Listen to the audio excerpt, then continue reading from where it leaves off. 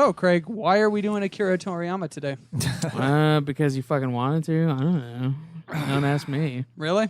Yeah. Yeah, what happened last week to cause us to move a Spotlight episode ahead? I don't know. Some fucker didn't beat Dragon Quest V. Oh. Yeah. Such derogatory terms towards yourself. Towards myself? I don't know about that. I thought we were going to be discreet You about that. left your DS at Schweiss's. That wasn't my fucking fault. Yeah? Yeah. Whose was it? I blame outside forces. Yeah, it was an Did act your of God. car explode? Dude, it was an act of God. It might as well have been. Yeah. Because we had said, okay, you have a vehicle now, which is probably your high praise. You were mentioning, hey, I got a vehicle. And Congrats, then, and then we're like, drive back to Schweiss's and get the DS. And you're like, no. Nah. Well, we did have a little extra time, I think. We could have Before we waited were a ready. fucking week. You know, we didn't have to do this specific episode. But me and We Jake didn't have been to do done an for like episode. 2 weeks, so... 2 weeks? 2 weeks. Yeah, whatever. Anyway... So we've gone over a month without an episode, so I figured, all right, It's let's true, do Akira. we did need an episode, so Yeah. it's fine. And then we're sorry about that, guys. And then a week or two, we'll have Dragon Quest V, so it's fine. It's fine. So yeah, Or may look just be forward next to that. week. I'm fucking trying to speed run through it, you know, like the fucking trying to get through Dragon Quest V while playing like fucking Yeah. it's 7 other RPGs, you know, it's fantastic, great fun. Living the dream, man. I know. RPG world here. All right. Well, where are you in Dragon Quest V? I think I'm at the halfway point. I barely became king at the fucking Gotha. And, you know, my wife just got kidnapped, which sucks balls. So I gotta go find her. Who'd you pick? Deborah, Yeah, the greatest choice. the comedic choice. You know, honestly, it's kind of weird because I will probably get more into this in Dragon Quest V, but it seems like the only two real choices is Deborah and Bianca.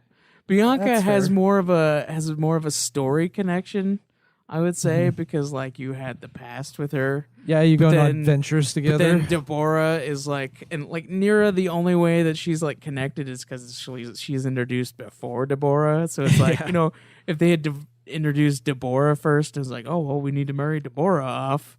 But she's like the comedic choice. So they're like, oh, well. and then there's the fuck third girl who's just like, it. Nira, Eh. she didn't really. She has a name. I don't remember her yeah, name. her name was Nira. Oh, that's of right. Being Yeah, she's like so. I don't know. She's like quiet, Bland. and I mean, she's fine, I guess, if you're like into the shy type girl, I guess. Yeah. But, you know, but it's also like a 2D RPG, so it's not like you really get that from her. You know? Yeah. It's like Bianca, she's like so willing to like let other people have you, even though she like it seems like she has feelings for your guy. Yeah, You know what I mean? That's a good 'Cause she's characteristic, like, I think. She's of her. like, oh, well, Bianca, you have feelings for him too, right? You know, and then the fucking Deborah comes out of nowhere, like it's just like, oh, well, he fucking did this. You know, I'll let him marry me, I guess. And I was like, yeah, fuck yeah. he's accomplished, so Yeah. that's It's enough like, to get it I've, done. I've proved my worth to Deborah, and she's all into it. You know, She still gives you crap though, which she is gives awesome. you constant crap, which is awesome, but she also has like soft, tender moments, which is weird. I haven't experienced that because I chose Bianca. Yeah. Spoiler. Bianca's Bay. Yeah. When it really comes down to it, Don't though, ever use that word. it's just like It's not a hair word. color. Bianca is my waifu. Really? Waifu. You went it because I she's didn't blonde? use Bianca. What? So like I didn't really get the story aspect of her. What Hairisms? Post. What It's weapon? basically that though. What weapon does the Bianca use? She can use remember. whips. Whips. Yeah. Okay. Yeah. I don't know if there's 'cause, anything else, but default should be whips for anything. Deborah can use like she has certain swords she can use, and then And she the uses hammer. like the claw weapons I think her magic was better though for Bianca. for Bianca. Yeah. I don't know for sure though. Well, Deborah learned oomph, and I was like, yeah, That's a good move. Yeah. It was like right at 16, and then she gets fucking kidnapped, and I was like, God damn it, I need her back in my party. Yeah, I didn't use her in my party. So it sucks. My great damage dealing output is gone now. I did till about halfway through the game, and then I just booted her out. Who'd you ditch her for? Another slime Monster? knight. A slime knight. Yeah, I doubled down on the slime knights, man. Both pretty tolerable attack and heal. Okay. It's pretty good when you have like your entire party can heal themselves on their own. I used the tank. Golem. Yeah, Golem Golem can heal is itself awesome. too. So I keep trying to get a golem, but I can't get one to join me. So what I've got Dude, so it's- far is I've got one of those little yellow dragons. Can't remember what it's fucking called. I got like Probably yellow dragon. one of the little tiny yellow dragons you find at the beginning, and then I got an apple, and Bad apple. yeah, the rotten apple, and the hog always needs an apple in his mouth. and I got fuck. Oh yeah, it's the saber. The yeah. I liked Saber. I have a couple other guys, but they're not worth mentioning. Saber really scales off. He does Like near pretty good in-game. damage. He's got some good weapons at the end of the game. Yeah, he's got some good damage for me right now. But my best guy, I think, is for my monsters. I think is the apple. Dude, he's What does he use? rotten apple. He has good magic, dude. Yeah. He has like one spell that like hits everybody for like at least 50 damage, which is like great early on. That's pretty good. Where and I've had him like since the beginning. He was like the first fucking monster I got, and he's like, yeah, I'll just fucking. And Yeah. he's a rotten apple, right? And then his fucking name is Adams. Adam's apple. Adam's apple. God, That's dude, what I love there's about these so games. many fucking pun names. It's insanity. The golem that I got, his name was Mason. Mason. Wow. Stone Mason. Yeah, what was the other joke name that one of my guys has? Oh yeah, I got one of the brownies, like the mole dudes, and his Yeah. name is Wacka.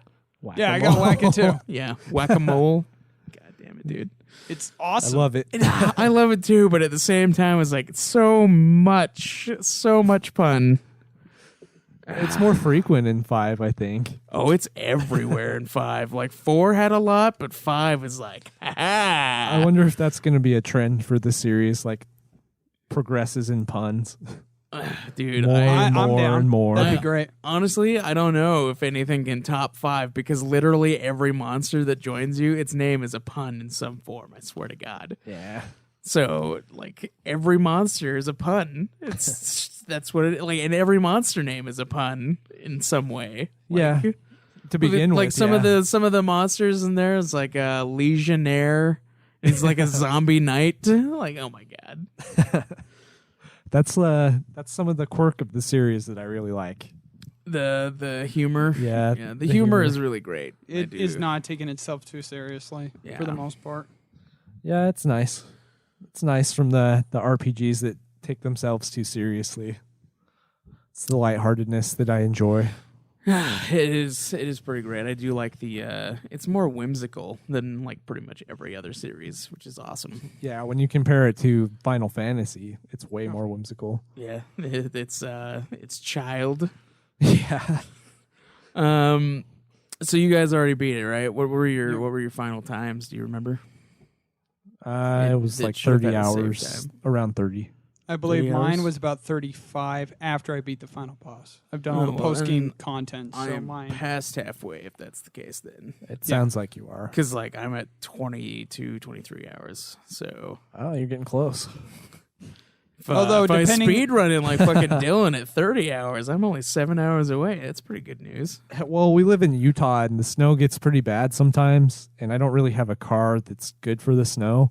Yeah. So it snowed really hard a couple of weeks ago, and I took a day off of work and I just played through DQ 5 the whole time. Nice. And that's how I got it done so fast. Got to play with that Dairy Fucking, Queen. fucking Yeah, that Jake Dairy Queen. Jake telling me earlier he's fucking starting Dragon Quest 6 like a premature bitch. I'm not going to do that. I don't want to mix up stories. I'm not mixing up stories. I'm literally like near the beginning of the game, just Yeah. grinding. Early grind. Early grind, level 8 or so right now. So Be awesome if you like in Dragon Quest 5, well, you start out as a kid and you like just grind the fuck out, so you're like max level, and then you become an Beat adult. the game as a kid. like that. Yeah, you're like FF a fucking. That would be cool if you could do that. Just stay Oh, the and kid it the whole auto- time. But that reminds me of that FF7 article. The guy had upgraded in the beginning area all the way to level 99. Oh, I did Oh, hear yeah. about that. yeah. No. It took him What like the how many months did that? I don't know. Like, It was But ridiculous. It was what it it was reminded like me a of. fucking long time. I was like, Yeah. God, dude, why? If only it were possible. I mean, it's like I did it just to see if I could, and I'm like, well, yeah, you can. I don't know. Yeah. It's like, You can get Rex to level 99 in FF12, but who's gonna do that?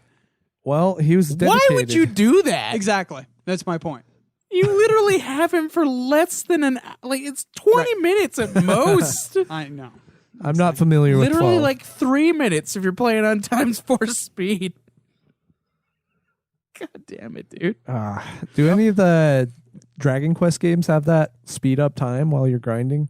I don't think there's like a 7 had something For the I 3DS think. one? I think Yeah. there's an auto That'll help. battler fix in 7 and 8. Don't Okay. think there's an auto battle, but it does have a time speed. I think you can go double Okay. time. That's cool. That'll help a lot. I think. Especially Coming on up soon. 100-hour I went, RPG, I went into apparently. both of them Yeah. for like 2 minutes, and then so I can't be trusted on that. Yeah, So I that's think- the one I I'm think gonna it's go just a with. double time. The 3DS copy. I still don't know which one I fucking want to I know, do it because is- it's like I can stream it if I play it on PS2, but if I play it on PS2, I can't.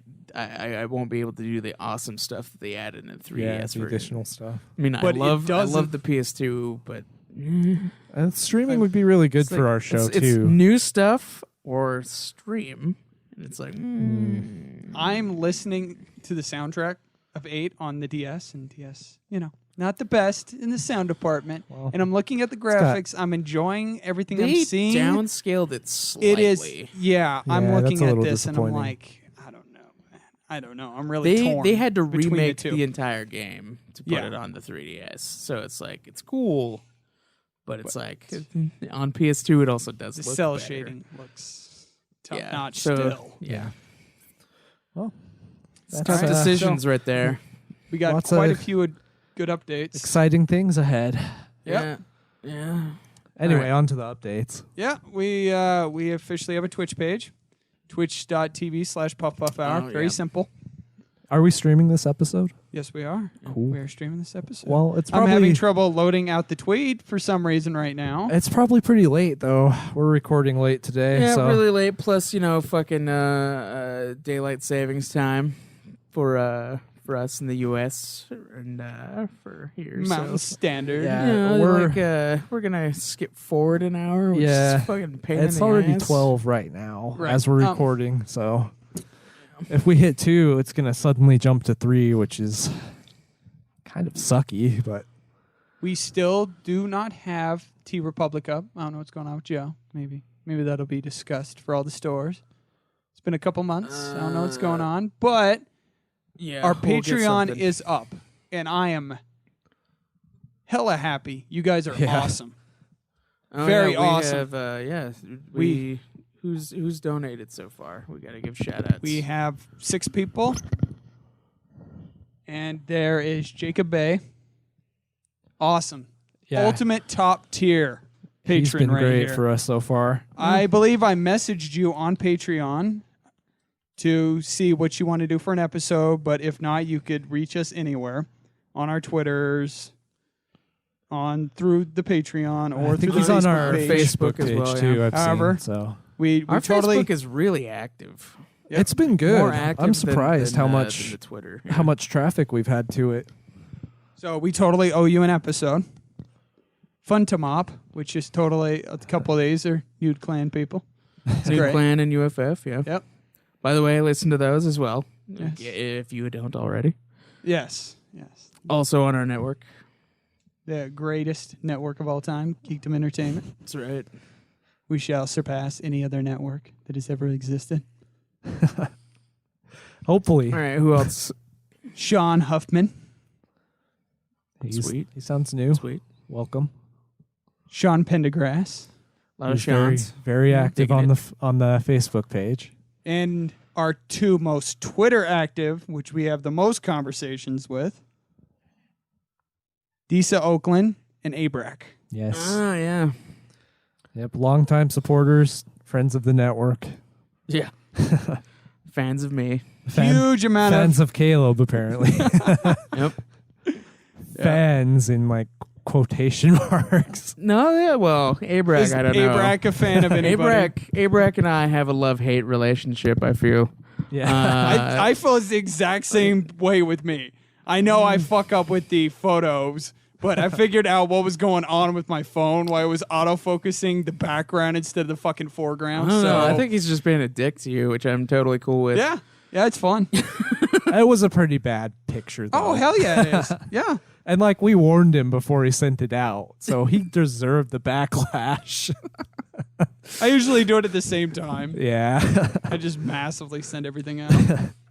So yeah, we Yeah. have met a couple of the Patreon goals. We will be streaming every episode now, so that's good. Yeah, That we should will be- tweet it out at least 2 hours in advance before we stream.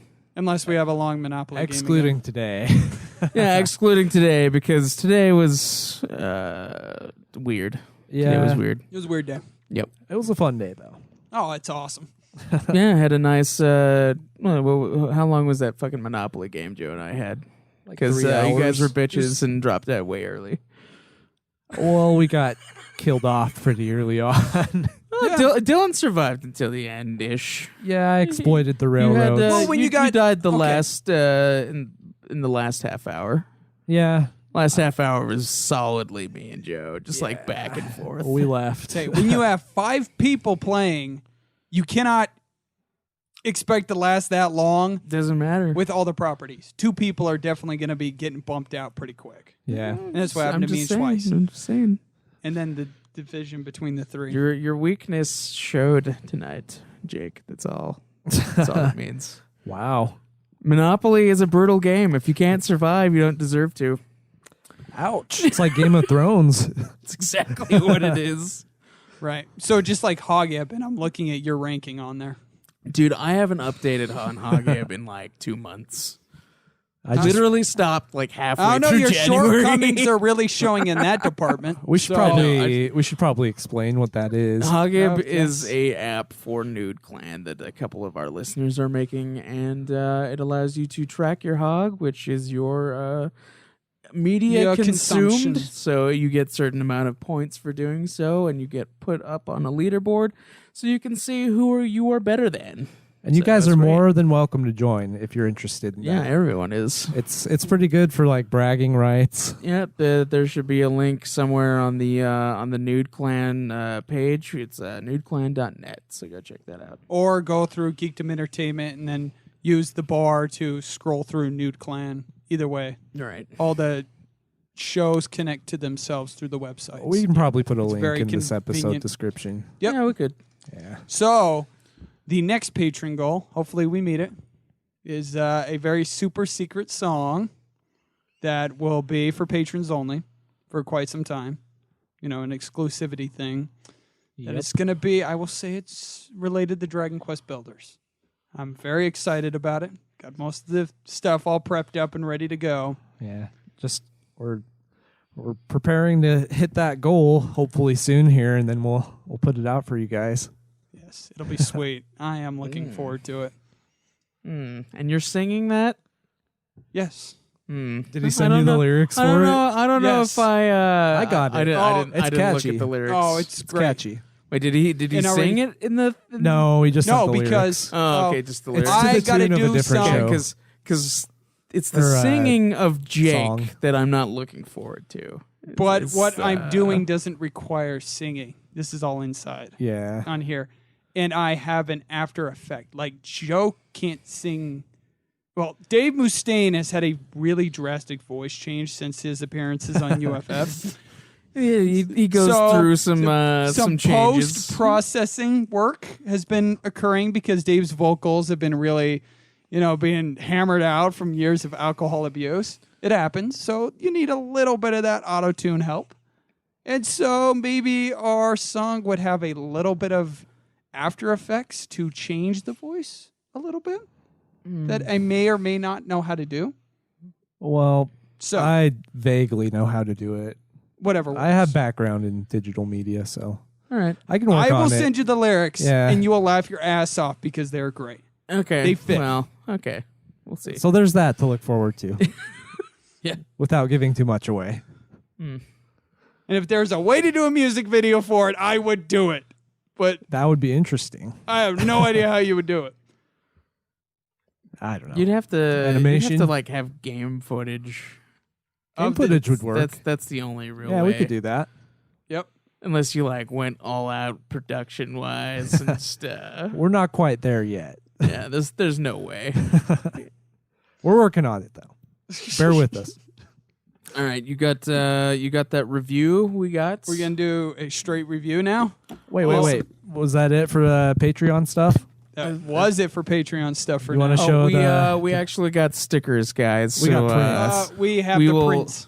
the prints, or Yeah. the prints. That's what. We are working on the stickers. You the want stickers, the show it to bumper the stream? stickers, all that So- shit. So we will send those out. Yeah, contact us if you want us to wait till you get your stickers as well at the same time.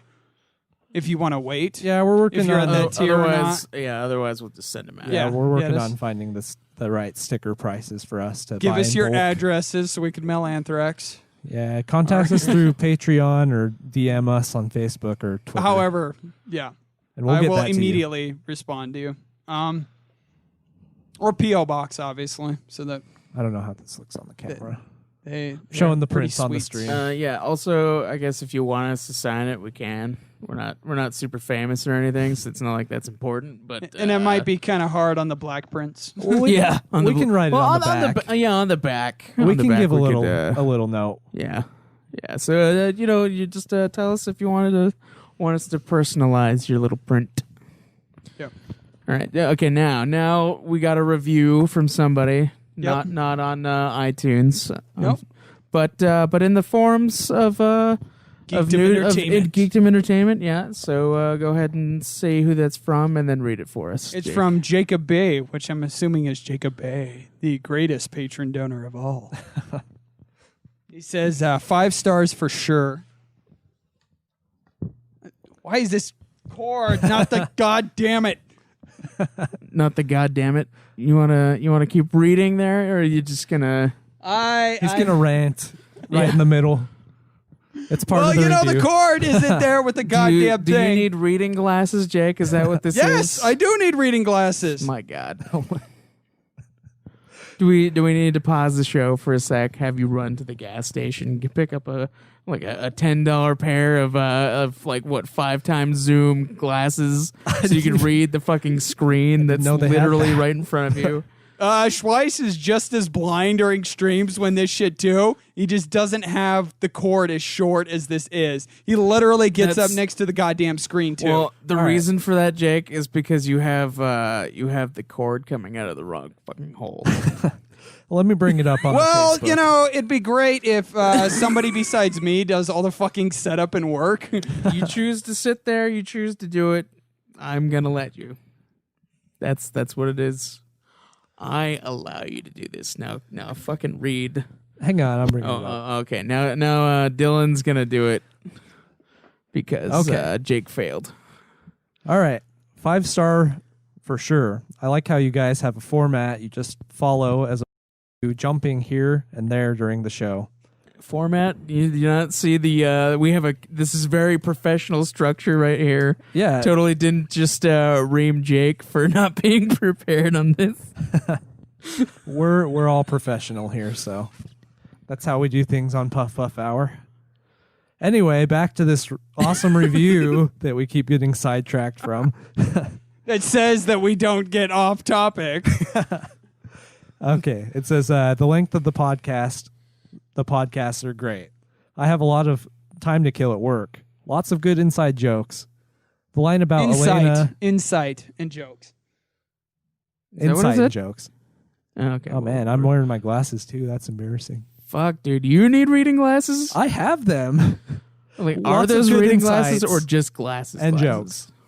They're not reading glasses. You need bifocals? No, I don't. I have good close vision. Okay. Lots of good insight and jokes. Thank you guys. The line about Elena breaking out like the Joker had me laughing out loud. Yeah, That's from that was Jacob. Craig's. No, that was Craig's line. What? That was Craig's line. Yeah. It was the breaking out. Yeah, it was good. I thought it was funny. It was the Fortress to Arkham Asylum is what he was going on about. That was great. Oh yeah, Yeah. yeah. Yeah, well, thank you for your review, Jacob. It means a Yes. lot to us. You're welcome. It's great for the show. Not this Jake. We don't want his reviews. Yeah, we don't need them. I don't count. They would just lessen the value of the show. Yeah. But if I don't count, how does it make it any lesser? It finds a way. It finds a way. Well, we acknowledge that you exist. You just don't count. Yeah. All right. Doesn't that mean it counts? Yeah. We can't acknowledge he exists. Can't he have your does cake and eat it exist. too. I suppose the cake, Craig eating the whole cake. All right. I would never eat a whole cake. Despite, okay, I am a fat guy, guys. Serving we're gonna size. talk about this know. for a second here. I am a fat guy. I'm not denying this, but I'm a fat guy because of like actual food, not because of sweet foods. Like I prefer. He has got a diet Mountain Dew here, guys. Yeah, So I mean, I call that progress. progress. I mean, I enjoy the flavor. of He's Diet better Coke, than but me today. I just had a monster. I'd rather have a chicken pot pie instead of like a cherry pie. You know what I mean? I like the savory over the sweet. So I Agreed. would never, Yeah. I would never eat a whole cake. Salty or sweet? It depends on the salty because bacon is in the salty category. Yeah. And I would rather Bacon have for life. bacon. It's the salty category. But if I put bacon in like a milkshake, That's disgusting. it's fucking great. That sounds Dude, disgusting. you can fucking at Five Guys, you can go to fucking Five Guys and you can add like bacon to any milkshake for like $1, and it is awesome. Like $1 got- and they I give got- you like I got 10 a- I cents got a- worth of bacon. It was a coffee caramel one that I got, and I added bacon to it, and it was fucking awesome. Well, there's your proof, guys. Dude, I've also if there was any Denny's, questioning it. Denny's also had like a fucking a maple shake. It was like vanilla ice cream with like maple flavoring and stuff, and then you could put fucking bacon in it. I don't. That's like chicken and Dude, waffle kind of try stuff. it. I want to try chicken and waffle. To be don't honest, like it. I want don't to try like it. I think it's gross. Chicken and waffles is great. It sounds awesome. To be honest, is it Yeah. like fried chicken? Yeah. Chicken. With Oh waffles? yeah, it has to be like fried chicken. drowning you in cannot maple do, syrup. Yeah, Yeah, that sounds awesome. yeah. In order for it to be traditional black influence, chicken and wow. waffles, it has to be fried chicken. It cannot be grilled chicken or any other type of chicken. It has to be fried Well, that's a stereotype. because that's the best one.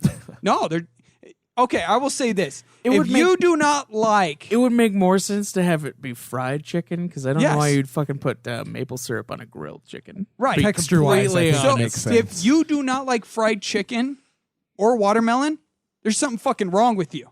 Whether or not you're black or white, that is great. What about purple drink? Oh my gosh, he went there. Dude, I love grape soda. Well, by the way, there goes It's half of not our grape. listeners. It's the Fuck- purple no, stuff. dude, it's fucking grape. Every purple thing is grape flavor. Okay, there's no other flavor that is purple. It's just grape. What do you call like red Kool-Aid? Red Kool-Aid. What flavor it's is it? fucking cherry. What flavor is it? It's cherry. It's red. It's red. No, it's fucking cherry. It's not. It is. And that's a stereotype too. What red Kool-Aid? You've never heard that? No. The fuck Yeah, are you it's like a talking about? stereotype where black people Get call. out of Utah, Craig. Get out of Utah. That's where black people call like strawberry or cherry flavored Kool-Aid or drinks. They call it red. The flavor is red. It's not strawberry. I think there It's is red. actually some drinks that are just called red, and that's what the flavor is. Well, that's fair, but like in terms of Kool-Aid, that might be why. And I don't think that's just limited to black people. either way, it's a stereotype. Okay, It's- whatever. All right, guys. The are we only ready one to I get- have heard that I went to was Purple Drink. What about orange soda? I love orange soda. I love all of the sodas. All right. Well- Even okay, I actually, you know what? Chocolate soda, I'm really iffy on.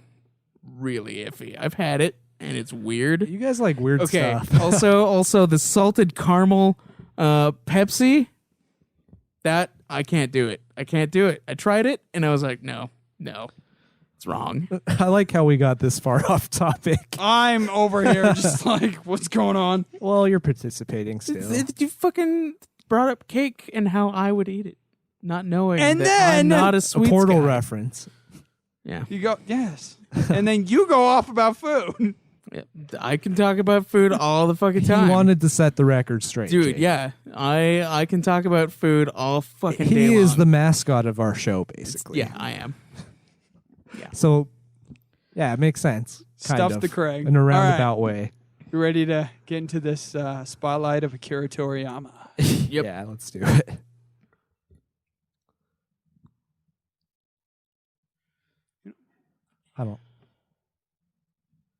I don't have it up. That's okay. No.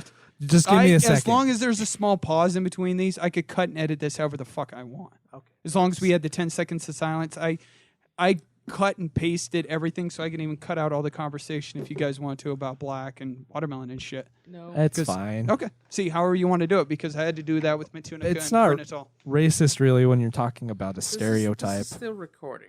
This is the thing that should be I- cut out. And I could mute any of this. I know exactly what I'm doing. Fine. But this is still on the I know. stream. This is I know how to ridiculous. make Or you can leave it and it'll be really funny. No, we should get rid of this.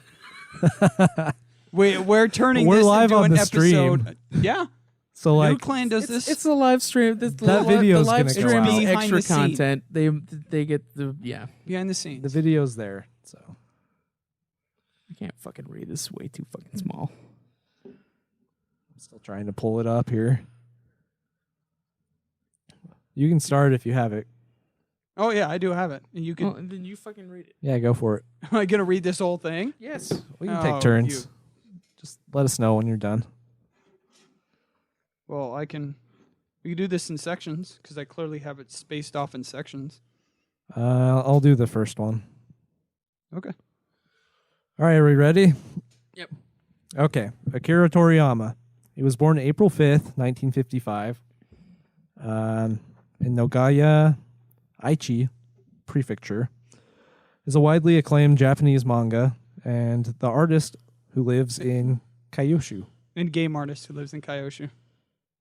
Yeah, game artist. And manga. Not just game. Yeah, it was manga first. I stick by what I said earlier. You just didn't complete the sentence. He's most famously known for his creation of Dr. Slump in 1980 and Dragon Ball in 1984. Dude, The I feel like manga- I'm the only one who knows about Dr. Slump. Every time I like, don't know about it, man. I bring it up and then everybody's like, "What the fuck is Dr. Slump?" And I'm like, "Okay." What is it? Yeah, I've never read any manga in my life, so It's just like another one of his series. It's about like a little girl who's like a cyborg or some shit. It sounds had interesting. it had a crossover with Dragon Ball. Okay. I'm sure we'll get into that. That sounds cool. Yeah, it was awesome. So yeah, Dragon Ball, probably his most famous thing, 1984. The manga Akira was named after him. All right, moving on That to makes sense. Everybody loves that guy. Yeah. Moving on to personality and personal life. Akira Toriyama is a shy and reserved person who does not like interviews. I can relate to that. His manga. Says the guy doing a podcast. Hey man, I gotta push myself sometimes. His manga, including all of the 42 volumes of Dragon Ball, contains certain cover flap images that reference Toriyama's real life. It is mainly through those autobiographical elements that one can learn about his life. Akira Toriyama likes girls with short hair.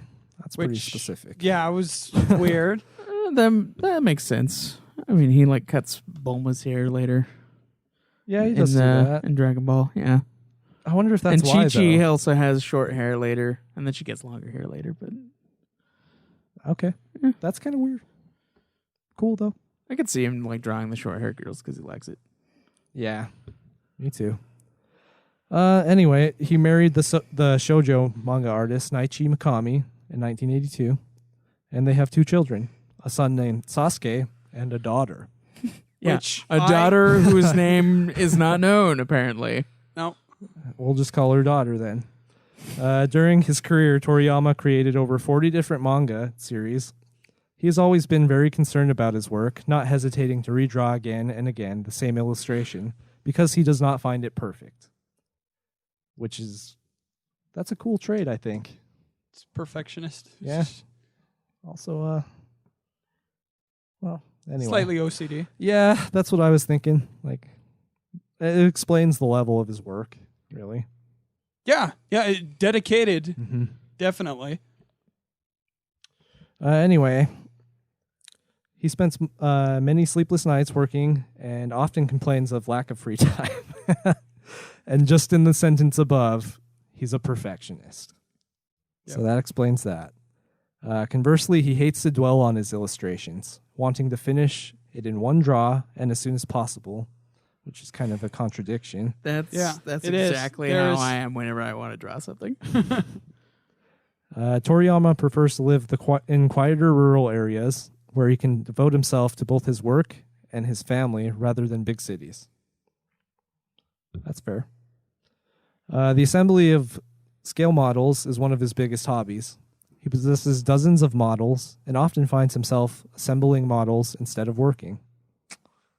That's bad. That's why it took 18 years to get Dragon Ball Super from Dragon Ball Z. He was preoccupied with his models.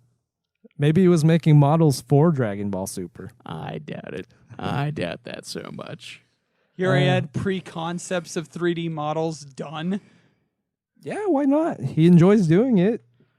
But that would mean he already designed it, had them printed off into models, and he's secretly modeling out his own characters without nobody there's knowing quite about a few it. characters in Super that were not designed by him. So Well, he's a perfectionist, as it says.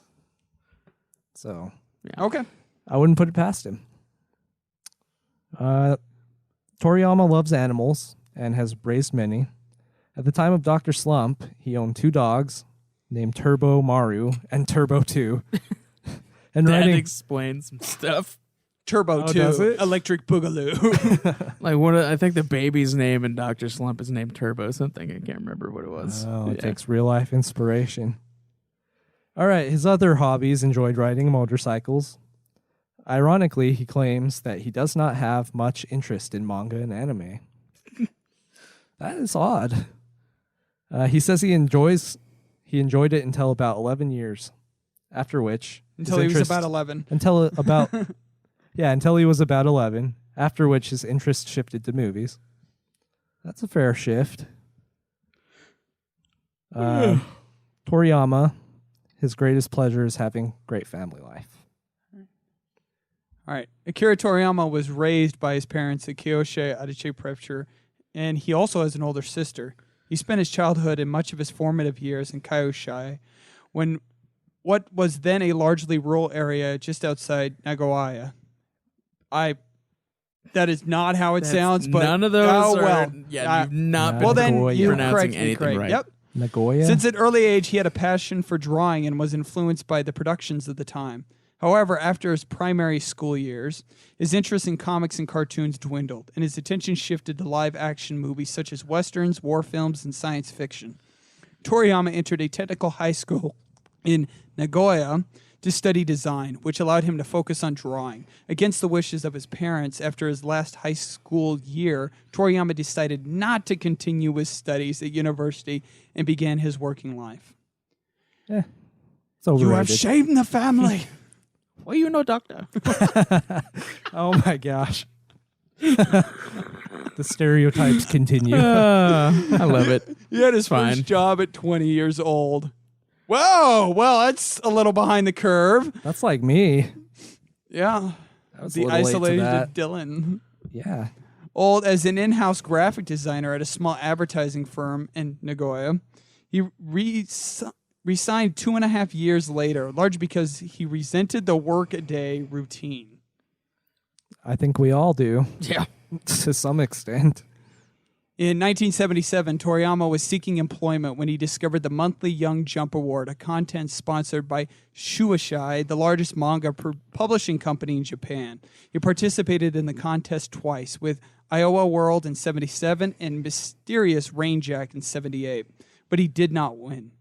The later work was outright disqualified to its Star Wars parody elements, which is apparently like most everything in this world, you like trace back to Star Wars. It's the hero's Fucking journey. Star Even though Wars it's- is huge. Yeah, even though it's not the original No, hero's it's journey. not. But, however, after a mysterious rain jack, Toriyama received a call from Kyushi Torishima, an editor for Shuichi's Weekly Shonen Jump, who told him to not give up and to try harder. A few months after Toshima's phone call, Toriyama made his first published manga, Wonder Island, published in Weekly Shonen Jump magazine, issue 52 and 78. It failed to catch readers' attention. However, the following year, Toriyama offered several new manga projects that were refused. This dark period could have ended his ambitions, but the minor success of Tomato Girl Detective in 79 gave him hope. That sounds awesome. Yes, Rotten some of these Tomato. names, I am very curious to figure out the premise. It seems like they have some sort I'm of. pretty sure you got the premise right there in Tomato Girl Detective. right, but is she investigating tomatoes, or is she a tomato herself? I'm pretty sure her name is Tomato. Tomato. Gotcha. That could be pronounced that way. Tomato. Right. Tomato. Tomato. I guess so, yeah. I guess so. Oh. All right. Dr. Slump in 1980 to 1984. In January 1980, Akira Toriyama achieved his first great success in Dr. Slump. He first gained fame for his the manga, which was published in the Weekly Shonen Jump from January 1980 to August 1984. Don't you think it's kind of ironic that his slump ended with Dr. Slump? Yeah, yeah, I guess it's pretty great. That's probably why it's called Dr. Slump. Yeah. He was in a slump. Just like it's Final Fantasy being the final fantasy. Yeah. The series is also published in 18 Tankobon volumes. I'm not sure how to say that. Okay. Soon, letters of encouragement from readers began to rain during the years 1981 to 1984. Akira Toriyama created a large number of short manga that fared well, notably Pola and Royd, which allowed him to win the 1981 contest for Best Shonen Jump Manga Artist. And Pink, while he was drawing the wedding of the Dr. Slump characters Senbei Norimaki and Midori Yamabuki, Akira Toriyama himself married the shoujo manga artist Nachi sounds right. Mikami in 1982. His wife stopped her career after this occasion. Also in 1982, Toriyama's Dr. Slump won the Shogakukan. Jeez, dude. Yeah, good luck with that. Manga award in the best shonen or shoujo manga series of the year. These initial success allowed Toriyama to get a place among the new manga artists of the time, including Masakuzu Katsura, who became one of his best friends and whom he would collaborate several years later for several manga. So for you reading manga and stuff, you really don't know these terms. Well, Not, they're- well, not. And These are pronunciations. specifically for They're like Japanese names too. they're- Like I'm well, just teasing some- you. That's Some all. of them I don't can get, know but jack shit, these so terms are specifically for like manga books and awards and stuff, and I don't know fucking any of that. Yeah. We get fucking translated volumes. We don't get like individual chapters. Yeah. So it's a little different. Plus we like get weird translated Shonen Jump. That's like the most Okay. we get. So it's difficult to pinpoint the source of Toriyama's artwork inspiration at this point. He says he admires Osamu Tezuka's Astro Boy. I can definitely see that. Which he considers the creator as an inspiration. He's a big fan of Godzilla and Ultraman. Godzilla. I can see that as well. Godzilla podcast starring Drew and Joe. shameless plug. He was impressed by Walt Disney's 101 Dalmatians, which he remembers for the great art. Jackie Chan's films, notably the Drunken Master movie, which is fucking amazing, by the way. I love that fucking movie. Also influenced him greatly. The success of Dr. Slump, in which the production company Toei Animation created 2 animated television adaptations for Dr. Slump and Aurelie-chan. Ran from 1981 to 1986 on Fuji TV and spanned 243 episodes. God. And a remake titled Dr. Damn. Slump that ran for 74 episodes. Jeez. There are also 11 movies based on the Doctor series, including one based on the 1997 remake. I want to watch all of those now. What is with like manga and anime like being like 300, 400 episodes? Dude, it somebody depends- recommended like Bleach to me. Not Bleach. Was it Bleach? No, it Bleach wasn't is good, It but, was like- It's okay. Yeah. It's okay. It's Naruto. very. It gets Naruto. very And then I filler hear there's episodes, that 500 one. episodes, and I'm like, You can are s- you kidding me? you can Dude, skip there's about like half. 1,000 of Now? One Piece, so I don't want to fucking Okay. hear your complaints about. Anyway, but I'm just in utter shock and awe. For that, That's it all. depends on the popularity, because like when it gets really popular, then they push it like immediately, and then it depends on like DVD sales over there, because they don't like they're not based on views like we are here. Yeah. So if it gets really popular and has a lot of people buying the shit, then they keep it going. And if they keep it going alongside the manga, then they have to make filler episodes, because they have to wait till the manga is ahead of the anime so that they can like continue the story. That's why there's So- like 3 filler seasons of Naruto. And Bleach Okay. has like 6. Yeah. Didn't Which Bleach is end on a insane. filler arc? No, it ended on one of the actual arcs, Oh, but okay. like That is pretty it- interesting. I don't understand any of this types of thing with the culture of that. So this yeah, they're is interesting how that works. yeah, So their TV it's- stuff is different, It's because basically like, to buy time. their TV is like a government thing, and like everybody has to pay it if they watch it. So It's not forced upon them. So that's why like views aren't like a big thing over there. It's based on like the DVD and Blu-ray sales of the shows. So Interesting. that's how they continue the stuff. At least that's what I've learned. It may not be entirely that way, but yeah. Oh, if he's wrong, somebody point him out. It's just- Who recommended Naruto to you? I don't remember who. Probably No, a lot no. of people I could imagine. It's the man changing gender that is apparently supposed to be a woman now. There you go. That's another tirade. That is now a registered sex offender. So What? That's An what it ex-friend of recommended it. Jake's. Yeah. Oh, okay. I was like, this. I have no idea what the fuck you're talking about. It's Oh, good, but it's it's- like it's kind of niche with anime fans. okay. Okay, But- yeah. From Dr. Slump, Toriyama wanted more than anything to keep some independence and founded his own working studio, Bird Studio, in 1983. That same year, he created 2 new manga, Dragon Boy and The Adventures of Tongpu, which were prototypes for his following manga series, Dragon Ball. Dragon Ball was the one that was accepted as the golden age of Jump. That success from Dragon Ball encouraged Toriyama to continue working on series from 1984 to 1995. During that 11-year period, he made 519 chapters, collected into 42 tankobon volumes, which each volume has an average of 200 pages. So the entire Dragon Ball storyline extends almost 9,000 pages. That is ridiculous. Wheel of Time, and- eat your fucking heart out. Wheel of Time is 14 books, and each book has around 800 pages. Oh, okay. It's pretty But close, it's- man.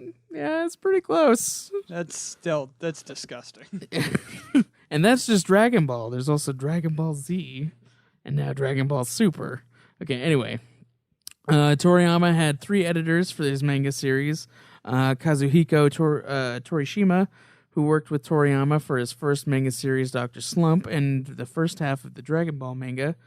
Yu Kondo, who was involved with Dragon Ball during its most popular times, and Fuyoto Takeda, who took over position during the Perfect Cell saga. Oh, okay, I guess that's including Dragon Ball Z as well for the Dragon Ball stuff. Yep. Okay, and also served as Toriyama's editor for post Dragon Ball works.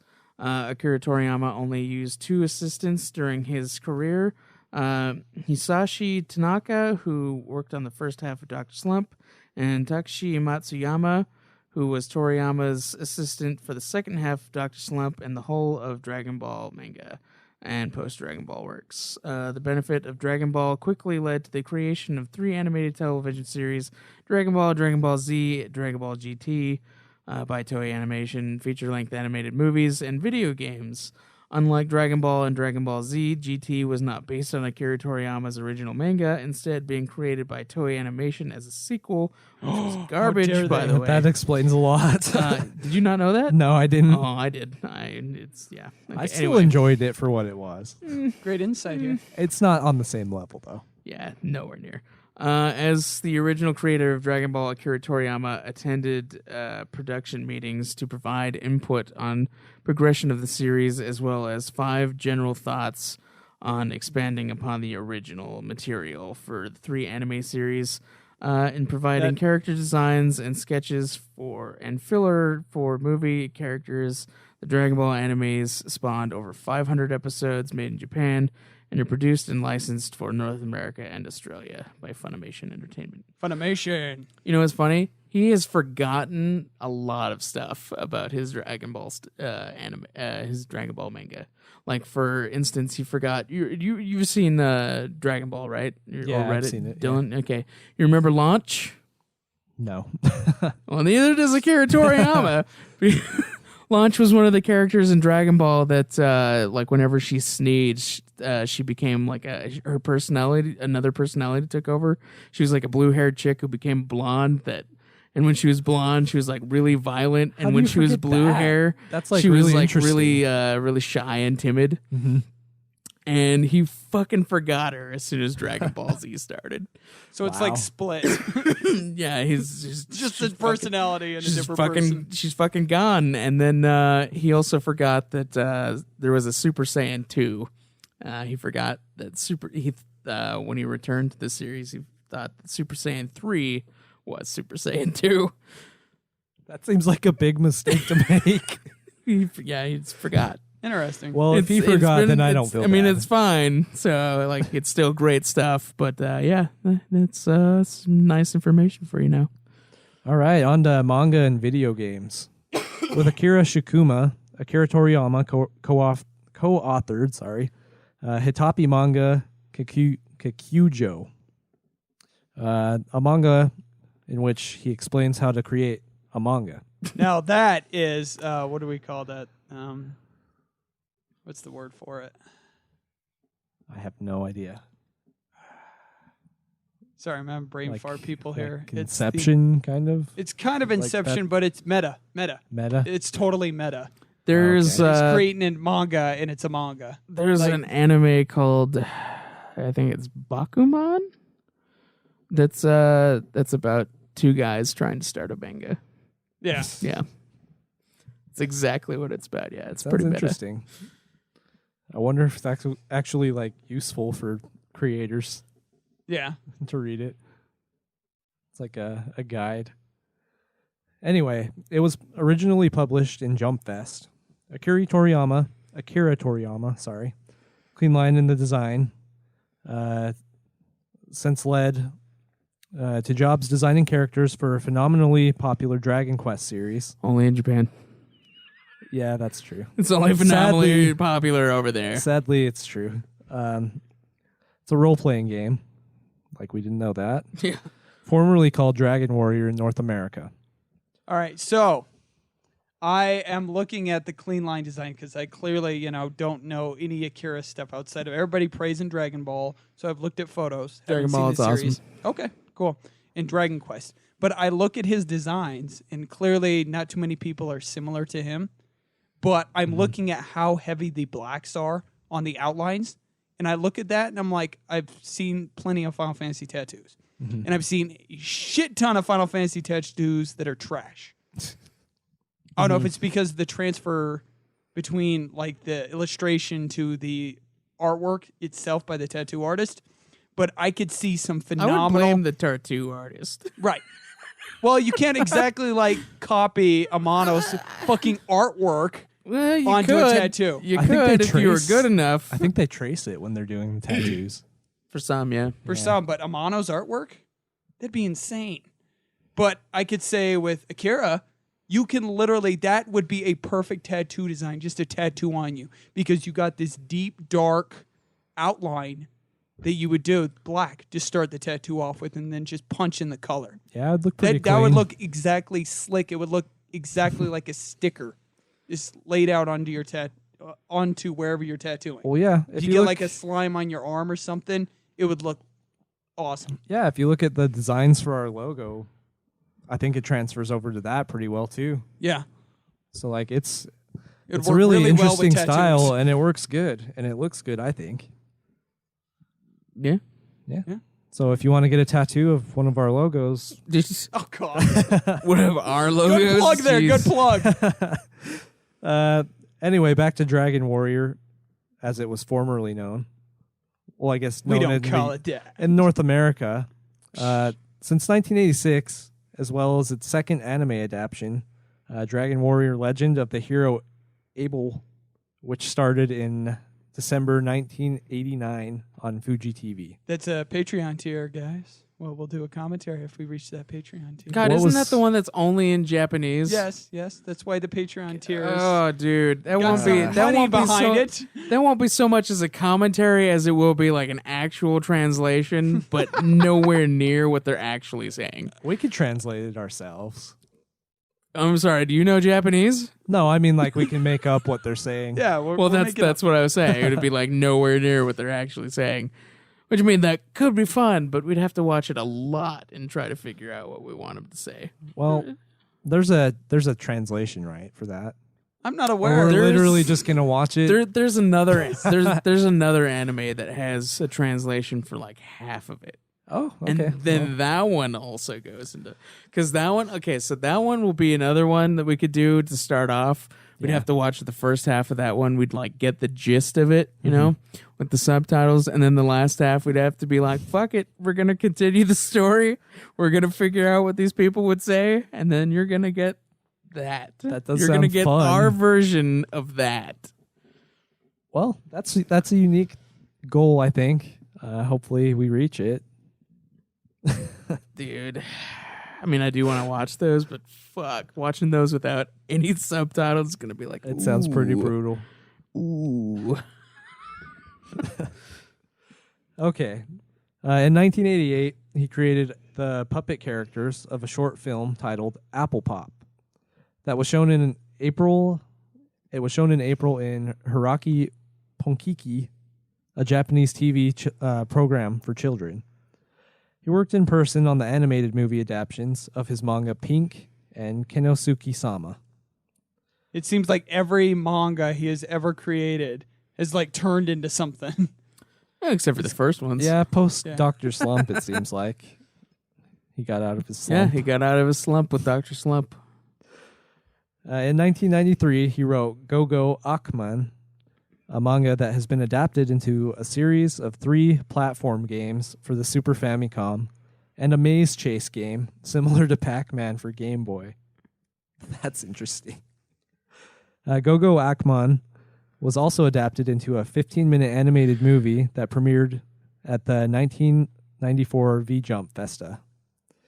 Between 1993 and 1995, exhibition of works by Toriyama, Akiri Toriyama exhibition, at locations in major cities in Japan, and collected more than 400,000 visitors in 3 years. That's pretty impressive. Mm-hmm. Toriyama was also the character designer for the game Chrono Trigger, Yes. which I love, by the way.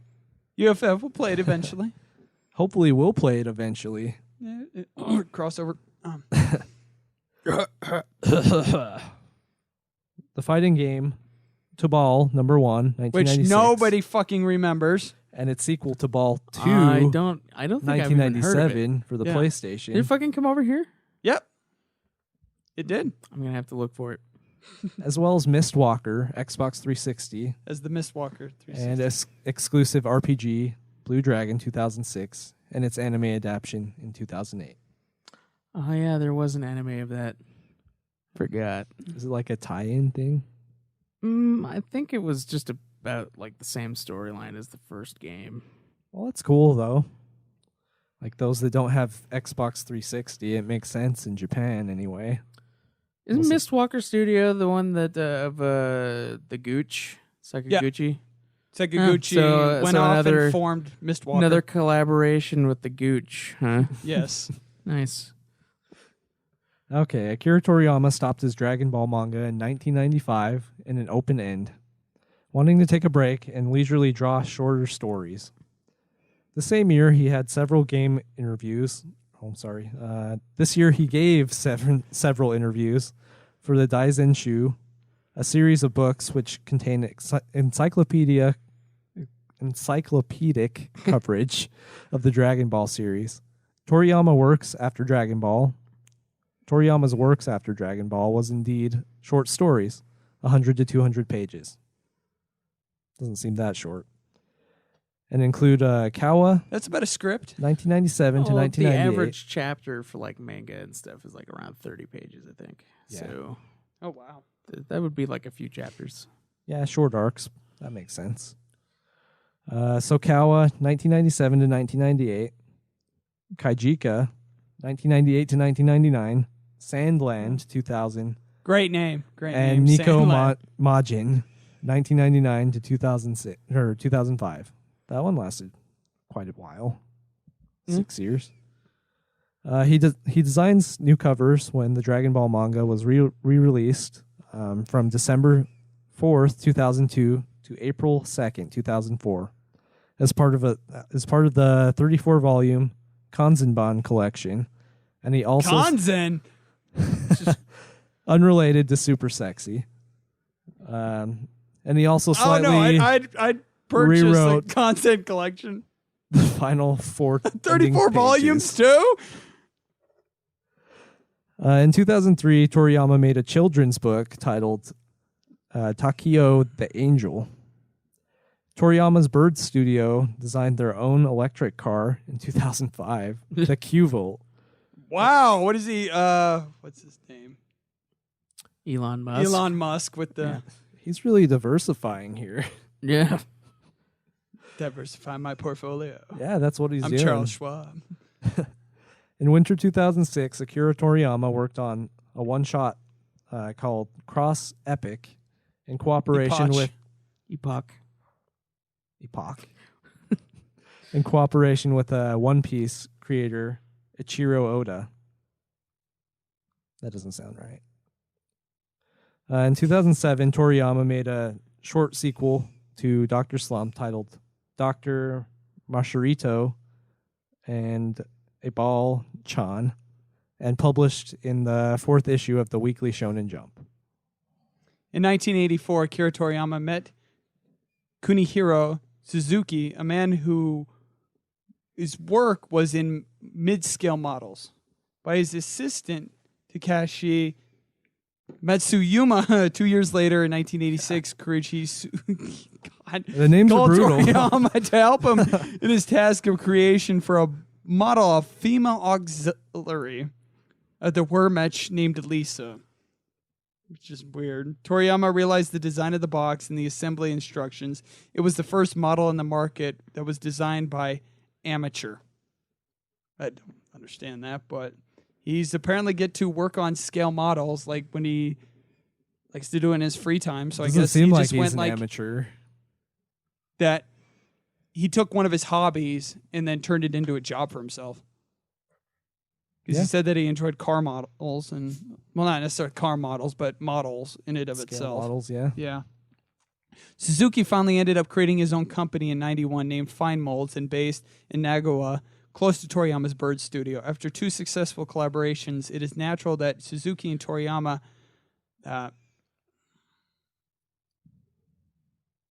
made the company logo. In 1999, Toriyama gave a facelift to the company logo and based it on the company's dog. Like, what the fuck? A model of the dog was produced for a contest. Okay. Yeah. Sensing a theme with the dogs. In other works, in Turbo 08, 2. Toriyama began work on manga projects with his longtime friend Katsura, with Katsura drawing the illustrations and Toriyama writing the story now. They made Sachi, Changu, and Jaya. Both were later collected into a single volume. Toriyama made another one-shot called Kintokai, released in November 2010. Kentucky. Okay. Manga his first project with an original story since Sandland in 2000. In 2013, he received a special award at the 40th Angoulême International Comics Festival in France as part of the 45th anniversary.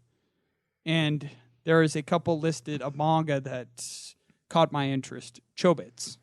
I've heard of Chobits before. Yeah. And Bitch's Life. He apparently made one illustration for this 2001 art book. Okay. Bitch's life. Yeah. This is fucking. And there's another movie called Crusher Joe. Now, I would watch that. It sounds intense. He was apparently a designer for it. There are numerous mangas. I chose not to list them all. Fair enough. All right. There are some personal quotes. He said this about Drunken Master. If I hadn't seen this movie, I would have never came up with Dragon Ball. His favorite Dragon Ball character is, I believe mine would be Piccolo. He says he's the first character in my manga where I was like, he has a scary face, but he's so cool. It's really cliche when bad guys turn into good guys, but it feels right drawing it. You know what else? He hates Vegeta, who is the best character in that entire thing, by the way. Apparently that has been debunked by him later on, that he didn't actually hate Vegeta. What? Where? It's not on the document, Oh, but well, that's I've No only source. I've only heard him say that he hates Vegeta. So okay, whatever. About Blue Dragon, he says, this may be my final anime. Wrong. I'm a little worried about it. Yeah. There's an incredible pressure, but at the same time, there's a sense of accomplishment that's worth doing. Blue Dragon will be a masterpiece, not simply because I'm working hard on it, but because the staff is expecting nothing less. Yeah. Well, apparently he wasn't that satisfied. he Dragon did Quest stuff after. is dangerous. I got the point where I could not get any work done, so my wife finally took it away. He loved Dragon Quest that much. It's awesome. Yeah. Dragon Quest 2 on the Famicom was too fun. Now I can't get any work done. This was Wrong, said you are a ironically. fucking liar. Dragon Quest on Famicom is too fun. Right. Yeah. I have finally finished drawing all the monsters for Dragon Quest 3. The game looks really fun. I think I'm sensing a theme yeah, here. yeah, Maybe he's like, he has promote the game, dude. he has a limited vocabulary. Everything is great. Dragon Ball, which Everything I is fun. planned on lasting 1 year when I started, has now been in serialization for so long that that has surpassed Dr. Slump. I feel both happy and scared. And I truly thank you for faithfully reading Dragon Ball for so terribly long. I am very grateful. That's not really a quote. Whatever. Haha, that's great. Wait, did I write that? Yeah. Apparently it was during an interview. So I guess he's forgetful. Yep. Oh yeah, dude, he is. He fucking forgot an entire character. He's pretty old now, though, isn't he? He was born in 45, right? Yep. Yeah, he's like Yeah. in his 80s. 80s? Almost. Jeez, how old? He would be 73 right now. I'm not sure when the cutoff would be for his birthday. I forgot about that, but he'd be like 73 right now. When was he born? 45. Okay, I'll look it up. All right. So, we have a little quiz that I have prepared because I know jack shit about this guy Yeah, and Dragon Ball in general. 73. So, Are some of the questions welcome. about Dragon Ball? yeah, actually. And some I'm are from I'm screwed. gonna kick your ass. I know.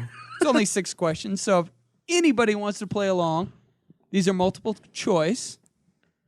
And you could tally up your score and see how well you guys do. Let us know. Let us know how everybody does on here. All right. And some have nothing to do with anything at all because I'm going to throw a couple curveballs. There Okay. was a rumor going around that after Chrono Trigger, that Akira Toriyama died of something. Was it A ham sandwich, B, Saren on a Japanese bus, C, a heart attack, or D, a carjacking? Go ahead. Well, you guys can both. I'm going to go with the heart attack. Yeah, I will too. Although that ham sandwich sounds like bullshit enough that you put it in there because it's true. The ham sandwich is tempting. Yeah, it is. It's a tempting. That's what caused the death. What? Are you serious? The ham sandwich? Nope. Oh, okay. It I was like, is C, a heart attack. okay. Okay. That makes sense. Starting off. I was like, are you fucking serious? There's a ham sandwich? So, which martial artist did he say was an influence? Jackie A, Chan. Dude, wait till I give you the answer. No. A, Bruce Lee. B, Jet Li. C, Jackie Chan. D, Chuck Norris. You may want to go with Chuck Norris because it's not too awesome to answer that with Chuck Norris. Well, If you're willing Bruce to- Lee is way cooler than fucking. No. Fuck you. Chuck Norris is not better than Bruce Lee. I agree. Or Jackie Chan, for that matter. Well, we did read about the drunken master, so I'm going to say Jackie Chan. It's Jackie Chan. Bingo. We now are tied to a piece still. You guys haven't gone wrong one yet. Favorite Dragon Ball character? Piccolo. Oh. There you go. You know All the right. Hey, thing that I Piccolo. just Just barely just read? Yeah. Yep. All right. B, Goku. C, Frieza. D, Vegeta. Piccolo. All right. 3 and 3. I'm going to guess All right. Frieza. Yep. Frieza is cool, though. How about his favorite PC game? Mm-hmm. A, Honey one's Pop. Fucking... Honey Pop, yeah. It's totally that one. B, Diablo. C, Ultima 7. D, Myst. C. Ultima 7. Wrong. It's Oh, Myst. we both missed it. I was Get it? thinking it was either... damn it. Missed it. I thought about Myst and I thought about Diablo. All right. Which real Disney hard. movie did he say influenced him? A, 101 Dalmatians. 101 B, Dalmatians. B, Little Mermaid. C, Snow White. D, It's too easy. Fantasia. Dalmatians. You should have gone with older ones, dude. This was fucking 1984. Fucking Little Do you remember when Mermaid. Fantasia came out? 1990 something. That's why I created one. Every single one of these has been a bullshit answer on purpose. Have you not noticed that? Have one. I put Chuck Norris in a ham sandwich. have one bullshit answer and not all of them be bullshit, though. That's the thing. I'm trying not to. I don't know Dragon Ball. You don't fucking have to. That question had nothing to do with Dragon Ball. We had like Nothing. one Dragon Ball question. Yeah, like one.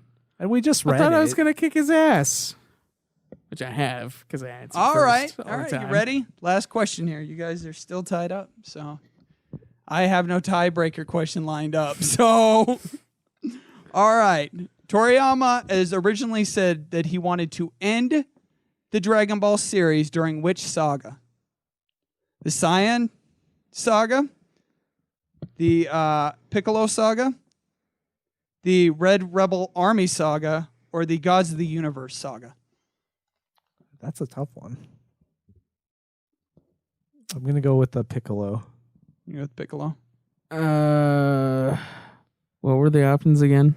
The Saiyan Saga, the Red Ribbon Army, Piccolo, and Gods of the Universe.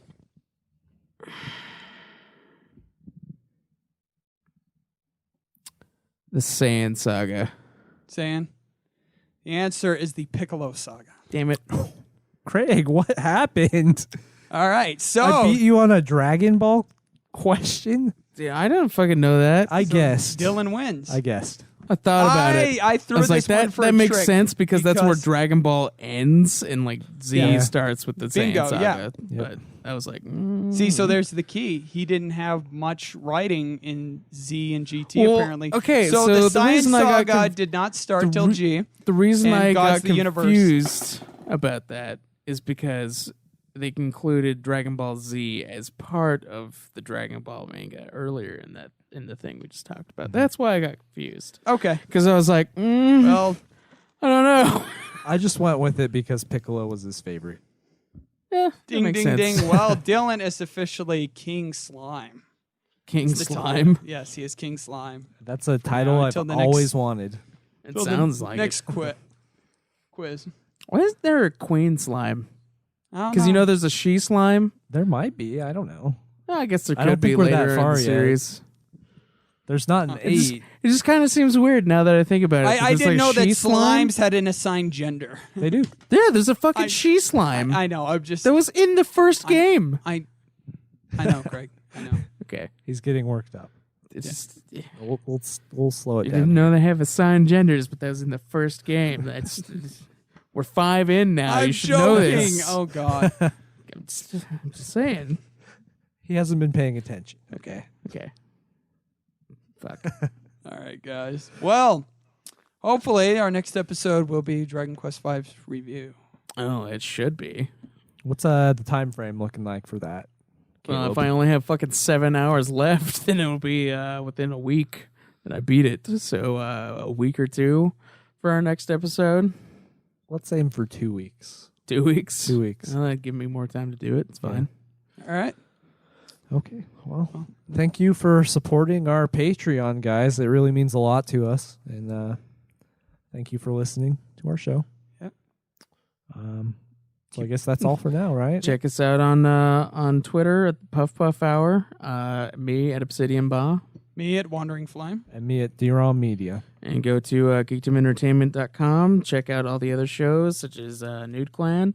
And The Racist Podcast. Yeah, it Well- happens sometimes. We gave him a run for their money today. Not as bad as Nude Clan last week. That's true. I'm just yeah, and then UFF, the Ultimate Final Fantasy podcast. Ultimate Final Fantasy is also on there. The Godzilla podcast. Yes. I think they've been adding some backlogged episodes of Getting Fat. So you can check that out if you like Joe and Schweiss from Ultimate Final Fantasy. And their failed goals in life. Yeah, their failed goals. Yeah, a lot of that. Yeah. And Facebook at Puff Puff Hour again. Yep. Again, we have a Twitch thing now. We're streaming, so you can check us out at what was the thing, Puff Puff Hour. Yep. Everything Just under the look same name. everything. Yeah, just Nobody, Puff Puff Hour. aside from Is one it- random is- Nigerian food recipe, thankfully nobody in the world has ever decided Puff Puff Hour before, so we have the domain on every fucking Oh man, thing. that's Well, now we don't because you just said that. Yeah, fuck you. Unless somebody wants to create a random thing that They I have not could. covered yet, then all the more power to them and being advantageous enough to go for it. Yeah. What about the YouTube thing? What We got a YouTube thing? comment about maybe posting the Twitch video to YouTube. Yeah, we will do that. We so will. check out our YouTube channel. Yeah, you Just can Puff watch Puff the Hour, the right? terrible stream that just happened. Wasn't that bad? And then it'll be on YouTube, and all future streams will be on YouTube. I'm working on going through the episodes too and like doing a thing for YouTube. So The older episodes that haven't been on. yeah, I'm working on like making videos and like inserting images and stuff into them. So it's like a special treat for you guys. Hopefully you like it. All right, guys. We'll see you next time. Yes. Quest on. Keep it super and keep it questy. Yeah.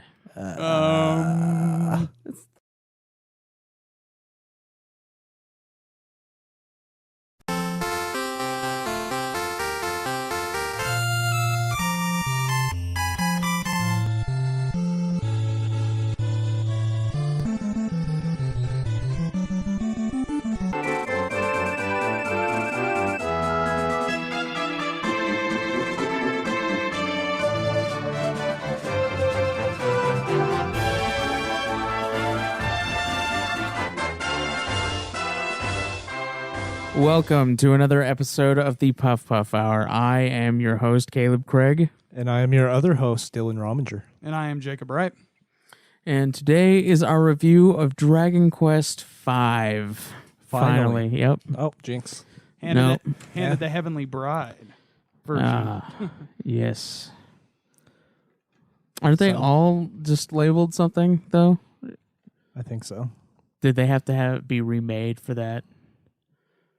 Or are they all just they have a second title? In Jake's mind, Yeah. For the version I'm playing, they yes. changed the title for this one in Jake's mind. They changed it. They did. Hmm. Not really though. It gives a good ring to each of the titles to actually make them seem more distinctive instead of just by numeral numbers. I'm not sure if one actually did have one. No. One doesn't have one. Nope. Okay. It is We the should come up OG. with one for one. Dragon Quest 1 and the bride that wants you to The bang her. The princess that wants the D Yeah. Yes, that works. or the P because it's gotta have like the same letter and the she wants the peen. The grindy grind of the Great Dragon. All G's. The grindy grind of the Great Dragon. Because it's grind, grind, grind, grind, grind. To a lesser extent that we now know. Oh, yeah. But. All right. So, it's been a while since our last episode. It has. We have quite a bit of news, actually. In You the have that. wonderful news of World of Dragon Quest. We have an official North American release date for Dragon Quest 11. Yeah. And you know what? We totally called it. It comes out on the anniversary of this show. It does. We And timed that specifically for a reason. it was no coincidence. Yeah. No, yeah. We have insider knowledge. We do. We do. Yep. Thank you, Hori. Thank you. Good old buddy of mine. He gives me the inside info. Oh. Yes. You're not Yes, he supposed to does. say that, Jake. They can't know our sources. Yes. He's the only guy I trust at Enix. He's the only guy I trust. Can't say stuff like that, man. No. There goes our sponsorship. Yeah. We're being Hey, I haven't secretly seen all right, we were being secretly funded and now I it's not have yet happening. to see any checks with my name on it. Well, that's by there's a design. reason for that. Yeah. Yeah. they didn't want you to have anything. Yeah. Yeah. Anyway, other news. Yeah. The other news is that there is the official Japanese subtitle to Dragon Quest Builders 2. The subtitle? Yes. Oh yeah. The God of Destruction Malroth and the Vacant Island. Oh my That's god. so vague. And it doesn't even have like it doesn't really follow the Dragon Quest thing. Well, it's the second game, so it kind of does. Wait, that was the Japanese one? Yeah, it's the Japanese subtitle. So Okay. hopefully we get a When it- simplified one. When it comes to the US, it'll have a much better, somewhat rhyming subname. Or it won't.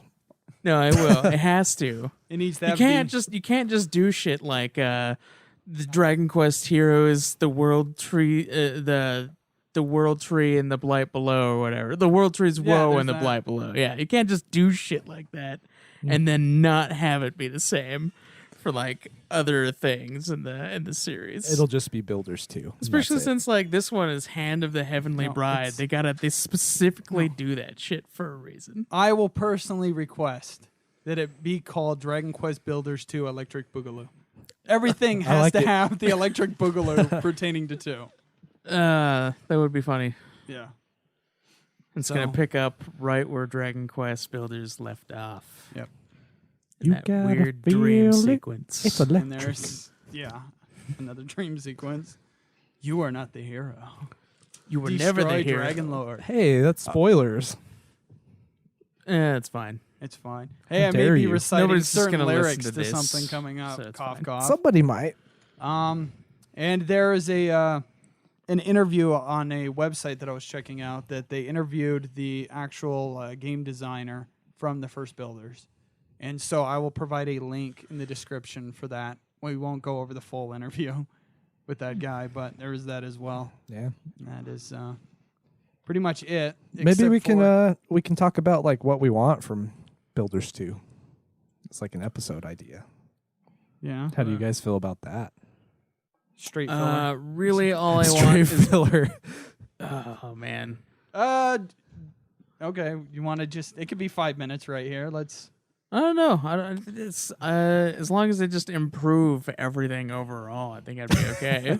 Not everything Specifically- needed improving. Well, I mean, they did the boss battles pretty well, but like they did make it More boss. specifically for like a handheld thing. So like Yeah. some of the buttons had like no purpose. And the tediousness of the collecting of materials. Yeah, and like the aiming of high and low. There we go. That was That's, annoying, too. Block placement just needs to be fixed. Yeah, block placement needs to be better. I feel like we had issues with the map too, The but mini, I can't remember the mini what. map, like The map is because you do an overview and it's not a full actual. Right. yeah, world map. you can't like Okay. look out all the way. It like stretches to a certain point. That and is then pretty it's- lame. Also, the save Yeah. system I think needs to be a bit different. Where you save at the flag. Yeah, You want an autosave? yeah, or a menu option. I don't know. An autosave might fuck you. Yeah, Because if you're trying to build something and then you like massively fuck up, then you're like, ooh. And they'll just have to deal with the consequences. Uh, Build better, build Caleb. better. Yeah. Build good. Yeah, I was just gonna say that. Nah, fuck you. build better. Stole my thunder. I like that better because it's totally builders related. So that could be a good T-shirt idea. Build better, and it's a whole bunch of blocks. Yeah, somebody wants to design that. That'd be cool. I would like for there to be more of a tower defense feel. Because like they Yeah. all just come running at you with like it's from one side specifically. So why not set up a way to have like a more I don't know. Like it feels like it would be a good place to put a tower defense thing in there. It kind of like you- exists, 'cause- but I don't Yeah, feel it like kind it of does exists a good job. it's like, hey, build these traps to help fight off the monsters, but then like it doesn't really yeah, do and much. then the monsters come to the other side, and you're like, well, that was a waste of time. Yeah, and like they just That's why completely you avoid it. But completely- they still come from the one side, so they like go through the one spot that's like not heavily defended. Yeah, that's why you just that's ignore smart it. AI. I don't know about y'all, but that's smart AI. is- You adapt to it and you build a fucking It is in a moat. way, It's but cheap. it's also With a because drawbridge. it's also because of how retarded your AI guys are. Yeah, Well, I Because never like they expected go them to after help. your AI guys, and they're usually on the Fuck 'em. side that's Fuck not 'em. defended. So that's why they go there. and they get killed off super fast. Yeah. Well, you They're- do it yourself. Fuck them. they're Fuck worthless. the AI people. They suck. They Well, do. to negate that, Uh, I guess just make the Bashmobile. Yes. Oh, other vehicles and God tier. traversing. That would be cool. And it looks like it looks like the glider. I saw gliders. So just A fly glider through. would be awesome for that. Yeah, game. I've Taken seen from it. It's Zelda, there. Right. Breath of the And Wild. Gliders have existed. from Zelda. Yeah. Just not been implemented If well. I it remember is- there's a glider in Pac-Man Adventures 2 that's absolutely atrocious video game. That's a bit That's obscure for There's me. a glider right there. long What was before that Breath of- on? Genesis. Sega Genesis. Oh, okay, I didn't play that one. You're I did- controlling Pac-Man played- with his pelts. You're like shooting rocks, telling him, Yeah, look. I've kind of done. I can't remember. I've played one of Sounds those horrible. 3D Pac-Man games. I can't remember which one it was on. Dude, if it was Pac-Man World, yes. It might have been on the. Was that on the PS2? Yep. I think that might have been it. Great game. Great. Tremendous game. I But just know like the classic Pac-Man stuff, like the arcade stuff. Championship Edition, man. That's awesome. That's fun. Swimming. Swimming, yeah. Underwater exploration and Oh yeah, that would actually be nice because Yep. like when you're underwater, it's basically there's no water. right. Yeah, You just fall off the face of the earth. yeah, you just kind of like Oh. go in it. There's some And places you where can- it won't even let you pass in the water. Well, that was like the mystical barrier, but that Yeah. was like so you couldn't go to the other islands and do stuff ahead of time. That's kind of lame. Yeah, I wish it would just be completely open too. that would be nice. Yeah. I kind of wish that would be the case for this one too. I wasn't a big fan of the portal system. Yeah. Yeah. I just feel like having it open and being able to fast travel would be more efficient. Right. That's fair. You've been forgot, have you played Minecraft or not? Not too much. Okay, I would say for anybody who had played Minecraft and gone to Builders, you would definitely be spoiled with Minecraft. Like going really? into Builders and you're limited as you are because you're like, oh shit, I could build a bridge completely to the other side and I ain't got to worry about nothing. No, you can't. I would like the islands to be connected once you move on to the next one. If they still implement that thing, so you can you can go back and do stuff from other chapters. From other chapters. That's pretty cool. How about keeping the fort? Keeping your shit. It's like Metal Gear Solid 5. Yeah, I don't know. Build your base up. I would like to either have more good side stories or like no story whatsoever. Right. That's And that's the thing, keys- because like it's the god of destruction, right? Which makes sense for stuff about building. But like if they're gonna have more story stuff, I kind of want it to be more like chapter 2 in with the zombies. with the zombie stuff in That was the best chapter. Builders. Yeah, that was the best chapter story wise. So I wish it would be more like that if they do, if they have more story stuff. Almost every chapter suffered from pacing issues, though. Yeah, Except maybe the last one. 4 is Yeah, perfect pace. Yeah. Final chapter is the best. So if they can make it more like the last chapter, I would be pretty satisfied. if they made the grind like have purpose, that would be good. Like a Because level system? Well, because like the grind in those games was mostly so you could like move on to the next portal and have a chance of fighting whatever. Instead of just like having it be like it's kind of a shallow goal. Have a purpose for it. Like, because even building up your base didn't really do anything for you. No, It just gave you recipes. it was and fun stuff to when you unlocked customize, but like it was very limited. I think. Yeah. What you could do, Yeah. or at least it was for me, because I lack in imagination. Keeping the stuff that you unlock in the other chapters would be a massive bonus too. Well, they have some balancing issues if that's the case. Well, it would help with the grind not being a complete fuckery. Yeah, I agree. So I think that would be cool. It would help with pacing a lot too if you could keep your stuff at least, because like your weapons won't, because like they could cap you out at lower weapons. Yeah. For the first parts and like unlock higher tiered weapons each I time wish that instead was of the like case. unlocking like the best shit in the beginning That and would then be like amazing. resetting you to 0. But then the weapon durability aspect comes into play. So like you level this weapon up to godlike tiers and then it just breaks. Well, that's why you would still have like if you could go back to the other islands and still make them, or you could like since you know you're gonna be able to keep it, then you can prep by making a fuckload of them. Yeah, maybe there would be like a level cap where you can get like the hero's weapons that don't break. That would be sweet. Yeah, I would imagine that would be in like the final chapter though. Yeah, that's Because fair. they did that with the first one. Yeah, they so did. It makes sense to do that. They did. I wish they had implemented it earlier. Yeah. Any thoughts, Jake? Nothing else that I haven't already covered.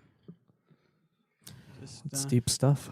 Yeah. maybe That would be maybe unless it depends on how lengthy the game is, because it should be scaled down to maybe 4 or 5 hour chapters. I wouldn't mind there being multiple chapters branched out, but not like 12 hours for each one. I think the biggest problem was always resetting at 0 stuff. Yeah. I think that's what it was. So like if you could keep like if they capped you out at a certain like damage limit and then like upped it when you unlocked the next chapter, I think that would be fine. I think that would like help smooth things out a little and like make you not feel like it's such a grind and you're basically playing the game again every time you enter a new chapter.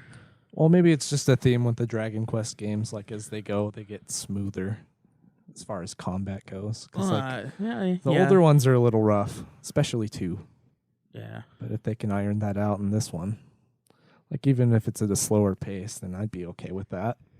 It seems like the series is gonna stay around for a while. Yeah. And 12 or 13 boss battles. 12 or 13 boss If they are as creative and inventive Zelda style as they were in the first one, hell yeah. I did like the boss fights a lot. The boss fights were the best part. Yeah. Yeah. Agreed. So none of the bosses seemed like that bad either. Not really.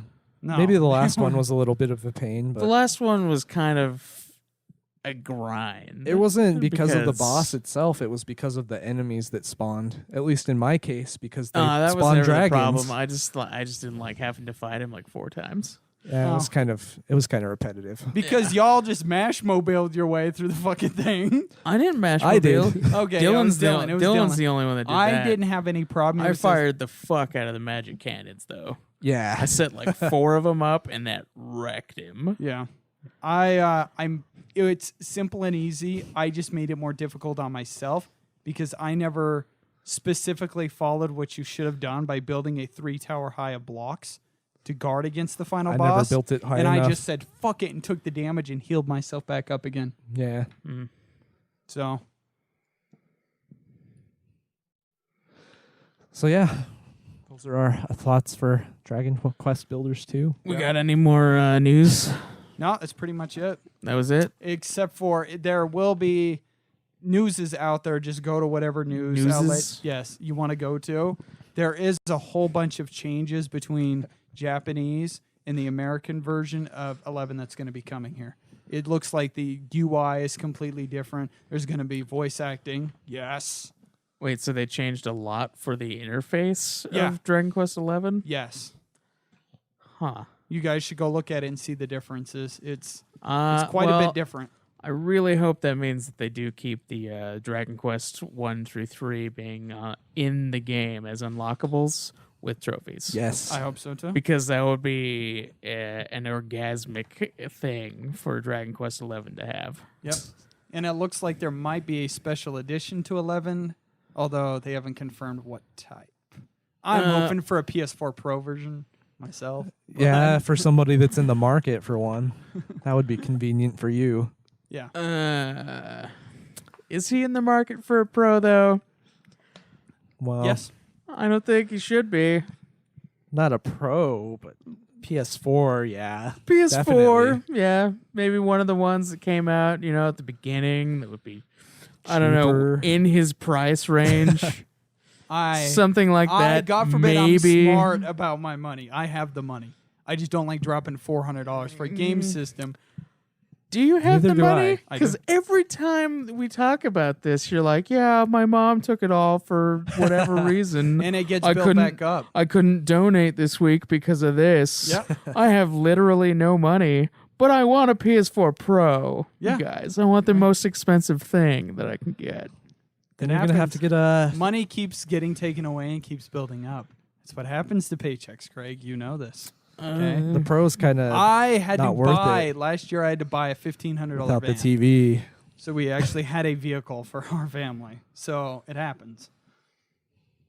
I guess. And even though I'm not going to be playing any PS4 games till 11 in September, why do I buy one now? Just to have it, just to make sure. Well, I So think the it's so smarter that it purchase collects would be dust. just the regular PS4. Yeah. Because it's not really worth it without the TV. That's like That's part half of the point, too. problem. Yeah. You need the 4K TV to help run things. I don't know. I'm not sold on the Pro yet. The differential in the price, I'm willing to do that. I'm willing to wait a few extra seconds. I would only get the Pro if I had a 4K TV, and I don't, so it's not going to happen. I'm perfectly happy with what I have. PS4 wise. Well, Jacob always needs enhancements, all right? If that's what we're implying here. Give me extra enhancements every time. Put a dick on top of the dick, all right? Cod piece? A cod piece. The S-Start cod piece. Jeez. It's mean- like she won't let you have sex with her, but you have to wear a strap-on that you insert your penis my into the gosh. strap-on and then fuck her with it. I That don't know. would be like the cod piece, wouldn't it? The You gotta have analogy. somewhere to put your shit. I don't know. I guess. Of course, you would know, Craig. You lost me, Jake. Okay.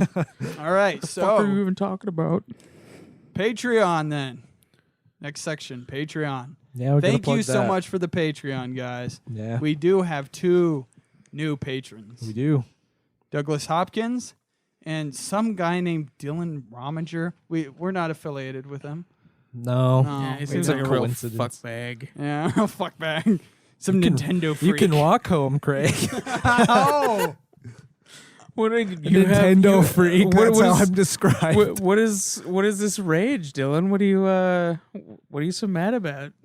I don't know. You defending this Dylan It's been a rough Rominger? week.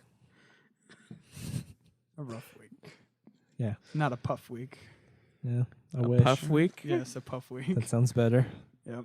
And so I overlooked the Patreon, and we achieved our tier, our For $30 what? tier, a secret song for patrons. So our first special cover song, a la UFF style, will be done. I've already got the lyrics. Starring Everything's Jake. all set up. Yes, yes. As someone, Terrible song. We it listened is to it though. It is not terrible. It is great, and it is. All I got to do is record it, guys. I Yeah. just lay down the vocals. Everything else to be handled. It's pretty simple. Cool. Well, we look forward to hearing that then. Do we? Two patrons only. We've already read it. because it's already yeah. Is it not awesome? I like it. Thank you. Yeah. And it fits perfectly the way that it should within context. Does it not, Craig? I suppose. It was a pain to do, but it worked. We shall see. So yes, patrons only for now. That's the exclusiveness. It's going to be for the patrons only Till it for gets quite some stolen, time. It won't get uploaded stolen. to YouTube or Then we know it's Facebook. one of 6 fucking people who did it. That's Dylan true. Rominger is on that list. Oh, yeah, he is now a Yeah. patron. I suspect that guy. Yep, you'd be the collusion. You're trying to sabotage our own podcast. Yeah. I heard this guy went from Nude Clan to Puff Puff though. What? That's rare. Oh, Huh. yes. That is weird. Could be a I'm taking my continuing talents trend. to That Puff feels Puff. Yeah. feels like a betrayal. He's I don't going. He's know. going full LeBron to Miami, right? I'm taking my talents to Puff Puff. Yeah. Sure. We can use that analogy that Caleb doesn't get. No, I get it. Yeah. Yeah, I do. Explain it. He left the team and went to another team and was a real dick about it. I understand. Like I got the reference. Right. Yeah. There was literally an interview, and his quote was, "I'm taking my talents to South Beach," because he was sick of Cleveland. So it kind of became a meme. For I'm taking my talents to somewhere else. He didn't win 7 championships though. Like he promised.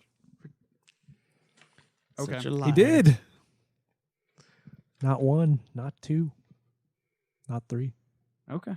Anyway, so our stickers and prints are done, right, Dylan? They came in. Yeah, they're here. Yes. Just getting ready to ship them out. Yep. So get those email or not email. The addresses. address or PO box if you're worried about anthrax. Also, we need your first and last name too. We have those. Yeah. Wait, that doesn't sound right. Sure. But yeah, we do. We're we do, taking guys. names. That doesn't yeah, sound send us the weird. info through Patreon. Yep, Like a the couple of you direct have, message. so- Do we Yeah. have an email? I We don't know if we have. an do. email It set is puffpuffhour1@gmail.com, or you could up. contact. Puff Puff Hour 1. Somebody Yeah. already had Or- the name or- Puff Puff Hour. It may have been another account that I had. Just go with Puff Puff Hour. If not, we could plug our Twitters and personally message at Wandering Flame. At DROM Media. At Obsidian Bar. Yes. We How's that also spelled? have Facebook. Everyone should Yeah, know how to spell that. Facebook /Puff Puff Hour, Twitch.tv/Puff Puff Hour, or at Puff Puff Hour on Twitter. There's We're many everywhere. ways to get a hold of us. Yep. Many ways. So yeah, those are ready to ship out. So we will get those out immediately to you guys. And hopefully you like the way they are. I like them. They look friggin' awesome to me. Yeah, show them to the camera. We got a black one and a white one. Basically, just our logo. You know, It's not meant to be racist. but we do separate them. Oh my gosh. We believe in equal opportunity We for do. everybody. I believe everybody has the That took right. you a little bit, Dylan. They have the right to own too. I guess. So shout outs to Stolas. We will have the artist that does all the Geekdom Entertainment's artwork. Phenomenal guy. Just got back Super Sexy's artwork. And oh, yes. What's is that? Sexy. The awesome erotica podcast. But he does great work. Sounds And in horrible. the episode description, his website will be there if you ever want to contact him about ideas of your own. He's a really great dude and does a lot of great artwork. So, Yes, he does. Does commissions, so it's great. Yeah. hell yeah. Helps out a lot. We got some iTunes reviews apparently. We do have one. Yeah. While he's looking for that, I'll plug the project I'm working on with YouTube videos. Remastering the episodes. Remastering. It's quite an effort. So I'll hopefully have Dude, part you're one going out. insane with it. It is awesome, Yeah. but whoa, dude. That's crazy. It's like fully interactive, so I hope you guys enjoy that. I should have part one out in the next couple of weeks. YouTube. Yep, on YouTube. Puff It'll be YouTube. demonetized. Yeah. Well, we can't make any money off of it anyway. We're not partners. Well, That's a whole unfortunate. nother- The new YouTube policies. All right. But we're there. In case you want to check us out, we've got like 2 videos up. On YouTube? Which one's the first two? The unopening one and the Puff Hour Trump. UFF is thing. fake news. Yeah. That was UFF? awesome at the time. That was Puff Puff. great. That worked so well. Puff Hours. And then we wait 4 months till the podcast ends up happening. These things take there time. The 5-star review from PK421, a.k.a. Paul Kelly. Awesome throwback to one of my favorite RPGs. Having played Dragon Warriors 1 through 4 on the 8-bit NES around this actual time of the game, I remembered it being great. But recalling exactly why was sometimes tough. This podcast Can relate. cleared that right up. It is a very thorough analysis of a Dragon Warrior or Dragon Quest game in each podcast. Particularly, Dragon Warrior 3 and 4 had so much going on in the story you easily lost track, so it's nice to have something that can sum it up and at some times make you say, yeah, I forgot about that. That was a sweet part of the game. It is interesting to hear feedback on each game, on the gameplay, design, programming, and story, and how some is better than the others in the series for ranking. Anyone who has played through these games or loves RPGs will love this podcast. I would be a fan of once analysis of each game is done. They go back and have even more detailed discussions on real popular parts of the game, like maybe a top best enemy character of all time. So yeah, crossovers of games are always I fun. think we will. Look forward to hearing more. Yes, as we further go along in the series, since we can't, aside from mine and Craig's acknowledgement of 8, Yeah. as soon as we get more knowledge of the other games in the series, those discussions will be By the happening way, a lot more. spoiler, Dragon Lord for me. Yeah, Dragon Lord is sweet. he is. He is. I haven't thought Enough about said. that one. I think Dragon Lord because of many reasons that will be further discussed in another episode. Yep. So thank you for that 5-star Plugging review the on future. iTunes. Yeah. Plug the future. iTunes is great. You can find us there or all the other places. If you find plug us the there. future, you plug, Plug the, the past. Always got to go there. Yep. That was a reference to a thing from UFF, the Ultimate Final Fantasy podcast. Yes. They it was from Final Fantasy 13-2. This is a thing that commonly is said when you change the future, you change the past. Noel says it no Or- less than 100 times. You actually counted? No, but I am just picturing it in my head again and again and again. It happens. Although the game is still great. It really repeats itself. Like, Kind of like Yeah. that series. Yeah. well, Seems like it. 13, Dragon 13 2. Quest does it. 13 Lightning three. Returns. Yeah. Maybe a 4th one on the way. So any review, I don't care where it comes from. You could review us literally on our website through Geekdom. It could be on Facebook, iTunes, Google Play if Google Play allows it. You're They don't. listening to this through Pisses me off. YouTube, wherever you find it. let us know where the review is. Contact us, and we'll read it on the show, and we will thank you for it. Even if it's a bad one. Yeah, even if it's a 1-star. Yeah, you can slam us. If Call you want. us out on ways we can improve the show. Definitely. Which is all of them. All of the Every ways. area. Yep. All of the holes. Yeah, we'll plug them up. Yep. We'll Fill plug 'em. every orifice. We'll plug those holes. All right. Well, that's it for plugs, I think. Yep. Do So, we want to get into the review, gentlemen? Yeah, let's do it. All right.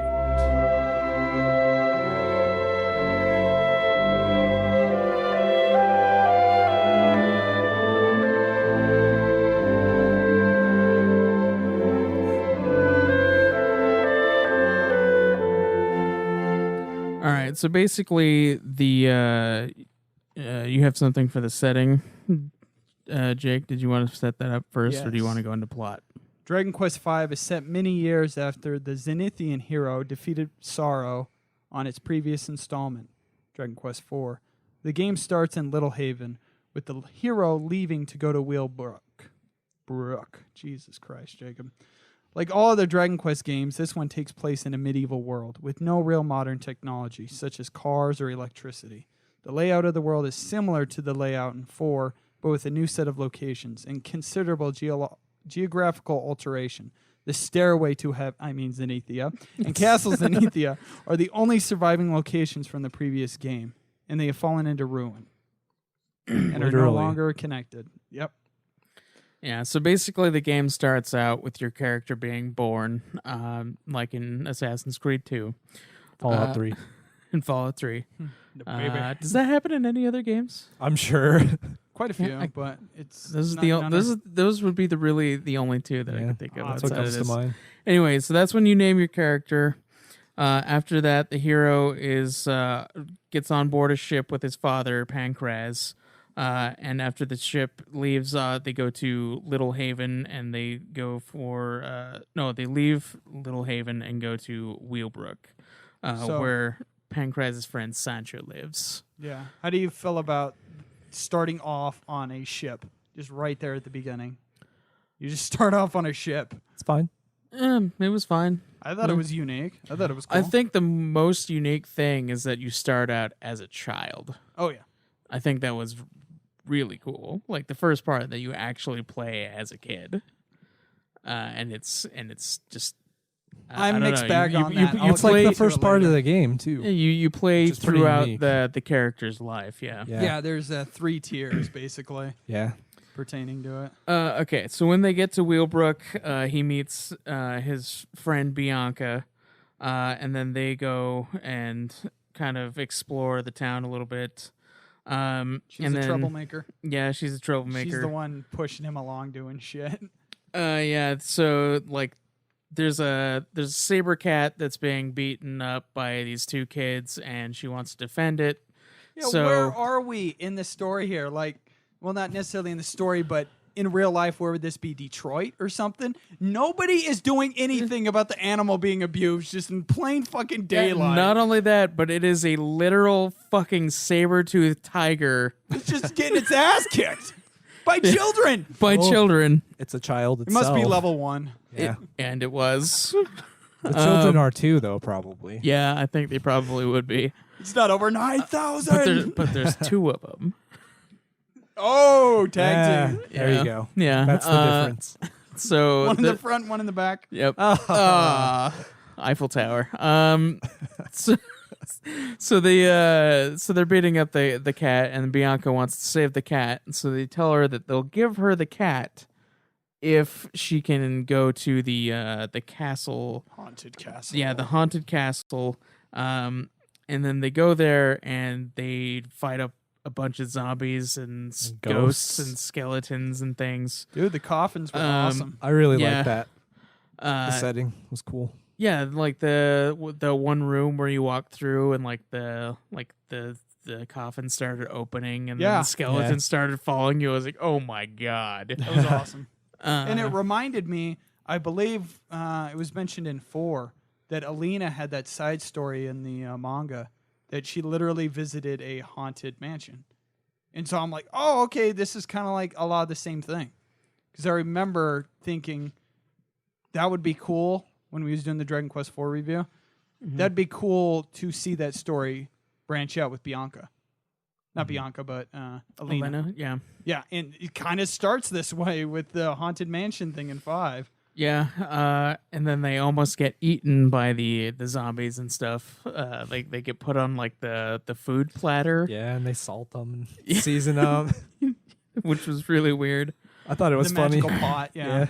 Yeah, then they escape and then they defeat the zombie chambermaid. I think is who was the ringleader. I don't remember. It was like I think it's the chambermaid who served like the lady and lord of the castle. That sounds right. And then once they beat her, they like free the souls of the lord and lady, and they give them Yes. the gold orb, Yeah. which seems important. Really? Yeah, it kind of seemed important. Yeah, as you find out soon after that. Pretty soon, yeah. Afterwards, Pancras and the hero return they go back to Willbrook along with the pet tiger that they named Saber. Or you can name it other things if you want. Yeah, or you can name him other stuff, but I just But kept it Saber. Yeah, Me but too. it's a nickname. Like, if you're going to have a name system, it wouldn't actually let you name it. It was weird. It just, give it a nickname. And it would randomly generate. I'm like, what the fuck? It was In this? bizarre. Yeah. Huh. I didn't know that. That's weird. Yeah. I'm like, okay, I'm just going to name it something absurd and immature, which I do later, guys. What did I you named name it? something. No, I couldn't. Oh, you couldn't. I What named was the name? children. I don't remember the name that they gave Saber. Like, just randomly generated. That is strange, though, that it's Yeah. random, because They gave you can name your kids later. Yeah. mine was Saber, like when it Right, was right. named. I was hoping I could change the name. I think you can with the monster dude. Oh, maybe later then. I didn't My try bad. I think didn't you can think set a about that. nickname Okay. for monsters with him. I don't remember though. Right. So don't okay, quote me so on we're that. we're both backing I didn't. off of each other. I never We're good. explored that guy Neither did I. whatsoever. Somebody will tell us, though, I'm sure. Yeah, somebody will be like, Correct us, you guys. fucking Correct can't, us. or As you they fucking should. They can. should correct us. Yeah. So yeah, so you go with your father again and go to the next town. Which is kind of I have a small gripe Okay. because I like it a little bit that you're traveling with your father, but after every battle he's healing you, and this just seems drawn out a little bit too much because it's a long tutorial. It really is. It doesn't seem like it's that long, though, when you're traveling. Like, you might encounter 2 or 3 enemies on the way. Right. It doesn't seem necessary. I agree with you on Yeah. that. So it's a small gripe. It's still building the world quite nicely, especially with you and your father. But Yeah. you're kind of not even really playing the game yet. Yeah, I don't really see the point. Yeah. It's a bit bizarre to start off with 5. Yeah, so they come back to Wheelbrook after leaving Bianca and Roundbeck, and they see a dude that looks a lot like your childhood person. You mean the weird design purple robe? Yeah, the weird purple robe that was an extreme giveaway that as soon as I saw that guy, I was like, that's you in the future. Oh, you Yes. mean the guy that's on the cover of the game? Yeah, yeah, that guy. That's strange. Yeah, yeah. I was like, oh. Apologies for if I do this wrong, but isn't that like a tunic that he's wearing? They do it in like The Middle East. Middle You mean East. turban? Yeah, a turban. Sorry, turban. Yes. My bad. Yeah, turban. Yeah, he's totally wearing a purple turban. That's not Yeah. A obvious. tunic as shit. sounds like a fusion of a turban and a tunic. Yeah, Or a turnip. my bad. I am an I uncultured wanna- swine. I want to know what a tunic would look like now. Maybe it would just be like a hood. Like, it would be like a hoodie. It's like a tunic is kind of like a shirt. It is. So it'd be like a hat and a shirt combined. So it would have to be like a hoodie. That kind of sounds interesting. You could just call a hoodie a tunic now. It's a new fashion trend. Turnik is a village in Posuja, a Slavonian county in Croatia. Boom, culture. No. Just Google. Nobody knew that. Google is the cultured one. I don't think people in Croatia know that. So we get a good old switcheroo happening here. Yeah. So then you talk to the guy who is basically you in the future. Oh, will that create a time paradox? Or? It does. It does. It should. It bugs me. It does bug me because it's like, oh, you know what? Maybe it'll do it responsibly. Maybe this time travel won't be complete fuckery, but it is. But it's also It's better than most. It makes sense to me. Time plots. Yeah. Yeah. And anyway, he has to show he asks his younger self to show him the orb. And show me your orb, kid. It's too obvious. Show me your orbs. Show me your moves. Anyway, he gives him the golden orb, and then he returns it to him, and then he tells him to take care of his father, Pancraz. Then he... Okay. Knowing that, okay, I'll discuss it when we get to what happens to Pancraz, but you kind of don't do that kind of shit. Like, you don't protect him. No, it said that you don't protect him. Okay, we'll skip forward a little bit ahead. Be like, you know damn straight your father's going to get fucking killed. So I did not know that. No, I mean... I didn't even when he goes back. The hero, really. the adult hero knows what happens. Yeah. And so you deliberately do a butterfly effect thing and be like, hey, make sure your father doesn't die because it's totally not going to give you a complex later on in life. Well, maybe Make sure he's protected, knowing damn well he's going to fail at doing so. Maybe if is that that not happens, going to fuck the kid? That's not really what he says though. Like, hey, he's got a lot on his plate. Like, try to take care of him. You know, like.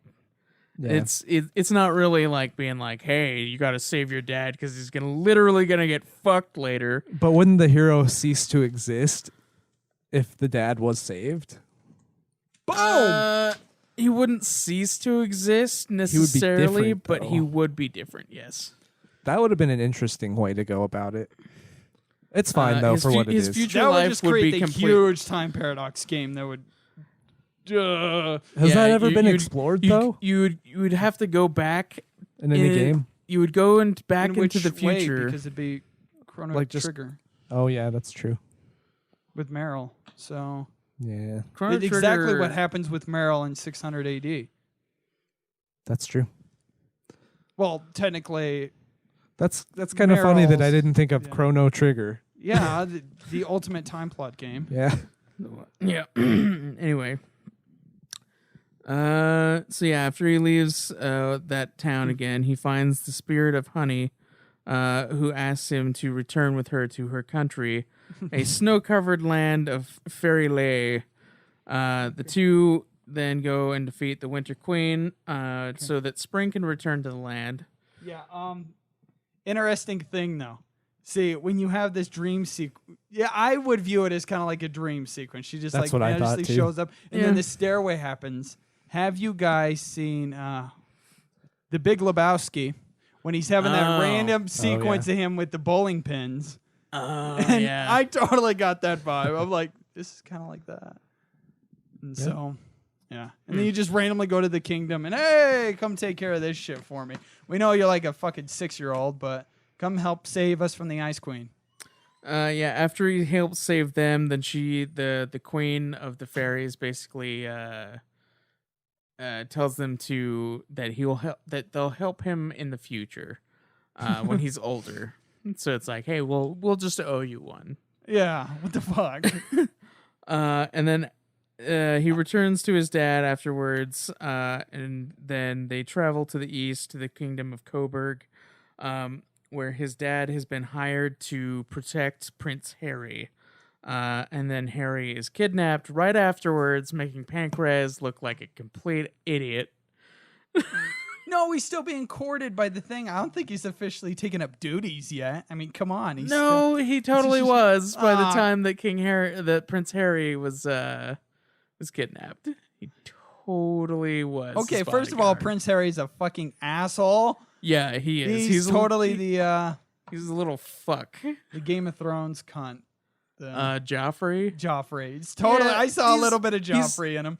Yeah, but he's nowhere near that. He's not like a psychopath. He He's would just- turn into a he's- psychopath if he wasn't kidnapped. Probably, but he is a little shit. for sure. Oh yeah, be my slave, bitch. After he gets kidnapped, the hero and Pancreas have to go rescue him. They find out that he's in a nearby hideout where they're attacked by a couple of powerful monsters. Pancreas defeats them pretty easily, but then some other guy appears and threatens you and Prince Harry, forcing Pancreas to give in, and in the process, Pancreas gets completely destroyed. He gets fucked. fucking murdered. He does. Which, you know what? I will praise this game for that, because Yes. I did not see that coming at all. Neither did I. Because I honestly thought you were just going to grow up with adventures like by your dad's side. Right. And I did not suspect even a little that there was going to be a huge death in the beginning of the game. Right. And then it would be your fucking dad in front of you. Like, that is pretty fucked. Yeah. At least they didn't kill Saber, though.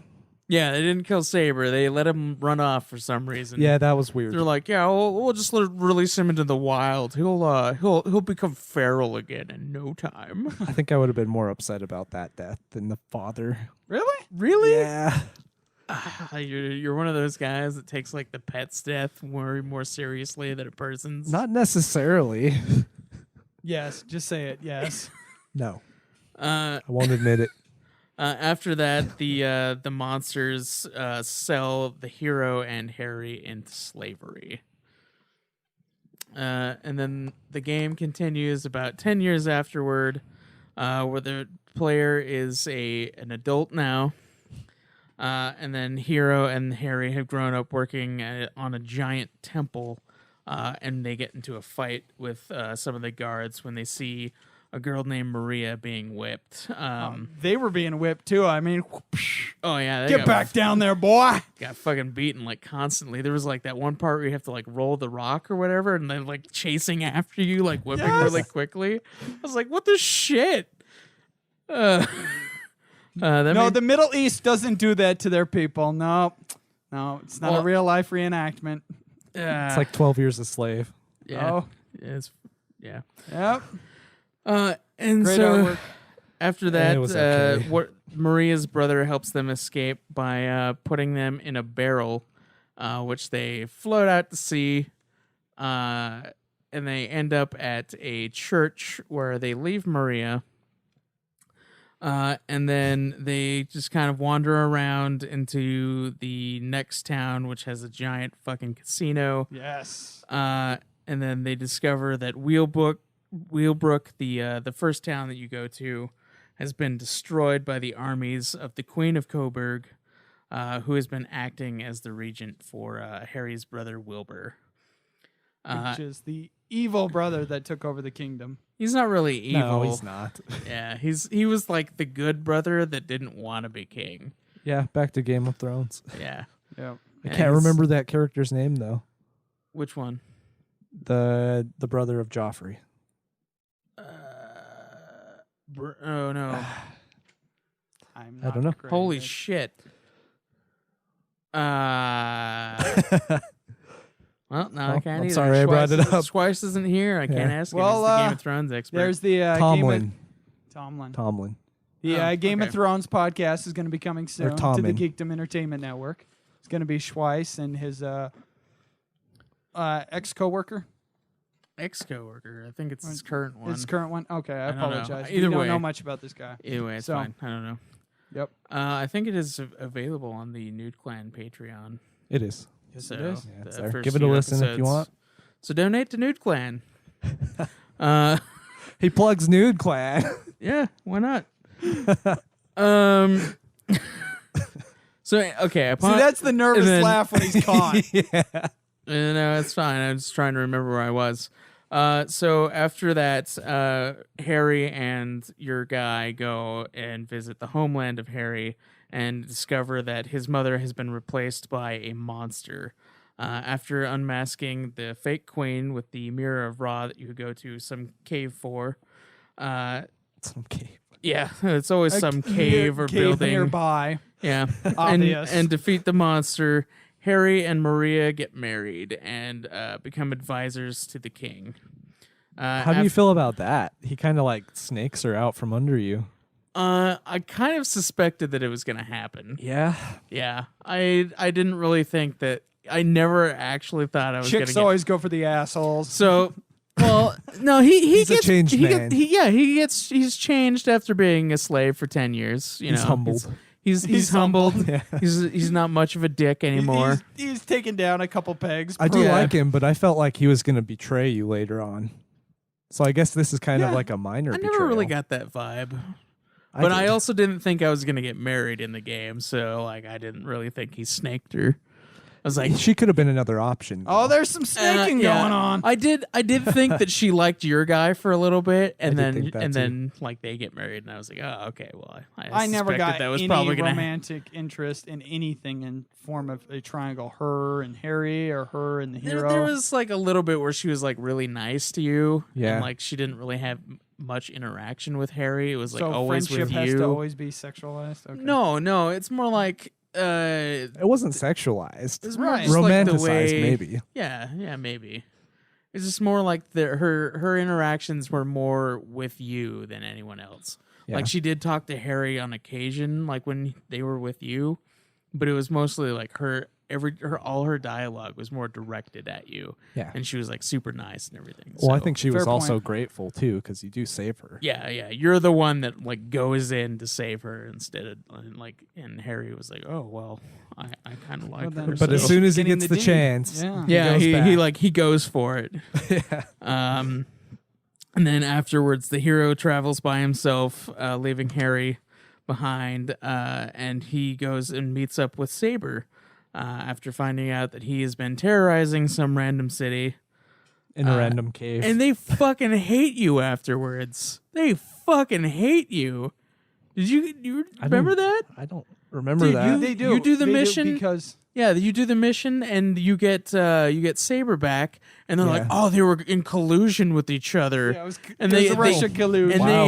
they fucking hate you afterwards. So like, cause like they paid you in advance, and then Yeah. they paid you afterwards to like Okay. half now, half to take later. care of the monster, So, but yeah. it's really your friend. They did give me the money, but I They- never went back and talked to them. Oh, okay. Oh well, I forgot where they give were. You, when they give you the money, they're like, just fucking get out of town, because like they were Yeah. they Yeah. were really pissed at you. It's like Jesus, dude. Like, There are these wealthy people, and they wanted. well, the they weren't thing. wealthy. They I were thought they were poor. farmers. Yeah, they like barely were able to scrounge up the money. That's like the problem that they were having. Yeah. Oh, sorry. Yeah, it's the other guy that's really wealthy. And so it was My bad, the fucking king. Yeah. So I was like, that is fucking bullshit. Like, I just did you a massive favor, regardless of whether or not I know your creature. You fucks. Maybe I'll Yeah. sick him on you because they're like afraid of him like crazy, as they should be, because now he's a full grown saber-toothed tiger. Yeah. Yep, this is where I know you had a problem, Craig. I remember you had a problem. It wasn't a problem for me, but how about that Oh. saber fight? Oh yeah. I kept fighting him. I fought him for way too long. I was like, how much fucking HP does this dude have? And I was like, dude, what the shit? Like, I was Yeah. messaging these guys like as I was fighting him, because like the fight had gone on for like 20 minutes. Literally, I was like barely clinging to life. I was like, what the fuck? This is bullshit. What is this? Yeah. And then Jake was like, oh, maybe try an item in your inventory. And then I was like, oh my God, the fucking ribbon that Yep. Bianca gives you. Yeah. It's funny that he remembers Bianca, Yeah. but not you. Yeah, based but not on you. scent. Yeah. I was like, what the fuck?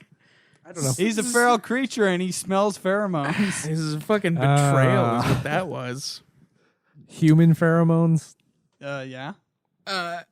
So after you get Saber again, you go to the town of Monstroferrato, where a wealthy nobleman, Mr. Briscoletti, and his daughters Nera and Deborah live. The clearly All right, Italian. You know what? I got attacked on Twitter for how I pronounce Deborah. I know it's Deborah. Deborah, but you know what? Fuck it. I will say Deborah all I want, because it reminds me of the Demon Lord in Dragon Ball Z. Yeah. Yeah, So if I that's could the see that. case, are we going to and discuss? it literally it looks like Deborah. Like, why? Who would say Deborah out of that? It looks like Deborah. Deborah. No one would say Deborah. It looks like Deborah to me. No, it's Deborah. So, okay, then fucking if Greg's going to be doing his own accents, do we want to discuss all these characters' accents? You We mean should. the clearly defined accents through the The ones dialogue? I can't remember. Yeah, go This is ahead. fucking like dudes have Scottish accents. Some dudes have like probably an insulting like Mexican accent. Yeah. What was that guy's name? Sancho. Oh yeah. Yeah, he's my friend. You know, Yeah. it's my friend. You Like the stereotype of that. It was Yeah. ridiculous, but that's the point. The dialogue is like so clearly trying to like tell you how they're Yeah. saying it, because like it like gives you multiple E's, like when he's like S. It was like 3 E's and like 2 S's or whatever one time when it's like saying something. It's like, "It's my East. friend." Yeah. It's like, I was like, what the fuck? He's a cholo. So there's a lot of that where like the characters have clearly defined accents, and then other times people are just normal, just fucking normal. Like no accent needs to be had. Like I don't get it. They're the Americans. They're Or the English. Americans or the English. Yeah. They just say certain words weird. Yeah. Mr. Briscoletti, though, is clearly Italian. Oh yeah. What is the fucking thing that he said? Oh my god, It was he a said- stereotype. It was a massive stereotype. It was something about spaghetti, I think. And I was like, what the fuck?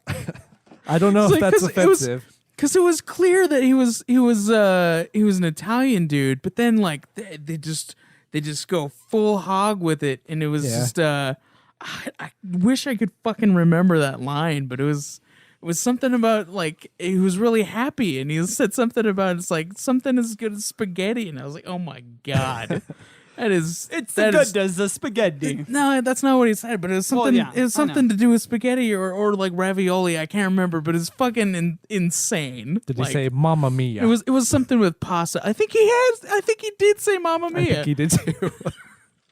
This is fucking. It's like, oh, well, let's be as stereotypical of any accent as possible for I don't know. These people. Would you consider it offensive? I don't know if it would be Or culture offensive, but building. it's like they're definitely going for these stereotypes, Yeah. so you know what Mm-hmm. kind of race they are, I guess. You know, and I was like thinking about it, and like, what the fuck are like Latino people and Italians and like Scottish people just like randomly doing together on this fucking donut island? That's a good question. Maybe they're immigrants. It's really weird because like there's only a few of them in each spot. Like Sancho is literally the only Latino dude, and then Mr. Briscoletti is like the only Italian. Hey, Well- he was the only one that was able to jump over the wall. Oh my gosh. There's no wall. But okay, I had troubles distinguishing one, Bianca's accent. I think she was Scottish. I think she's supposed to be Southern. I got an Australian vibe from her, but Really? that's- yeah. I think she's Southern. Okay. I think that's what it's supposed to be. Like when it was like I don't think she's. it's defined enough either to- Southern or like a Cockney accent, like a British Cockney accent. Hello, governor. I'm pretty sure that's what I it could is. see that. Yeah, Yeah, Matunica, Uh, weigh kinda- in, kinda weigh like- in here. like Tunica. Yeah. Yangus. Yangus has that in 8. Hello, Gov. Yeah, he calls you Gov constantly. Yep. Um, So I have noticed online and in forums that I visited that it really is down the middle with people who either hate it or love it within the series. The accents for and for the their accents, translations into the texts. What do you guys think? I would say it's a positive for me because it's just like I don't think it detracts because like a lot of Dragon Quest is humor and it's like it's a very whimsical series. So like not having the accents would be fine, but definitely having them makes it better. Because like then you get this shit where you see an Italian guy being like completely stereotypical, saying "Mamma Mia" and something about pasta. It's fucking insanity, and It's not taking itself too serious. yeah, it's not taking itself seriously, and it's great. Okay. I enjoy it. I think they're trying to do a little bit of world building because I've noticed specifically with 4 and 5, they are taking different cultures in different countries and trying to implement them into their own. In world. 3, it's like literally the map of the world, Right. and they Right. change So, it like based on. I do location. like that in 4 where it was by location. Like Yeah. one people would be like the British and Scottish people, and then another one would be like the Elenis people would be like the Russians. Like Yeah. it was like clearly defined and like where you were like depending like in the areas. So I guess in And this case, you can kind of like parallel it to the early days of America, where it was like tons of different cultures mashing together. This one's kind of Melting odd pot. though because there's not a whole lot of people with accents. There's just like a couple, and it's only like the main people who have it. Whereas like in 4, like if you were in that area, In that town. everyone who was in that town would speak with that accent. Yeah. So I think that that it was better done in 4, but I do enjoy overall in the series. I would give it a positive as well. What do you prefer though? What do you mean? Like, do you prefer just the main With or characters without? having accents, or everybody having the accents? I don't mind. It's kind of it has to do with the world building because like Yeah. for 5 it doesn't really make a whole lot of sense No. because like there's not any clearly defined areas of where people live and like what their accents are because like everybody has been pretty much the same. Even the people who live in that like Egypt town, Yeah, like even their accents were basically the same as everybody else's. that's true. So like having a random Italian guy and a random like Hispanic guy, and then Yeah. like Bianca being like one of the few people that has like a Cockney accent, like it's And her father. yeah, and her father, like it's I don't know, it feels out of place, but at the same time, like you're really only talking to the main people anyway. Mhm. Like you don't really have to talk to the side people, so it doesn't matter. I like to though, Yeah, I do it on occasion. and like too. in the older Like, that's- games, you have and to. that's yeah, like that's what I like about it is that when you do talk to them, there's like that little bit of flavor. Mhm. Like it's not there it's there for you to be like, oh, okay, so there's this, but like it's I don't know. So 4 or 5. For the accents, Yeah. I would probably say 4. Just 4? because like 4 does it like it's incorporated in the world building. I agree with you on that. Yeah.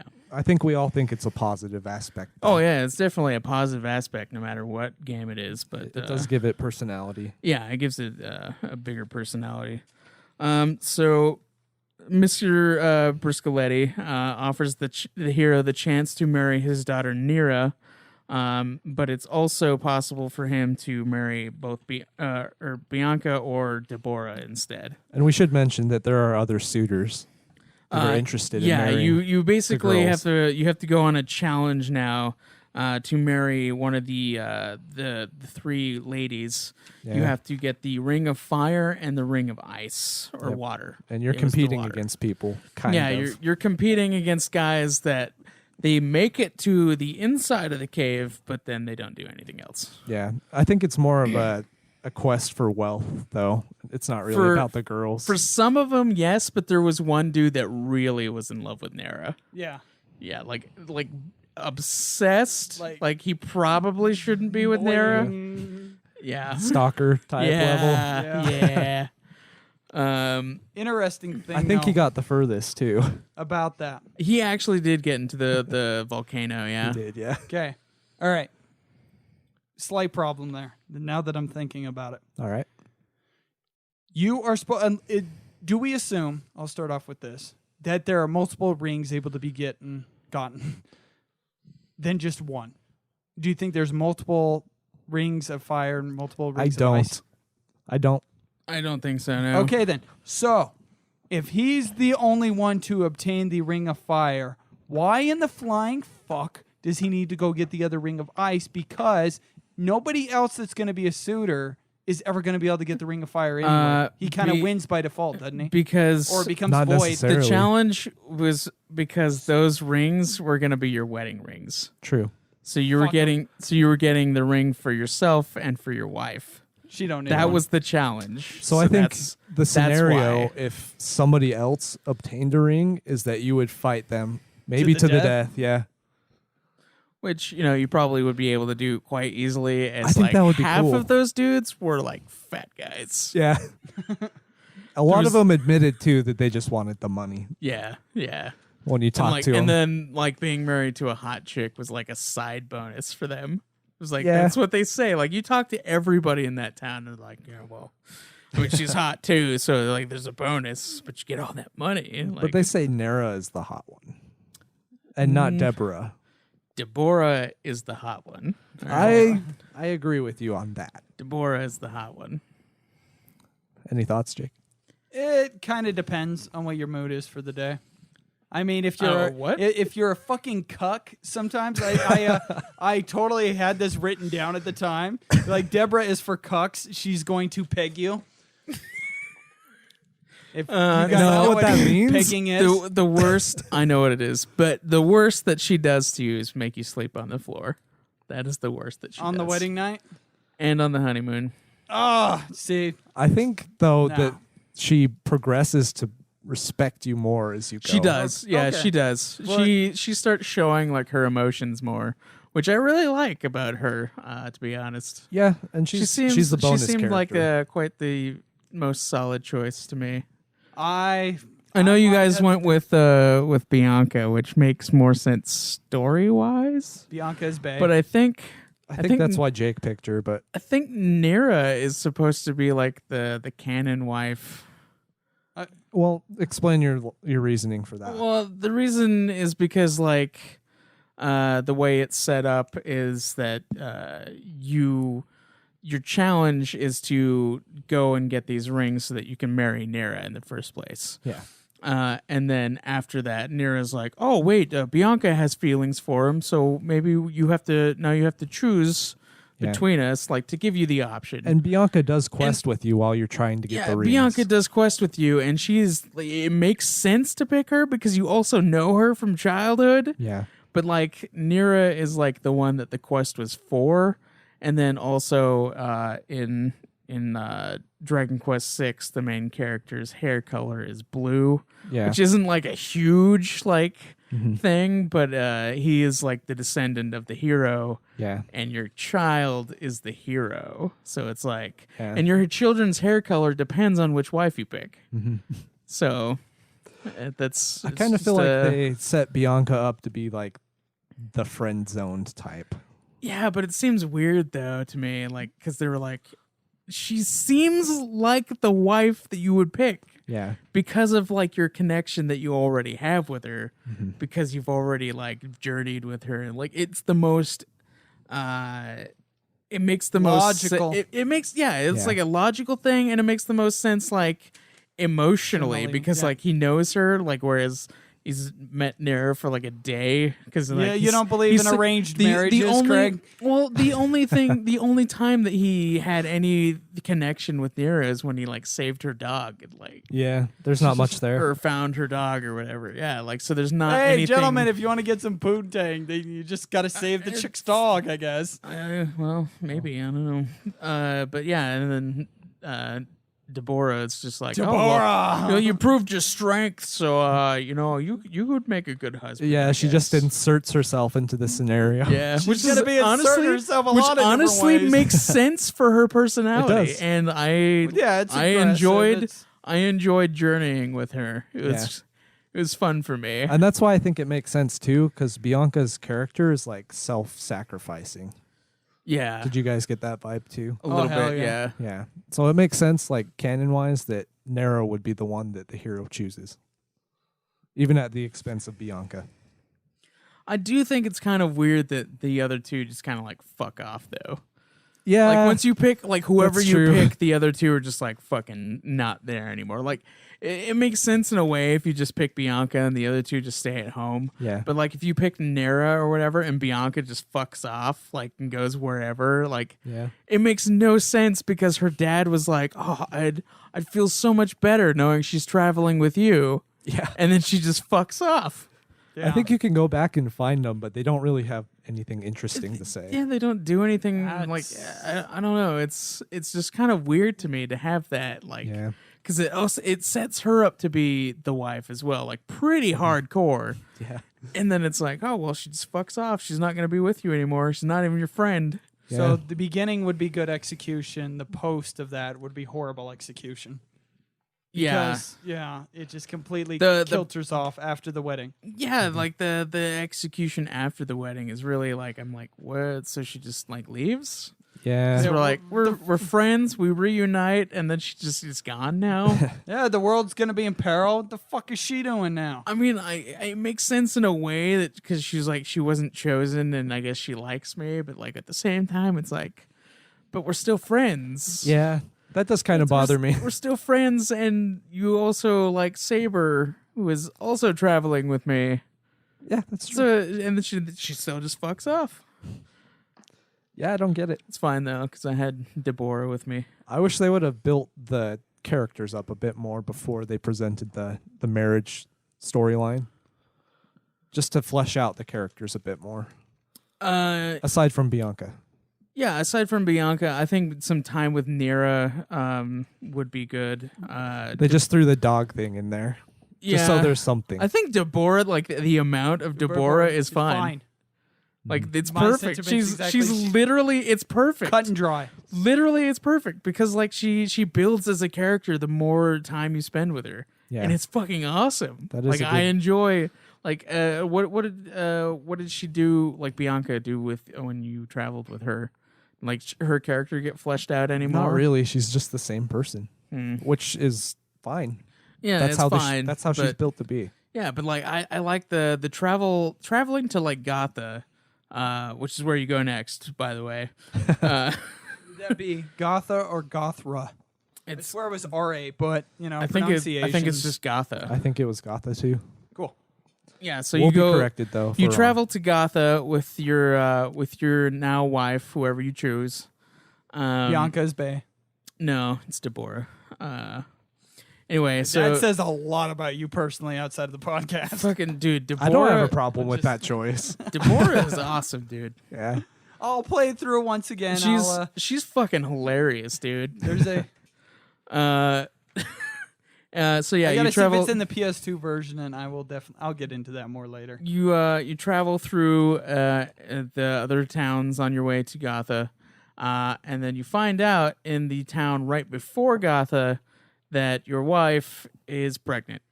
Oh Which my makes- god. Kind of no sense. None. Because she faints. Well, I mean that makes sense a little bit because she's traveling and she's Fatigue. pregnant. Yeah, and Deborah has like, she literally seems like she would not be traveling at all ever because she like doesn't have to work for anything.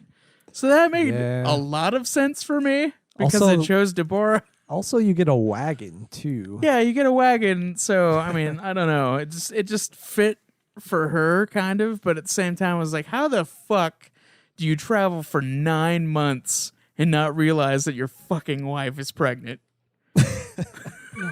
She randomly ends up pregnant. It's like the fucking Virgin Mary.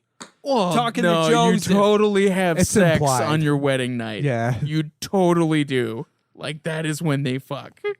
I don't believe it happened. No, dude, I- that is I have the premise He that blocks didn't it out. happen. That That's is- the reason for later on. that is the only confirmed time that you fuck.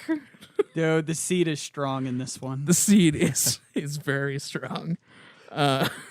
They but yeah. didn't consummate. I'm No, going they, off of that. They totally did. But I it's think they like did the too. Virgin Mary. It'd be like, yeah, it conceived. Well, it wasn't me. Who's Well, the fuck's the father of the baby? There is a you god are not character the father. in the game. What? There is a god character in the game. That's true. There is. But you are not the father, Maury. You totally are. Well, the hair confirms it. Yeah, the hair is. If it's With Blue. jeans. It was black for me. Oh. Mine was yellow. Yeah, we had blondes. Yep. Yellow. It's blonde. It's yellow. It was Yeah. all yellow. So yeah, you Coldplay. go to then you after you find out she's pregnant and you make it to Gotha, you meet your uncle, who is king of Gotha, And he tells you that your dad was king, even though you kind of figured that out already. Oh, good lord, yes. And then you find out that your wife is now going to have kids. So, oh wait, no. Before that, no, it is during that. So your wife is about to have kids, so she lays on the bed. And then you have to go. Wouldn't be the first time, apparently. You have to go and get the sigil of of proof or whatever to prove that you're the next king. Yeah, it's like a rite of passage. Yeah. So you have to go in there, which is a fuckface dungeon, by the way, because it took me forever to realize what I was supposed to do with that fucking rock. All right. Yes. All right, so there's this rock that you can easily push around, and there's a button, and this button opens up this gateway, and then all of this fucking water comes rushing out. And if you're standing on the button, then you just get flushed away. You get knocked down into this like lower level, and you have to climb back up, and then you have to fucking figure out what you're supposed to do. And I tried fucking everything. I even put the rock in front of the button, which made way more sense to me. It does. It does. And that did not work. But apparently you're supposed to put the fucking rock, and I even put the rock on top of the button, thinking that would work, and that does not work. It should. And then then finally I figured out you have to put the rock beneath the button, so that when you walk on top of the button, the water does not sweep you away. The rock keeps you in place, even though it is the most easily moved rock on the fucking planet. Yeah. You are pushing the rock around, mind you. Yeah. I wouldn't Strength. think it'd be like a boulder that you would be guarding all the water. It's like but Pokemon. if you could just push the fucking rock, though, you'd think that the fucking tons of water that can sweep you away Would sweep the boulder. Would sweep the boulder away, Yeah. no matter what. But no, it's fine. Whatever. But anyway, you get the sigil stone or whatever, and then you come back out and you have to fight two creatures who tell you that there's people in Gotha that don't want you to be king. Which is pretty ominous, but you fucking already know who it is. Yeah. Or at least you should. The only one that's really upset Wait, about the announcement. Yeah, the fucking only person who has any qualms whatsoever. It's Scar. Yeah. Is the chancellor dude? You're the advisor to your uncle. It's always a fucking chancellor. Yeah, it's with always, kingdoms. Yeah, it's always like the advisor to the king is like gonna be like the next king. It's totally every one of these is Littlefinger.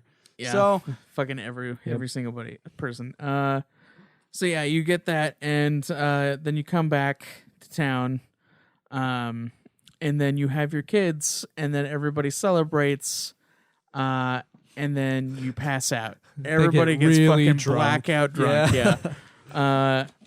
Which great Quite the way, celebration. great guys. and then when you wake up, you find out that your wife has been kidnapped.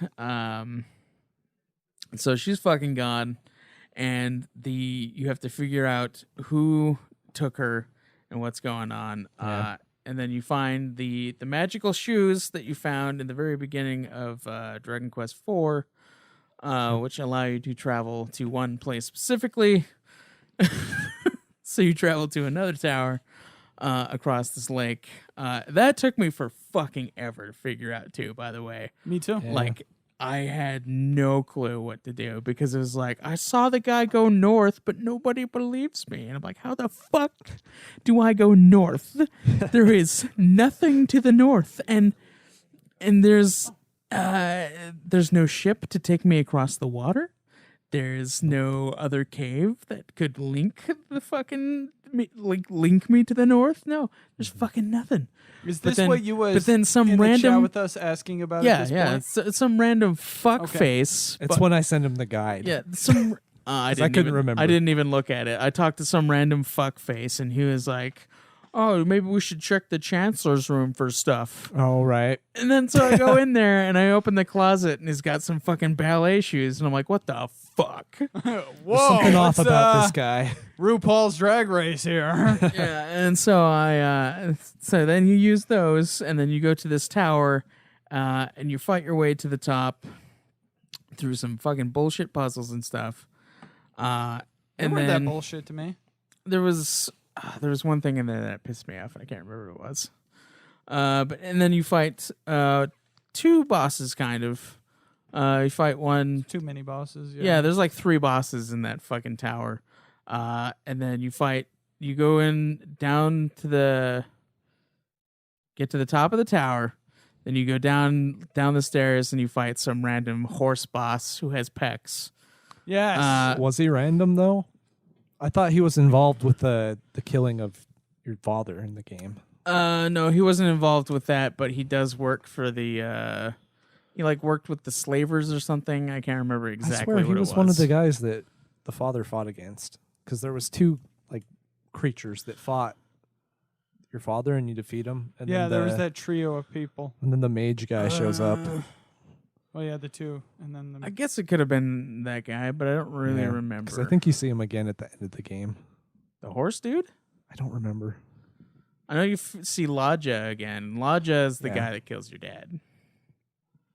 Yeah, yeah, but he has 2 henchmen. Laja is the dude that looks like an old lady. Yeah. He reminds me of Fawful from Mario and Luigi Saga, Superstar Saga, Oh, yeah, I can kind of see that. with the dialogue. Yeah, I can see that. Yeah. So yeah, you defeat. You try to fight against the horse guy, but you can't defeat him. Mm-hmm. And then your wife will come join you, and she'll use some magic to really fuck him over, so you can actually do damage to him. I was worried about that fight. Yeah. Yeah, I was getting owned. I thought I was going to before die. the magic spell or afterwards. I didn't know there was a magic spell until it happened. Oh, okay. So it was surprising to me. So like the 1 damage at a time, you're really Yeah. freaking out. I was like, this is going to take forever. I was like, this is bullshit. And I Yeah. was like, you know what? Something's probably going to happen. And then it did. And I was like, okay, good. Because like, I am not fucking trying to level up to fucking beat this guy. I was almost dead when she cast the spell. Yeah. Yep. Which might be the point. Yeah, I believe it is. You Yeah. got to get all into critical status in order for her to activate it. That makes sense. Yeah. And so you defeat that guy, and then you get turned into stone. You and your wife get turned to stone. And then We 2 forgot- random thief guys come in. We forgot to mention that, like, before your wife gets kidnapped, she has the foresight that something's amiss, and she hides your children under the bed. Oh no, that was the handmaiden. The handmaiden put him under there. Yeah, Oh, that okay. she like hid with the children under the bed. Oh, okay. Yeah. Yeah, and That's then an important part that we She's the one glossed that over. tells you that your wife gets kidnapped. Okay. Yeah. Did we name the children yet? Or Yeah, we did. that was Yep. you named the children. What did you guys name them? Caleb Jr. and Liliana. Okay. I went with Lily for the girl, which is kind of funny because Caleb's is similar. Yeah. And then Erdrick for the boy. Yeah. Nice. Yeah, you did. Nice. Yep. I kept her as Janet, and because one of the Janet. children, I kept her as Janet for some reason, random name. Perry and because Janet. it is not, nope, it is an illegitimate child. They did not have sex. They totally It did. is immaculate conception, and No, I they thought I'd had be very, sex, dude. very immature with this. I named the son Bastard. Instead of Jesus. the No, ba- the no, bastard I named hero. a bastard. Or He's a Anakin. he's a bastard child. So a text later on, I'm looking at my notes. It literally, like near the end, you beat it, and the main Zenithian dragon is telling you, Yeah. you know, hero God. and your son, Yeah. Also known bastard. That line paid off. It totally paid off near the end. Hero and your son, bastard. and your bastard son. So yes, I'm immature. I would have went with Jesus. If that was my mind. They totally fucked though, so it's fine. Yeah, that's what I thought. Yeah, they Consummate the they marriage. Totally did. Because there's no way that Deborah was getting action without me. There's no way. The other 2 I could probably see. But Deborah, no man was Well- going within 50 feet of that lady. Jake's theory, Deborah definitely got some action. Yeah, from me.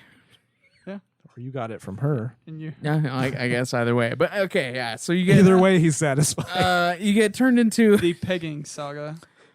you get You get turned into statues, and these two random thief guys come in, and they take you and your wife to some auction place because you're super realistic looking statues, like which is weird because pretty much Tremendous like statues. any Yeah. good statue should look like that. That 12 Years a Slave meme that I put out was pretty on point, I think. Yeah, it was pretty good. It'll be the photo for this episode. Yeah. So then your guy gets sold off to some rich guy as a present for his son, Georgie Porgy, which literally pissed me the fuck off. By the way. Would you rather have been called Hindenburg? Yes. Okay. Oh, man, we missed the monster part. The with monster that kind part. of name stuff. Well, that's gameplay. Yeah, that's in gameplay. We could talk about it. Okay. Fair enough. Oh, what was it? Oh yeah, and then the other your wife gets kept by the other guy because he wants to do stuff to it. Like literally, that is what happens. Like She becomes a mannequin. like in a Robot Chicken with Boba Fett. Yes. Yeah, Han Solo. yeah.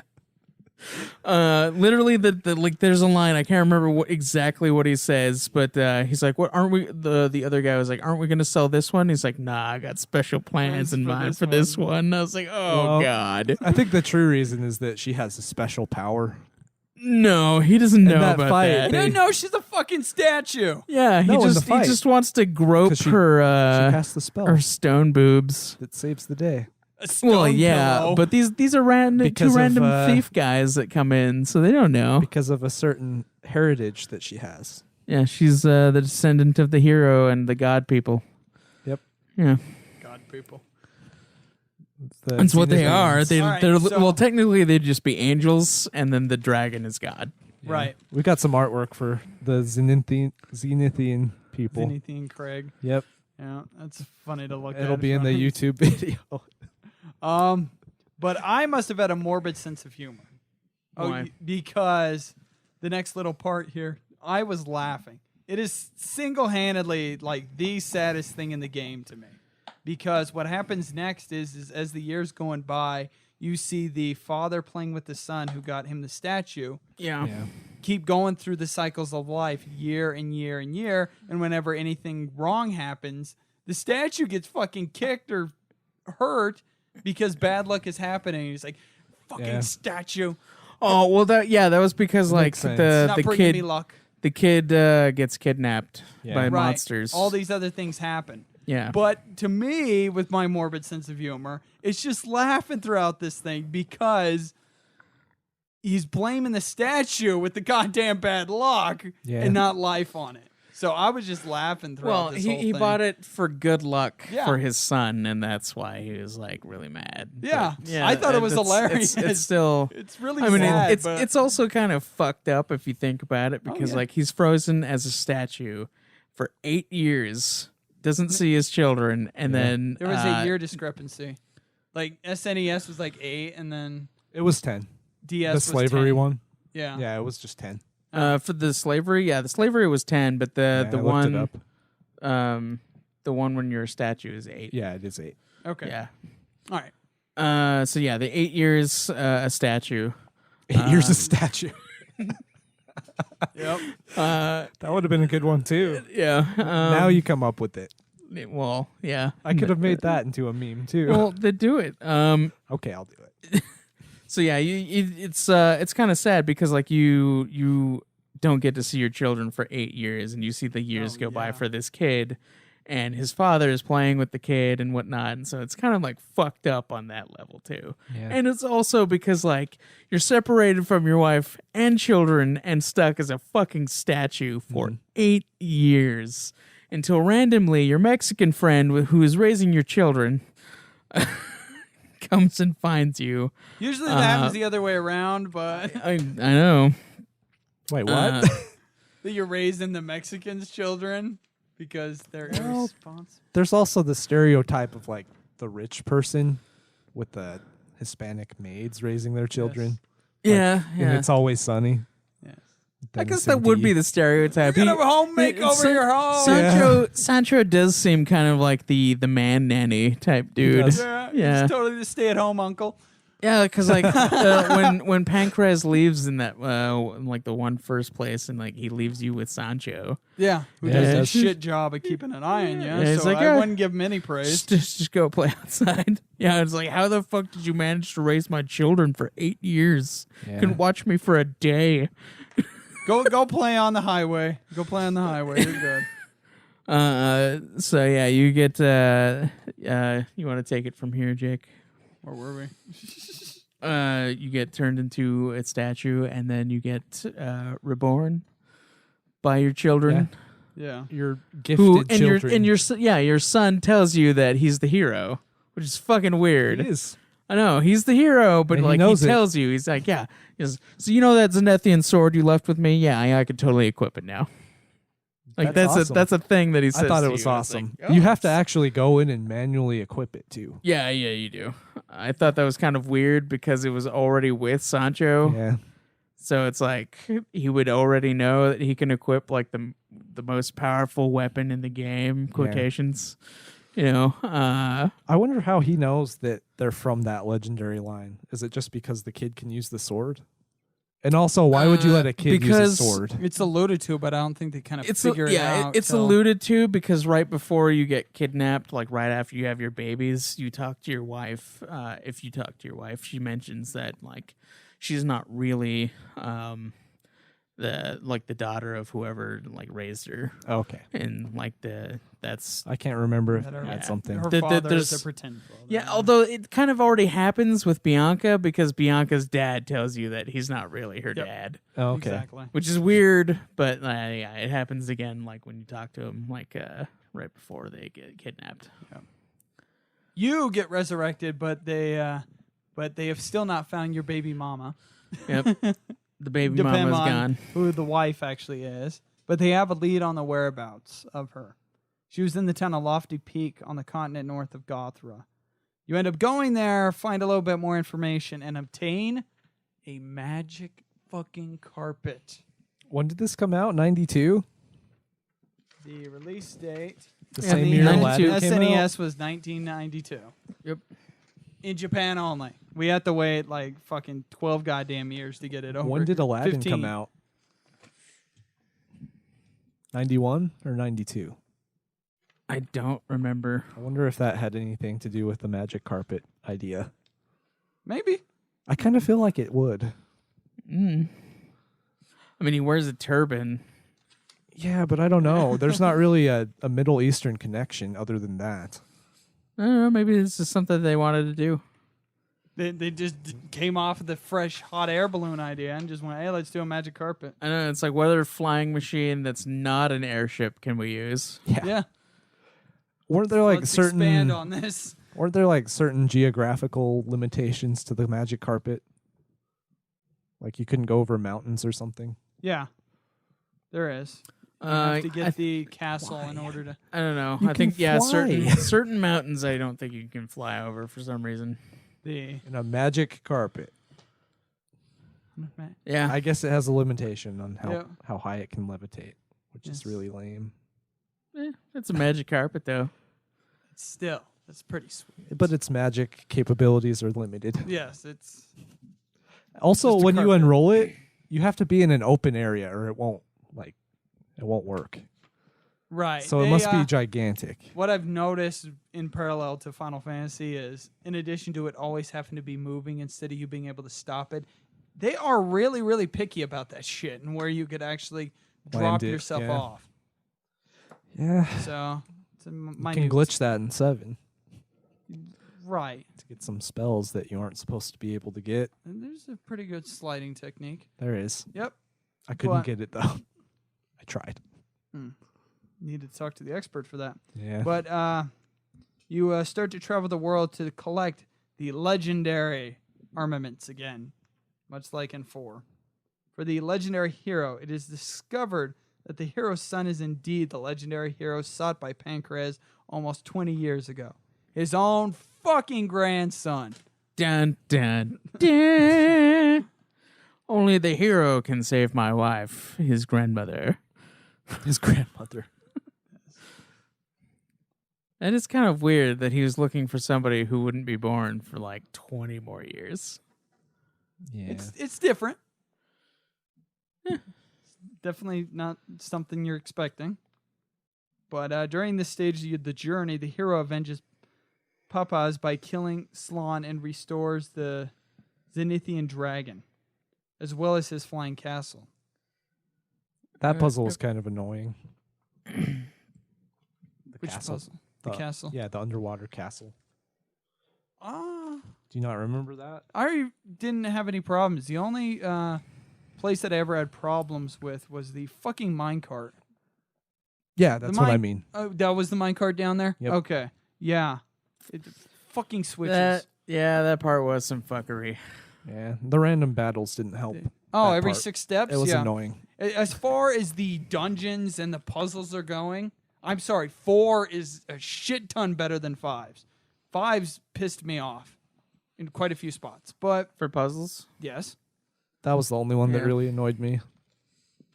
And then you get to the end and you find out that you're missing an item Dun, dun, dwee. that we kind of actually forgot to mention that happened to it. So, The When gold you're- orb? Yeah, it gets destroyed. We forgot to mention that. Like during Well, the scene later with your on- father. Well, that happens like after he goes back in time. right, it gets yeah. destroyed? So, in order to Yeah. restore the proper homes in the sky, you have to enter a time warp to retrieve the golden orb from your child's self. Yeah, that's what I'm getting at because Right. you need to get it back because Yeah. it's destroyed. You don't have it. Yeah. Yep. And that happens like during the scene when your father gets killed Yep. because it has like some kind of energy or something. It doesn't get destroyed when his dad takes it, or when the monster takes it. He takes it with him. Oh, I thought he destroyed it. I don't think so. I think he just takes it. I don't remember. Either way, you don't have it. Which, yeah, because the real golden orb is switched out. It's a placebo. Yep.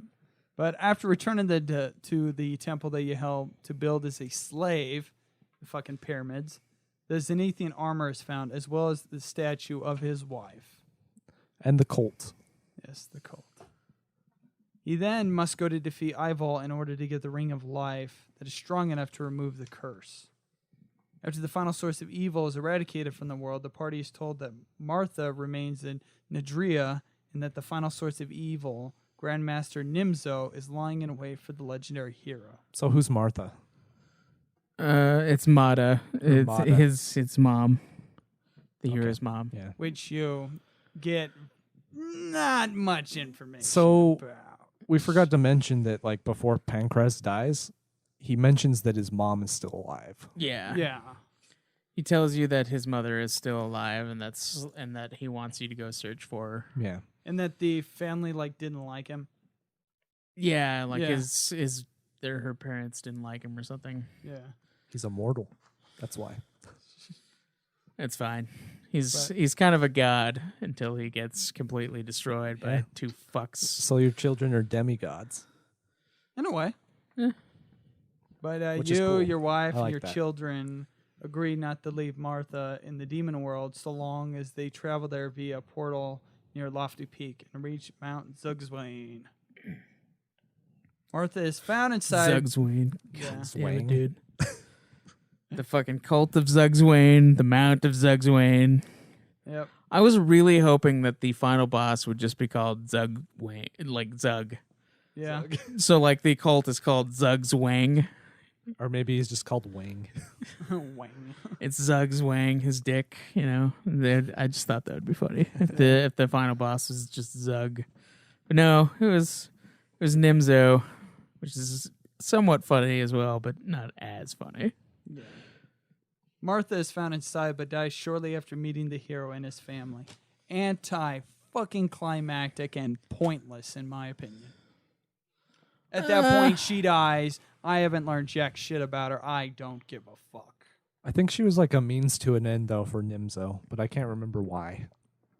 Probably because of her her heritage. The heritage problem. Yeah, I think he was using her because of her ties to the Zenithia dragon or whatever to Zenithian people.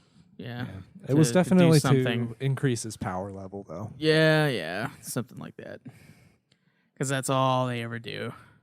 And of course she was going to die. Like, I totally knew it. Like, right. So there's it's like no fucking emotional payoff. Pancras dies, and I was like, fuck. Right. And I like how then- they tie that together, though. Yeah. But we'll talk about that in a minute. Yeah.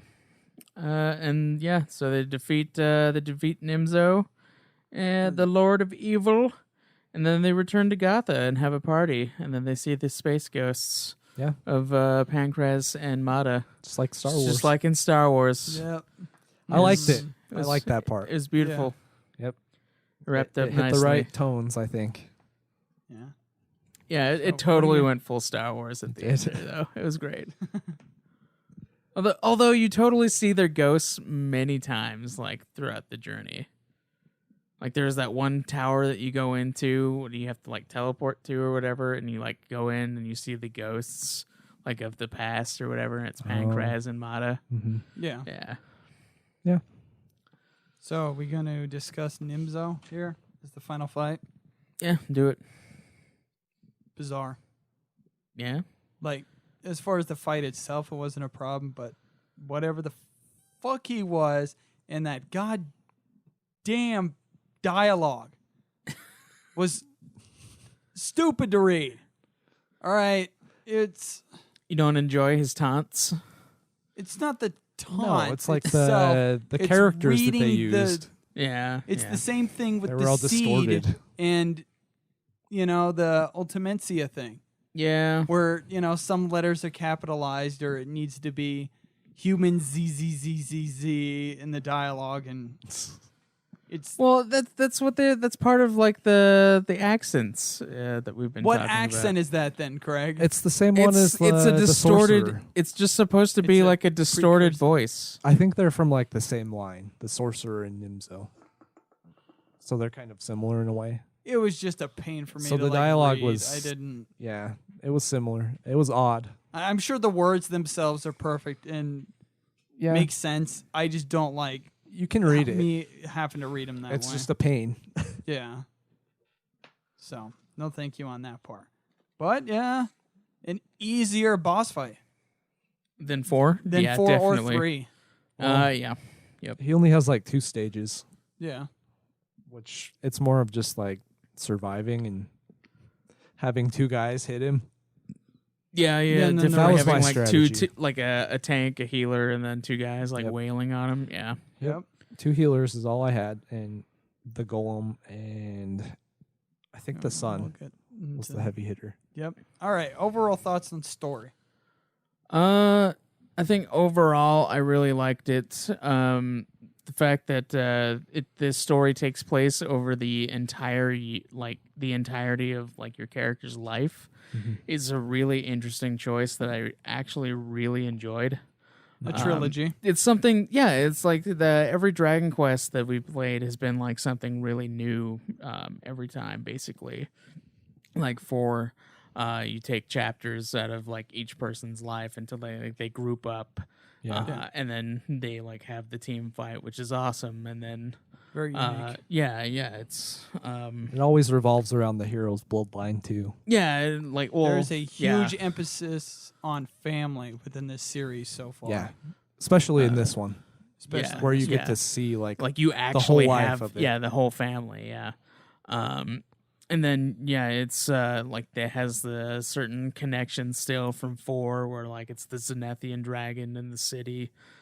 Something's clearly happened to like warp the world into darkness. start of and it's kind of like trilogy. another heaven and hell kind of parallel. But this time you don't actually travel to hell. Yeah, they're still like following the simple storyline in a way of the hero versus the demon lord, like that they've had since like the first game. Good and evil. yeah. But they add certain things to make it a more interesting storytelling. Like for this one, your character isn't the hero. He isn't the one who is destined to defeat the bad guy.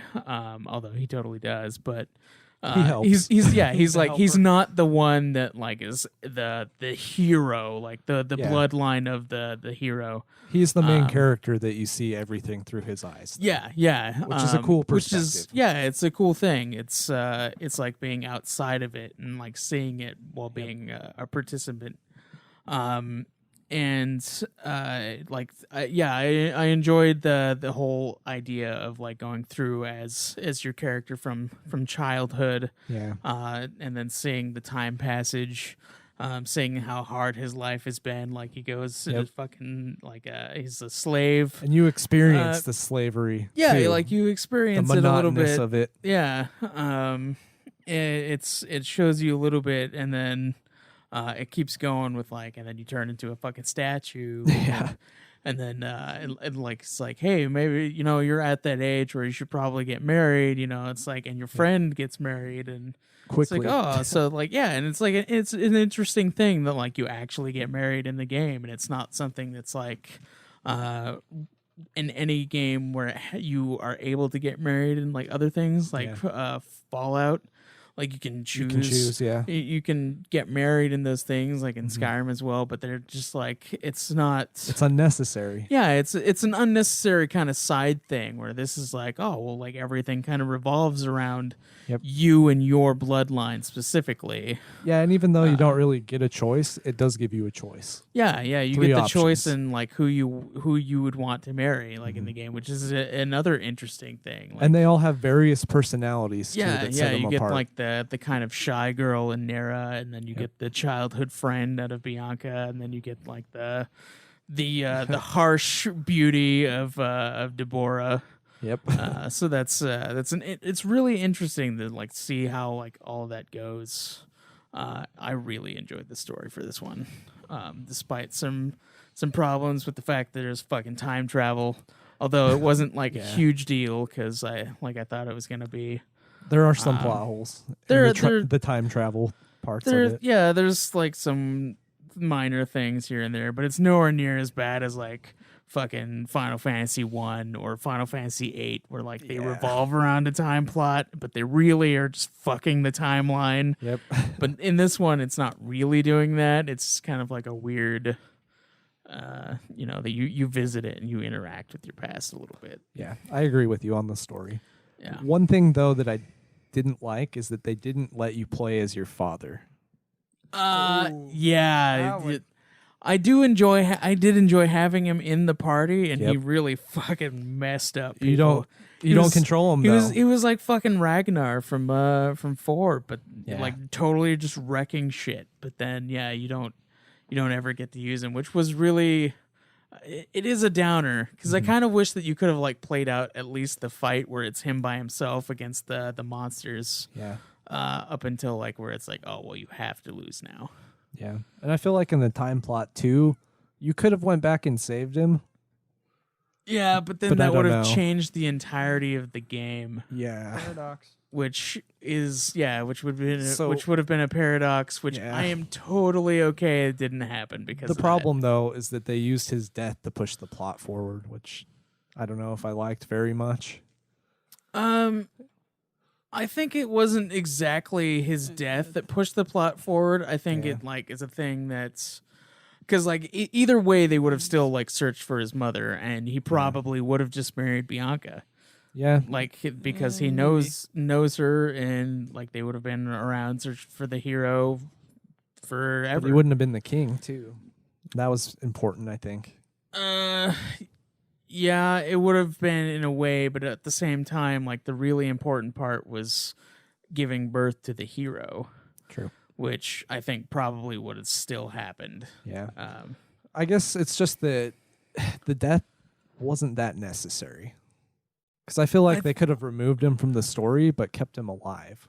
If you take out the father, the story completely works. Without the father, I think that's It what you're does. trying to say, Dylan. Yeah. Although I think him being added in there does make it a better story in the long run, but I do definitely see your point on how you could just take him out and it'd still be fine. I feel like you could, like, if he lived, that they could have done like a side story to that, where you go and find him. and use him in your party as like a key character. What, like the rest he's of your stranded family? on a random planet and he's going to teach you the ways of the Force? Yeah, like when he's destroyed, he just falls into the water instead. The last Pancras. The last Pancras. Yeah. I don't know. I kind of like the fact that he was there and he gets completely fucked because like it adds like the shock value of like, oh shit. Yeah, and he's really like dead. it really makes the enemy seem like an actual threat. Yeah. Which It is builds which up is which is them, a good thing because not all RPGs do that well. Yeah. Where like the enemy is seen as a big threat because they never really are. And I But, kind like- of feel like the guy that killed him was a better bad guy than Nimzo. Yeah, Laja. Yeah. Yeah, he did seem more, but like he always alluded to there being like a higher version than him. Yeah. So like if he was the main bad guy and he was doing the shit, then Yep. like I think it would have tied in better. Mm-hmm. But yeah, like I think Pancras being in there and then dying is was pretty important to me, I think. My main disappointment with it though is that he's an awesome character, and I wish we got more of him. Because he's like bullshit strong in the beginning. Yeah. Because he's like the level. Sephiroth complex. He's like level 21 or some but shit. eventually which you is surpass him. Yeah, you Right. surpass him, but like that's the one thing that I really like about the Dragon Quest games is you don't have to be like a super high level to beat anything. Yeah. Because like it's like everything. What level were you guys when you beat the game? I don't recall at this point. I think 40, like the late 40s. late for most 40s. of the Somewhere in the characters. 40s. I was like level 42. Okay. Yeah. Which is kind of interesting because like it's Pancras when he's like in your party, you know, just traveling around at the Yep. very beginning of the game when you're level 1, he's level 21. So Something he's like like that, basically where you would be like halfway through the game Yep. essentially. So it's like, oh, Okay. he's fucking bullshit strong. So basically when you reach his age, you're the same level. Yeah. That's kind of cool. I never Yeah. thought of it like that. Yeah, it's kind of interesting. Like, Yeah. and then you like get further and you get stronger, and then Yeah. So maybe he didn't have as much skills if by the time you reach Yeah. his age, by the time you were there, then maybe he wasn't something all that special. Well, the main character does come from a Da, legendary da. family too. Yeah, 'cause his his father mother- is a hero. his father is a hero, and then his mother is But a I'm saying that the Zenethian. hero So just possesses the same amount as Pancras. So why would Pancras hold such a but higher... he surpasses it. I think the one Right. one thing that really does kind of bug me in the back of my mind is that like all it really takes to be the bloodline of the hero or to use the Zenethian equipment is to be Zenethian. And So, like- technically he is, and so he couldn't use it though, which Right. is kind of weird. His seed is the one to allow to be equipped with it, but not him. well, maybe Well, it's from a his Zenithian seed- line, but not like the hero's line. Yeah, which kind of makes sense in a way, but at the same time, it's like, well, all they really needed, like, because that's what it wasn't for, is like it only requires somebody that's a Zenethian to use the equipment. But there wasn't any Zenethian people on Earth or whatever. So they couldn't, Yeah. so they had to have the hero who was a Zenethian use the Zenethian equipment. That's why I was like,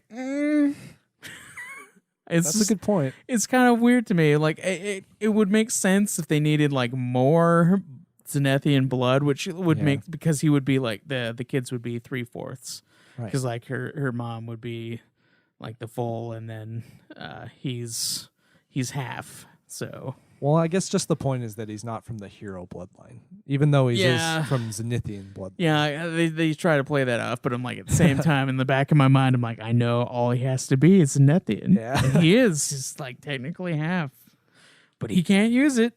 But he can still use the Zenethian sword as an item in battle.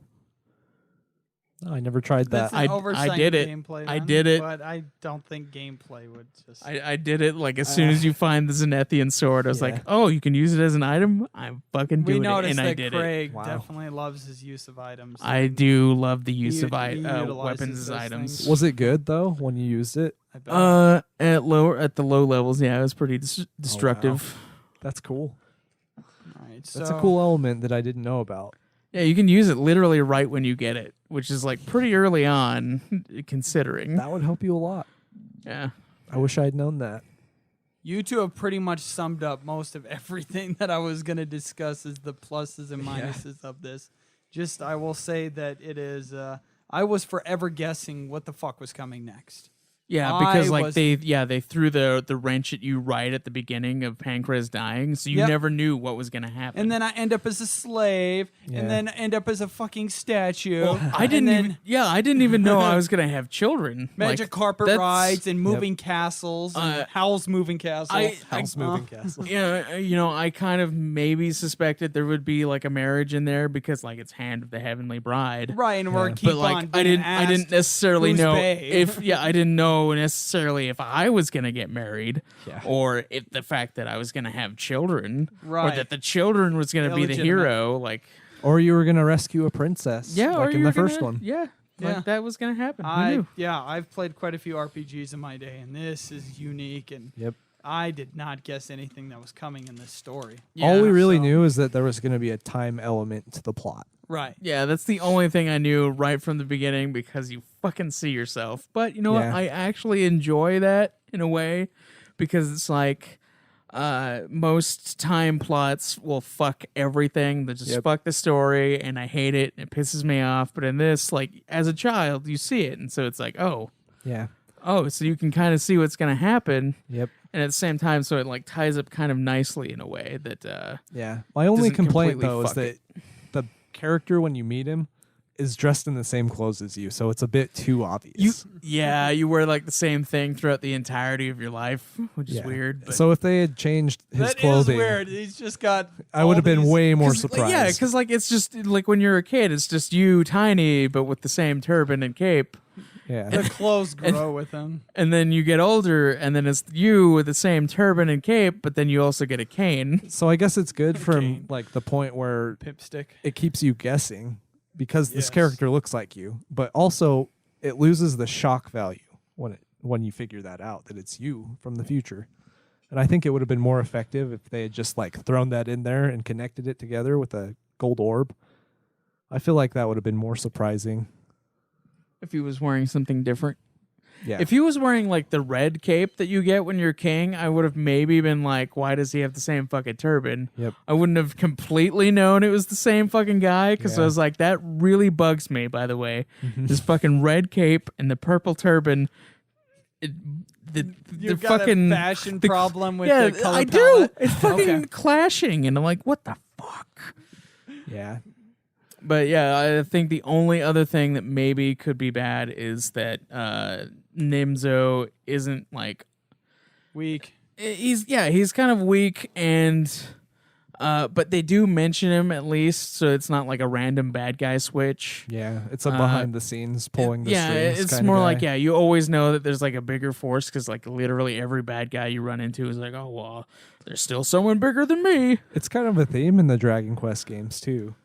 Yeah, At least in 2 is what I'm thinking. Because like Malroth, he appears out of nowhere though. yeah, he does. He does. He like fucking, hey, I'm here. But it always seems like there's a greater power behind the scenes. Just like with the heroes line, like there's a greater power there on the good side, and there's also a greater power on Yeah, the but bad the greater side. power on the good side doesn't do fucking shit for you There No. is until another. after. There's another, yeah. There Yeah. is another. Back to Star Wars. Yep. But yeah, I think the story wrapped up really nicely, and I enjoyed it overall. Yeah. Yeah. One more complaint that I had though is that Yeah. like your relationship with Saber is kind of important when you're a child, and they don't really build on it when you're an adult. Yeah. And he's kind of brushed to the side, It which I feels don't like- like. It feels. Yeah, it really feels like his importance is really only tied to the fact that you meet Bianca. Yeah. And if you don't choose Bianca as your wife, then it kind of like your relationship with Saber is just like, oh, well, you have a saber-toothed cat now. Yep. And he's your friend. Because like he doesn't even really fucking care about you, especially when you have to use Bianca's ribbon, which somehow still has her scent after being, Yeah. a slave for 10 years and then traveling for possibly weeks across the sea Yeah. with 2 other people in a barrel. So that stuff kind of it's questionable at best. Questionable. Questionable. It is a guarantee that thing should not have any scent. Let's just be clear about that. That is. I guess he's there to just introduce the monster recruitment elements. Yeah, he is. But I feel like he's more important don't- than the other ones. Yeah, you don't get to recruit the Sabertooths. But you do see them. You do see them and you do fight them, but the only one that you get is Saber. Yep. So that's kind of cool in a way. It is. It introduces it. Gives you it introduces it and it gives you a unique creature. Yep. Which is cool. Yep. So overall, I think this is probably the best story from all the Dragon Quests. You think? I think so. If we're gonna go ahead and rank the stories, then yeah, I'd probably agree. Each one has been, aside from 2, been progressively better. Yep. I feel like this one's more interesting. There's a lot more depth. There's a lot of depth here, and as much as I love 4 and it's like interesting storytelling of the chapters of where you get to see each of the heroes in their own little thing, and then they group together to defeat the bad guy. It kind of does that too in this one, but it doesn't separate them into chapters. Yeah, it doesn't. Yeah, Eras it doesn't of do the life. separate. Yeah. Yeah. I do think this is probably the best story of the series. I think so too. Yep. Agreed. All right, gentlemen. Gameplay.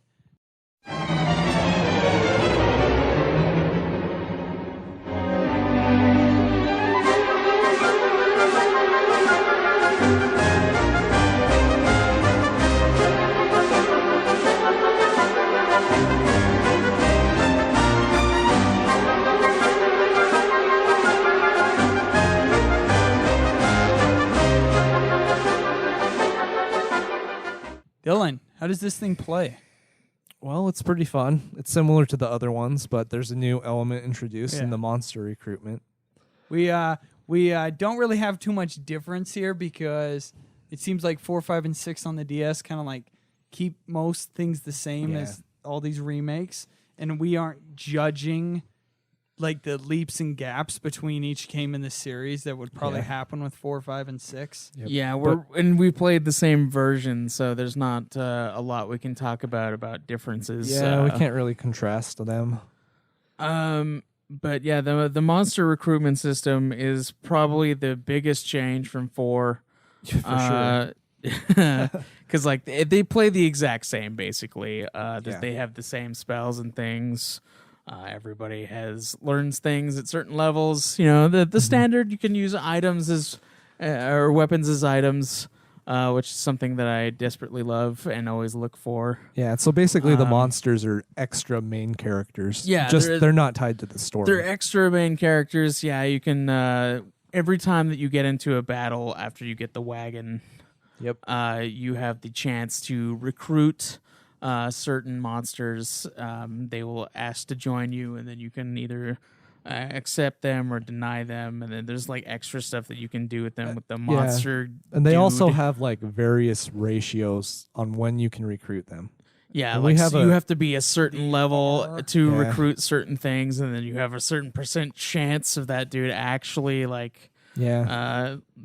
wanting to be recruited. And we do have a chart of that on our Facebook if you want to check that out. Yeah, Found it on Reddit, right? Yep. Yeah, it's awesome. We should find the It is- proper person to credit for that though, Yep. because it is very useful. yeah. is.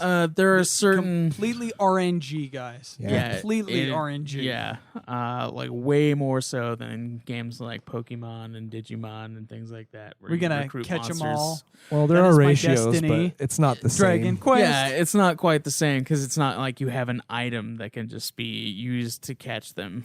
Like the Master Ball. Yeah, like the fucking Master Ball. The what's that fucking series called? The Lufia games do that too. The Ruins of Lore is one I played on the Game Boy Advance, and it had it's exactly fucking Pokemon, dude. Ah. It's like well, you fight with your guys, right? Yeah.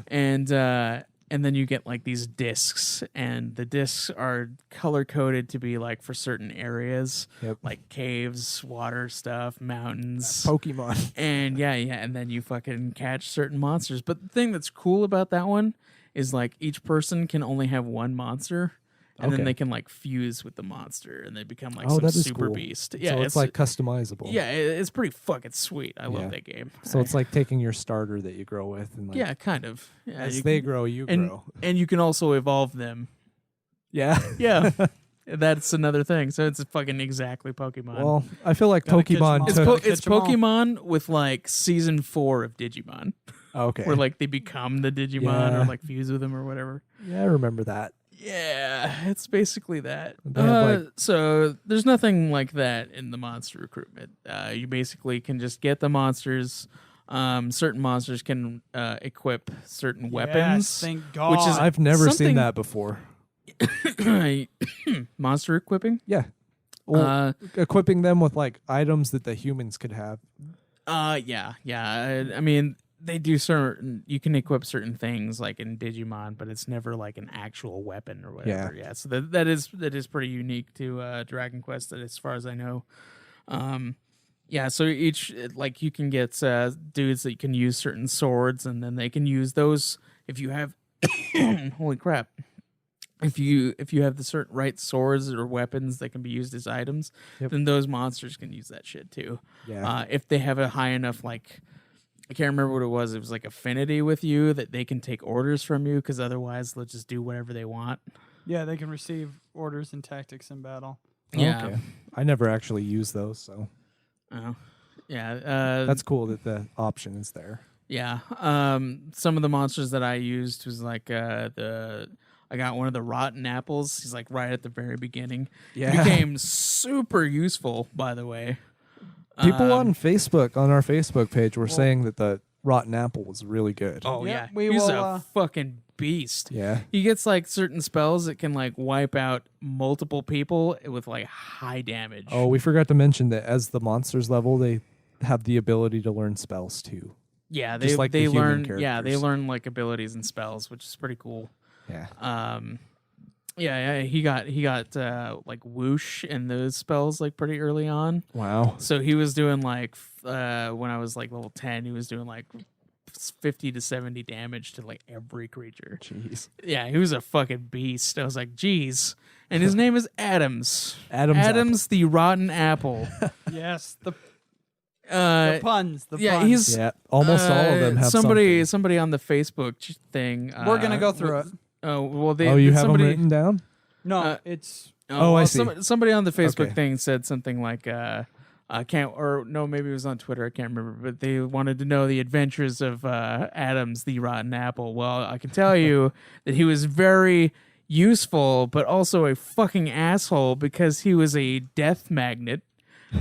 Literally he was super squishy. He has like no HP. Yeah. Every single person would specifically attack him for some reason. That's weird. So I constantly had to revive that fucker and spend money. And every time you revive them, it gets a little bit more expensive. So he was a fucking asshole, costing me a shitload of money. Because like after he died, then it was Saber. Saber would be the next dude to fucking constantly die. Yeah, I noticed they were attacking Saber more than anybody else. Yeah, it's Saber was trash. fucking pissing me off. No, My he's Saber not. was good. He does really good damage. I did switch him out. All right, Yeah. we're But he gonna does get- pretty good damage for like the middle parts. Yep. So the reason why I switched Saber out is because the monster I recruited, the golem, named Mason, Yes, Mason. the rock Mason. god, golem. yeah. Yeah, Send. yeah, got it. So Yeah, what? his attack was higher and his defense was like significantly higher. Oh yeah, Always he's a go with the fucking golems. beast. Yeah, he was my MVP. yeah. He learned a spell where he could buff his attack too. And I had self healing for no MP cost. Yeah, I had that golem, Adams, the rotten apple, your son, and then the main guy as my party. I used the main character, the son and the daughter, and the golem. Nice. All right, see, we're all keeping same with the three. Three are the same, but my other second monster, screw the son. The son does not have good stats. Fuck the goddamn bastard son. He was No. awesome for me. The I daughter kept it sucked for simpler. me. Simpler. The daughter, yeah, I I used Deborah on occasion. I'd switch her out for Adams. I didn't care for Bianca, so I didn't use her. Yeah, I threw her out of the party. Yeah. Very, very early tier creature because I like a full rounded party where everybody can heal themselves because your hero can heal. That's a good tactic. The golem can self heal. I went with the Slime Knight. Slime Knight can heal himself from at the beginning of the goddamn game Yeah. and has high attack and is better than Saber. I never especially got in one. the long run. I got two for a while. Does he do so before heal you- all? The Slime Knight? Yes, eventually. Yep.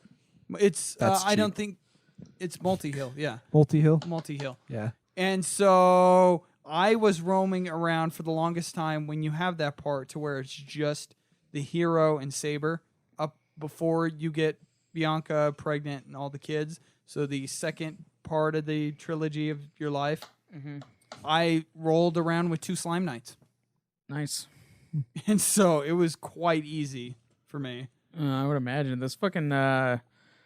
The only really hard part I think I had was the multi lava boss dudes when you're getting the fire ring. I died I know with what you're the talking about. I enemies. just can't. I think I hadn't really recruited anybody except for Adams. Yeah. So it was me, Saber, and Adams at that time. I actually died in the lava cave. Or the volcano, I mean. Yeah, I died in there Because like there's an twice. explosive guy. They What's had his name? I can't remember. I don't know. It's really hard to the recruit. names, but they're fucking. There's one ability that they had. Like I can't remember. It was like molten flame or some shit that would attack like every single person in your party Oh, for like yeah. Yes. 50 something damage, and your get guys rough. only have like 150 health. At this Yeah. point. And if they hit every single person, and they do it like, and there's 3 or 4 of them Or 6. like doing that one move, you're fucked. so Yep. 6 slimes. So I got fucking destroyed. 6 slimes for Caleb. Yeah, it's the curse. Gets killed on the slime. I only had 1 slime. No, I'm referring to your troubles at the beginning of, I believe it was Dragon Quest 2 or 3. Where you start 3? right at the Yeah, beginning 3, of the game. And I there's got 6 fucked by 6 slimes. Yeah. Yeah, that's what I'm referring to. Yeah, there's Oh, God. literal fuckery right there with Yeah. 6 slimes being fucking assholes. The RNG. Like, dude, they dodged every attack too. They were like, ha, dodge. And then they were like, ha, 2 damage. Ha. And it probably pissed you off even more because they keep smiling while all this Oh, is yeah. going They're on. little fucking bastards. I've never been killed so- by a slime. Yeah, well, you can fuck off. Not even in Builders? No. Oh, okay. Not brothers. Yeah, so I don't recall any specific things being overtly difficult. I don't think I even got a game over in the game. So I did a couple times because Okay. of those fuck dudes with their molten flame ability or whatever it I was. think I had 1 or 2, and 1 was cheap because the guy used explode and killed my whole party. that's- Oh, yeah, is it the exploding rock dudes? The Yeah, rock like from bombs Builders, or whatever? Yeah, okay. Yep. Yeah, I never was had one of annoying. those guys explode. I like immediately destroyed them because I figured they would Yeah. blow up. I think 2 of my The guys were bombs. downed before then. Yeah. They were low health, so I got killed there. I'll admit it. All right. Yep.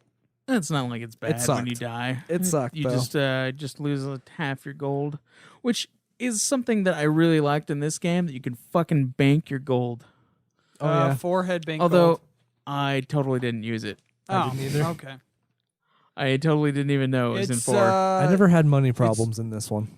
I never had money problems in this one, but I did enjoy the fact that like the only problem I had with the banking is that they could only do it in like Increments of 1,000. Yeah, increments of 1,000, which kind of pissed me off. But at the Yeah. same time, I was like, I can bank any amount of gold. Like it's fucking fantastic. But you Banking's didn't been use it. around since 2. In you 5, did in use it. 5, I did constantly. Okay. I was like, I would bank all my money as soon as I hit like a certain amount. I was like, if I don't want to die and lose all this. Yeah. Okay. I didn't care. I didn't think kind the of I tried enemies to were keep that my hard. gold levels low until like I was in a town where I needed to like get money out to buy stuff. Okay. Yeah. Since we were playing the mobile versions, Craig, I believe banking started in 2 or 3 for us. Honestly. Did it And fucking in really? 4, yes.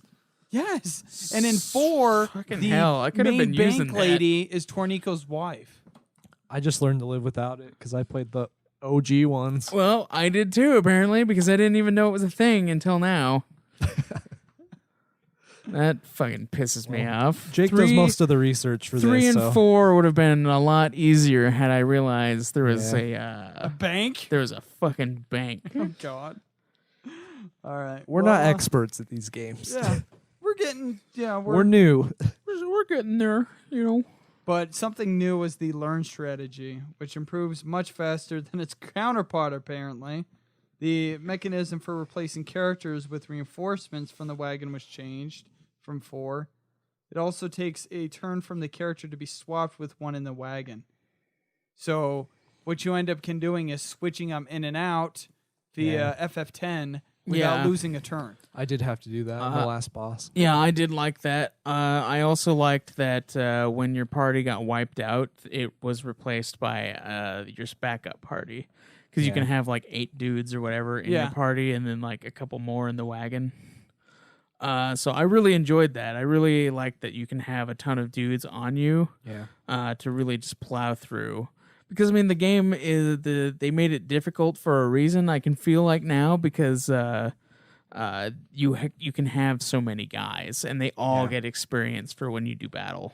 Okay. So which is why I don't think it was difficult at all, because you have a whole fucking you have army like, of you have a fucking army that you're like boosting up, and you can like move on to other generations, I guess. Yeah. You like breed them, which I never did because I didn't talk to the fucking monster guy beyond like getting like have him telling me that you could get a wagon. So right. Yeah. I feel like 4 was way harder. Agreed. Yeah, I think so too. And I feel like this game had way better pacing in combat. Yeah, I'd probably say I agree. It was a lot smoother in some areas. I feel like leveling up was easier too. Yeah, it didn't feel like...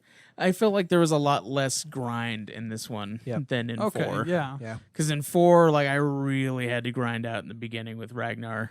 Yeah. And then a couple other places. And then in this one, I didn't really grind at all. Just like it was just along the way. It's kind of like in Final Fantasy IX does that pretty well. Great balance. Yeah. All the way through. Yeah, I feel like Dragon Quest V has a really good balance. This one definitely has the best balance, I think. Yeah, I do too. I don't think we needed to be as high a level as we were to beat the final boss. Probably not. Yeah, so... Especially with the whole beefed up team and Golem. Yeah, like a fuckload of dudes in your team. Yeah, there's no way you really needed to have not such high levels, but we did it anyway because it was it just happens. It's an easier game. You just go along and you get the higher level. Yep.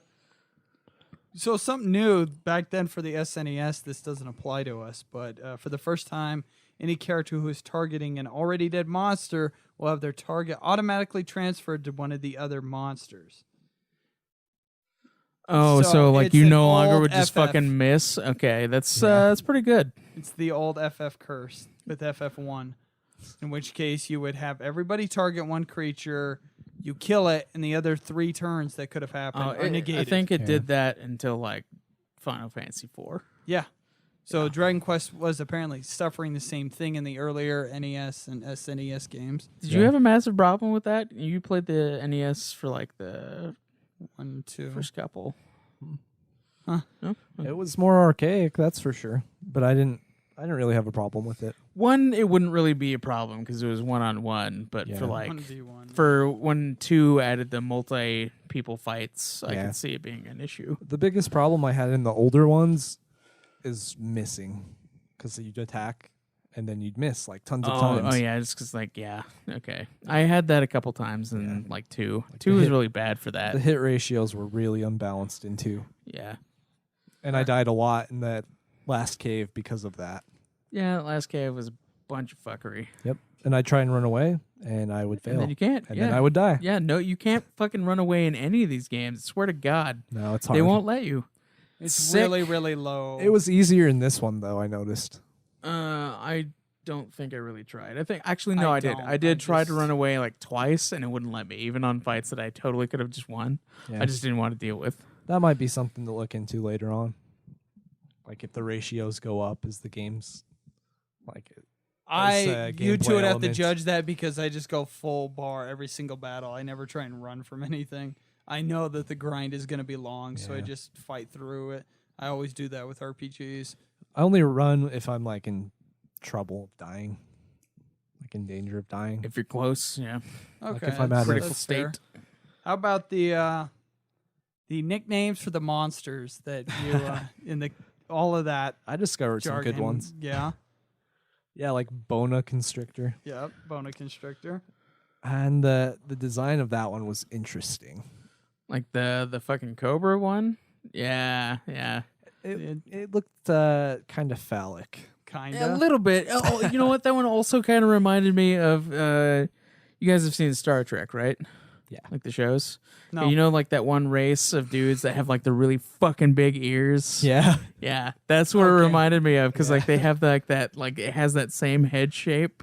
Yeah. And it's like it's trying to look like a cobra, I feel like, but like in bone form, which Yeah. makes no sense. It reminded But, me like, more of it's, that boss from Persona 5. Yes. Oh, okay. Also, its name is Bona Constrictor. Yeah, It's yeah. implying. Yep. Yeah, it's fucking bone snake. Yeah. And then I also found Mother Ucker, Oh yeah, yeah, that guy. which I bet you know somebody had fun naming sure. that one. Yes. It's like I'm gonna sneak this one in. Yeah. I thought that was pretty funny. Boring bug. I texted that one to Jake, actually. Yeah. Yeah, and then the fucking ivory tusks. Yes. The elephant with three yeah, motherfucking eyes. The elephant with 3 eyes is and his name is literally spelled out like IYE. I had to kill those EYE? guys like Or immediately. EYE, yeah. What the I had fuck problems did I say? with those guys. Like Oh, gameplay yeah. wise. They were fucking assholes because Yep. they knock you out of the party. Yeah. And so you have to fucking set your party back up Yep. every fucking time.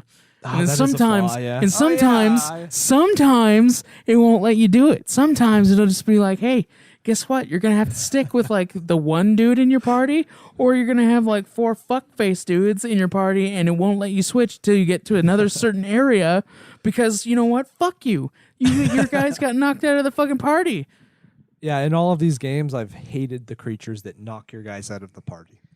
Yeah, they're fucking assholes. These fair. luckily Yeah, these I- luckily these type of enemies wasn't that wouldn't happen that often. Yeah, it was pretty And uncommon. yeah, and they're the only dudes that I know of that did it. I hated them though, and I Yeah, would always they're- kill them first. I'm glad you brought that up because I fucking hate those guys.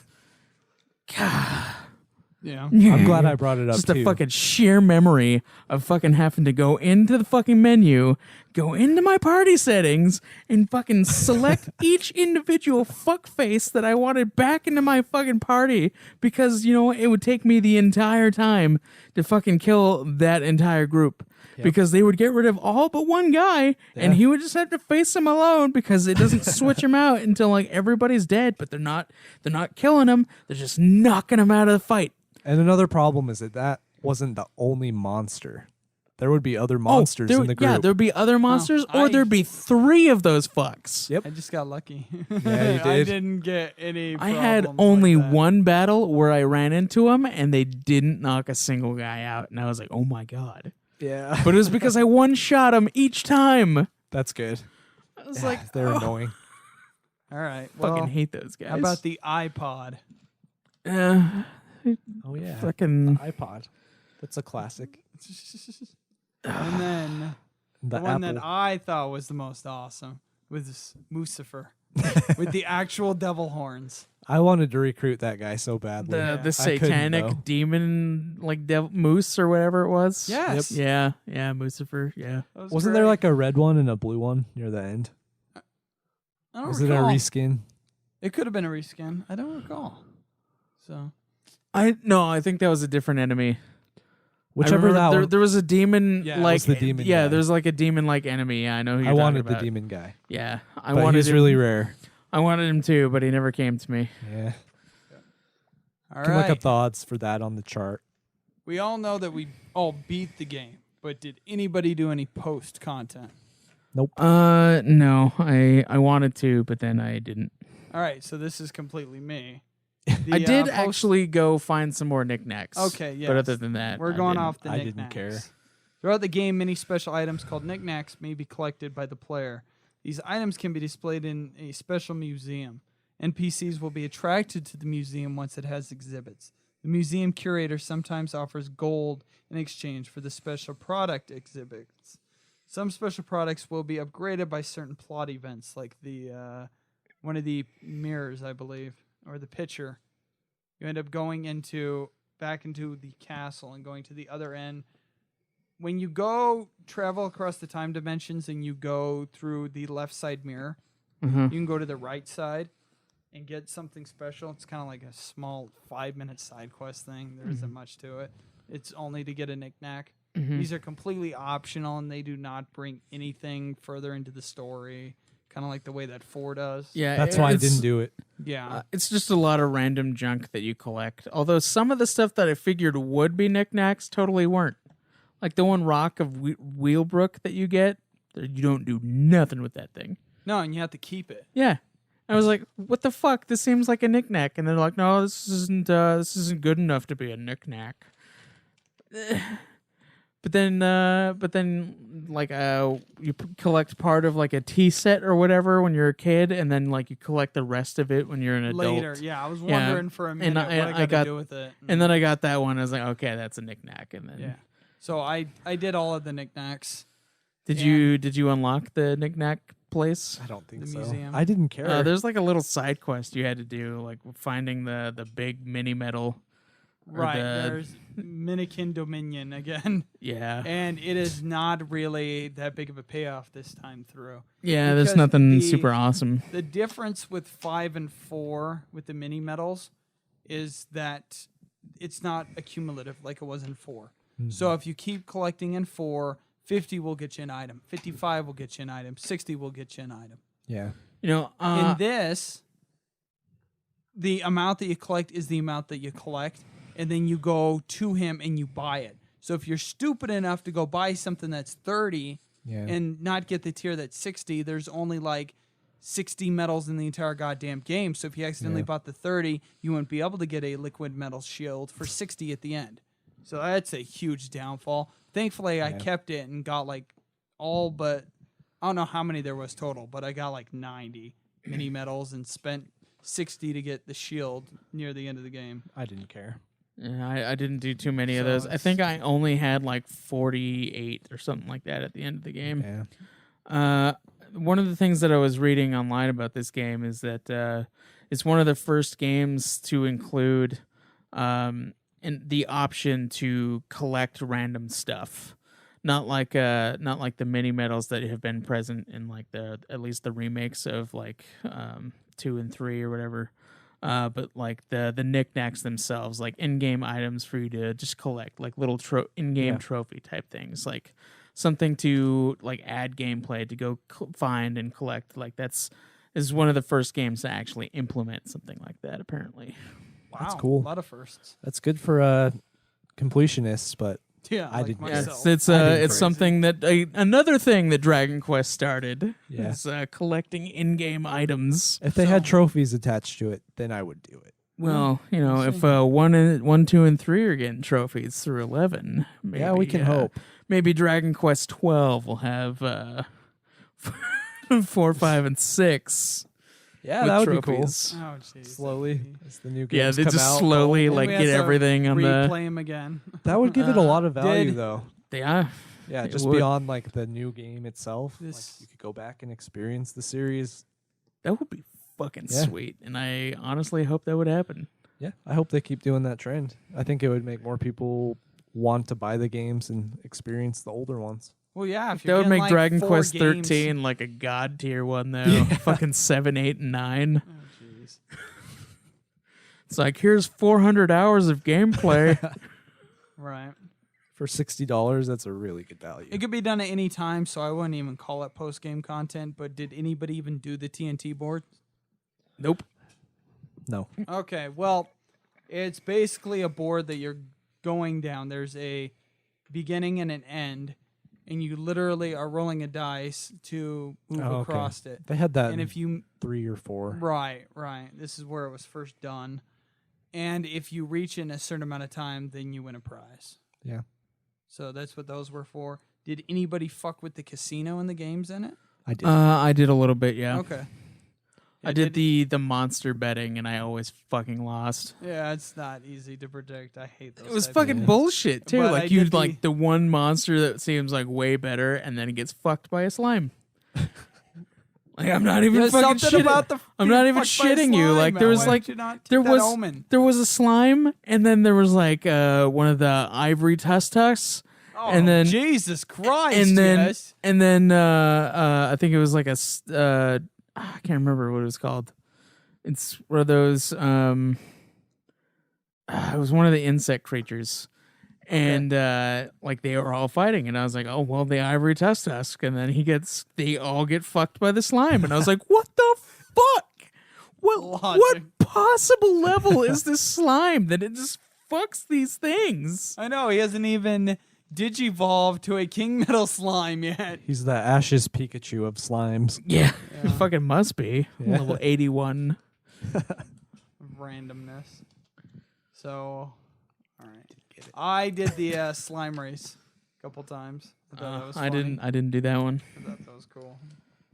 So, did you do any? No, none of the extra stuff is necessary. it's No, not. it's I not. just did it for fun. The Just game's like- easy I enough. just wanted to see what it'd give you, but the fucking coins are expensive as shit. One coin is like yeah. 5 gold. No. Sick. It is not. It is fucking 20. Is Just it- like is in it Dragon 20? Quest 4. It is 20.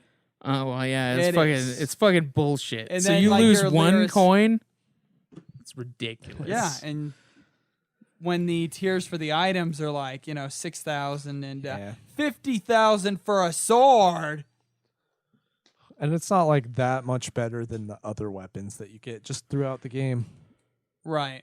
So it's not worth that. Except for the liquid metal shield. It's not that's that. God. It's not worth it though. Like all the time not that the amount you'd of time, invest, no, yeah. but it's Zenithian.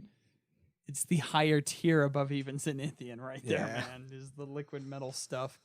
It's not necessary, but it's a fun addition if you Yep. want to play it and maybe get some cool items. So there are quite a few new features that have been done throughout the DS one first here, improving upon the SNES that I've looked up and found.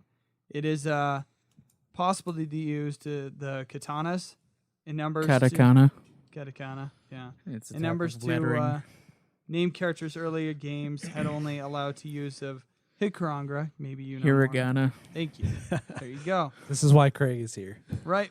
Search, talk, and open commands can now be issued by a single button press, bypassing the menu. Combat screens now have background images. That's, thank God. It's a good improvement there. As in the first game, the images actually depend on the local terrain. Yeah, which is sweet. And it also depended on what time of day it was, Yeah. which So I there also a thought was lot of sweet. Artwork to be had. Didn't during you guys get production. that in the mobile versions of the older games though? Yes. Yes. Uh, So For the like background stuff, but there was Yeah. no like day and night cycle. Yeah. That was 3, I think. and The only time I got it was in 4. The DS one. a great improvement. The shop interface now shows what stat changes will occur When a weapon's you're- equipped, yeah. Yeah, I like that. And you can equip Gone. purchased items automatically. Yeah, which is nice. That's good.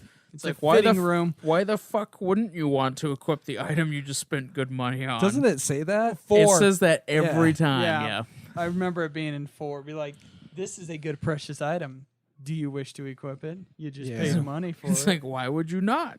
Yeah. You just spent money. But it happens every goddamn time too. Yeah. So I'm glad they uh, fixed that. there is now a separate defense stat determining character's base defense. In earlier games, the base defense was calculated from other statistics. Whatever those were, the world may never know.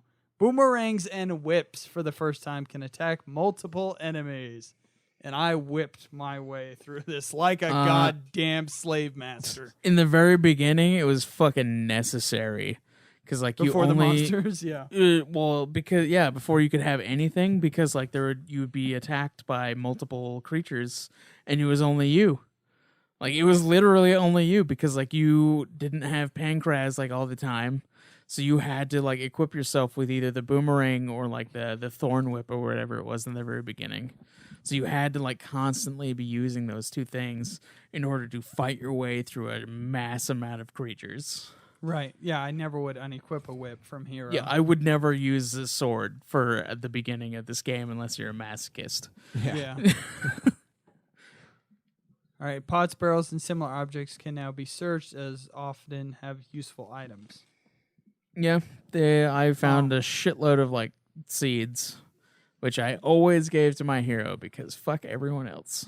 And the one additional thing that occurred that is post-game content that I completely forgot about up until now is that it is the same as Dragon Quest 3s and not 4s. You go to face off this godlike creature, and you get items based on each time you beat him within a certain amount of turns. So you get an item for beating him first, an item if you're able to do it in under 30, an item if you do it under 15. I did not do the 30 or the 15 turns because there's absolutely no fucking point. It's kind of like, here is the end of the game. You've done 100% of the game. Here's this beefed up badass sword, which will not be utilized. It reminds me of 12. Can you only do that at the end of the game? Yes. It only until after you beat the game does these bonus dungeons even unlock. Ah. Yeah. What kind of a creature is it, though? Did you do the dungeon? I trying to remember who it was. It was Because in what's the end guy in 4? it was Yeah, it's Stark? Sorrow It's or Stark. the Sorrow, probably. It's Sara. No, it's S Stark. Sorry, I apologize, guys. it was the guy before S Stark? Yeah, you face S Stark. That's cool. Kind of cool, but it really doesn't pay off. Like, so what I was saying with FF12, you do 100% of everything in FF12. Then you get the Worm Hero Blade. Now, that's a good callback because it's actually Erdrick's sword for Dragon Quest. It's pretty cool now that I think about it, but it serves no purpose now. Yeah. So it's not a big payoff. Does he still have his cod piece? Yes, he does. The great cod piece. He has to. It's part of his character. Yep. So, there's also a PS2 enhanced remake of Dragon Quest V. Japan only, probably. Yep. It features 3D graphics that are similar to 7, but it utilizes the extra PS2's graphical capabilities. The heroes have to fight more monsters, so it's a lot more grindy than in the original, but the character limit has been increased from 3 to 4, just like the DS.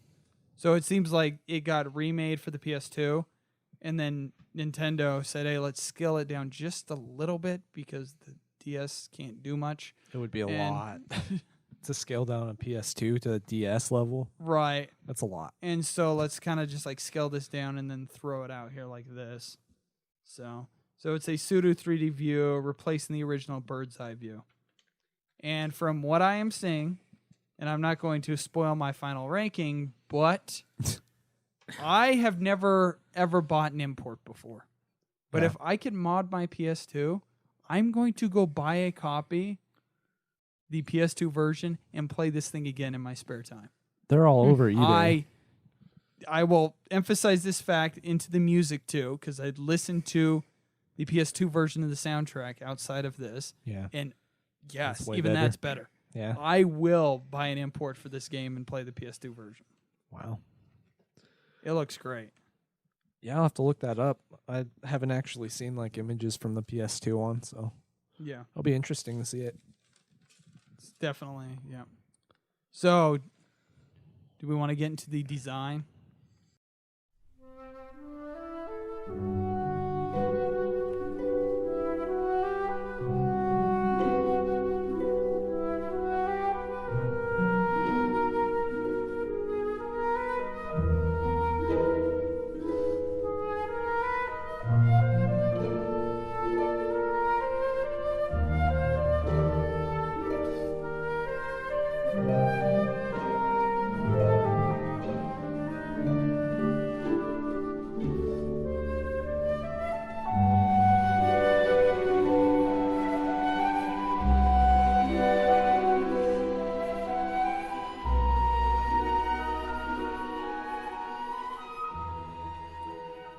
The enemies are The design, well, I guess. Design is the same as it has been. Bingo. It's Akira Nothing Toriyama. changed. More creatures, more designs. They have movements now, like they had When they before. attack, there's an animation. There's more animation. Day-night cycles, so you can see like the background stuff. Classic reskins. Yeah, classic reskins. You know, I really there's- don't mind it in this game though. There's so many enemies. Yeah, there's so many enemies and it's like a monster recruitment system, so they like had a lot more. Yeah. So it's you didn't really like feel like it was that big of a deal, like it was in the past games. Yeah, especially 2. Yeah, especially 2 where there was nothing but reskins. I really don't like that game. No, none of us do. You guys played it on mobile at least, though. Yeah, Right. that was a bit of a bonus for us. Yeah. Yeah, it just nothing really has changed. They have more animations for like using the weapons as items. Right, You know, certain spells happen when you do that. I noticed that depending on the type of attack, the animation will change specifically even for the characters that are on screen. So there's different type of animation on whether it was a critical hit or if it was a type of spell or if it was just a normal hit. There's a lot more fluid animation going on with the sprite work. That's a nice detail, I guess. Subtle detail. yeah. It seemed to just a lot more animated than 4s. Yeah. From what I was seeing. So- It kind of does seem that way. Yeah. Yeah, almost everything in this game is a step up over 4. in some ways. In most ways. In almost every way. So yeah, not much change in the design. No, I don't think there There's will no- be much change until maybe 7, maybe 8.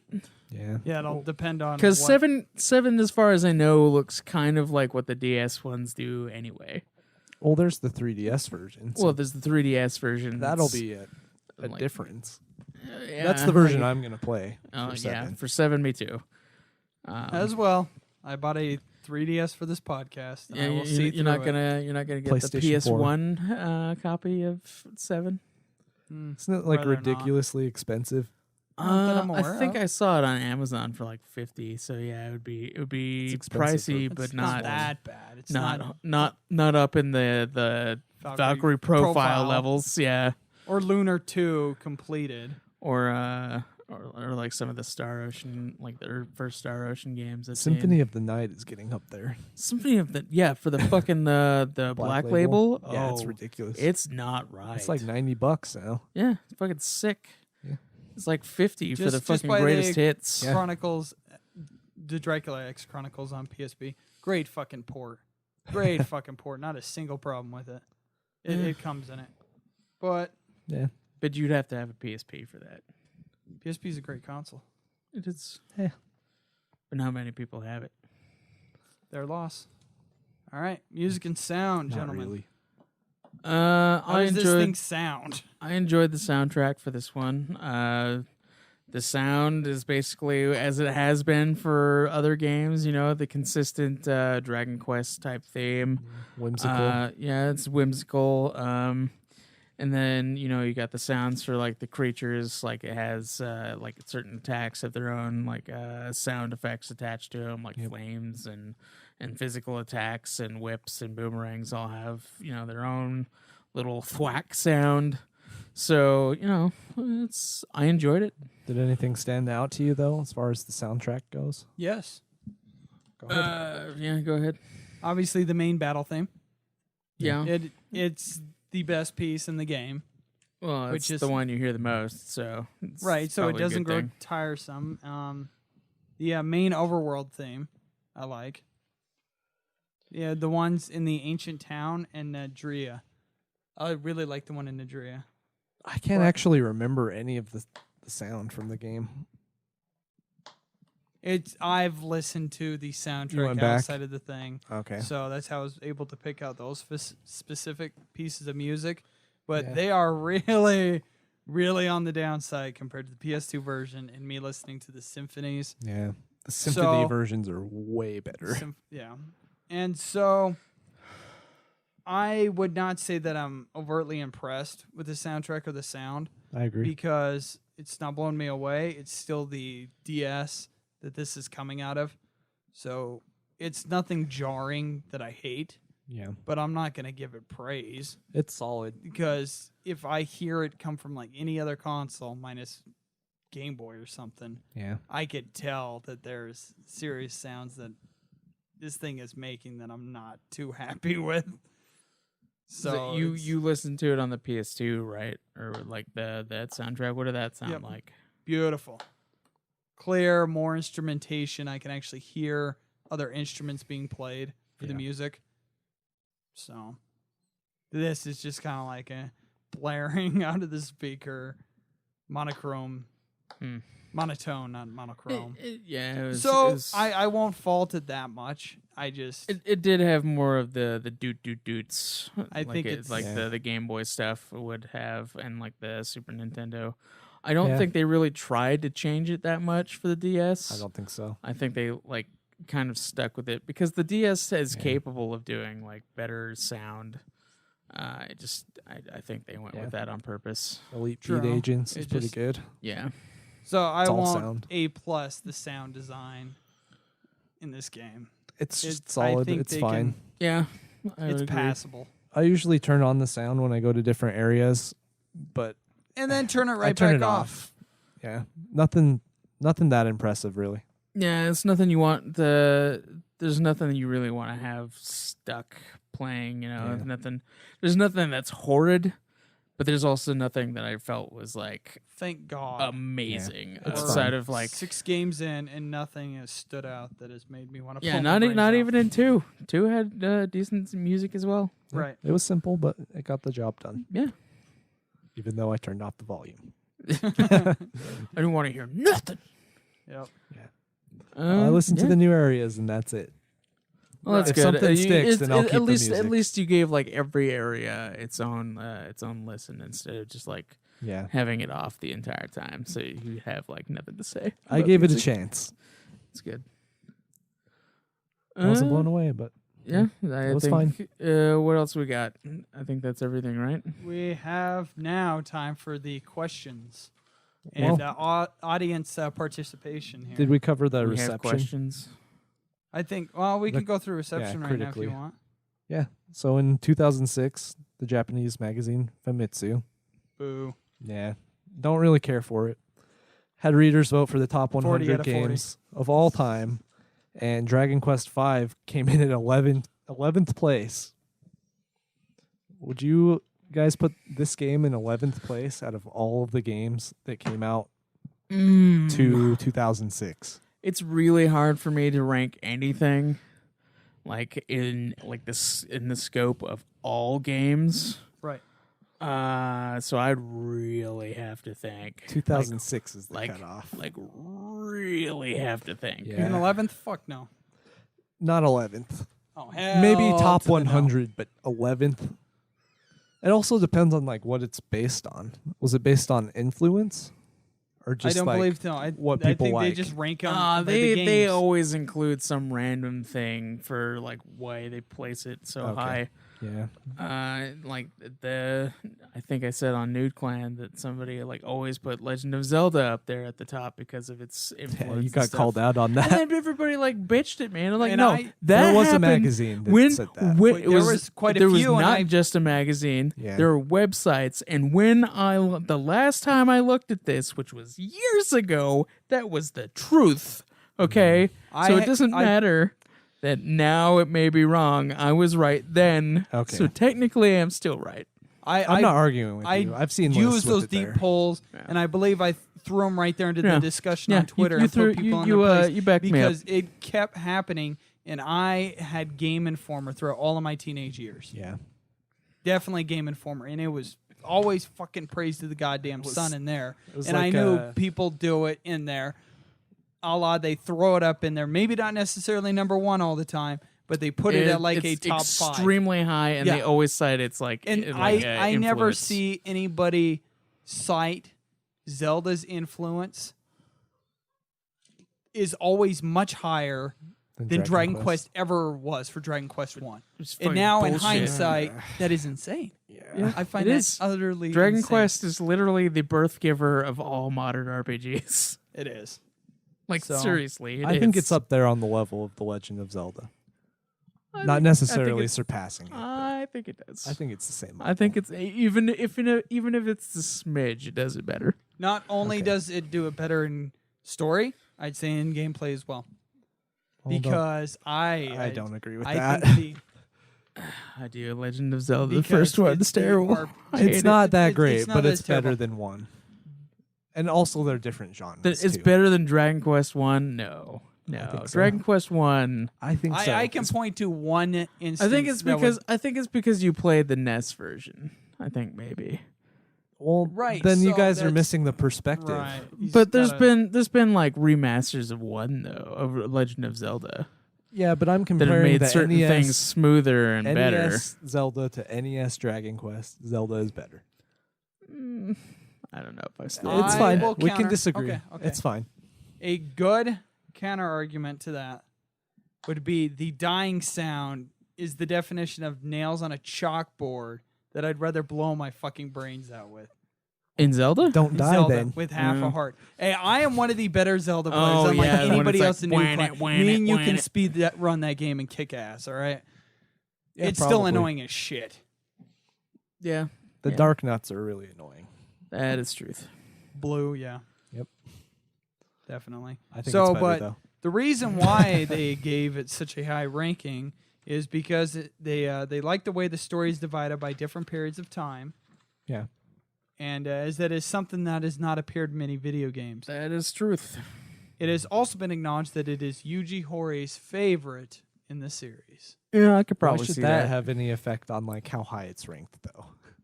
I don't think it does. I think Yeah, it that's just a shouldn't. side. He's a little biased, I would say. Yuji Horii? yeah. Well, I mean, he made the fucking the Exactly. series. I think he's got a right to an opinion on this. Yeah, it's like the Gooch. Yeah, but has why his- should it hold like any higher regard? Like It compared to the doesn't. fans? It doesn't. They just no, yeah. no. It's just this- thrown in there though. Famitsu was because of the whole time thing. This was a side praise. Okay. Yeah. Yep. It has nothing to do with Famitsu. Okay. I was gonna be like, Okay, that's so why you- it's so 11. You huh? got questions then? Yep, I asked them throughout our Facebook, our Twitter, and our webpage through Geekdom Entertainment. And the Okay. awesome first part here for our Geekdom Entertainment, it comes from the world's greatest contributor to all of these podcasts, Shinru, because he's awesome. Oh, he had a list. And I saw that he on there. asks Fuck. us, first question is, do you agree this is the best Dragon Quest game? And that goes into our ranking, and we will wait. I'll spoiler it. Yes. No, let's do it. Let's get it out of the way. Yeah. Final Now's the for time. this. All right, yeah. It's the best Dragon Quest game so far. It's the best Dragon Quest game easily. Yeah. It blows the other ones away. I love 4 and I love 1, but holy shit, 5. This is a different like, level. Yeah, It is. it rises above in a way that's Even though we probably have been doing a insane. lot of complaining, 5 is way better than 4. They were very minor complaints though. yeah, Right. We Yeah. just know how to go on tangents. Yeah, I know how to make things sound a lot worse than they really Yeah. are. I think our praise outweighed the drawbacks, negative, the yeah. negatives, Yeah. the cons. Yep. All right. So everybody's rankings are They're going still to the be same. 5, 4, 3, 1, 2. builders. Well, 1, 2. yeah. Builders. Well, did I put builders above 1? I think I would change that up now. Okay. Well, 5, 4, 3, 1, builders, 2. Yeah, I would agree. Are you gonna mean- keep yours the same? no, I'll say that 1 is better than builders. So did I. Okay. Okay. Okay. Yeah, we're all in Yeah, agreement. we're all with in the that. same page. Fucking 1 is great though. It is. It's so. I had a lot of complaints about 1 when we first played it, but it started to grow on me a lot. Last You in should the film. replay it On mobile, when, yeah. You know what? Not on mobile. If it's It's part of that. if it's the mobile remake on 11, 11. you should play it on that. Well, I would play that regardless. Well, yeah, regardless, but like that's the It's got experience. trophies, and I'm gonna play it. I mean, like I'm just saying that you shouldn't Does that double apply up to on it. anything? Don't you have Not the- anything. Yeah, Dylan has it's this a series uh, I'm interested in, though. Dylan has this set up with his gaming collection. All right, a little bit of inside info here. You want to tell us about it? With the Metacritic stuff. Yes, yes. So most of my games that I purchase are based on like critic reviews, mostly on Metacritic. So a lot of my games that I buy that I feel like are worth the investment are scores over 80. Yeah. And he won't touch anything. And I do under budge 80. on that sometimes. Okay. It's not like a only hard only rule. if it's like slightly below. Yeah, And, I'm not and gonna if other buy, people like- really recommend it. There's a Right. few games that have mixed reviews that I played. Like what? Ukulele. Oh, But well, I backed yeah, that one. That one, yeah, that one was one I could see you playing just because Yeah, of how much you love everybody wanted Banjo-Kazooie. that to be successful. Yeah, I haven't I'm sad played about it. that. It was good. It was fun, but it could have been a lot better. Yeah. But that's a different topic. We get asked, isn't the music great? Nah. Well, I think I mean, have more problem with sound design than I mean, music. It's good. with the music, it's yeah. I mean, it is what it is. But like, if you listen to it like in the symphony stuff, like I imagine it's unfair. fucking it's Yeah. like fucking sweet. Like that's It's way like, different. like high level. But like it kind of unfortunately is no different to me than any of the other games' music. So I feel like it's just a hardware thing. yeah.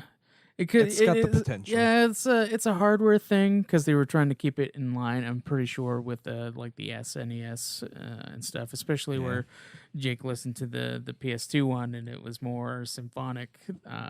So I would say More dynamic ranges Yeah, with the yeah. instruments.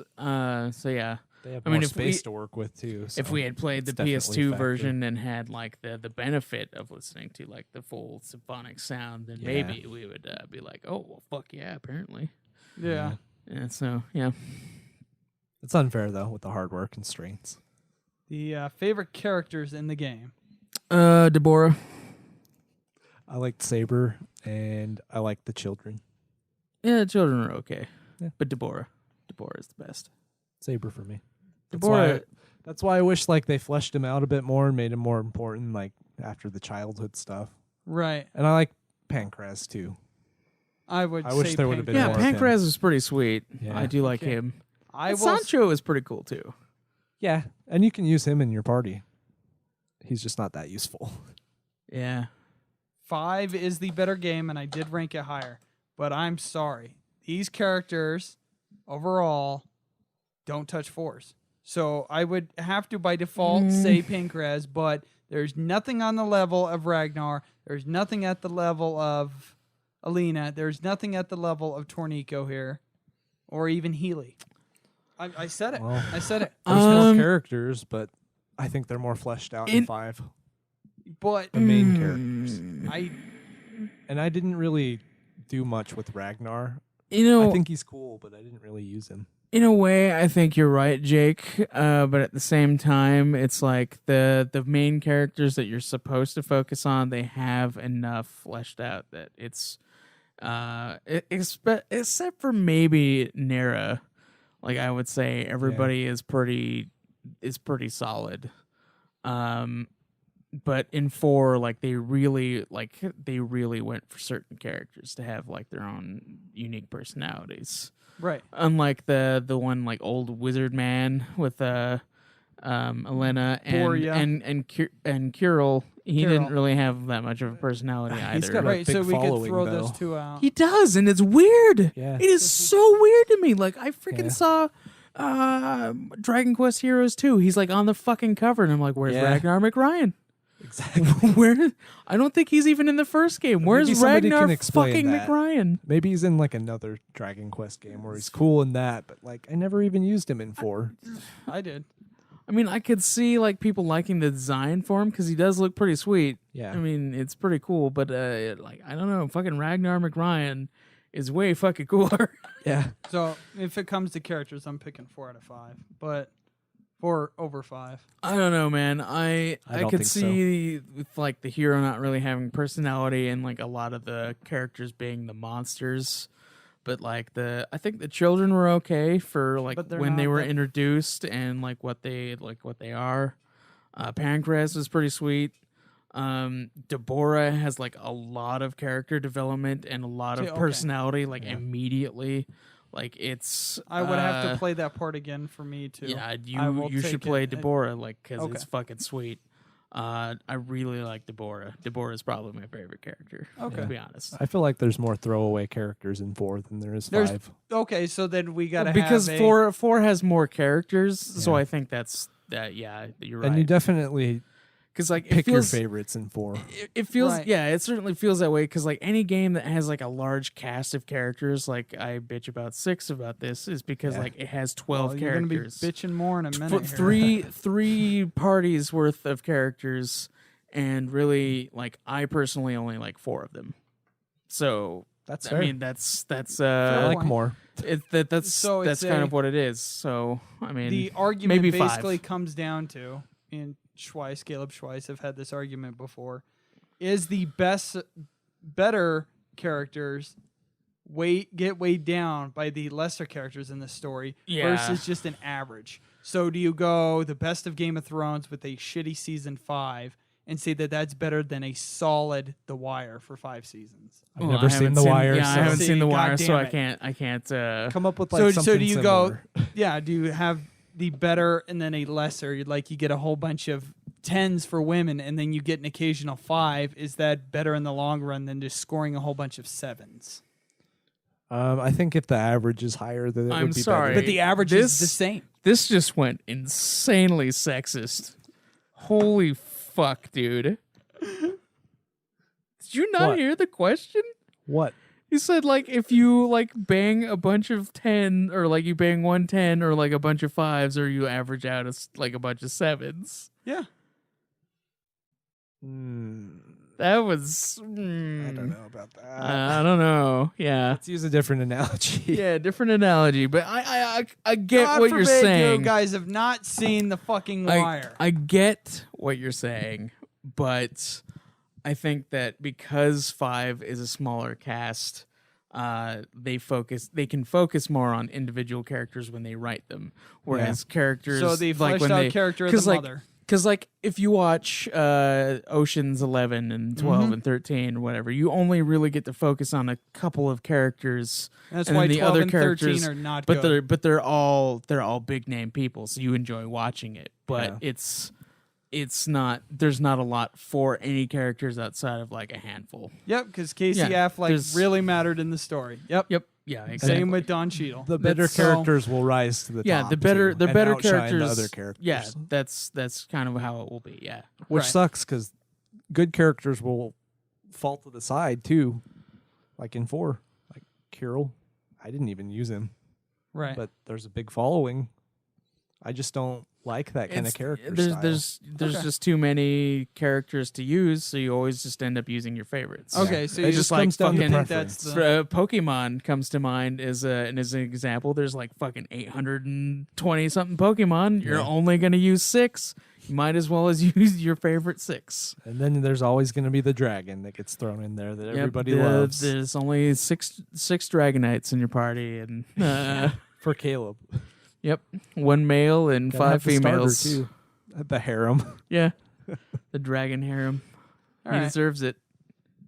Is the story being more emotional than other Dragon Quest games the reason why people have more of a connection with it, and the reason why it ends up on the best of lists? I think it's a lot to do with the gameplay.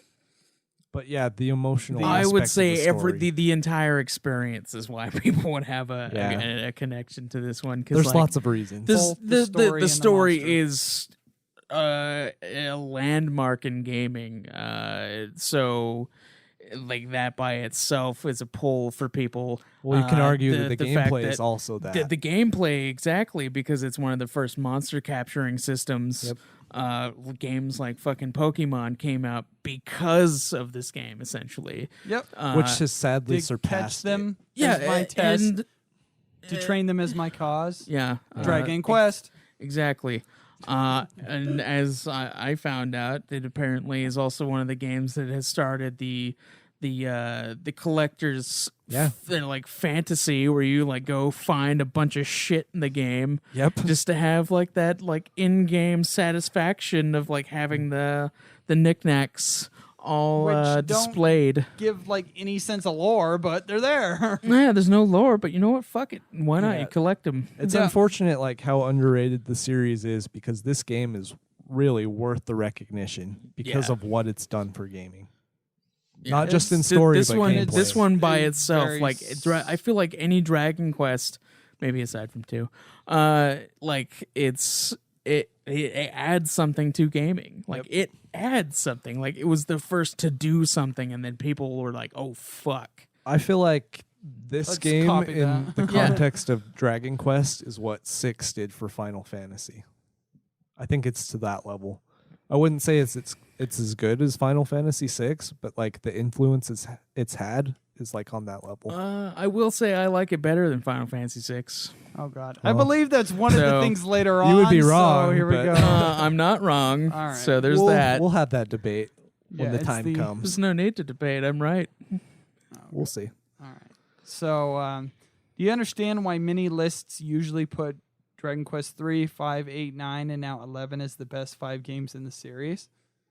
Wait, what? Do you understand why many lists usually put 3, 5, 8, 9, and now 11 as the best 5 games in the series? We can only answer Yeah, part of that it's because to we an haven't played extent. some of them. But yeah, I can kind of see it. Dragon Quest 11, I've already heard insanely good things about, which is I'm excited for. Yeah. It looks fucking awesome, so I'm excited for that as well. But yeah, like playing 3 was really awesome with like the stuff that it did. 4 was awesome. 5 is awesome.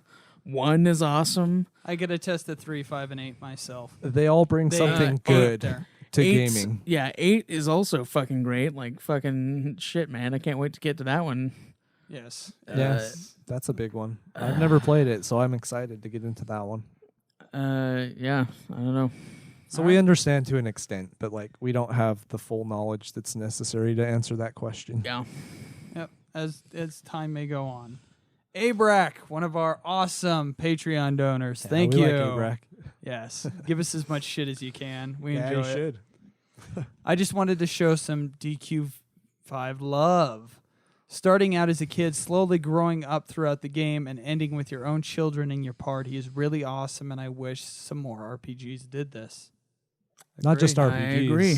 I wish more games would do it. Since Dragon Quest V is considered the best game from the SNES era of the series, how do you think it compares to the best Final Fantasy SNES no. game, Final Fantasy VI? Well, I think 6 is better. We're not really going to get too in depth with that. Not yet. I think 6 is better though. Yes, 6 is better, and 6 is the second greatest RPG of all fucking time.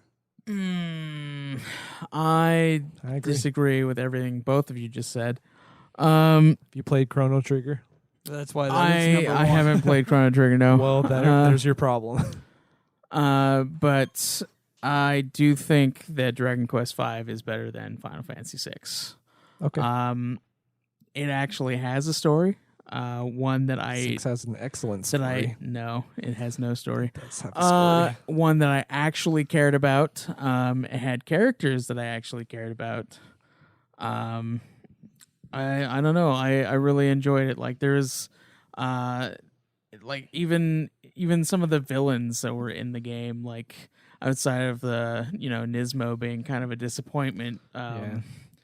Like they were pretty sweet. Like the fucking weird horse dude with pecs. Yeah. He was and, cool. And Laja being like a looming bad guy was pretty cool. I wish he would like- have shown up in like random spots though. Just to Laja? surprise you. Yeah, that would be kind of cool.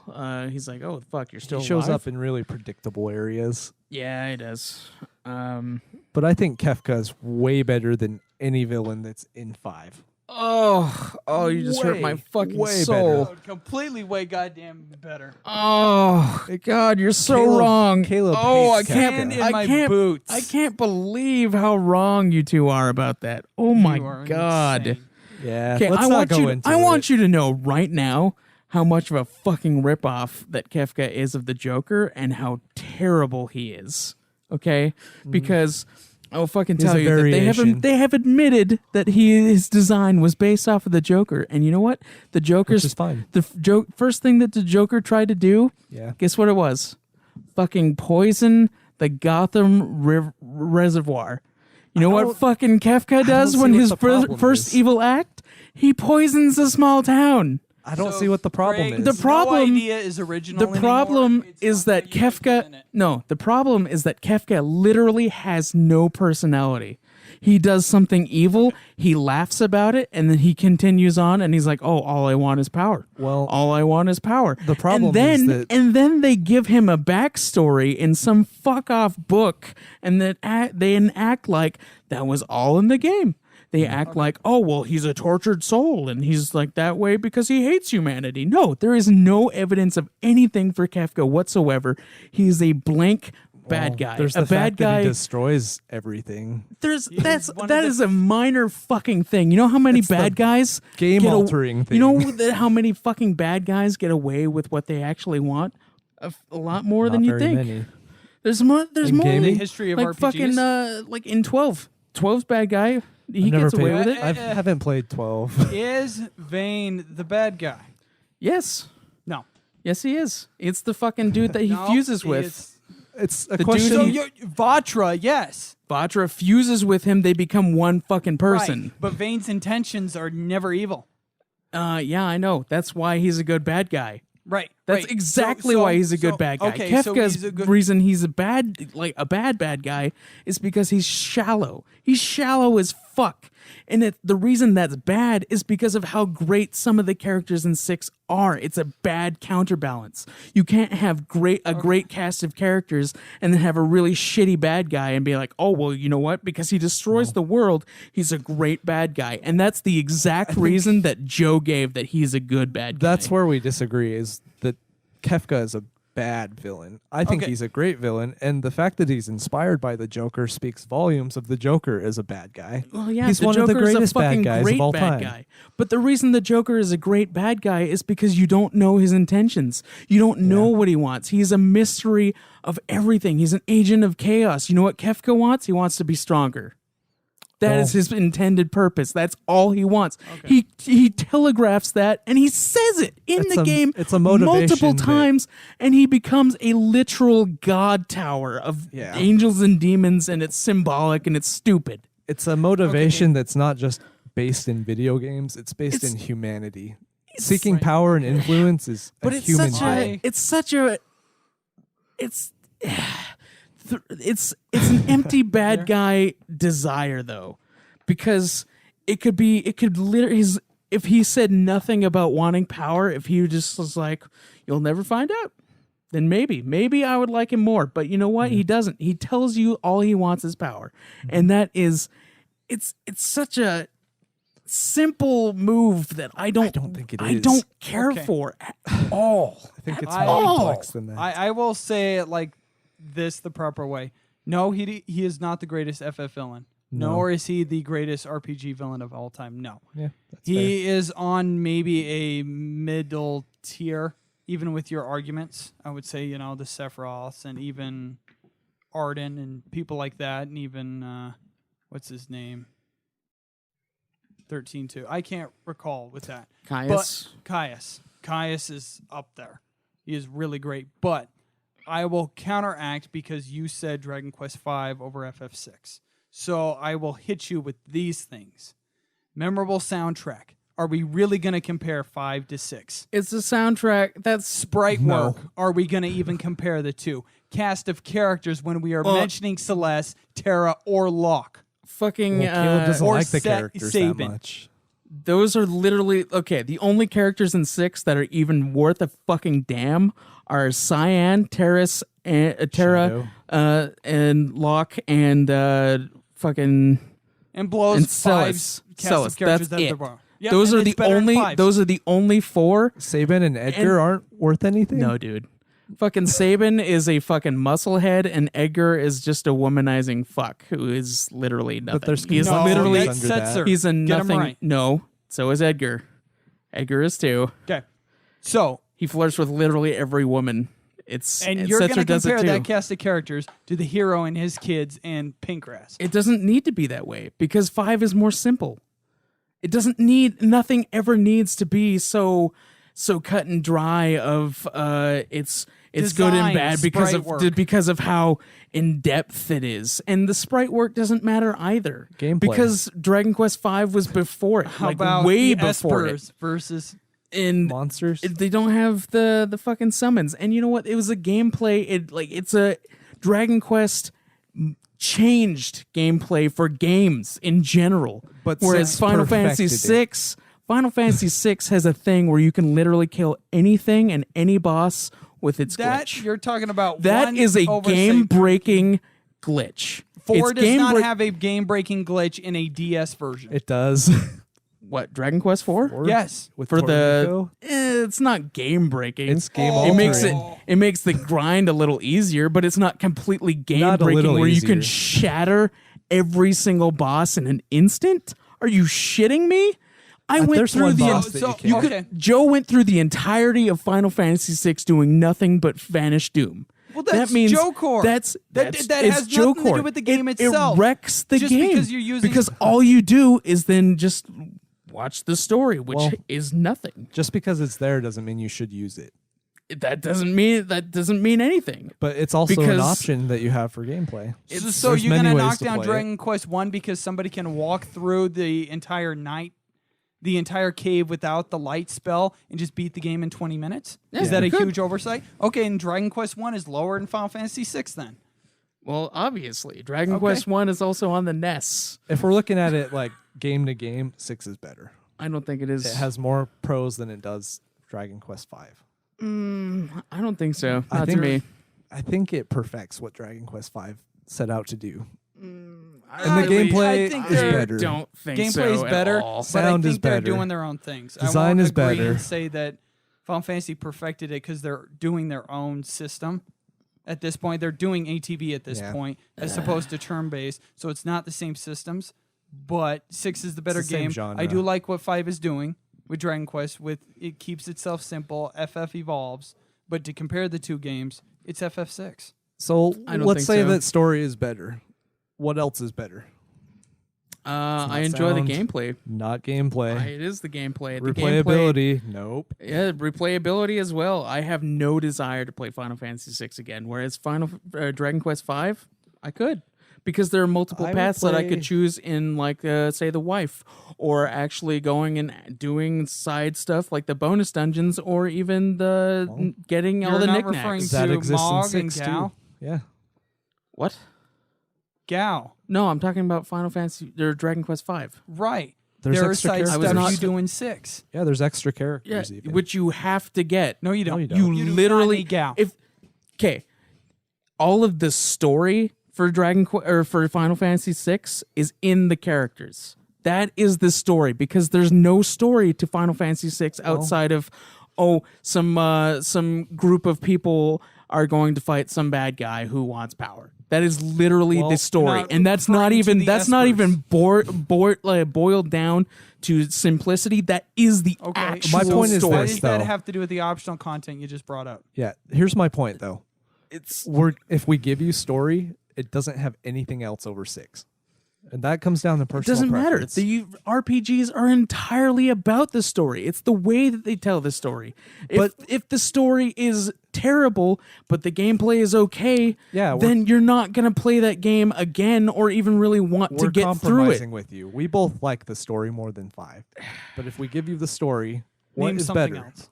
I enjoy the gameplay more. I will be honest and say that, because disagree. I like the gameplay in 6. I really do. That's fine. But There's a Dragon lot Quest more V depth. has like the Pokemon element where you can gather the creatures. There's that option, and it's, I don't know. I honestly enjoy the gameplay of Dragon Quest V more, and I enjoy the story more. It comes down to preference.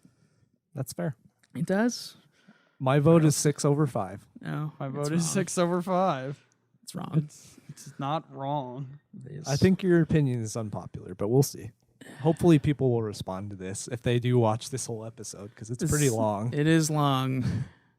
And we have the stream up too. So On Facebook, we asked the same thing, and Disa Oakland says, I do. I find that I personally like better when I get my full party at the beginning of the game to see what progress and don't put much time into the characters I won't get to keep.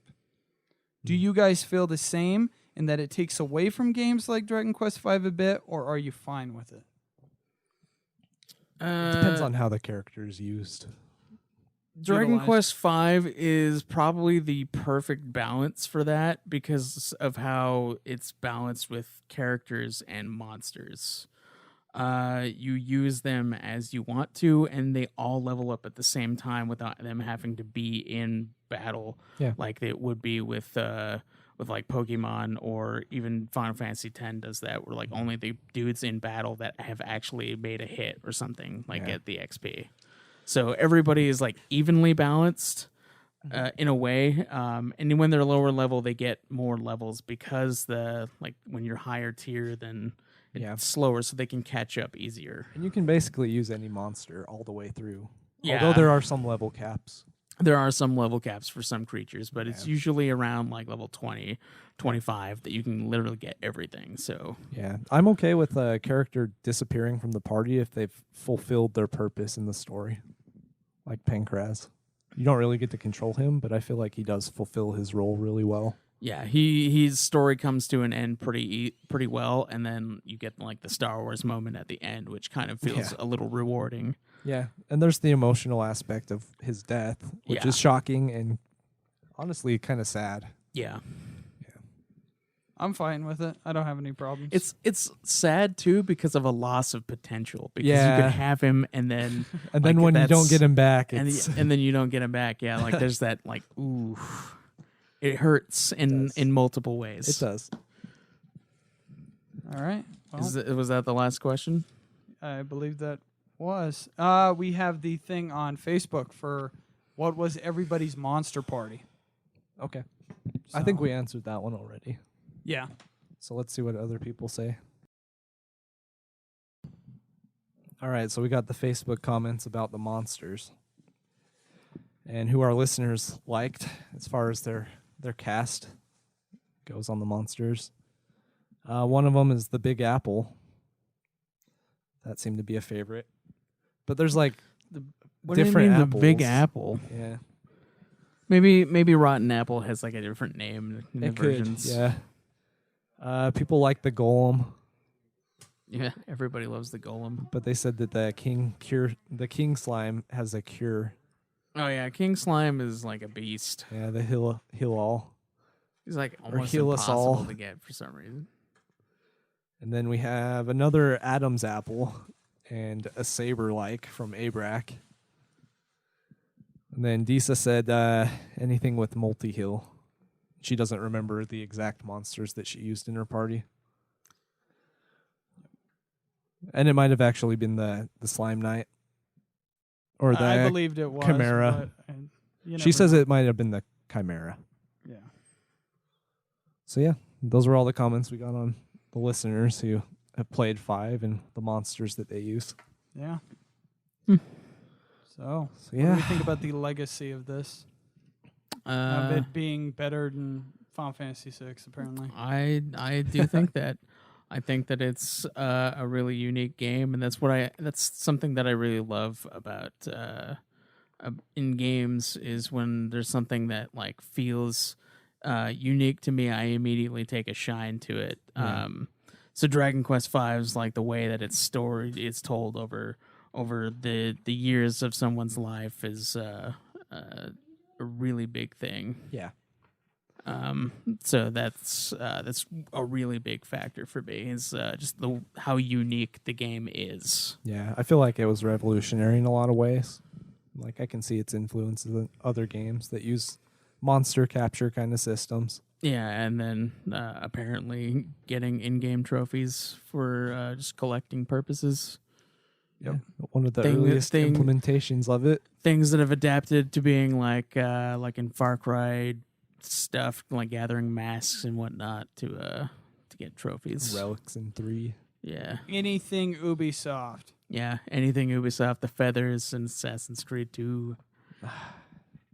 It's a pain. Oh, the treasures and Naughty Dog's Uncharted.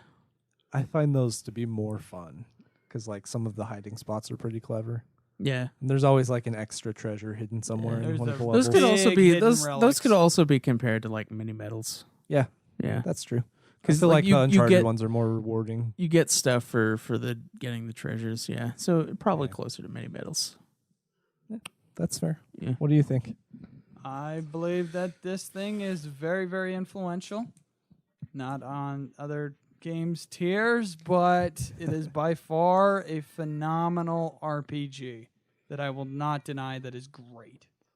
Yep, and I don't feel like it gets the recognition that it deserves. Right. Well, I don't think any of the Dragon Quests have 8 might have. 8. 8, I still imagine, would talking- have the biggest following because, as far as I can tell, 8 is probably the easiest jumping on point for Yeah. Dragon Quest because it's pretty similar to a bunch of other RPGs and like Final Fantasy and stuff, like the way that, because like you can actually see your character Yeah. in the fights, which doesn't really happen until then for Dragon Quest. Yeah, that's true. So I think that's probably one of the, at least visually, like I think it's one of the best ones to have new players jump onto. But maybe still a little underrated. And Yeah, I don't know about I'd say- underappreciated. I mean, it came with a demo disc for Final Fantasy 12, so I feel like that's a pretty big Yeah. reason people bought it. yeah, there's that. that's sad. Outside of the community, yes, a lot of the Dragon Quest games don't get any love. But inside of the community, this thing gets they're- mad love. Yeah, As they're being the best. and so and there's a reason for it. So And we can see why now. we can. yeah, Yep. That is I think we're good. So the games have been progressively good, Yep. better and better each time, except Yep. with maybe builders. But that's Different like type a- of Builders, yeah, it's a different type of game. I mean, it was fun, but it was also really Yeah. tedious. It's a spin-off too, so Yeah. We'll can't see really. when we get to those other Hopefully Dragon Quest Builders 2 will be better than Builders. Yep. And we did our thoughts on that, so hopefully. So, gentlemen, what is our next game? Obviously, Dragon Quest 6. Yep. Still not going through spin-offs. We are going full hog through Have either of 6, you guys 7. started that? Nope. I have started 1 hour into 6. and Yeah. I need to buy it. The reason why is because I didn't want to mix up the stories and the characters. Mm. It's like they're pretty similar. That's why I kept it to the first hour so I can just start Yeah. grinding out some levels. And I mentioned the thing with the music earlier. I may have found a theme that's going to make me blow my fucking brains out because 6. I heard it. I heard it Oh, near the man. beginning, and it is God. It just got on my nerves. So what? So, What's our plan That's- going that's fun. forward? Since We we are- know the release date of 11. well, All you right. guys. It was a plan that we kind of talked about before, where we are now trying to beat the game every month. So we have a month to beat every game essentially, and we have like one extra month in August to have a little leeway for some of them, We do have some which we will probably need for 7 and 8. Yeah. I don't know how long 9 is, but apparently it's as long as those two. Yep. So yeah, we should be done with the main series by the time 11 comes out. That's our goal. Going full hog. And like when it comes out, we're hoping to maybe stream it. I definitely will be, if not on the Puff Puff thing, then on Nude Clan's streaming. Yeah. Hopefully we'll have Channel. something set up that we can do that. Yeah. That's the goal anyway. And then we'll just go straight into the other spin-offs, kind of like post 11, however we see fit for now. We're making good progress, I think. Sweet. All right. All Well, right. Well, until next time, there may be a filler episode in between this and the next review. I Probably. would say it's a 90% chance. Yeah. All right. Well, until next time, Quest on. keep it super, keep it questy. All right.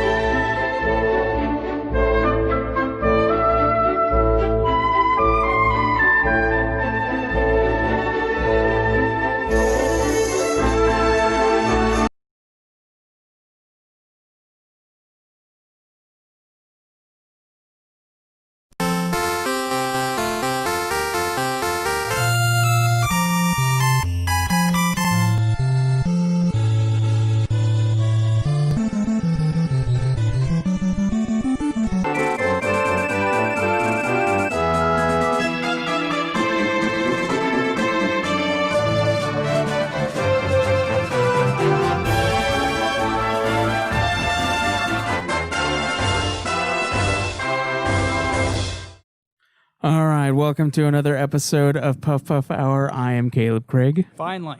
Yeah, it's been quite the delay. I'm your host, Dylan Rominger. I'm the most important host, Jacob Bray. Yeah, fuck That's you, debatable. So yeah, we've delayed pretty You much guys an know you entire love me. month. Little over a month, actually, I think, due to life reasons. Yeah, tell us about those. The life reasons? I don't remember what the first one I had was. I think I was sick. Was I sick? No, I thought you I were really don't making, like, remember. specific plans with someone. Oh, well, one time I was stuck in another city with my fiance, yeah, but Yes. I don't remember So the other time I'm going to was. bring that up right here. Your what? What do you mean by what? Your fiance? Yeah, Since when? since time immemorial. Well, that's news to us. Yeah. Congratulations. You guys fucking knew about it. I mean, the listeners. You guys honestly knew about it probably before Schweiss and the guys over at Nude Clan, so you should feel proud. I'm We not do, surprised. because we have good, open dialogue conversations. We actually care about you, Craig. We do. Mm-hmm. Oh, man, Joe's So- going to get on you about that comment. Ooh. Yeah. But so I have a Dragon Quest related question now. Then Oh, yes, we're gonna reference Dragon Quest V here. okay. So, is your new fiance more like Bianca, Nera, or Deborah? That's a good question. Probably Nera. Cool. Yeah. All right. Yeah. You know, like you didn't want her to be Deborah. You mean Deborah? Deborah. No, not really. I'm not really like that. Okay. But the hero in 5 was like that. He was into Deborah. It was a phase. Yeah. A phase that would last his entire life. So, yeah. Hopefully the listeners have played Dragon Quest V to understand that question. If not, then why are you here? No. But Yeah, you can look on YouTube. that was There's one lots of of fan- the delays, and then fan another stuff. was a real deep personal thing. We don't have to really get into if you don't want to. Oh no, it's fine. Cool. My beloved family pet passed away, unfortunately. So I took a week off to recover from that. So. Yeah, it happened pretty much on the day we were going to record, too. So that's... Yeah, it was pretty Death sudden. Watch clock. yeah, that was That's pretty crushing. fun for you. It wasn't a fun day. Yeah. Yep. Anyway, we're here now after all the life events. To yeah. finally, bring you- We've also started Dragon Quest 7, so we're still hopefully on track to get everything done by the end of August, so that we can start 11 on September 4th. How are you guys still feeling about that goal? We can totally do it. I think we I'm can pulling do it it. off, man. I'm King Hog. Fuck you, you are. Well, Caleb's wearing the crown right That's now. fucking right. Because he counts. A crown of lies. It's not a crown of lies. It's Oh a crown man, of you stole my truths. joke. It's a Uh, plastic from Family Dollar. it is not. It was from Amazon. Yeah, it's Amazon's engraved. quality It is engraved, standards are and it's- starting and to it's- go down. It's gilded steel. Gilded steel. Yeah, Yeah, Caleb's wearing yeah. a crown right now from Nude Clan that he won. I am seeing a real life representation of a king slime It's part as we that speak. it's part that I won, and part that I had to Ouch. fucking buy my own crown. yeah, pisses me off. Yeah, Yeah. I well, can see it's your good rage. to know that Nude Clan money is not being spent on fake Oh, things. Yeah. So yeah, we titles. June has just started, and how Where- far are you guys into Dragon Quest 7? I'm probably the furthest behind at 4 hours. 4 hours. You got. We figured out that it was really just like a 65-hour game. Yeah, we were dreading the 100-hour potential for finishing 8 that is one. gonna be that long, pretty much. If we're gonna do everything. Which I want to do as much as possible because I Yeah. love that game. I think we should too. Me too. It seems to be the original PlayStation version, which would amass to 100 hours. It Yeah. seems really cut a lot of stuff cut and streamlined a lot more for this 3DS remake. So I am Okay. already at All Trades Abbey, and I only just started playing 3 days ago. I wonder You if started 8 too? No. No, Yeah, he's talking for- about 7. I'm talking about 7. Oh, okay. Yeah. Okay. Yeah. I thought you were talking about 8, and I was like, you're already at the fucking Abbey, you piece of shit. I kind of wonder if 7 has anything to do with the load times from PS1 era. Because like that would There potentially could be, I haven't seen add much. gameplay. It could be that. Yeah, so Let us know. Let us know. yeah, those experts out there. Huge lore in playing a lot of versions of each game. Oh A yeah. lot of the Dragon Quest community has gone back and played the old school and the new versions, which we're not taking enough time out of our day to do. Yeah, unfortunately we can't do that. Maybe someday. I mean, the stories are basically the same. You know, there's not much I'll take my changes outside of like improvements maybe and out the door. some name changes in translation, but like other than that, there's like nothing that's different really. Yeah, did we say what we're reviewing today? We're reviewing getting Dragon to it. Quest 6 in We're case getting to it. anyone was confused. Well, we might have new listeners, who knows. That's true. We got Could be. the episode title is Dragon Quest 6 review, so Yep. we just have a whole lot of orders to get to since we are not a weekly podcast. Yeah. So we have Especially this- since we basically missed a month as well. So where are you at in 7, Craig? In 7, I am now about halfway again. Oh, by the way, a fun thing happened to me with Dragon Quest 7. I went to go play it one day and I lost my save data, and I was already halfway before this point, apparently. Yeah, it was just gone. It's fucking gone. So that was fun. You love playing really long RPGs and then finding out that your save is gone. Well, it's Dragon Quest, so Thank you. I mean, I do enjoy it enough that I'm glad that I can just speed through this part now. Yeah. So that's good, at least. I haven't used the cheat that I said I was gonna to you guys. I do have a Game Shark that I bought for Pokemon, and I was gonna do a thing where I give myself max gold. Has any of this affected your Hogib score in your cheating ways? I don't think we've ever mentioned Hogib on here. Yeah. Oh, I haven't cheated at all. Good, because so far 7 guys, you don't need to cheat. Yeah, I didn't really need it. But I was thinking about it just to save some time, but then I was like, no, You nothing don't even really. need gold for the so far, from what I can tell. Yeah, nothing really. Yeah, It's not they necessary. space out the weapons a lot more in 7 than they did the other games. So you have to rely on weaker stuff. For the most part, that and then like abilities that you get, you Okay. have to rely on those a lot more. Well, I'll get there eventually. Yep. Figure it out for myself. It's not hard though. So yeah, no cheats for Craig on this one, Nope. Good. and hopefully I thought not about it other just to ones. make up the time for having lost like 25 hours of my life. But you know, it hasn't been too bad to just I think- restart, especially since I know what to do. It's been going. I think there's a guilt aspect to that. Otherwise, he wouldn't have brought it up. No, I was just thinking about it, but I didn't do it. Yeah. You're good though. Yeah. So We there's trust you, Craig. I did cheat in Pokemon though, but mostly to get sweet Pokemon. The look on real Jake's quick. face as we go off topic, and the Yeah. cringe. the cringe of cheating. That's all. It's a time saver in Pokemon more than anything else. I mean, Yeah. it's not really cheating. If you're going for like a competitive team, it does save a lot of time. Yeah, because like to breed Pokemon, like Cam from Nude Clan was like, it's like, so how exactly do you breed perfect Pokemon from not perfect Pokemon? And I'm like, Cam, Who I can't, is this I can't, 4chan? I can't explain this in text. Just know that it's a long and painful process. Especially for someone that's just barely getting back into the series from like the first games, from Red and Blue.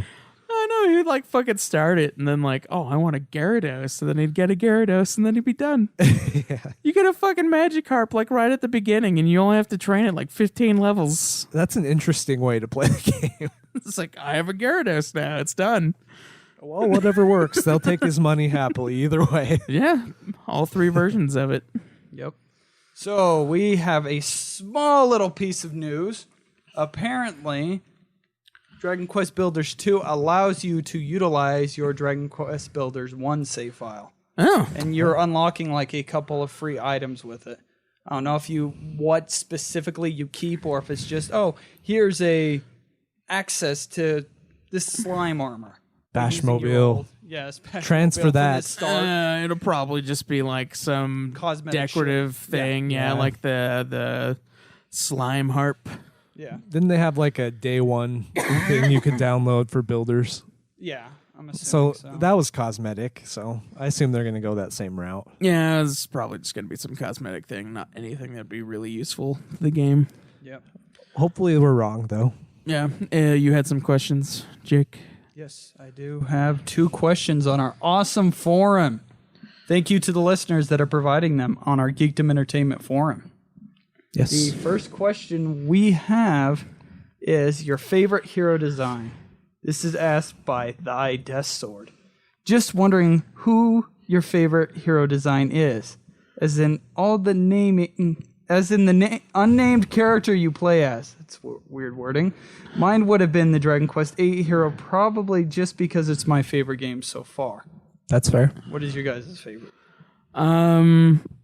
Probably also the guy from 8. I do also really like 6's character's design. Mostly because he basically reminds me of a Super Saiyan Trunks. You took my answer, Craig. Really? You were going for the same I thing? was going to go for 6 because he looks like Dragon Ball. Vegeta specifically is what I was thinking, though. He does look a lot like Vegeta, but with like Trunks' sword, like Future Trunks' sword. Okay, yeah. Yeah, I know that's what you're the talking about. combo I was thinking. Yeah, that's my answer. Especially now with Super Saiyan Blue, and he's got blue hair. I It's like- bet that's inspired from he's, 6. He's just that. Yep. My favorite hero designs have basically just been the first hero. 5s I liked a lot. It's kind of different. The guy with the turban. The turban. Yeah, the turban. And then 6s is really cool, and I also like 8s a lot. 8 is perfect. 7 for me. is I don't- probably my least favorite, if I'm being totally honest. I would second that. I don't really like the childish look of him. Yeah, I what also was we don't really like discussing the earlier? character It was designs like of- Link, right? Yeah, like It looked Link. like a young Link. He looks like a weird Link. He looks like also, a fairy I boy. don't know if I like any of the character designs for 7 so far. I like his dad's 'Cause design. His dad's design is cool, Yeah. but like Kiefer looks really weird. Have you I seen don't- the like his box puffy art hair for like and the PS1? He looks creepy in that. Kiefer? It's weird. He's weird looking. Yeah, Looks like a Alice in Wonderland character. Okay, I see what you. I can get that vibe. Yeah. And then the chick just looks like a normal Dragon Quest girl, but I don't know. There's not too great on the character design for me this time for 7 so far. Yeah. 4s is basic, so I guess it's nothing that I hate, but Yeah. 4s is just meh. I do like that he went out of his way to make a hero that was both like you could choose the male or the female version though. That was Right. cool. Yeah. I kind of like the if you look at the box art or like the better art for the female version, I kind of like that one better than the male version. Yeah. But like the sprite for the male version I like better in game. That's interesting. Yeah. I like the female design for 4 more. Although I went with the male one. Dragon Quest II's hero also has an interesting design. Yeah. The blue outfit with the goggles, you and then he's mean got like the weird Me on yeah. the logo? yeah. He's got the long the ponytail. the cutlass basically. Pretty much, yeah. Yeah. Yeah, the heroes from that one are pretty cool looking. And 3's is just kind of Yeah, threes is just kind of like standard, honestly. I do like the iconic kind of like armor set though that the first hero has, yeah, especially in definitely. that very Dragon Ball type. Erdrick. Erdrick armor. ones. Yep. Yeah, Team Erdrick, not Team Loto. Well, Erdrick is the hero of 3. I mean, It's Erdrick, people. although he It's the didn't better wear name. that armor, so it's like, You think that they could have just been like, you know what? Here's his armor from 1 again. But then they were like, no. Is it referenced? I don't really remember. His armor? Yeah. Because like it's a prequel to the other I think two. you get like the best armor in the game is supposed to be his thing, I think. Oh, okay. Yeah. Yeah, that makes sense. I just don't remember. It's been like 6 months since we played that one. It's all good. We have another question by Thy Death Sword. I haven't seen the hero from 9 yet, and then the hero from 11 looks pretty good. Also, just like Future Trunks from Dragon Ball Z again. I think he has a more youthful look. He does, Yeah. but he's still got like the long hair, sort of. It's like the straight long hair. He does kind of look like the guy from 11, but he has brown hair, and he's more childish looking. Yeah. I don't know, though. Haven't had a... Like the comb side thing with 11. I've noticed that. It's, Yeah. And then there's no real main character for 10 that we could possibly have seen, so. Well, 10 doesn't count. So Well, you probably get to 10 is an customize your MMO. character, so yeah, Yeah, it's totally. yeah. just make yourself. Yes. That can be your favorite You- character. But who's your Play. favorite design character that's not the hero? Ooh. That's a tough one to put us on the spot with. Yeah, exactly. Because I like Ragnar McRyan. Yeah. And I Ragnar also. Nick motherfucking Ryan. Yeah, and I also like Yangus. From Yangus. 8. Yeah. Jessica. Just cause the purple top, and I'm a pervert. So I like Just like Saber. the Just- low cut dress, the huge boobs. yeah, pretty much. Okay. Yeah, he put a video out too on our Facebook page if you want to check that out. Victoria's Secret parody. Oh yes, and YouTube. Yeah, I like Saber and I like the Slime Knight. I don't like Saber. I mostly like the monster designs. monster design. You like the monster designs over the hero designs? In some cases, yeah. Huh. It's just how it is. Okay. Yeah. With or without okay, the That's reskins. Slime King. All This- right. the other question is thoughts on the Dragon Quest 8 3DS censorship. What now? Yes, apparently there was a changing Red's outfit to show less skin and changing the alternative outfits of our goddess Jessica. That's right. What the fuck? We had it on the PS2 version, but not in the 3DS version. They add a new playable characters, dungeons, and an alternate ending, but changing outfit designs? What? Do you think it's because it's on a Nintendo system now? But luckily in Dragon Quest 11, we finally get an actual Puff scene. And Yeah, it's no doubt partially because it's on a Nintendo system, and also because Nintendo systems are synonymous with children. I think it's more than a coincidence. Yeah, that's entirely It's what entirely it is. Nintendo Yeah, Yeah. because Sony doesn't really care. Did they take Like, out they go for it. the jiggle mechanic too? I've noticed in the PS2 one there's a jiggle mechanic with I Jessica. haven't A little noticed that bit, and played but it. They I reduced haven't. it. But I haven't met Jessica yet in my starting of 8. Like I just Okay. got basically to the first town, and I was like, all right, I'm Those- just gonna save right Those there. jiggle I did that too. effects are almost making me just play the PS2 version. Yes. It is- Abrax is on the stream. The guy from 11 looks like Android 17.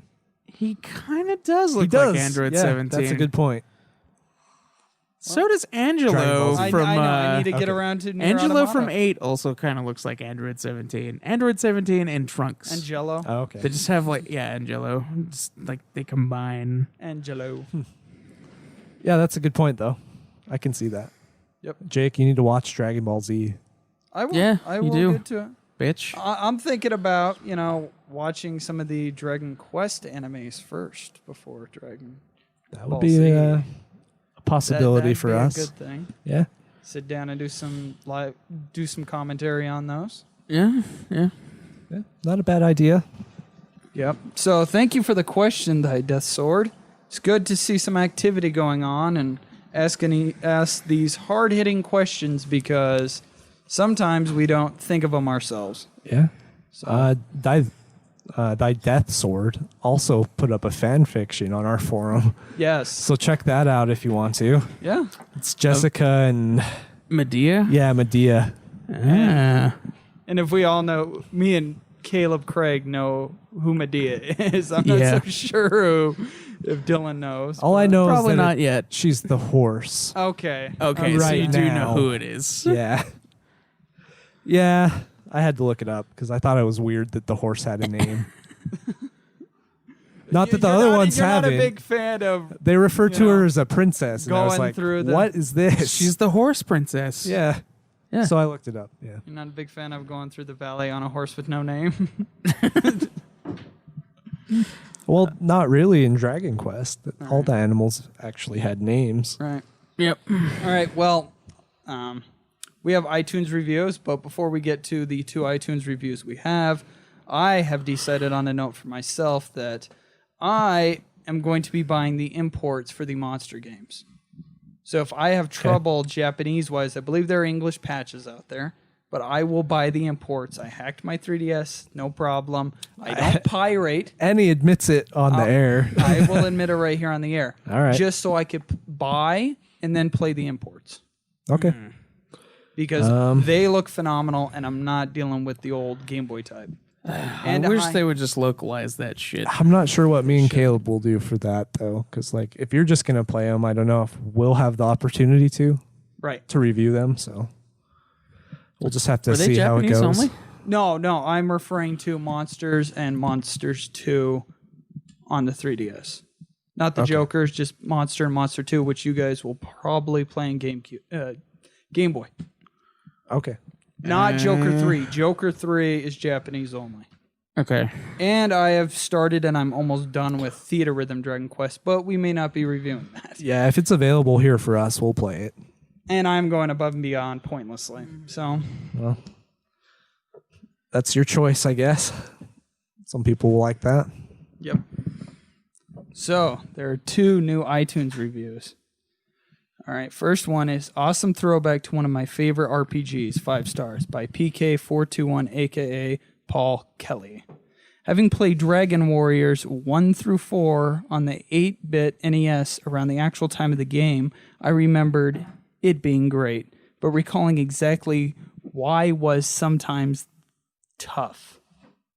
This podcast cleared up that right up. You know what he's trying to say. Particularly root. Dragon Warrior 3 and 4 could had say. so much going on in the story you could easily lost track. So it's nice to have something that can sum it up and at some points make you say, oh yeah, I forgot about that. That was a sweet part of the game. It is interesting to hear feedback on the gameplay, design, programming, and story, and how some is better than the other in each series. Anyone who played through these games or loves RPG will love this podcast. I would be a fan of once analysis of each game is done. They go back and have even more detailed discussions on real popular parts of game. Like maybe a top best enemy character of all time. So yeah, crossovers of games are always fun. Look forward to hearing more. Sweet. That's a nice Good. review. Yeah. It is. We will definitely do A stuff little like hard that. for Jake to get through, but it's fine. Analysis. Analysis. That's not how it's spelled on here. Analyze. Yes. There was a mistake on one of the previous episodes on how analysis is said. Right. Highlighting the best of DQ. It's not me, people. I could pull Highlighting this the up best right of Dairy here. Queen. Yes. Okay. They can look too on our reviews. Highlighting he best of DQ. 5 stars Sweet. by Platty M3. These guys do a great we know job. Platty. I can't tell you the level of excitement I feel when a new podcast is ready to drop. Just started listening to the newest. A baby. Dragon Quest V won, and it's 30 minutes into it, and they haven't discussed Dragon Quest V. But that's okay, because they're really We're doing entertaining that now. and talking about other Dragon Quests. Yep, exactly. Have enjoyed all the episodes so far, and even though I laughed a little sometimes when they get a fact wrong, I've been playing together, then I think most of them have been It's alive. entirely Jake. Oh, I thought we were going to address that. That's Our age. They're 100% correct in their ranks about the games and the series in general. I hope to continue to listen to all they produce. Good job. That's a good Sweet. review. It's good. Careful, Jake. Also, as far Dropping as the our mic age there. goes, I am immortal. I was born on the Highlands of Scotland in 1643. So, I don't think you've been playing longer than we've been alive. Just saying. Well, maybe Caleb. I'm 25 though. I'll admit it. 25. Weak. You could have been immortal. I could have been, but I'm not a liar. Neither am I. Okay, you two. Go ahead, Jake. 28. Okay, we got that cleared up. Yeah. Yeah. To each their own. It's not necessarily a matter of age, I guess. Thank you for rating us 5 stars. Yeah, I think it's more that we're new to this series. We are definitely new to the series. We definitely get stuff wrong, so yeah. feel free to call Jake us out gets on that. stuff wrong. Yeah, Caleb's never wrong. I'm never wrong. No. It's impossible, actually. Like, time will be rewritten just so I'm right. Yeah. We should do a Like segment, Yeah, exactly like that. a prove what just Caleb happened, wrong yeah. segment where he gets something wrong. Do I That just would never missed- happen. we can do like giveaways and stuff for that for listeners that find incorrect statements from Caleb. No, because then they'll be like, "Oh, his opinion is wrong," which is Well- it's never wrong. Well, that's the exception. Factually wrong.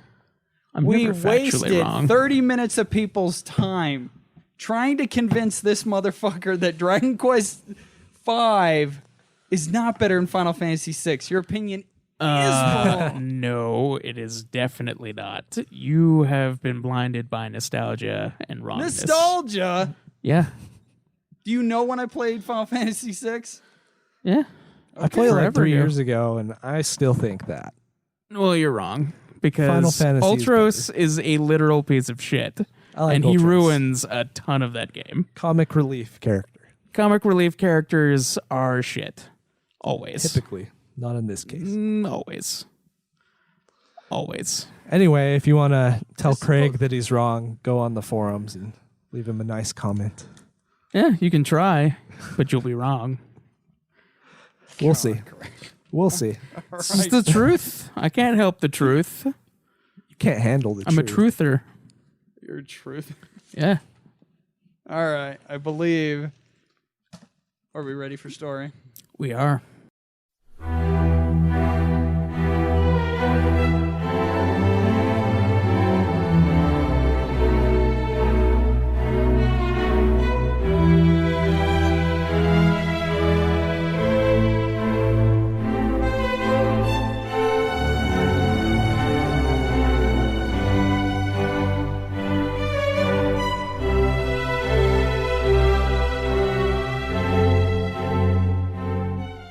All right, so Dragon Quest VI opens as the hero and his party are going towards Murda's castle.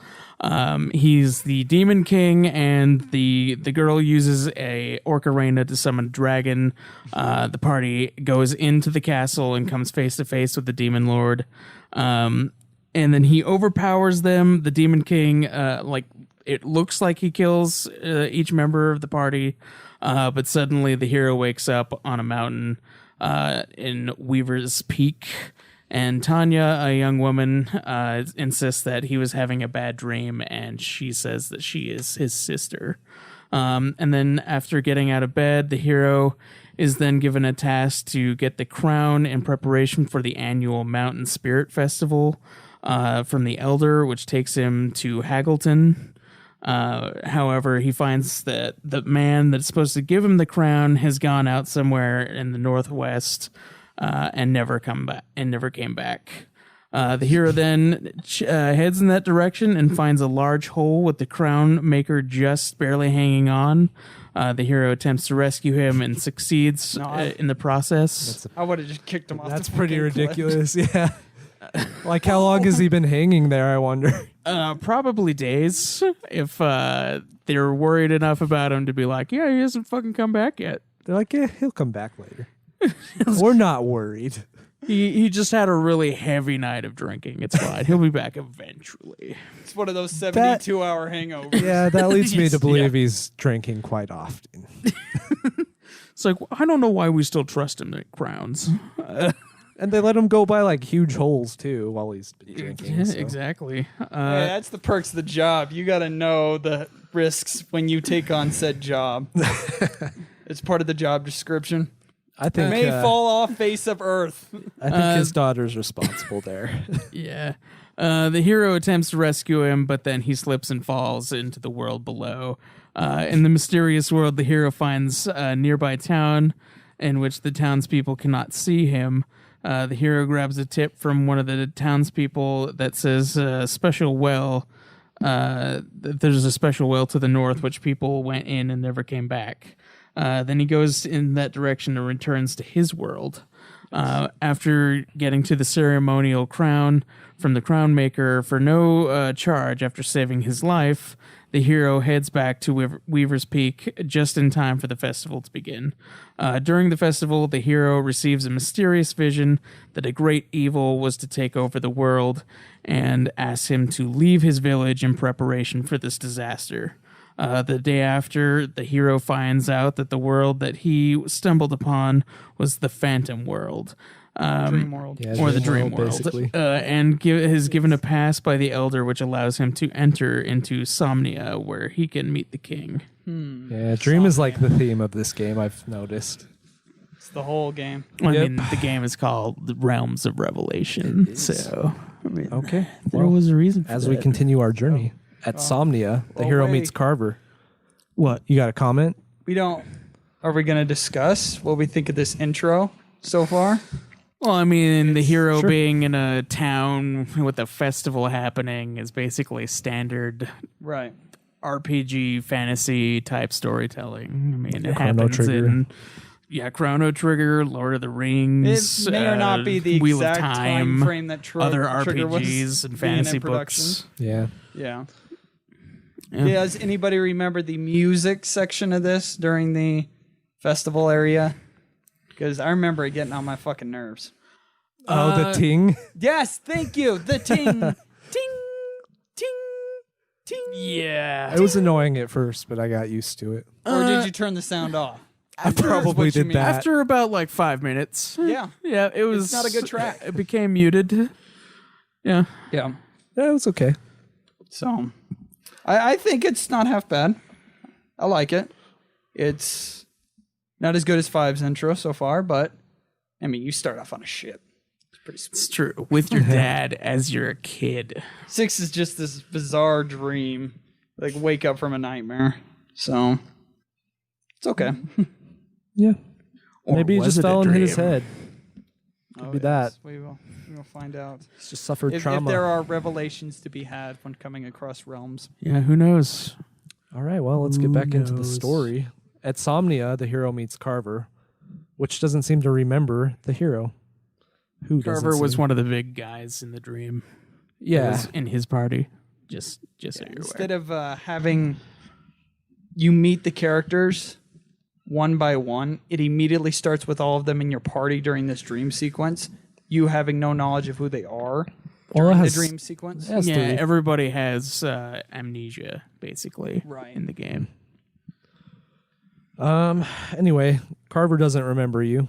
The hero then meets Captain Blade, leader of Somnia's military, which gives the potential soldier candidates a task to find a special item in a tower. The hero manages to find this item successfully and formally becomes a soldier of Somnia. After a task which the hero and Carver work together to get a horse for an old man. Which, do we remember the name of the horse? I don't. It is a pun. Oh, is it really? Yes. It is Pretty Betty. Pretty Betty. Yes, that's the name of the horse. Oh my is gosh. Pretty Betty. New fan fiction. Yes. Medea and Pretty Betty. Thy death sword. There you go. Yes. Oh my gosh, Caleb. That's too much. So I'm assuming Craig's joining me during that episode of Super Sexy. Yeah. I don't know. He'll do a crossover. I could play both parts. So they go on a task for this old man, and Carver also becomes a soldier of Somnia. And the hero is given permission to discover another portal. Oh, wait, hang on. The hero is given permission to talk to the king, where they learn to defeat Murda, that they need the Mirror of Ra. Reference. Oh, reference to an item you used in the previous games, or Yeah. When did that one appear? Like 3? the Mirror of Ra? That was in 4. It was in 4? Yeah, and then they used it in 5 to reveal the queen was not the queen. Okay, yeah. I remember that. I feel like it was more prevalent in 5 than it was in 4. I feel like you take a long time searching for it in this one, though. I don't feel like it was right away. It could have been that I got lost at that part, though. Right. Yeah, it's pretty open. 6 is back to being open-ended like 3 is. And Yeah. it's not on a linear path so much as 4 and 5. That's so I true. can see Yeah. that happening. Anyway, they get the Mirror of Ra. The hero and Carver discover another portal, similar to the one near Haggleton, which eventually leads them to Port Haven, another town where they cannot be seen. Millie, also appearing to have lost her memory, who also appears in the dream previously mentioned, does see them and helps them become visible via Madame Luca's help. Yes. Madame Luca likes these people. Madame Luca likes to talk. Madame Luca is going to help you out. She keeps referring to herself in the first person. And I thought In the this was- third person? Third person, And I find it hilarious. yeah. I didn't notice. You didn't? I didn't.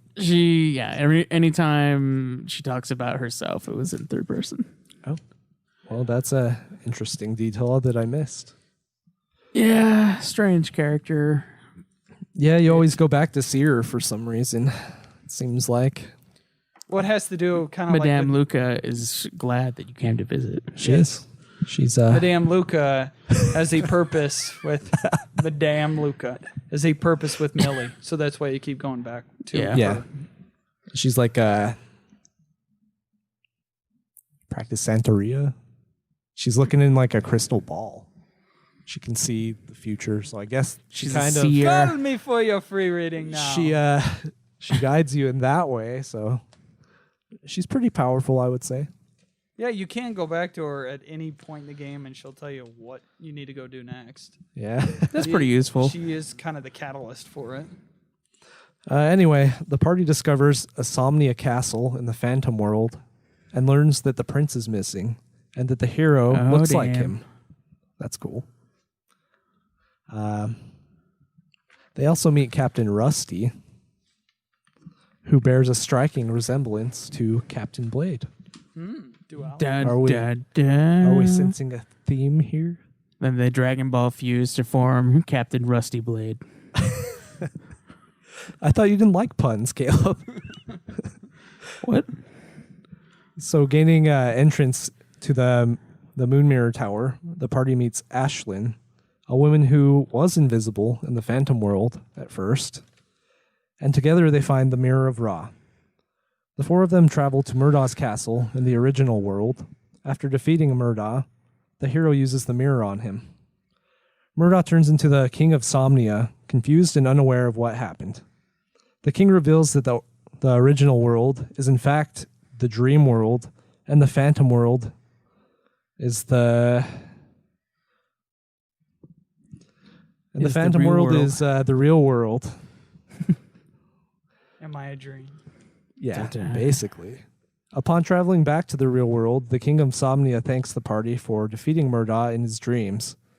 But the real Murdah lives, and that the party must travel to Ghent to retrieve a boat to get to Murdah's lair in the real world. In Ghent, Nevin, a healer, joins the party and allows them to use Ghent's clan ship. During the fight with the real Murdah, the hero gets sent back to Weaver's Peak, where the festival was being held previously. However, with the Mirror of Ra, the hero warps back into the battle and defeats Murdah. Hooray. All right, with not much context given. Not really. You go a majority of this game.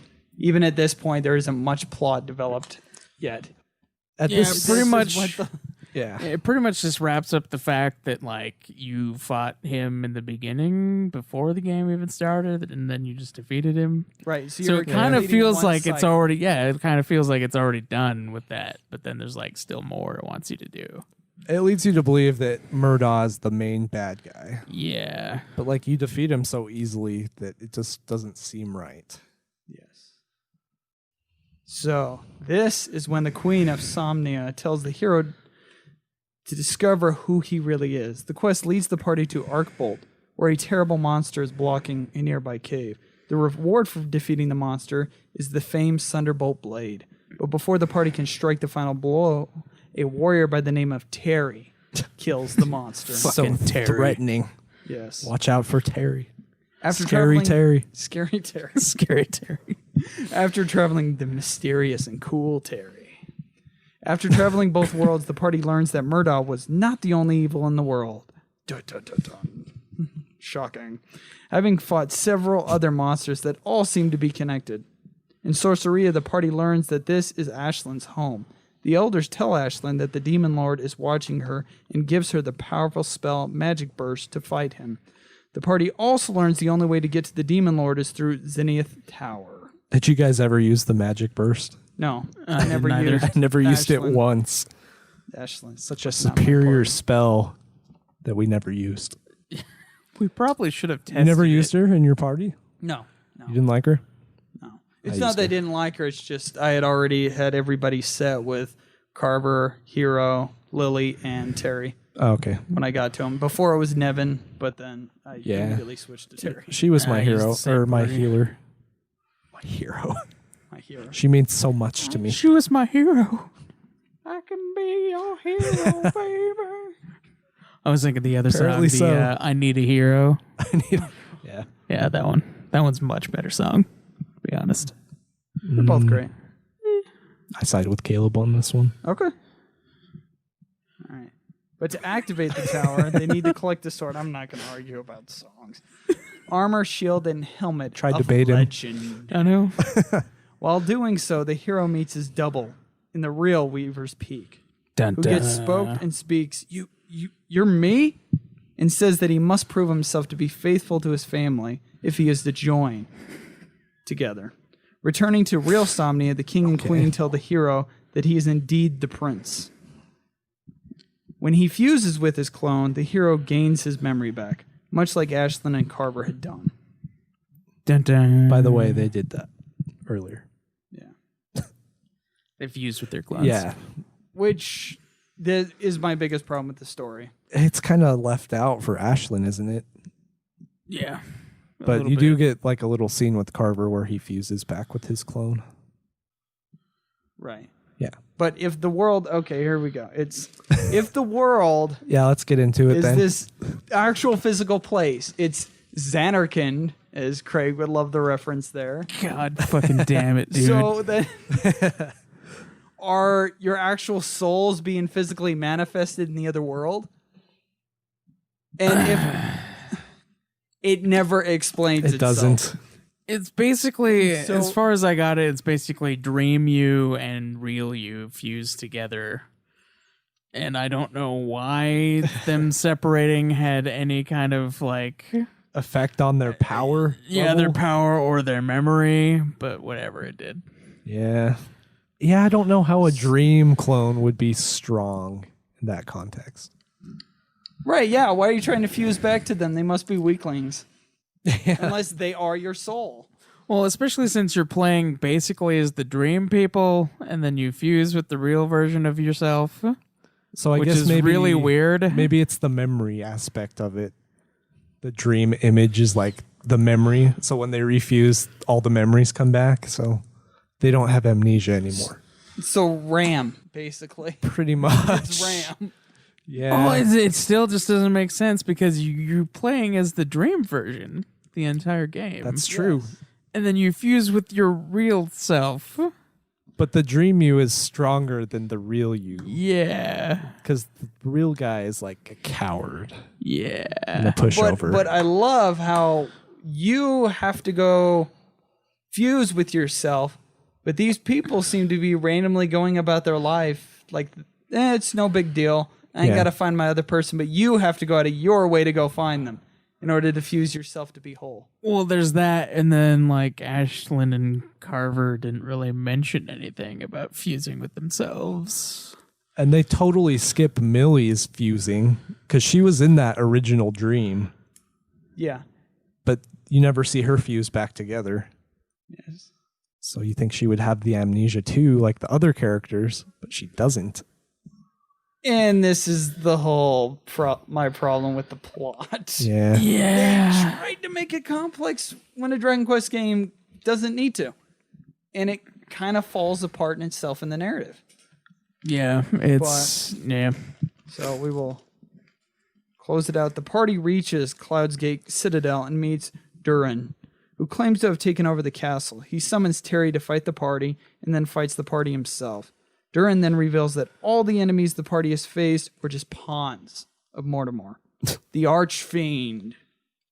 That's the big reveal. He's an Archfiend. We made fun of Terry's name, but Yeah, I'm pretty Mortimer- sure. Yeah, I'm pretty sure the big reveal was that the main bad guy's name was Mortimer. That reminds me of the mouse from Mickey Mouse. Like the douchey mouse that would always pester him. His name was Mortimer. Yeah, And that's what I think of when I think of this boss. you think of Mortimer I the think of a mouse? Mickey Mouse character. Yeah. Awesome. That's One that'll beat your fucking ass into a pulp. It's true. That I is will say that God. Mortimer, We're for gonna get having that. probably the dumbest name for a final boss in literally any game, is one of the hardest bosses. Oh, we'll get Ever. It is. Period.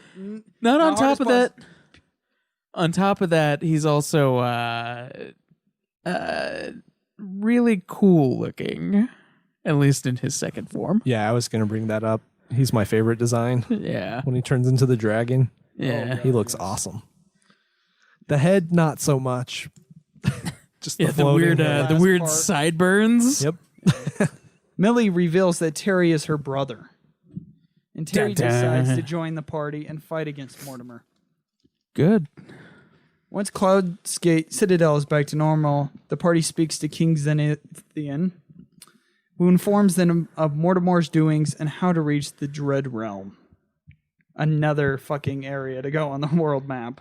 Dun dun. Mortimer plans on merging both worlds together. The party's horse fuses with Pegasus, allowing them to fly to the Dread Realm. But how though?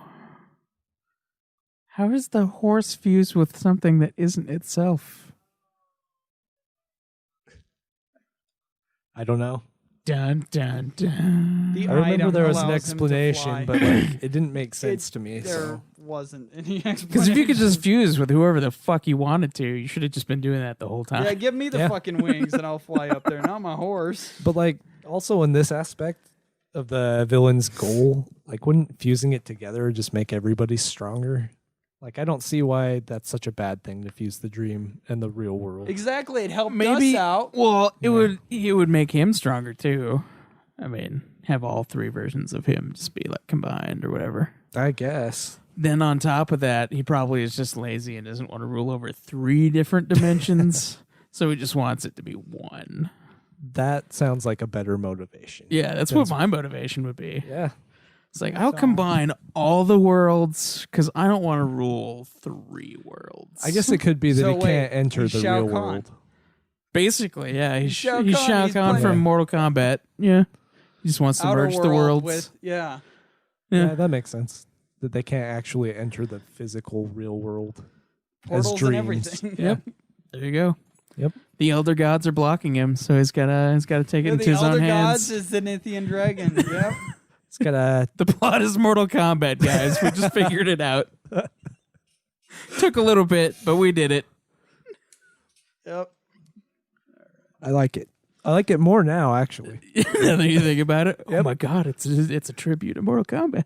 Wait, when did Mortal Kombat come out? Which one? First one. Well, Shao Kahn's not in the first one. Which one did Shao Kahn appear in? 2. When did So that would when be did like 2 come out? 91. No, 92. 92. Okay, this was That was 95. before this, yeah. So there you go. Yeah, it's Mortal Kombat. There you go. This is like around the time of the first movie of Mortal Kombat. Oh boy. Sweet damn, dude. Yeah. It's perfect. I should have brought that. That's a pretty unique take on it, if anything. At least as far as the bad guy's motivations, yeah, it's pretty much the same. Yeah. I don't know, man. It's pretty cut and dry, Mortal Kombat, now that I really think about Where's it. the tournament then? What's the tournament then? They boss gotta fight fights. Mortimer, yeah. They gotta fight all the bosses. They Yeah, he's fought got- Murdaugh, and then they gotta fight He's got minions. fight Mortimer. You face So- those so- minions. Yeah, so the first In one battle. would be Goro, right? Yeah, Yeah. yeah. And then you get your way up to be able to go against Khan, or in this case, it's Mortimer. Yeah. It's just Shang Tsung the whole time. He just shape shifts Well, into the different second creatures. to last guy is Shang Tsung. Yeah. Duran is Shang Tsung, and then Mortimer is Shao Kahn. There you go. Basically. And several challenges await in the Dread Realm. Because apparently your strength is suddenly The and Dread. unexpectedly plummeting. Outworld. Inside of Outworld, you're losing. Like, God damn it. Just keep going. Just keep going. Just push through it. I'm Raiden. My powers aren't working here. I've got to go pray to the Elder Gods. Yeah. There can be only one. Okay, now you're getting into Highlander. Yeah. Man, if we're Which, we're gonna I stay on mean- the Lambert train. Okay, yeah. Lambert is Raiden, I and just he's thought of also one. the Highlander. The Matrix. The Matrix. This could be the Matrix. Yeah. Dude. Okay, yeah. It's the Matrix layered into Mortal Kombat. The Matrix probably got their ideas from this game, though. Well, they got it from Ghost in the Shell, but yeah. They Well, did get it from Ghost in the It was a theory from oh man, Descartes, I think. What was? I think that was the philosopher that came up with the jar, the brain in the jar. Oh, Yeah, I believe which is it's like the plot of the the Matrix. right. I don't know for sure. I could be wrong. Well, the Matrix is stupid, so whatever. So, I like the inside first of one. Outer Realm, with the help of two supreme sage brothers, I like the first. Benjamin and Isaac, the party enters Mortimer's castle. After solving an unnecessary amount of puzzles, to my remembrance, they come face to face with Mortimer and defeat him. Isaac reveals that the Dread Realm is falling apart, and Pegasus helps them escape. After returning to the real world, everybody parts ways, with Ashlyn having to return to the dream world since her real world doesn't exist anymore. Oh, we forgot to mention the brothers.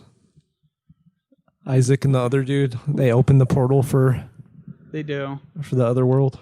There's The a dream few world. sequences where, okay, what was happening? One of the brothers is in a loop.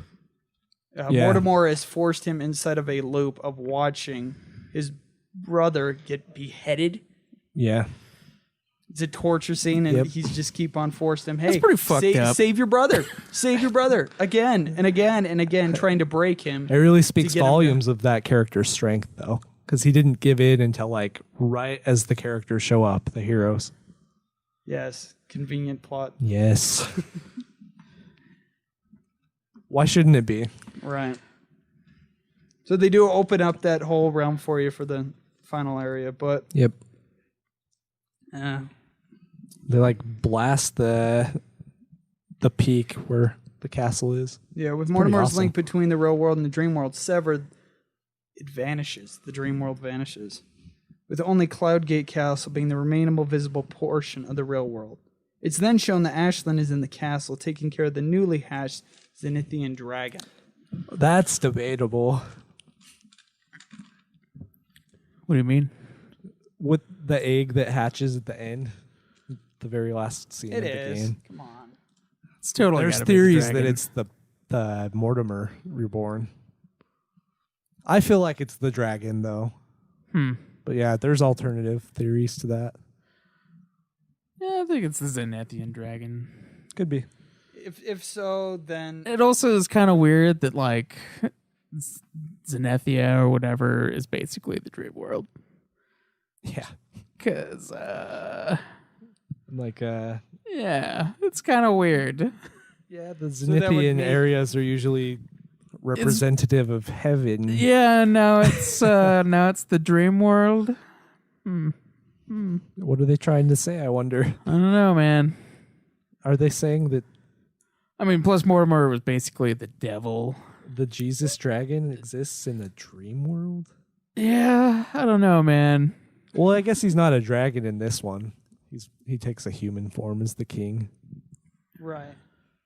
But in order for 4 and 5, for 6 to end up connecting to 4 and 5, it has to be the Zenithian dragon.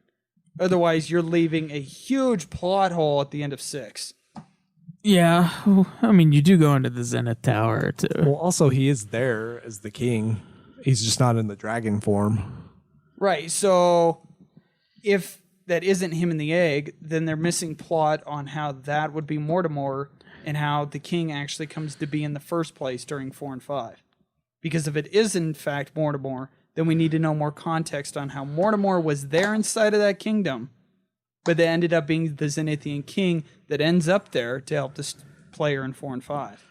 Yeah, I feel like this one So it didn't has to be connect the as dragon. well. Oh, hell no, it doesn't. Yeah. That's the question. All right, before we get into any more of the gameplay and stuff, let us judge 1, 2, and 3's trilogy versus 4 through 6. Which does it better? Which arc is better? That's a tough question. No. 4, 5, and 6. I feel like 1, 2, and 3 are way more concise story-wise. Agreed. 1 through 3. Because the loose ends in 6. 6 destroys 4 and 5's connection. Yeah, That's but what makes it 2 weaker. is really weak as far as connection to the other games outside of being like the Dragon Lord's grandson is in there, and The then items. and then his possibly mom in 3. Like it's Oh, it's his mom. I mean, it's kind of loose, really, for 1, 2, and 3. I mean, it's not really supposed to be that concise.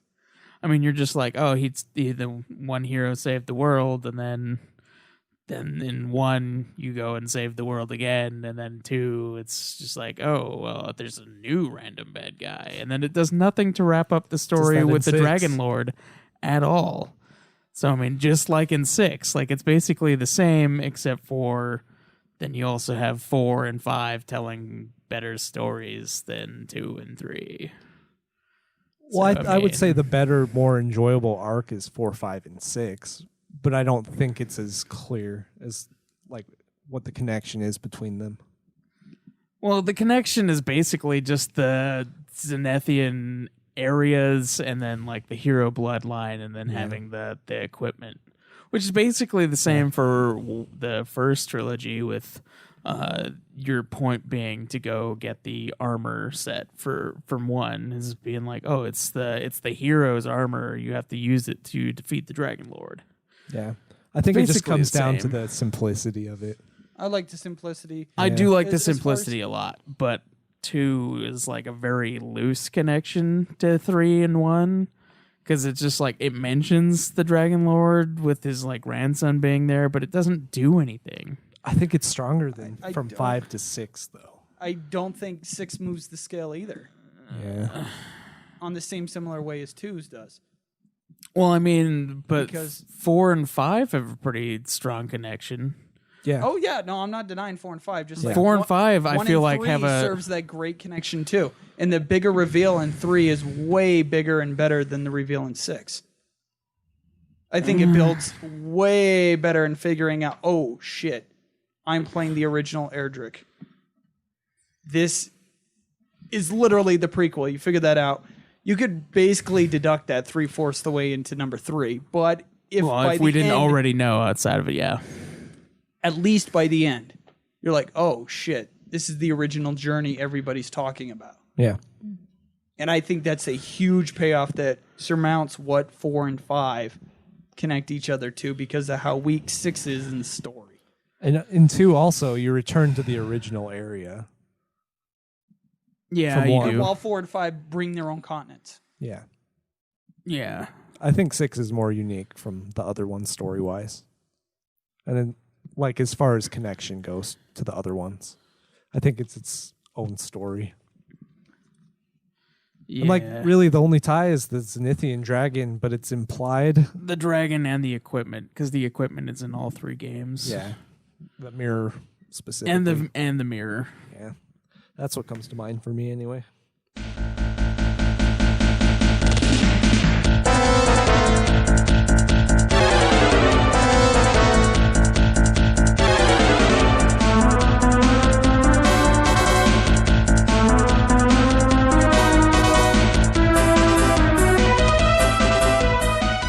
So, gameplay. How does this thing play?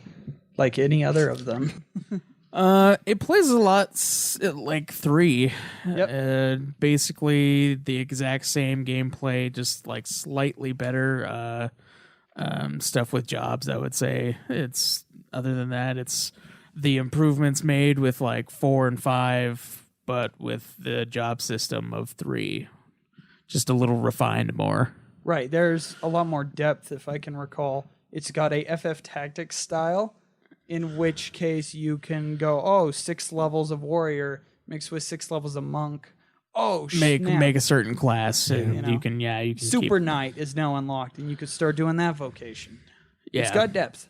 It does have depth in the vocation system. Way more than 3s. I actually didn't utilize that until like right at the end. Oh, yeah, because Really? you darn nearly have to. Yeah. Yeah. You got to have those healing spells, really. That's the biggest draw for me. Because, like, they're pretty basic if you just ignore the class system. One thing for this game that I really liked is the appearance of a shitload of metal slimes. Like, I've seen more Yeah. metal slimes in this game than any other of the Dragon helped. Quests. That helped a lot. So yeah, being able to level up my jobs was crazy easy. Well, it helped I me and Caleb. digress. I don't know about the RNG. The RNG favored a lot of battles. Definitely. There was the highest encounter I've seen since 2, probably. But none of them were metal slimes for me. Nor king Really? metal slimes. Maybe one every 100 battles or so. Mine was like one every other battle. Yeah, You mine guys got too. lucky. I can't remember which town it was for me though, because like I ran into like 3 king metal slimes in a row, and then like bunch of metal slimes. Like it was Saves so much there was time. literally 10 battles in a row where I found nothing but metal slimes. I was like, what the shit? That's luckier than me. It was awesome. Yeah. Damn it. It was to make up for the fact that I got fucked in 3 like instantly with the 6 slimes that wanted to destroy me. Yes. Then they were like, all right, let's repay him by It was by a bit of cosmic by a justice. bunch of metal slimes sacrificing themselves. Right. Do we have any favorite vocations? I don't. No? No. Mm, I I didn't like the night experience classes and then like the hero class as always. Yeah. I found both of the Dragoon. There are items that you can get that will unlock the Dragoon, and I believe the liquid metal slime class. You have to get a specific item to unlock the vocation, but I found both of the Dragoon ones, and I put it both on the main hero and Terry, and yes, good stats. It boosted things up a lot, and I really enjoyed the Dragoon one. Yeah. I didn't have that much experience with them until the end, so I didn't get very far with the class stuff. Okay. Yeah, I just There- basically used the hero classes. There are some new features that were added in this one. Oh, Yes. About the what was it? There The was a couple. slime curling. I did play yeah, that. the slime curling minigame. Yes. That was fun. Yeah, surprisingly so. Did you guys get very far in it? Not really. I played a couple rounds and then Yeah. I played a couple too. I just but wanted to not test all it. Hog. It was fun though. Yes. It was And difficult, but fun. in this one, they added style points to your character's raw stats. I didn't think it helped you that much until No. one specific area. Its entire purpose is for this one specific area. you want to tell us about that area in your deep voice. It Big is a boy. burlesque show. Is For it? a whole bunch of people. Yes, it basically is. Or you could say American Idol. It's got this American Idol approach to it. It's like amateur modeling. It is. It's the casting couch. Did anybody else get? Did anybody else read the owner of that establishment is like a gay dude? Yeah. Oh. Oh, yes. Oh, definitely. It does it. You have specific dialogue. Like you Yeah. get your style points affect how the judges rank you. Yep. And you have to do it to get a specific item. I can't remember which item it is to help you progress through the game. Yeah. So they forced But- it on you. So you already get picked, but randomly after you get picked, the announcer guy walks up and says, "All right, judges, why did you score so and so and so?" And one judge says one thing and the other one says another. And then the third one, totally gay dude, it's obvious, just blouts out like, "Oh, yeah, well, these guys were really finely dressed." Or it just wasn't happening for me. It was totally Simon Cowell. Are you saying Simon is gay? No, but he's got that flamboyantness to him. Okay, yeah. I get that too. So it's supposed to be amusing, but I just found it annoying. Just having to do that. Now, I did end up you can actually reinforce some of your items in another area to up the style points. Your of it. ugly stuff Yes. that the dude will tell you is hideous. Yes. Your Zenithian equipment Yep. is apparently hideous, so you're going to put some spit shine on the armor and it ups all the stats on it. So I ended up doing that so I can get 100% on everything in this game, getting a few extra items here and there. What is that called? Like bedazzled? Bedazzled. Bedazzled? Yeah. That's Bedazzle what he does. everything. I bedazzled the Zenithian equipment for this Oh, God. this That gay up dude's the style amusement. points. That's It's a how it's whole done. bunch of ridiculous shiny purples and pinks. Yep. You can totally see it. Some dude has just got a fucking bedazzler gun and just going ham with it all went over. fucking nuts. Yes. All in the shape of slimes. Slimify it. Oh boy. So, what else was there? There was the slime arena, wasn't there? Yeah, I think so. I believe there was the slime arena. Classic casino didn't- stuff. I didn't touch the slime arena. Yeah, I didn't do anything with that either. I didn't do pretty much any side stuff because I was just trying to plow through the story to get to 7 because of how long it was. And also because of like 8 and 9. I made sure to try at least the side stuff once. So you went into the slime arena? I think I did, but Oh. it's been so long since I played it that I don't remember the experience of it. So it's kind of not helpful. That's unfortunate. That's our I did do bad the for, casino, though. So much delay. The casino was good.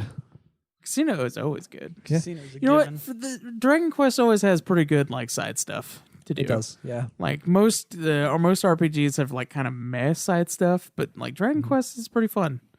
Like the casino is pretty interesting. The mini games that it has is always pretty good. They're time kills, but they're Yeah. good time kills. Yeah. Well, the casino is also quite rewarding with the equipment. Yeah. If you It's take pretty the solid time, stuff, yeah. Yep. Sometimes you get lucky with that too. Sometimes there's some good RNG manipulations from what I've been told to go ahead with. Yeah, that. you can save. You can save before you go in, and then you just keep doing it until you run out. Yeah. If you don't win, then you just reset it. Right. So So that's how it's done.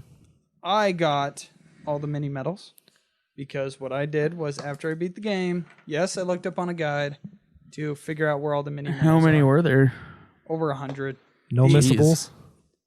No, there's missables. I believe there's 110 you can get, Okay.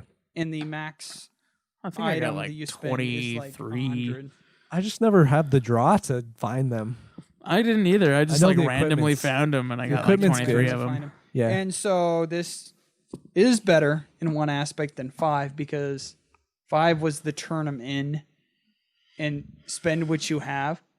Right. While 6 goes back to 4s and it's all cumulative. So, I have now earned 30. I can get this item for free instead of buying it for 30. I like that better. A lot better. Yeah. You can maximize the use of the medals that you find. Yeah. I also noticed that there were less though. Like when you'd fight the treasure chests, the enemies. They wouldn't drop medals. Be seeds. Right. Yeah, and I utilized my seeds this time, gentlemen.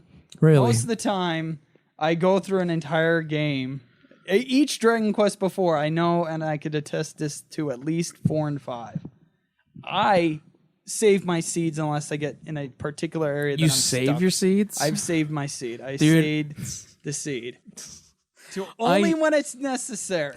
I bust those seeds open like all the time, dude. Like Constant. I use them as soon as I find them and always on my hero. Yeah.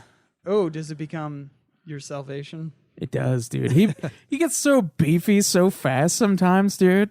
You get some of those sick boosts. Puns! Like in 7, I found Good like reference to 3. 4 resistance seeds, and they all boosted his resistance by like 5 each.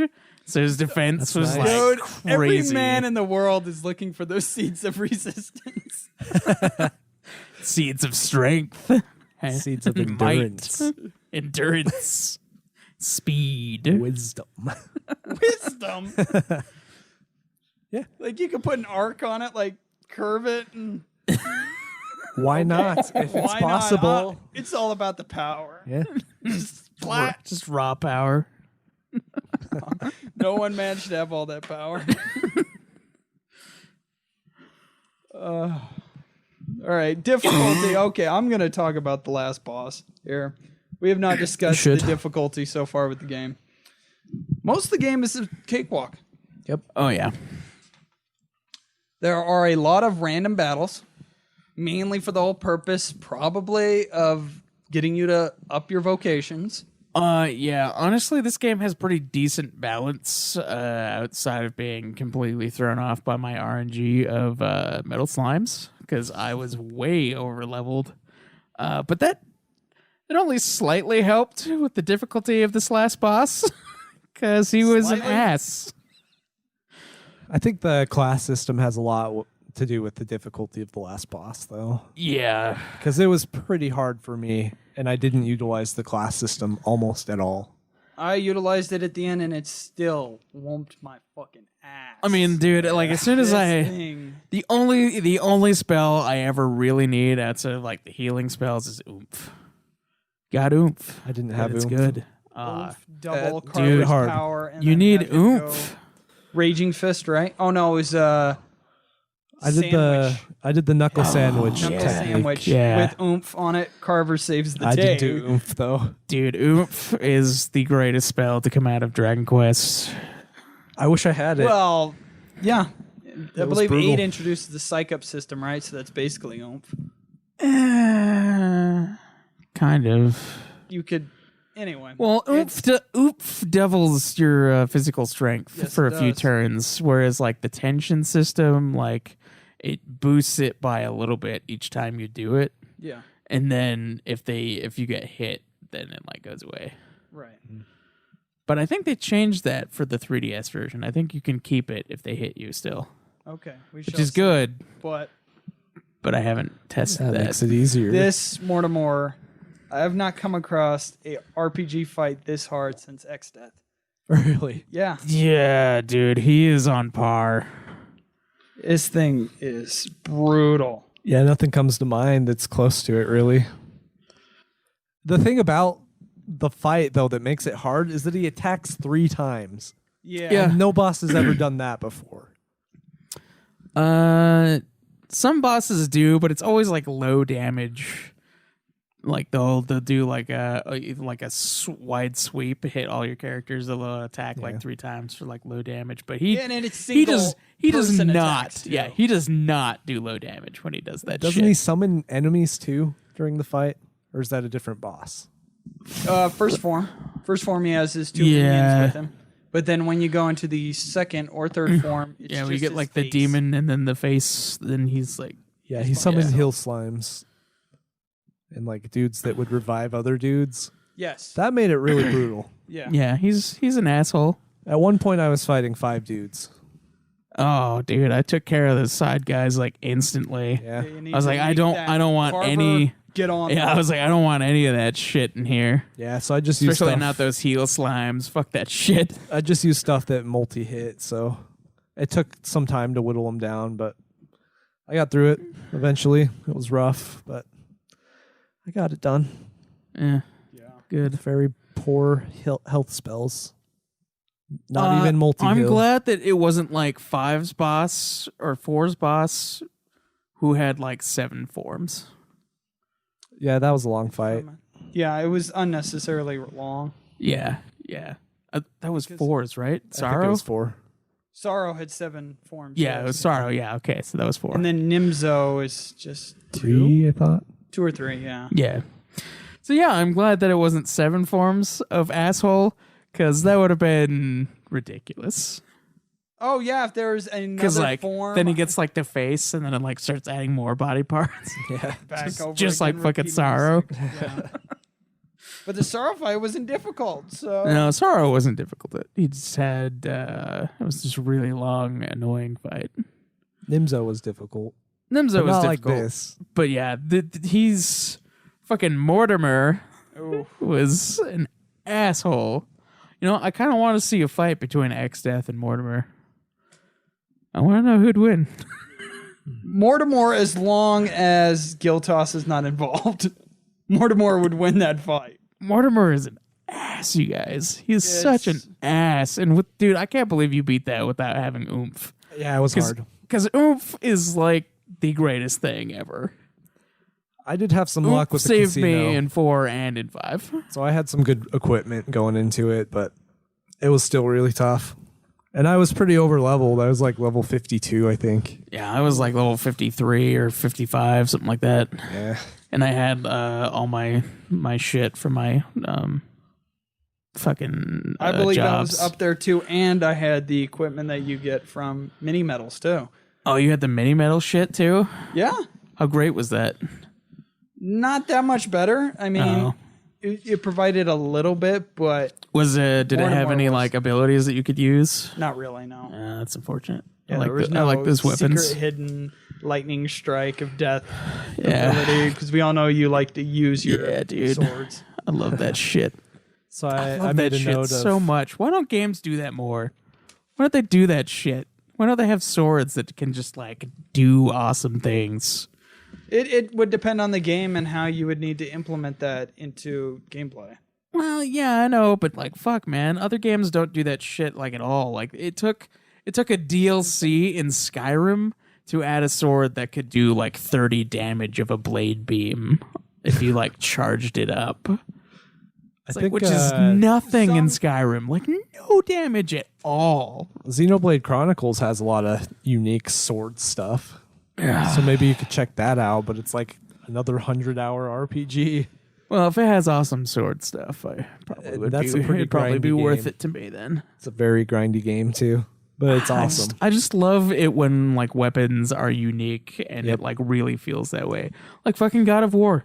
Guys, Jake specifically, because you haven't played it yet, the fucking Leviathan axe where you can just throw it and then call it back to you is probably one of the sexiest things I've ever seen. Yes. You can combo it too. Super I physical know. attacks I and know then you can combo it. And it's call it- amazing. Like right in the middle of the combo. Oh God, I love it so much. Yeah, that's a great game. If you own a PS4, check that one out. Yeah, dude, you can't stop changing your pants when you play that That's game. probably the best one on PS4. Viagra. Yes. Fuck, dude. Dungeons. I remember I do not like the dungeons, and it's mainly for the reason of let's just put 3 floors here for no reason and try and make you deliberately get confused. Yeah, I thought they were boring too. I thought they were kind of dull. There wasn't a lot of great design for the dungeons. Yeah, it definitely felt kind of. A lot of them felt like the same. No mine carts. Yeah, no mine carts. I did like that section, but it was annoying. It was unique from 5. Nowhere near like some of the other puzzles I've had to deal with in RPGs. It was Yeah. literally, oh, let me just switch this and oh, switch that. There you go. We're done. It's like not like you a- had to walk clear back to God knows where to go back to God knows where and flipping the switches. It was like a Pokemon level puzzle. Yeah. yeah. Especially like OG, where you had to like step on those fucking little symbols to make you go in one direction and then follow the thing. Yeah, the tiles that like Yeah. push you somehow. I'm trying to remember. Was it 2 or 3 Love those puzzles. that I was navigating the fucking tower in the dark because I was trying to play my DS. I was playing my phone That was one. outside. It couldn't have been 1. It was the red and blue. No, I'm talking about Pokemon. I'm talking about Dragon Quest. Oh, it was It was the tower that you jump off of It was 2. to into the other tower, the other end of the tower. Yeah, and I'm trying to climb that thing. That's what you guys are making me remember, is being forced to go a specific path, and I could not make my way through the path. It kept falling down the fucking tower. That was 2. Because I was looking at it, with dark screen, and there's the sun blaring down on me. You couldn't and see I the can't one see dark my spot? phone. Yeah. No, I couldn't. Yeah, fucking good old Yeah, 2. you guys got dark spots in your games? Because I didn't get those in mine from 2. Yeah. Good old NES, Dragon Warrior 2. And You love it. I hate it. You love Dragon Quest 2. I like Dragon Quest, but I hate Dragon Quest 2. And it's because I played it on love the it NES. so much. It's your favorite. I'll have to give it a second playthrough, though, on mobile. I'm sure I'll like it more. Gotcha. How about Probably, but Oh, there's some probably improvements. not much more. all right, how about those characters? Characters of 6. The characters of 6. Standard. Yeah, they didn't really stand out like the characters of 5 or 4. Especially not like 4, because Yeah. 4's was great. 4 has really unique characters overall. But I think the best character in this one was Terry by far. Yes, mysterious. He's got a good backstory. He has an old man sprite in the game. Old man sprite. He looked like an old man. Like Yeah, who Yeah. has that But hair yes. color naturally? he's like Which white. is gray. It's supposed to be like gray. a silverish hair color, but he looks like an old man as a sprite. Anyway, he's pretty cool. And it's an okay reveal that he's the brother of Millie. Right. And like his pursuit of weapons is also a cool motivation that we haven't really seen before. He's out there to find different forms of power. And not only that, but he actually tops the hero and actually receives the rewards, which I thought was funny. He does, doesn't he? Yeah. Well, He snatches out that it out one from part, under he you. just kind of like swoops in and kills it, which is bullshit. Because that was not his kill. He got there first. You could see him like walking as you come in. I thought that was hilarious. Yeah. Carver. As you're coming into the castle, you see him walking out. He's Yeah. like dragging a coffin. Yeah. I thought that was funny. Carver is the doll. He's the troglodyte. He's the brute. The brute. Me no smart. Me have mohawk. Me build house randomly. Yep. He was a bit more coherent Yeah. than that, but not by when too I'm much. using the talk function when trying to talk to them instead of the chat box, he just never had much to say. And then He's the strong silent type. the strong silent type. He's like Batman Yeah. with purple hair. But nowhere near Craig's as awesome. lover, Batman. Nobody's as awesome as Batman. Right. And then make Nevin. that clear How about right that now. plot from Nevin? He served a great purpose in this story. Can you tell me anything about Nevin? What did you tell us about Nevin since you love him There's so nothing. much? He's a fucking goddamn ship captain. He's an That's assistant. it. Oh, I thought you loved him more than that. Your love for him was apparent with that description. He was my least favorite character. Yeah. I kind of didn't want to use him, but he had the best healing spells. Yeah, it's not his fault. They just don't have any purpose for him being there. None I of the didn't like his characters in design. 6 had a lot of personality. Yeah. Except for maybe Terry. Terry was like really the only one, but you didn't really use him. Carver till, had like, a the end. personality. It just didn't see itself through in the story. Well, Ashlyn actually has a story arc, She does. which Yeah. makes her one of the better characters. Second best, I would say. Well, I would say that the characters are the main hero, Yeah. It was like Carver. a blank slate. Ashlyn, and Terry. I wouldn't even count Lily in there.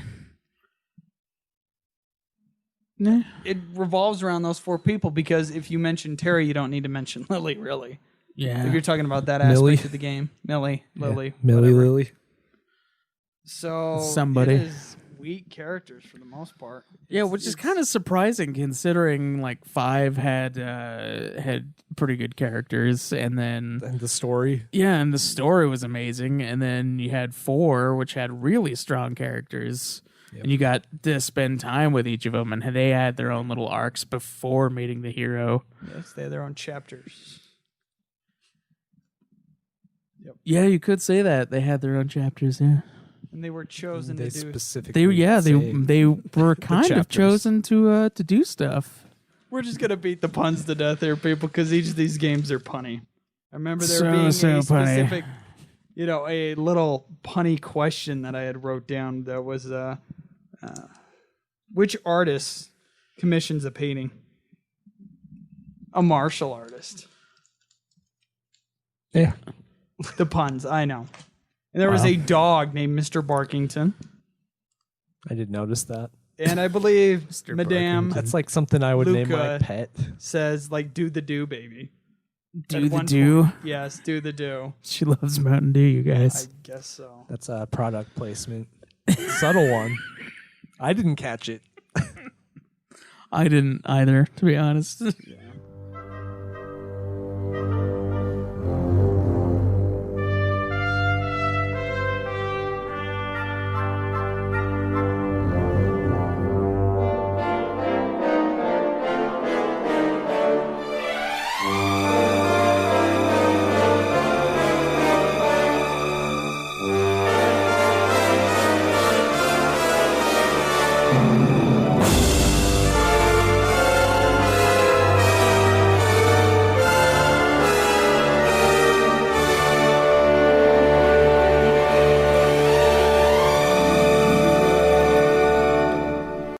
Some music, nothing really stood out to me on this one either. Like, it's been a pretty lackluster game in the in this trilogy. Like at all aspects of the Yeah, all aspects of the scoring. yeah. that we You do. you love the ting ting ting ting ting ting ting I'm gonna see if I can find the ting. ting Celebration Ding. theme and the. ting. Yeah, it had some classic Dragon Quest music, but other than that, like the original scores for the game were kind of just meh.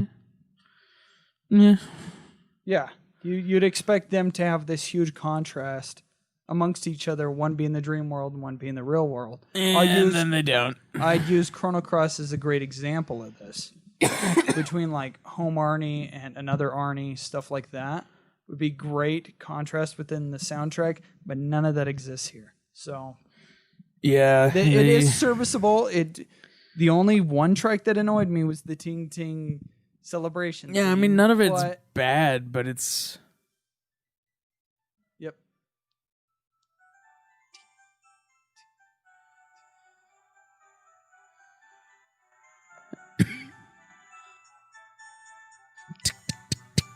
That part didn't annoy me as much. It's the ting, ting. The occasional tings, yeah.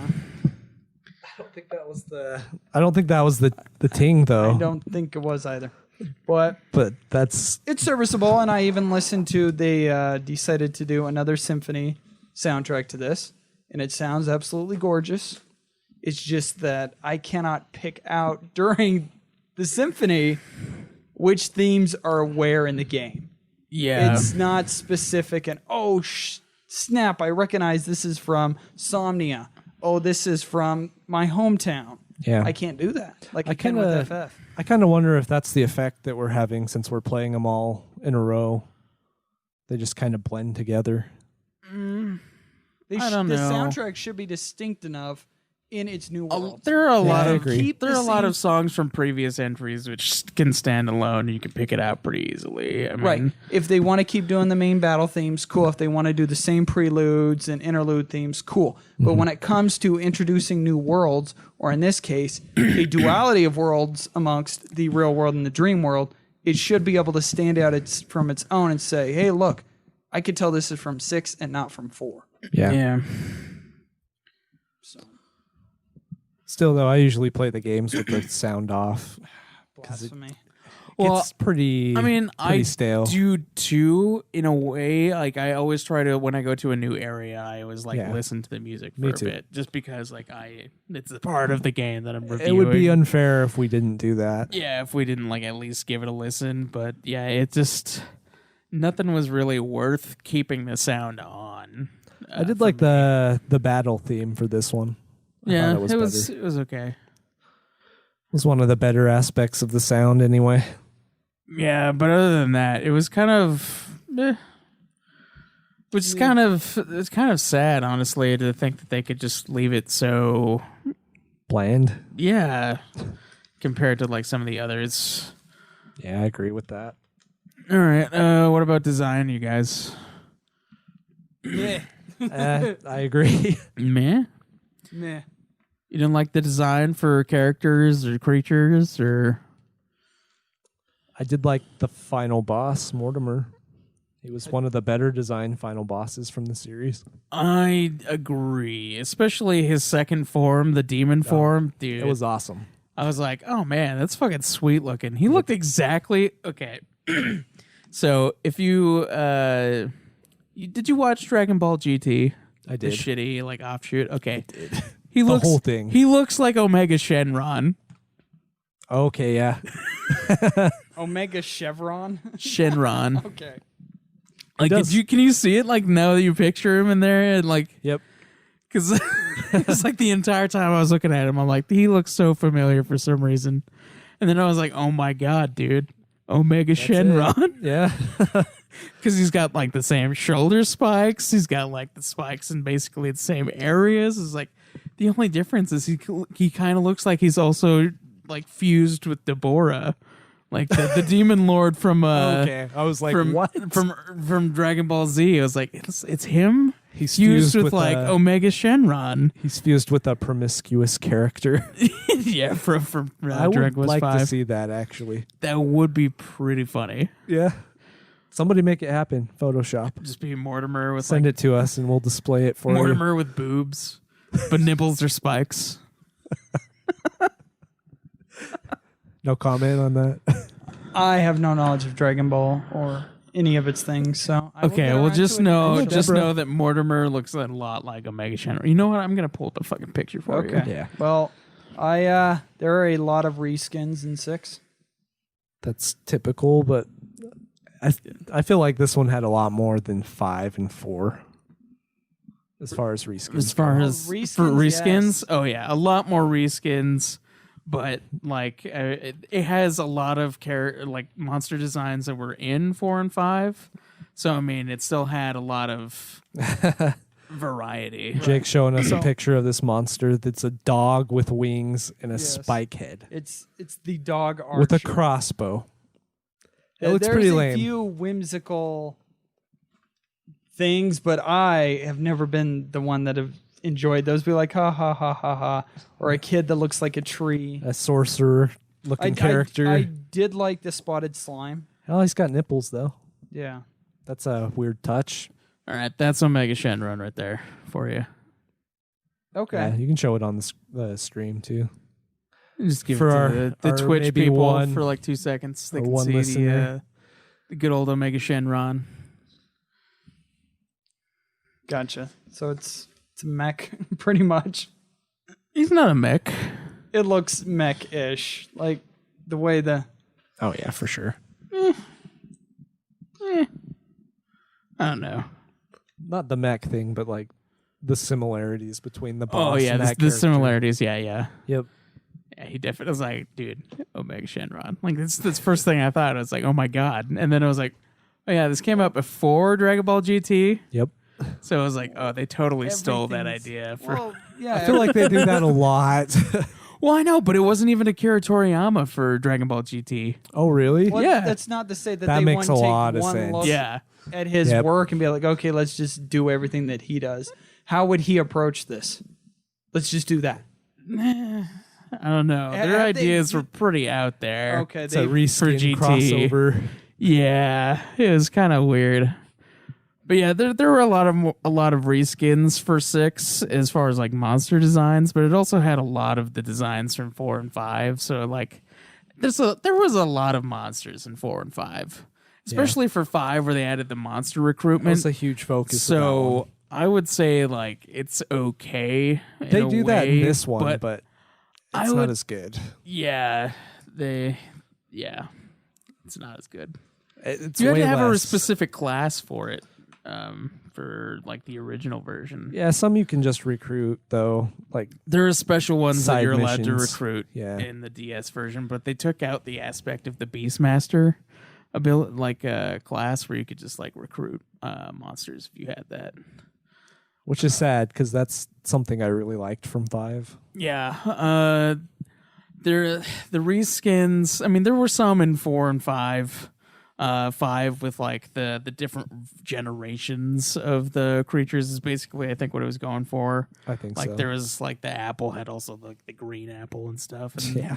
so there were some, but this one had a lot more. So it felt kind of like 2 again in a lot of ways. Because 2 had a lot of the reskins from 1 just to add more monsters. Yeah, it has less problems than 2 though. Yeah, It does look a lot better. But yeah, like in it's a lot of. I feel like it's just 2 again for like the series, especially where it's just, I don't know. It's like the ending bit, and then I don't know. What I find more frustrating and draining to me is that it ends out its welcome very soon, considering how long this is, that you go back and forth between 2 worlds, and then there's a third one for you to go through. Yeah. And so it's bad enough when that you was have a a whole lot. bunch of battles facing, let's just say, this blue dragon. Yep. And then you go to another world where you do 50 battles in one dungeon because it's high RNG, and then now you're just facing the green dragon. That's like 1 It- almost. It just feels kind of lazy. It becomes very tiresome Yep. Yeah, in battle. And it just, it really, it's not my cup of tea. It wears out its welcome very quickly. Yeah, I feel like the design is kind of meh overall. That's like how I could sum up the whole experience of this game. It's just meh. It's very colorful. It's a solid game. 6 is way more colorful than 5, especially in its designs. But that doesn't articulate to being a better design nor a better game. No. yeah. But it's colorful as shit. I'll give it that. And I'm is just true. looking at pictures here, and the color spectrum is all over the place. Yeah, It doesn't need to be solid colors. It just, Yeah, it's just it is a little sad that they do reuse a lot of creatures. I mean, that's one thing that I have a major problem with in RPGs is when they reuse creatures a lot and then just like recolor them and call it something else. Especially when they have access to Toriyama. Yeah, Feels like a waste. yeah, and then on top of that, just like all the like designs for the caves and dungeons you go into are basically the same. I mean, the layout looks exactly the same no matter where you're going. I can't really recall one specific area in the game except for the very last area. Yeah, I mean that's the only area that was vaguely different. So, Well, I guess the underwater was pretty unique to that. it was, but you don't. But it's easy to just get lost in there. It is. It's not utilized to much extent unless you do a lot of exploring like I did. There Yeah. really isn't anything to it. I went everywhere I could possibly see just to like complete the map. Right. But it was pretty barren overall. yeah, there wasn't a whole lot of like towns and things to go to like in the other ones. Like 5 had a lot of areas. And even in 3, there was a lot of areas because it seemed they were all self-contained. You would go somewhere with 3, and it would be its own little arc. Its Yeah, own little thing that you do. In 6, no. yeah. It's not there. Nothing is there. Doesn't have the same amount of depth in its design. No. No. Then as far as characters go, I don't really recall them having different dialects in this one. There were some, but not as much as the other games. That really stood out in 5 to me. I do like the designs for the Madame characters, though. Luca is upset with you. I do like the Madame designs Luca for characters in Dragon Quest VI Rebukes a lot. your assumptions. Yeah. Good for her. Yes, very good for her. All right, guys, where are you gonna place 6 Oh, in the scale? There was apparently a manga, Well, much like with every one of these. if they want to add on to it. Well, yeah, but they always do a manga for like every single one. Yeah, so it was a 10-volume manga adaptation that was also made. That was titled Land of Illusion. And it apparently introduced the character of Kaizu Bushu, a spotted slime. Bizarre, but okay, there it is. Can't you recruit that guy in 6? I remember having a slime character that wasn't Slime Knight. Yeah, it was, And he had spots. yeah. I think it was that guy. Huh. I believe so, yeah. That's a cool addition, if so. It is. And we have questions. We ask questions on Twitter, on Facebook, on our awesome geekdom. And a lot of them are for Platy M3. Before we get into that, let's go over the sales, though. Sales? Yeah. Insane sales that happened. Apparently, it came in at a very high retail price of 11,970 yen. About $100. Oh my god! Yeah. Why would they sell that for $100? Because it's Dragon Quest and it would sell. Yeah, but fuck, dude. This was still like SNES, right? Yes, this was the SNES era. How? Because of the length of the game at the time, probably. I'm thinking about it. It is a lengthy fucking game, but Yeah, not it's $100. long, but Like, holy put it at, like, shit. 60. Yeah, 60. Not 100. That's rough. But at 100 a pop, it sold 3.2 million copies in Japan, of which 2.5 million was sold in December, the first month it was out. Oh man. And it became the best-selling game of 1995. Okay, so I'm looking at this and it says, according to Nintendo Power, Dragon Quest VI was originally planned for North America to be released under the title Dragon Quest or Dragon Warrior 5. Right. Why the fuck did they do that? But they ended up not because... Well, I know they didn't end up doing it, but like friggin' Square did it with friggin' Final Fantasy. Yep. FF2 and FF3 were completely skipped over. So when FF4 came here, it was 2, and then 5 got skipped, so that FF6 became FF3 here. Square was doing it, so Enix was thinking about doing it, but they chose not to. If Square could get away with it, Enix was thinking on doing the same thing. But it ended up not happening. Enix was apparently had given up on the U.S. market basically due to the lackluster sales of 5 in the United States. So it had no companies willing to take the plunge in getting it localized over here. We did not see it until the lovely DS version that we have. Yeah. See, I'm starting to realize why Dragon Quest isn't as popular over here. It's partially because nobody wanted to bring it here. It could be that. Not to Because, mention... I mean, game for game in versus Final Fantasy, like up till 6, like they've been better. So, and Final Fantasy was huge. That's true. So I kind of feel like it was the sales, though. It was definitely the first sales. couple. well, for the first one, yeah, but like everybody had Dragon Quest 1 after a while when they gave it away for free with Nintendo Power. Yeah, I think the name change, too, was also negative. The Dragon aspect. Warrior? Yeah. Yeah. Because them just rebranding it on the DS, like, I don't know. That, like, limits access in a way because they could have just put it on, like, the PlayStation Store or whatever. Like, they didn't have to go the route of the Nintendo handheld, which people only buy for Pokemon. Yeah. There's other games, but the main draw is Pokemon, that's for sure. It's the only reason I fucking buy one. It's a fucking... Well, the only reason I bought mine was for Dragon Quest. It's a $200 so fucking Pokemon machine. Well, there's similarities between the two. Yeah. It has to do with the lackluster sales, considering I don't think there was enough of a profit of how much time it would have taken back then to translate it all.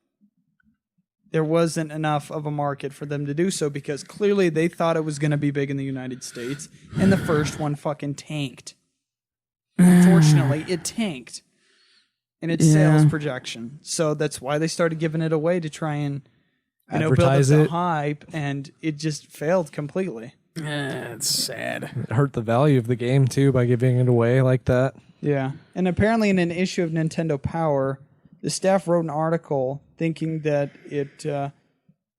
they suggested why the series may not appeal to the American audience by saying there's too much fighting and not enough adventuring.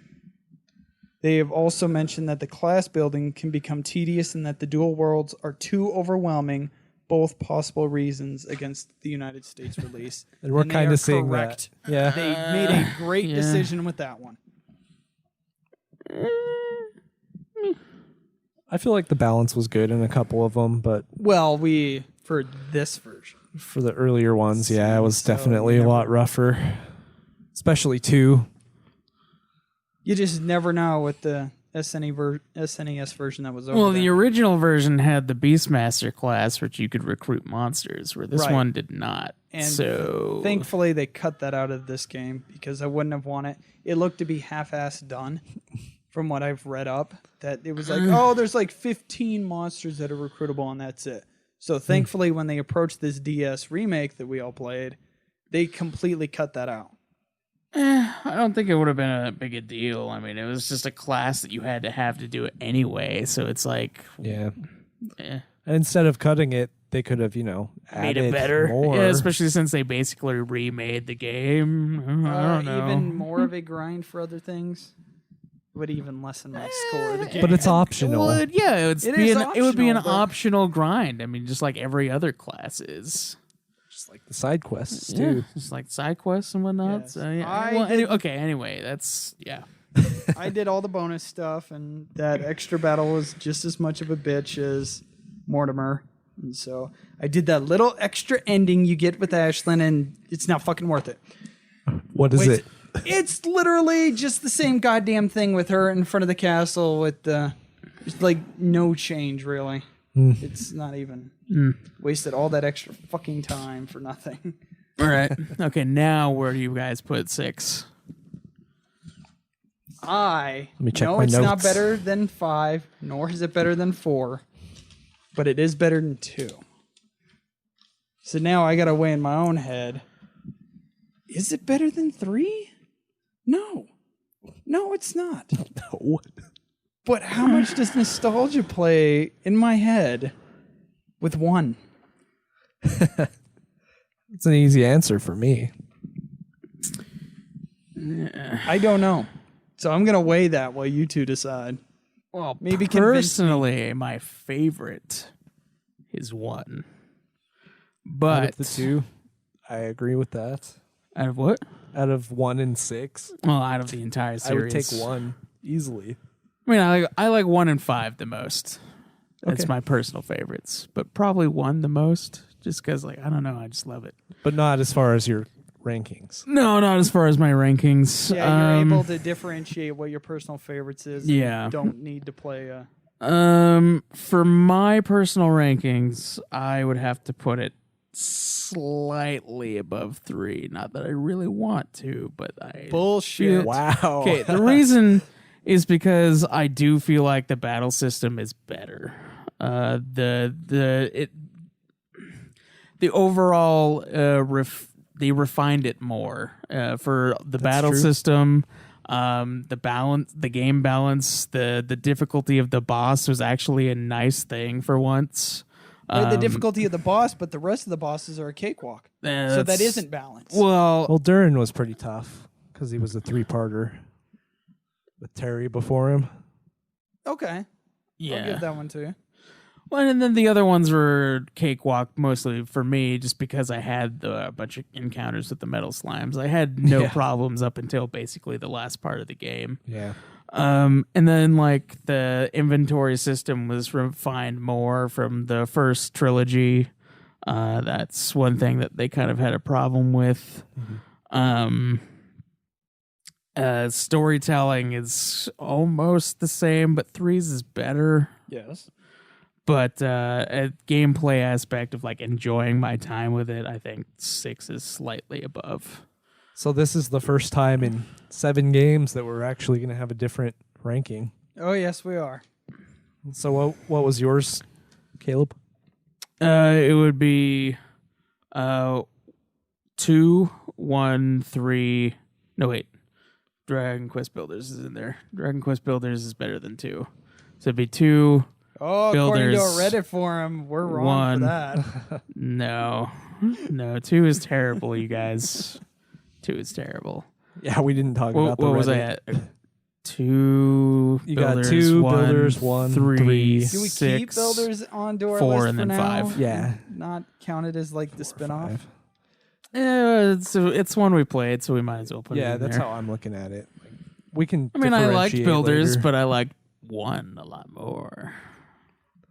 And builders is worlds above 2, despite the grind fest and constant repetitive gameplay. So mine worst to best is 2 builders, then 6, 1, 3, 4, and 5. See, that's where I'm thinking because I definitely have it 2 builders, and then I'm deciding where I play 6. Do I like 6 more than 1? I mean, I personally like 1 better than 6. Yeah, me but too. as far as like, I don't know. But there's no way I would put 6 over 3. No, I'm not doing that. That is blasphemy. It Even wasn't if it's by much. technically better, It wasn't. I enjoyed 3 more. Yes. Eh. That's how I had look its at it. Well, if that's how we own were skill gonna set. rank it, dude, then I'd be like 5 and 1 would be the top. You can do it that way. You can always change your ranking. I guess I could. Maybe at the end when I know definitively. Okay. That's fair. I do not like the story in 6, but Well, I mean, There's if you think still about a it as lot Mortal more Kombat, there it's slightly and a better. lot of That was the deciding factor over 3. there is a lot in a way. more in all aspects. The vehicles that we didn't go much over are kind of bland, but it is cool that you basically do become Pegasus with the flying boots to another realm. Not the other realm, but the other thing floating the castle It's in the the sky. blimp or the air balloon. Yeah, Yeah. Hot air It's been balloon. done. I just don't been find done. it that unique. But there is still a lot more to 6 as opposed to 1. So it'd have to be 2 builders, 1, 6, 3, 4, 5. We're all different on this one, looks Yeah. like. Well, that's good.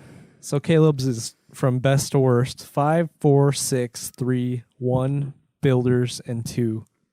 No way, Mine 6 is above 3. mine is 5, 4, 3, Just 1. don't worry about it. 6 builders and 2. And Jake's is 5, 4, 3, 6, 1 builders and 2. Yeah, 2. Come on, guys. No. 2 So- is. 6 was the one Hey! that we all had different. Yeah. Dragon Quest 2 is still better than FF2, but Dragon Quest 2 is not a fun game. No, it's not. Yep. Yeah. Yeah, there you Design go. choices. 6 definitely Gameplay. is a divided game in the series. Yeah, it's kind of disappointing, honestly. I was hoping that this trilogy would end on a really high note, and it did not. Because like it was building up for me. Because like Yeah. 4 was awesome, and then 5 was really awesome, and then 6 was like, eh. Well, the peak of 6 was good. The final boss was pretty good, although frustrating. Yeah, I mean, there's a lot of good stuff in 6, but Yep. like the story is really what plummets it. Yeah, Considering how good the story of 3, 4, and 5 were. yeah. If we look at it like overall, 6 just isn't as good. It's unnecessary No. long. Yeah, In addition to the story, it's way It is too much really battles. long, and then there's not much to do on the overworld, and there's 3 of them. You could easily get lost in the overworld. Yeah. yeah. Yeah. Yeah, so there's not much point to Disappointing. that. So yeah, it's kind of it's not great. Still, though, it's better than some.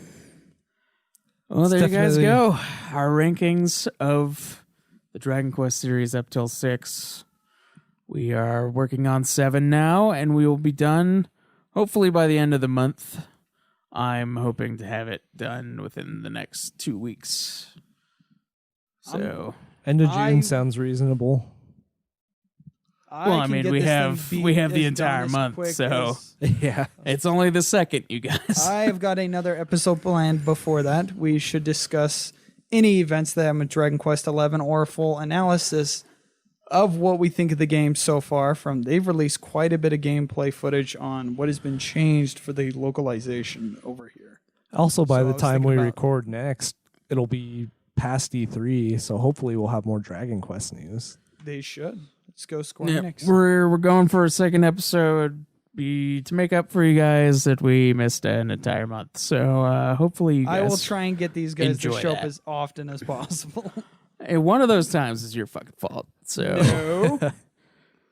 Was I it? declared Yeah. that I wasn't feeling was- good for a fever, and then you guys all of a sudden became. Okay. You made it a catalyst all of a sudden when I can. Perfectly you were do gonna something. bring the boy, and you were Yes. also really, really sick. It wasn't just a minor flu. You said you were fucking like crazy sick. Otherwise, we would have just been like, okay, and that let's has nothing let's to just do do with me it. not being able to record. It was not just you a guys minor were fever. literally. It was like I can record perfectly fine, but it's like all of a sudden it becomes this. Oh, I guess we have to cancel. Yeah, We you can were- become go my go ahead and remember it that He way, can- Jake. He could It's become fine. my reason why I don't want to record. Well, we were kind of like You guys were. teetering on not coming anyway. That's then the vibe I Jake- was there getting was from there you was two. something there was something else going on, and I can't remember what it was. I think Right, we were going to so be you guys late. made it to me. You made me the martyr. Oh. You made me the catalyst. I think both Yeah. of us or one of us was going to be late, and then you said you were really sick on top of that, and we're like, okay, let's just do it next week then. Jake's so That dedicated. was only the second delay, so that's wasn't too Jake's bad. so dedicated that he would come here sick, so we had to basically force him to not come. Yeah, I became the catalyst of canceling. Yeah. That's all. It had nothing to do with me. So we No, all, you were still really sick. we all so you caused can't just say that you one of the were. absences. 3 Yeah. weeks. There was 1 week though that we could have done it and something fell through. Yeah. I can't remember. That's our excuse, Yep. and we're sorry. We are. But 2 episodes this month. Maybe 3 if we get 7 done by the end. We'll see. I'm willing to go ham if you guys are. I'm not I'm go going to have ham. it done by 2 weeks because I want to get started on 8. Because 8's going to take me the longest, especially if I'm going to do side stuff. I'm gonna shoot for the end of the month. You do that. Okay, You do that. It's fine. but we can do another episode. We also have a spare month, so keep that in Well, mind. we don't have a spare month. We do We've pushed it off enough that we don't. Because still we have technically August. should have had 7 done now. Yeah. Because our spare month was August, and August has become 9. Well, I feel like we're gonna go through 8 pretty quickly. Just because of how much we anticipate enjoying it and going ham. Yeah, okay. Yeah, I guess there's that. Then I don't know. 9 has a lot though. I wouldn't feel too terrible about delaying 9 though if it comes down to it, especially for 8. But we'll try and get 9 done. Yeah, That's we still will. the plan. So 9 probably won't be 100 hours, just like 7 isn't really 100 hours. I've also heard that 9 never ends though. If that's true, then we'll get to a point where we feel comfortable reviewing it. Yeah, So, which is cool. I like that. It's pretty good value for a game, yeah, just like Skyrim. the game that never ends. Yep. Oblivion was better for that. Oblivion is. I need I to feel like play that. Oblivion is better. I need to play Oblivion. Skyrim is still. good, but Oblivion has more unique qualities that make it better to me. All right, guys. I think that'll do us here. Oh, I thought we Yep. had some questions though that we We missed. do have a few questions. that We can totally do it on the next episode. This is pertaining to about Dragon 6, Quest though. 6, so good job with that, Craig. I tried to bring it up. You were the one who stopped us from answering the questions. No, that was me. I had to use the bathroom, so I was like, how about the sales? And then I slinked away. Oh, you're a piece of shit. I still say save it for next week. Or 2 weeks. Until next time, keep it Come on, super. man.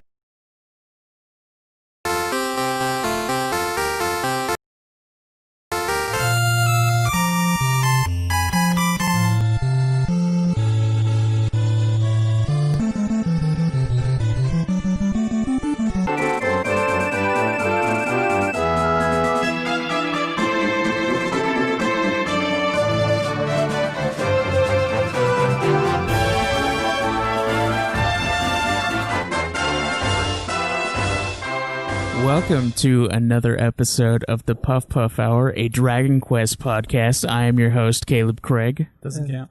Jacob Stanley, right? And I'm your host, Dylan Rominger. And today's episode is Dragon Quest IX. Finally, you guys, we get to talk about that thing you've been waiting for. Yeah, finally I get all these people in a room together. Yeah. I mean, we had like an iTunes review about it. It just said, please review Dragon Quest IX. And here you go, guy that wanted that. It was a desperate cry for us to review it. Yeah. Well, now we're here. And we're reviewing it. And we found out about it today when we were reviewing 9. So, I mean, we just showed up and they're like, yeah, review 9. And we were like, okay. Yeah, we'll do that for you right away. Goddamn right, I gotta force some episodes on these people. Get them done, finally. And yes, we are done with at least Act 2 of Dragon Quest XI, all of us. So I don't know if what we want to count as the cutoff. I'm pretty sure all of us want to continue and do Act 3. Yes, we're going to do the last part, but it's separate, all right? The Yeah. game literally says the end. It's technically all right? done. Fuck so. anyone who says that's not the ending. It literally says the end. Okay. And then that's would you fair. like I'm to just save saying yeah. I'm just saying we are all Dragon Quest consumption. So it'd be awesome for us to cover everything that is. Well, I prepared mean, in the yeah, game. it gives That's us like mostly a, true. another episode for that extra bit. Of course. So This is really the first time we're diving deep into the post game, though. At least This is me. all post but game. tied This in. is the first game that the post game has actually had like any point. story related content. So That's true. But Yeah, I mean, some of them have like extra bosses that were like, I was really here the whole time, but it's Well. it's not as involved as 11's is. yeah, that's true. It's story relevant too. It's not just for fun, so Yeah. makes me motivated to actually play through it, damn straight. get the trophies, of course. Great game. Tremendous game. How many Everybody hours do you needs to guys go out and have? buy it. 90. 70 something. Mine's at 150 Damn. Quit leaving your because I leave it PS4 on. So like maybe 40 of those hours don't count Yeah. because I wasn't actually in game, but 110's a lot of time. It adds All your up. dudes are like level 70 because you're grinding the shit out. Yeah. Yep. Although I don't think Trophies. there's anything to grind for Trophies. pre. You get trophies if you level them up to 99. Well, I mean, yeah, but you're gonna want to level You're up gonna- for the final boss. Yeah. The Prepare optional for final a boss. crude awakening with that. Yeah, Caleb kind of mentioned it, so I think I'm done grinding for now. Yeah. It was mostly for the luminary to be extra strong. Oh yeah, that'd be nice. Since Especially with plan the too, I fucking just blade of darkness. I use the light sword. You're the single-handed. dual He's not a wield. great. Yeah, he dual wields. I agree. Too. Oh, it's awesome. Great Love sword is awesome too. Fucking hella chopper, man. Mm. It's Giga Slash. That too. It's, Oh, what's that one fucking? I can't remember it now. The one move that just like extra damage, but it's like a single hit for the great swords. There's two of them. There's one that does a lot of damage, and then there's one that does a lot of damage. Like multiple attacks. No, it's not it just multiple is like damages. one super powerful attack, and I don't know why there's two different ones for it. Luminous But there's Spark. one that does like like a ton of damage, and then it's like, this one does even more damage than that one. It's for like the same MP. It's like Luminous Arc or something like that. I swear. For Eric, I have him dual wield Falcon blades. Yeah, so Dude, you're that's doing 4 amazing. attacks. It's so I good. know, it's Don't use awesome. Eric. Eric. Oh, man. Oh, he's got critical claim. He one-shots metal slimes. That's why he's there. So can Jade has one of those moves too. But Jade does. this one hits every time. Doesn't miss. It's It's really broken. it's great. Yeah. All right. So wait, he crits with each of the 4 attacks? Well, this one's just one like critical attack, but it one-shots pretty much everything Okay. except bosses. That'd be too broken, I think. It's awesome. I don't want to grind with Eric. Buddy. Well, everybody gets fucking... I don't care. The I don't want to have a XP. damn party. Oh man, he had another ability too that was related to dual wielding. I can't remember what exactly it does. Oh, it's it allows your second hand to do as much as the first. Oh, yeah. There's that. So that's awesome too. Story wise, he's not very interesting, but combat, he's awesome. Default character. Yep. All right, we are here to talk about Dragon Quest IX now. Sentinels of the Starry Skies. Released in Japan on July 11th, 2009, and released in North America on July 11th, 2010.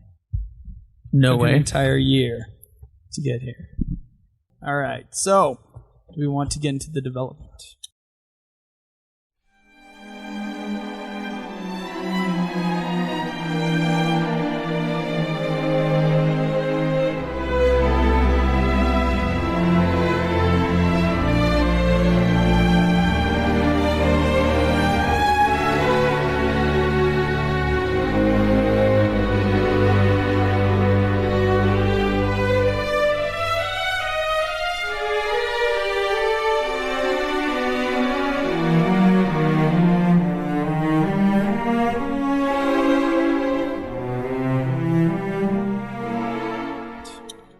Sure. All right. So Dragon Quest IX is primarily designed around the idea of attracting a wider overseas market by giving the game more action-oriented premise than the previous games in the series. And in mid-2006, Dragon Quest series composer Koichi Sugiyama confirmed that Dragon Quest IX was in development. He quoted by Japanese video game magazine Famitsu saying, "I'm not sure when Dragon Quest IX will be released, but it seems that progress is continually being made. I'm personally excited." On December 12, 2006, during a press conference celebrating the 20th anniversary of the Dragon Quest franchise, Square Enix announced that Dragon Quest IX would be released exclusively for the Nintendo DS, and making it the first numbered Dragon Quest title to debut on the handheld. Yeah, you hear that, Final Fantasy? That's how you actually do a 20th celebration anniversary. Not like fucking wine and cheese. You announce a new goddamn game. They're just fancy that way. The Japanese release of Dragon Quest IX was subsequently delayed from 2007 to 2008. The company cited the need to take more time for making a better video game as the reason for the delay. At 2008 Tokyo Game Show, a new trailer was shown at the Square Enix booth, which showed a glimpse of the changes made to the gameplay and graphics. At the end of the video, a confirmation of the release date set for March 2009 was unveiled. Square Enix released another new trailer for the game, showing various aspects of the storyline. What boss battle. storyline? Yeah, I don't fucking know. Along with cutscenes at the end of the trailer, showed then correct release date for March 28th, 2009, along with the price point of 5,980 yen. On February 12th, 2009, after having delayed the release of its quarterly financials by a week, Square always Enix do that, don't announced that the game would be delayed Seems once like it. again to a Japanese release date of July 11th of the same year. You wait till February when a release date is in March to push it to July. Yeah. There would be a mutiny in like today's. Didn't they do Mark, that for like 15 though? 2019. Final Fantasy 15? By like 3 months, though. Okay. I think. Yeah, they stretched it to as far as they could. This is like 5 months? 5 or 6. The game's release day worried Final Fantasy fans who were told Square Enix president Yoichi Wada that the delay may affect the release of Final Fantasy 13, stating that he could not say there would not be any effect. What? Yeah. Oh, that didn't make much sense to me. What? Because sure, there was heads of people at Square Enix who publish Dragon Quest IX, but Level 5 still made Dragon Quest IX. That's who Level 5 did. They developed it. So how the fuck would that affect anybody at Square? That's what I want to know. For the release date, I guess they were around the same time as Final Fantasy sales, 13, so they could have affected like something. Maybe they would have had to push one of the others, Final Fantasy 13, back because they already pushed back Dragon Quest IX. That's probably what the worry was. That's ignorant. I don't know. Because there's no way. They don't care enough about Dragon Quest. They would literally just say, you know what? Yeah, we got this awesome Dragon Quest game coming out, but you know what's also coming out the same day? Final Fantasy. And they'd still do it. Come on, it's Square. They'll... shit, though. Dragon Quest IX was designed to be the hardest Dragon Quest game of its time. The rationale was that, according to Brian Ashcraft, night editor for Kotaku, the Dragon Quest IX developer said that people can always find out information on the internet, like it's part of the game experience. In addition, the game has only one game slot. Ryutaro Ichimura, producer of Dragon Quest IX, clarified that the reason, explaining that there was not enough space on the cartridge for 2 additional save slots, given the amount of freedom that the game allows. Instead, the save area is used for backup save slot in case of battery failure. Ooh. Where there was a... Oh, okay, that's it. That's all. Yeah. There isn't much about development. Actual details pertaining to the development, just mainly the release of it. Right. So, yeah. So, yeah. Pretty Some lackluster. possible conflict with Final Fantasy 13, but other than that, Which not makes no sense to me. basically the same. As far as being the hardest Dragon Quest game, That's why I needed did to they be forget they clarified. released 2? Yeah, 2 was pretty brutal. Well, that's post-traumatic 2 syndrome right there. Disorder. They just Post-traumatic forget. 2 disorder. Yes. All right, well, plot? What plot? Yeah, exactly. There is a plot. We could easily just summarize it up. It's small.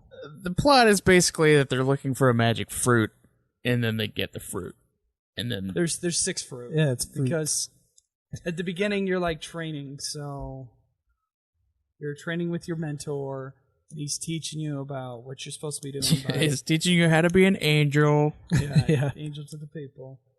And when you end up getting benevolence, you end up going to the fig tree to basically receive a blessing from God. I mean, the entire Jesus and pearly gates and God Yeah, there's definitely a connection allegory is deliberate throughout this whole game for it. So there. Goddess this time. yeah, that's the Not a approach they dragon. decide to take. But you end up going there, and it just shatters. Like, oh no, it's an earthquake! It's an earthquake! Yeah. The entire place crumbles and falls to the ground, and all the figs get broken up from the Yggdrasil tree. Pretty And much, so, that's what it is. literally, you are an angel, and you land in a town that has a waterfall, and so the place is called Angel Falls. The same Thank you for place- that pun. The same place you were training to become an angel. Yes. Yeah. Touched by an angel. Ooh. Weren't you guys talking about Michael Jackson earlier? Fall. Careful now. Yeah. We might get political, but I just thought it was a funny reference. So essentially, you end up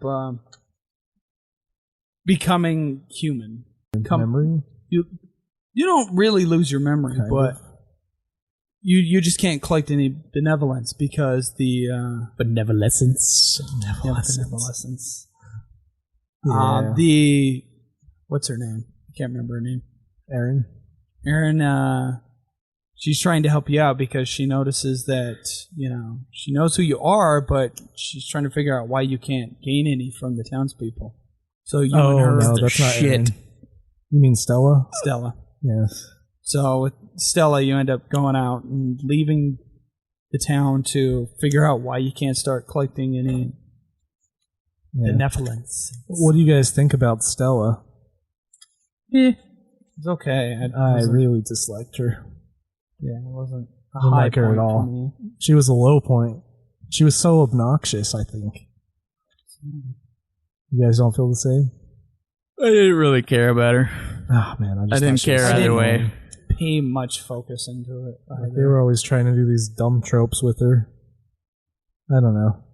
I just didn't like her. Well, it's the Celestrians. That's the race that he is. Yeah. You just call them angels. It's pretty much the same thing. Yeah. So, It's like the Zenithians.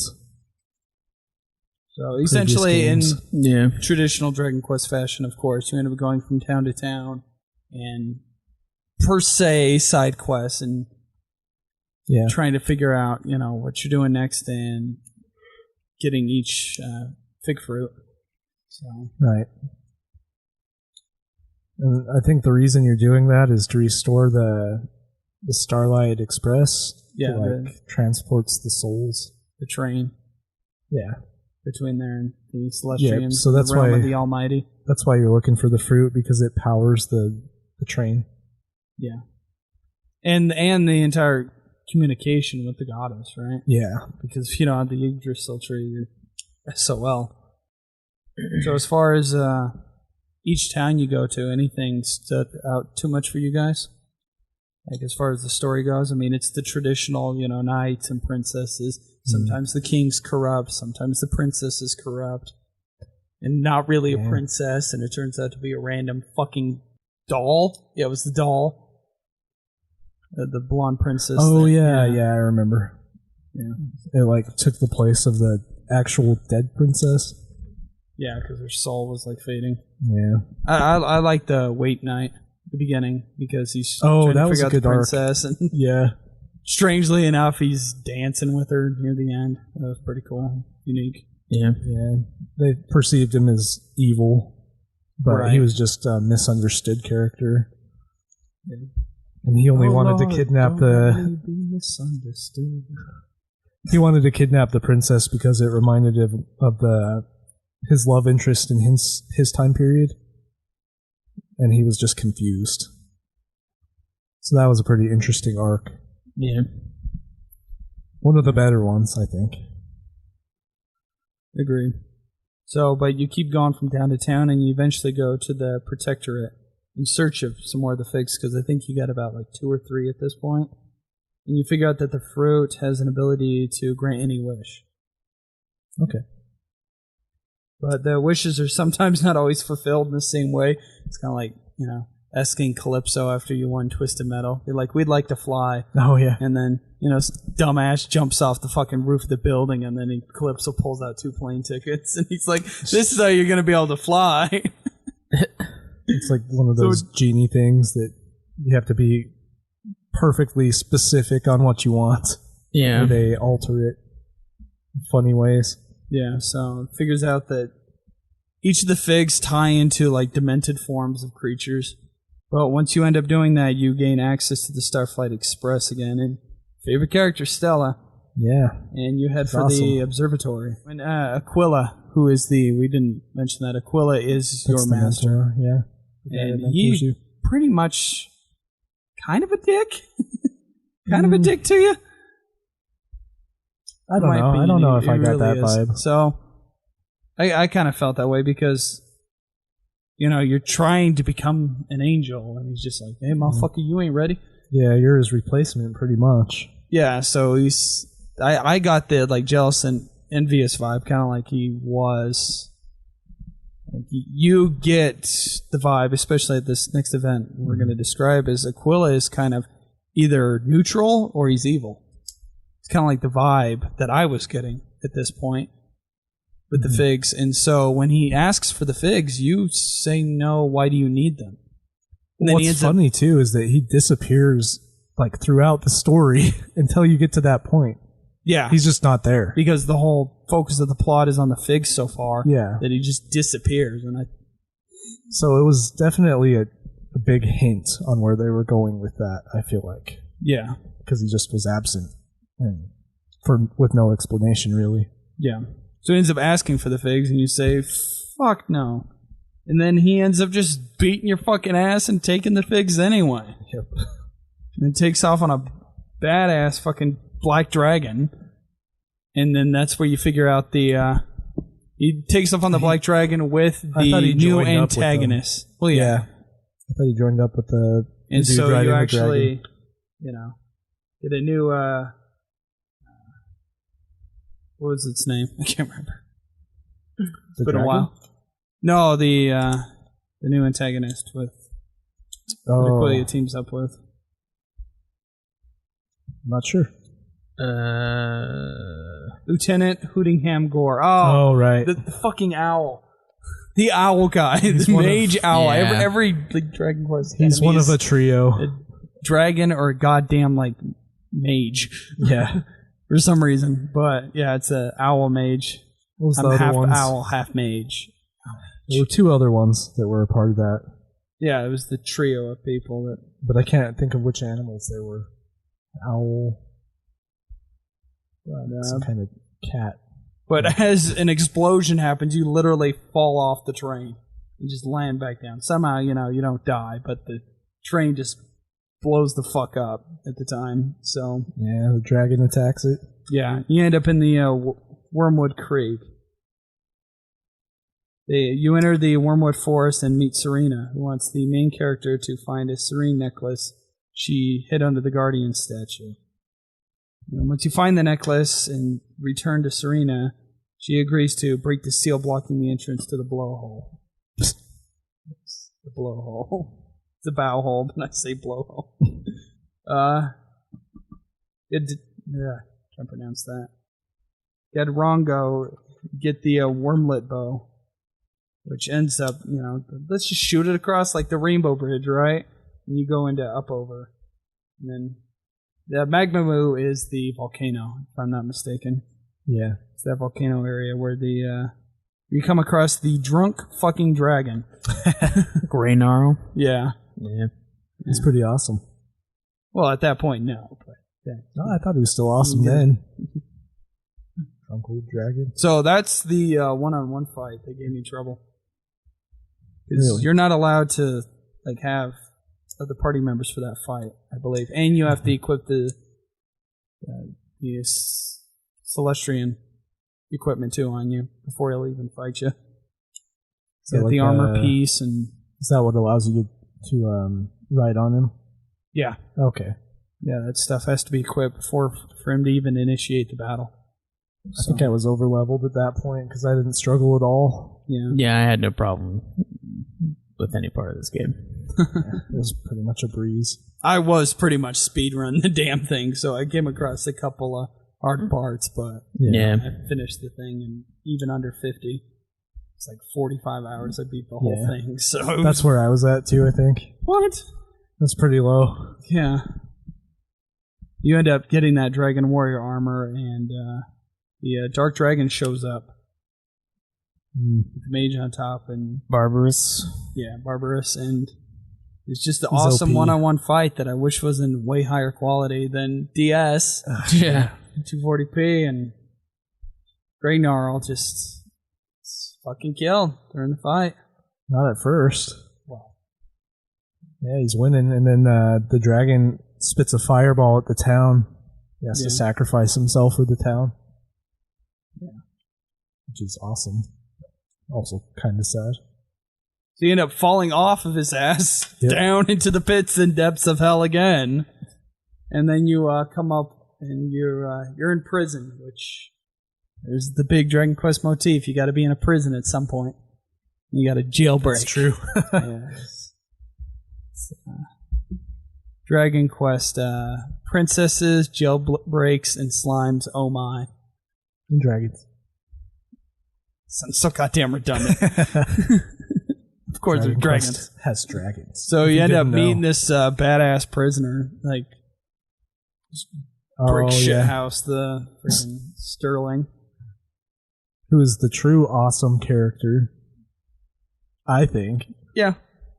as opposed to Stella. Oh, God. It's just Sterling and obnoxious. Stella.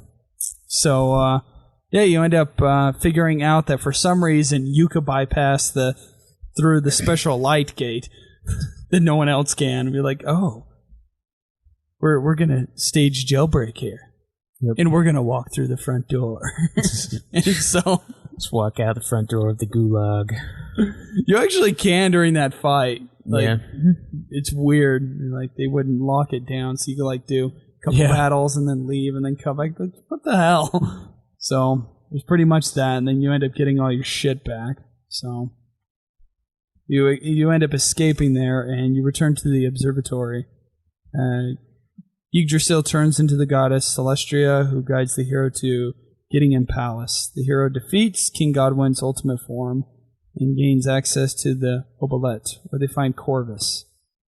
He rides Barbarous to the realm of the Almighty and corrupts it into the realm of the Mighty. Ascending the hellish domain, the hero battles Corvus. Okay, so why is Corvus important?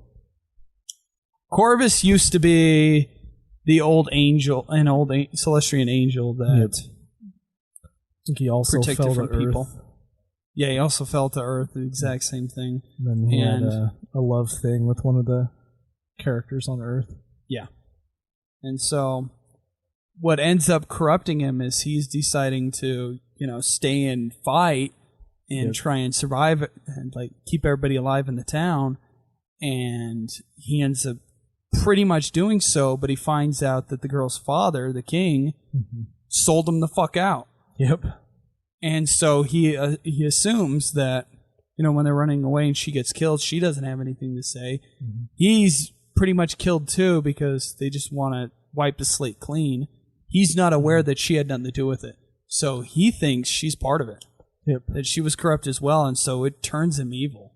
Yeah. That's what ends up happening to Corvus. So You meet up with her spirit like throughout the game in random spots. yeah. Which is So interesting. randomly you decide to, in order to stop Hootingham, you release Corvus from his fucking chains, which is a Yeah. stupid fucking idea, because Yeah. that's what ends up, becoming the head boss, is because you decided to release him and pray to God that he would, maybe reason with the man before you take the arm shackles off. Jesus Christ. Let me just free you. Is there even any and dialogue? then I think you just go over and like let him out Yeah. because you find him at the bottom of that dungeon. Yes. Yeah, I was like, this is kind of weird that he's chained up. Why are we releasing him? Yeah. Wait a minute. Shit. yeah, maybe he's chained for a reason. Yeah. You ever think about that? Let's just let him out and then decide.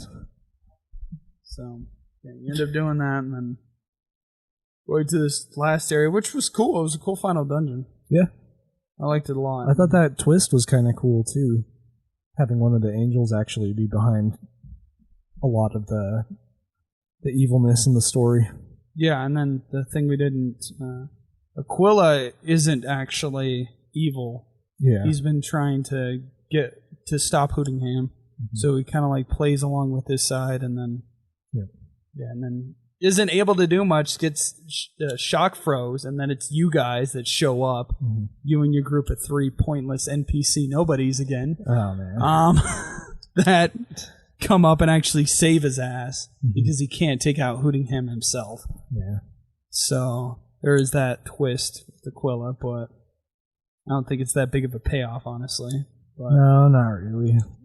so you do end up battling Corvus, but at first it's impossible to attack him since he is a Celestian and cannot be Right. defeated and attacked. So, but the one remaining fig, you decide to make yourself mortal, and then you're able to defeat Corvus that way. So I thought he was a tough boss fight though. I think the with him on the dragon Yeah. was the tougher fight than him on his own. So the Oh, yeah. first part of the fight is harder than the second part Yeah. by far. The second part was quite easy actually. After you get over the first hump hill, it's all downhill after that. Yeah. So Just gotta beat him down. It's tired. yeah. Now most Dragon Quest games don't have the deepest stories, but This one is very lackluster. I didn't know. There wasn't I much was not there. feeling it. I mean, the main key that makes this game actually fun to play is the gameplay. Yeah.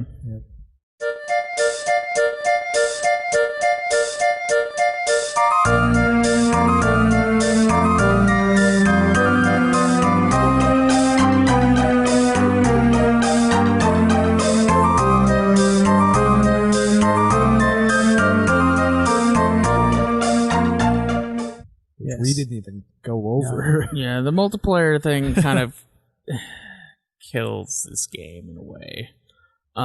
At least as far as the story, because of how heavily they were trying to push that, they kind of fucked over any semblance of a story.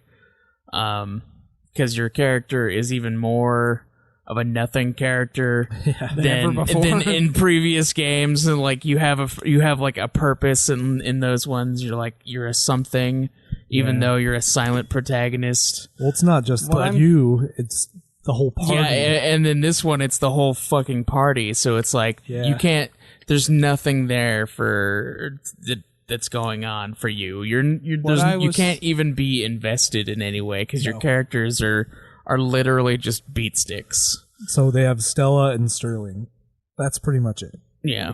Well, there's Sterling isn't really much of a character until later on. Same with Aquila, but Yeah. I think he's one note, dude. It seems to me when they were developing this, they were either it was meant to be a different title or they just wanted to do like a MMO spin-off for Dragon Quest. And then at the last moment, they decided, let's put in a little bit here to add to this so that it's an actual full game, and then we'll just put a 9 in front of it. This does not seem like a full-fledged Dragon Quest game to me. It seems like it was kind of like an afterthought after, okay, we've kind of built this game around it. What should we call it? Should we call it like Dragon Quest Multiplayer, Dragon Quest Online? What should we call? Oh, we're going to call it Dragon Quest 9. Well, the problem is That's that what we it only seems got like. 30% of the whole experience, according to the guy we just interviewed. Yes.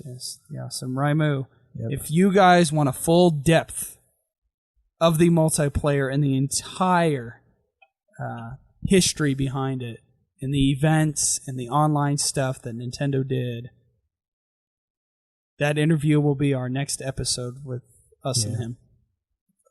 So It's a look great forward to episode that. and kind of like a / interview with him. It's great. So be sure to check that one out too. So we'll complete our entire experience of the game. So it doesn't Thanks feel to like him. we're missing out on a big chunk of it. Yeah, honestly, the story is like such a small part. It's really there for you to level up so you can just go do the multiplayer stuff. Like that's it's kind of how it seems. It's like, hey, here's this passive story so that you can go fucking do this other shit. Yeah, it's pretty customizable. That's a positive aspect of For the it, but- gameplay, yeah, It is the most customizable. It's basically just how it is in every other Dragon Quest with the All Trades Abbey. You know, you get your vocations, but then it also has the Dragon Quest 8 kind of spin, where you get skill points to put into whatever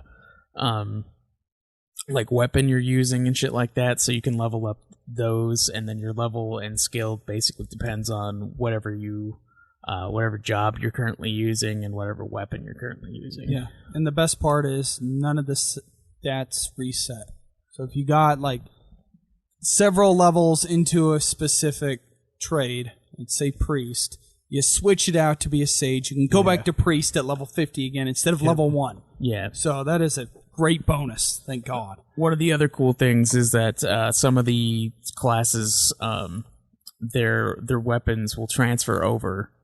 Because they have they'll share some weapon.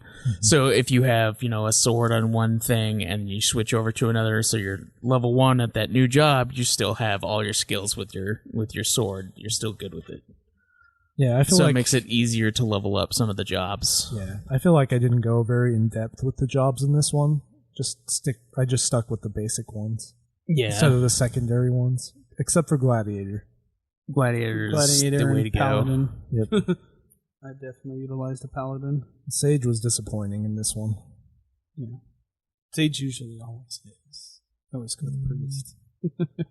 I don't know. In 7, it was really good. So everything similar to like Final Fantasy 12 and stuff, everything is on screen now. It's kind of like what we ended up doing with 8, obviously.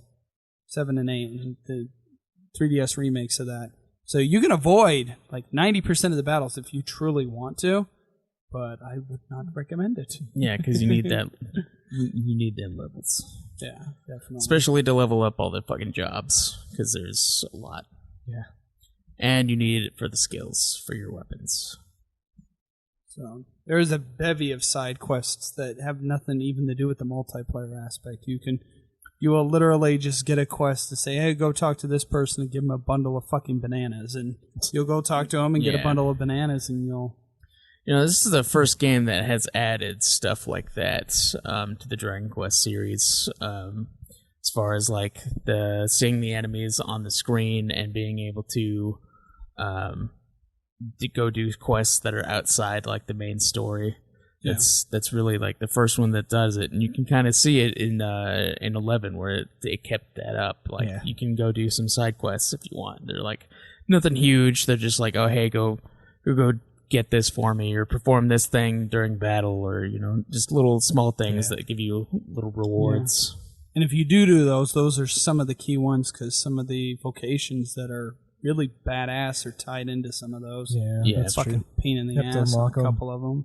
Yeah. So. It's good though that you get some kind of reward. So everything is pretty open ended. It is essentially like a MMO in some aspects. Yeah, it gives you a lot of content. There is a shitload of content in this game, and most of it is the multiplayer. Yeah. The game really just everything is like, hey, we made this game so you could play it multiplayer. Yeah. So like, why else would there be all those extra things for the avatar? I mean, I had afros on my entire party. And all that is customizable. Like, the armor sets are all different for whatever character you have. Yeah, that's something that I really appreciate about when games do that, is like whenever you have equip a new armor or weapon, you can actually see them on your character instead of them just being like a passive thing. Yeah. I really appreciate that. I know that like I do like the static designs for some characters, but I do like it a lot when you actually have an armor and you put it on your character and you can see that fucking armor instead of it just being like, or having to have an armor set in order for it to appear. Yeah. So you can't like mix and match with certain things. Yeah. But in this one you can. The implementation of the touch screen. Did any of you use it? No. Only if I was like bored. I'd just be good like, lord. Poke. Yeah, I like poked in and I saw him moving in a different direction and I'm like, oh god. Yeah. No, how, thank you. It doesn't really have a purpose, really. Like you don't have to use it in any way or for any aspect of the game. So it's like, it's there for lazy people who won't use the analog stick. The Zelda games on the DS are just so bad because of that. That's how you have to control Link. Just put the stylus on there and he moves in that direction. Instead of using the D-pad that's there. What games do that? What are they called? Phantom Hourglass and Spirit Tracks. Oh god, I didn't play this. They really That's how I fucking feel made about it so them. you had to... Oh, Yes. God. Why? I don't know. It's really gimmicky, and it really makes the gameplay suffer a lot, I think. Well, yeah, that's terrible. It's a Yeah. fucking shitty system. And you have to control the boomerang with it, too. Oh, that hurts. Yeah, it's... Those seemed really promising, too. Yeah, handheld Zelda. Yeah, handheld Zelda with the fucking Wind Waker look. Yeah, they did it good in the past. Link's Awakening. And Minish Cap was good. Yeah, Minish Cap was good. Yeah, but anyway, those are some other games that utilize that. That were shit, apparently. Poorly. God damn, that hurts. DS wasn't a great console. What? No, it is. Get It outta is. here. It's just some of those early DS implementations for the touchscreen. It was 2007 game. Like fucking that Castlevania game, the one's the sequel to Aria of Sorrow, Dawn of Sorrow. You have to like fucking like draw the magic symbols, and you have to do that for like Order of Ecclesia too. And it bugs me. I mean, I love those games; they're fucking great games. But fuck, dude, like, why would you do that? Anything. Why would you screw? Why would you screw someone over with a fucking weird, shitty touchscreen gimmick? Especially if you have the D-pad. Like, it's perfect the way it is. Fucking drawing magic I never symbols, understand dude. touchscreen Goddamn. controls. I don't know. I don't understand why it's in the middle of my PS4 controller either. Yeah, I don't know. Fucking reason for it. Yeah, I mean, it's fine. So Doesn't add. It's another button. But it doesn't It's take basically away. just like a menu button yeah. for most games, which is fine. What are our final thoughts with the gameplay? It is a highly customizable game. I really enjoy that aspect of it. It's probably one of the better systems for the older Dragon Quest games, as far as like sticking with the old school Dragon Quest battle Altered system. Abbey. You know, with the Alterades Abbey and everything. I really enjoy it. I like that it's did the skill points type thing with Dragon Quest VIII. I do kind of wish that it was more. There was more to it, like more varied. yeah, Nothing is going to a be little as more varied as but- Tactics Ogre. Well, yeah, and that and fucking Yeah, for tactics. Yeah, Yeah. the tactics games are really involved, but yeah, I just kind of wish there was a little bit more, you know, and maybe that not all the fucking jobs or like some of the deeper ones were involved with quests. Yeah, I kind of wish it was more like, you know, like how it was in 7. You level up that's a the best part part of of 7. yeah, like you level up a job to a certain point, then another one to a certain point, then you unlock a new job, and then you keep going with that. That would be perfect. I wish they would bring it in back. this game. Yep. It would work the best in this game. But sadly, they didn't implement that part of 7's best. It's a bit watered down. Yeah, it's kind of a little.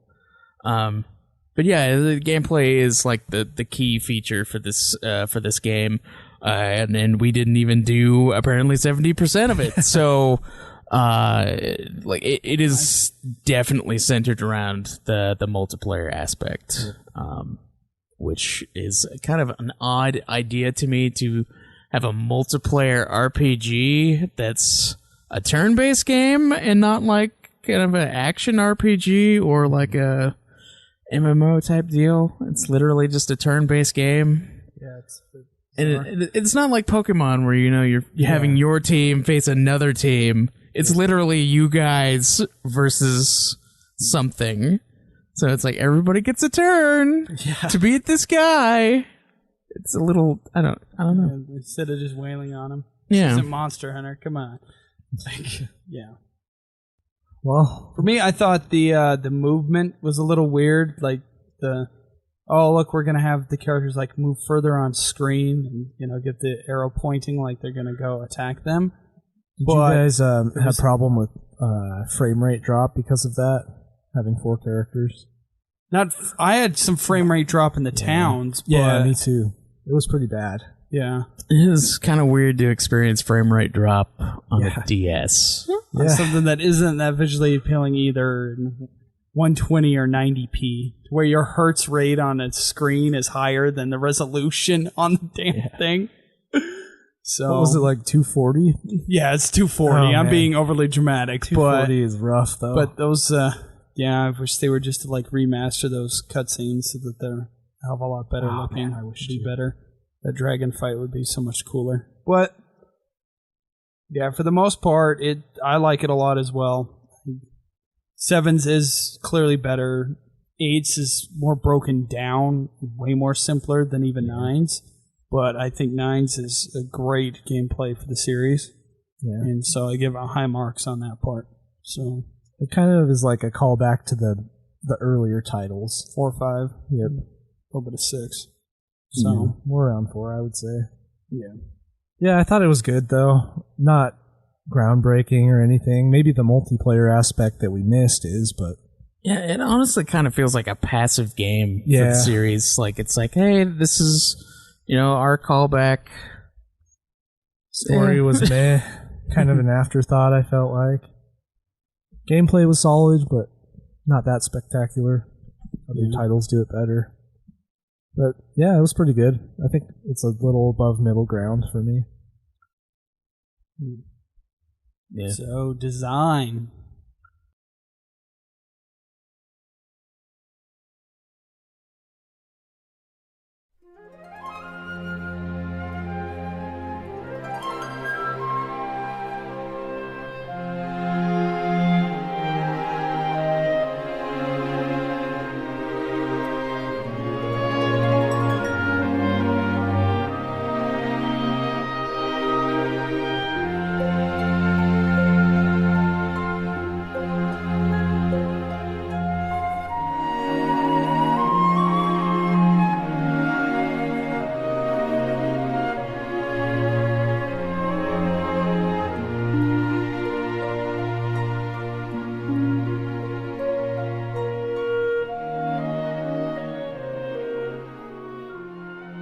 I think it had some pretty good designs for everything.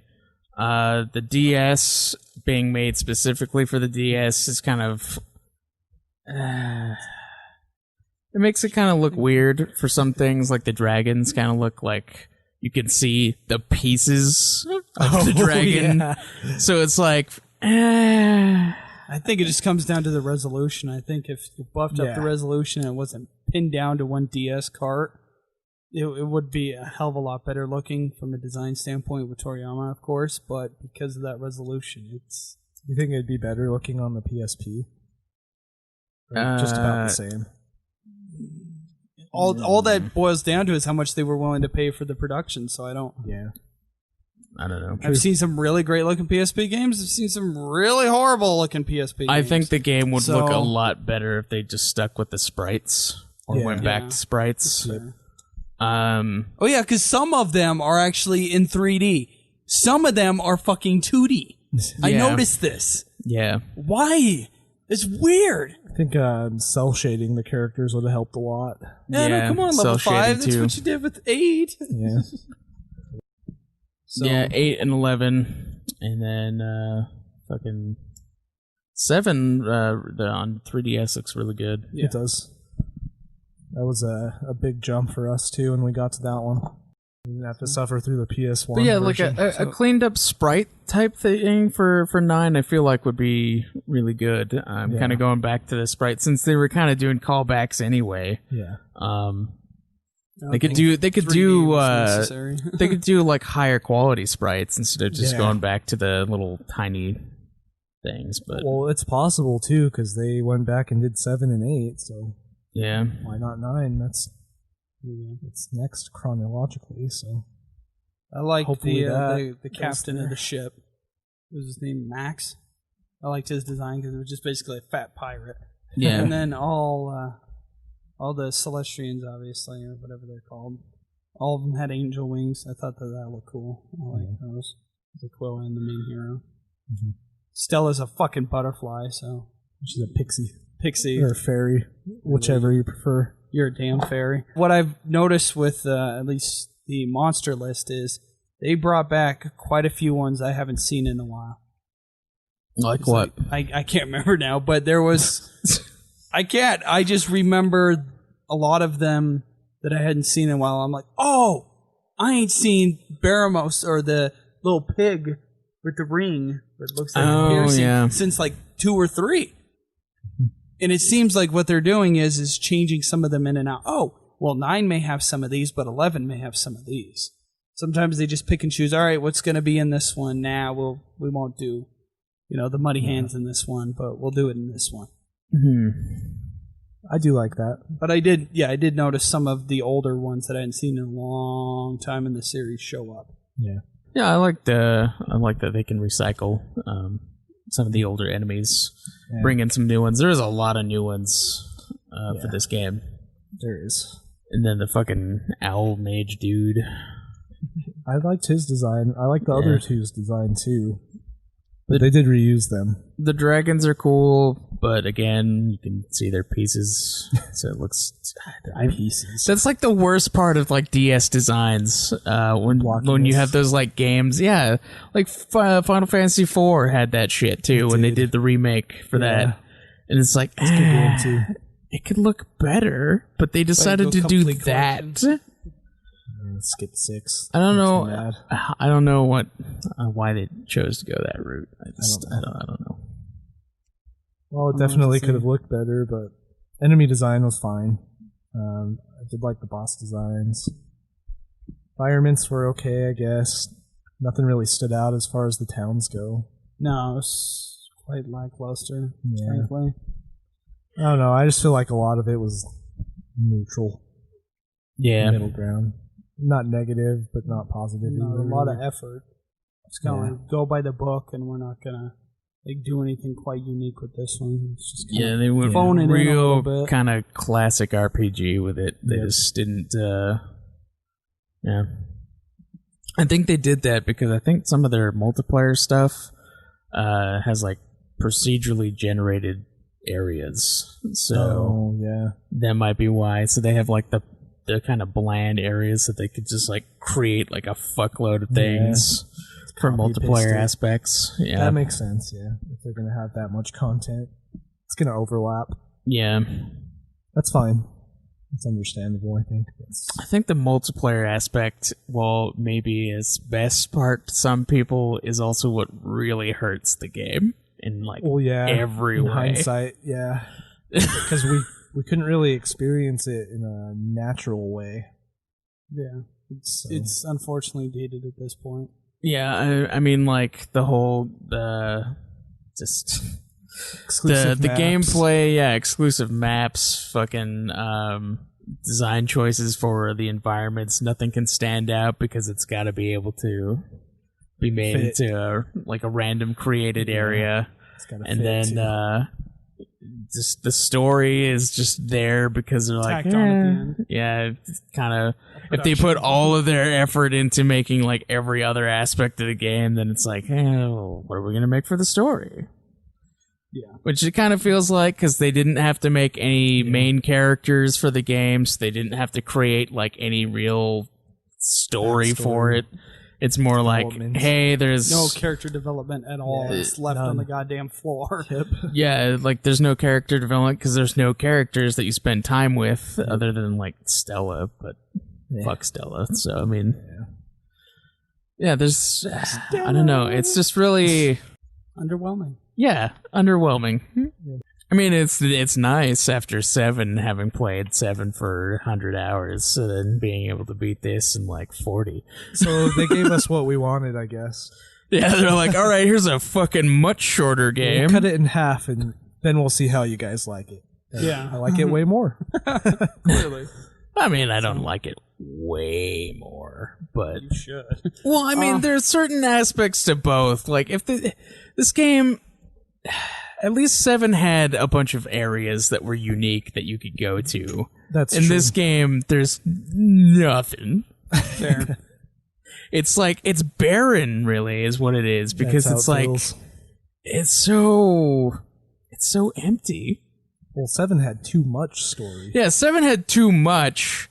And this 7 would have been the better game. Story for irrelevant to the main story. Shit. Yeah, I feel like 7 would have been better for like a multiplayer type thing. You know, like, hey, let's go explore this area. Let's go do this area. Let's go do this mini story over in this place. You know, build up to like, you know, a big boss fight. That would be the better. I think it does have DLC. If they if you combined 7 and 9 tablets, I feel like you would create the perfect vision of what 9 was meant to be. Yeah, I get that. Music.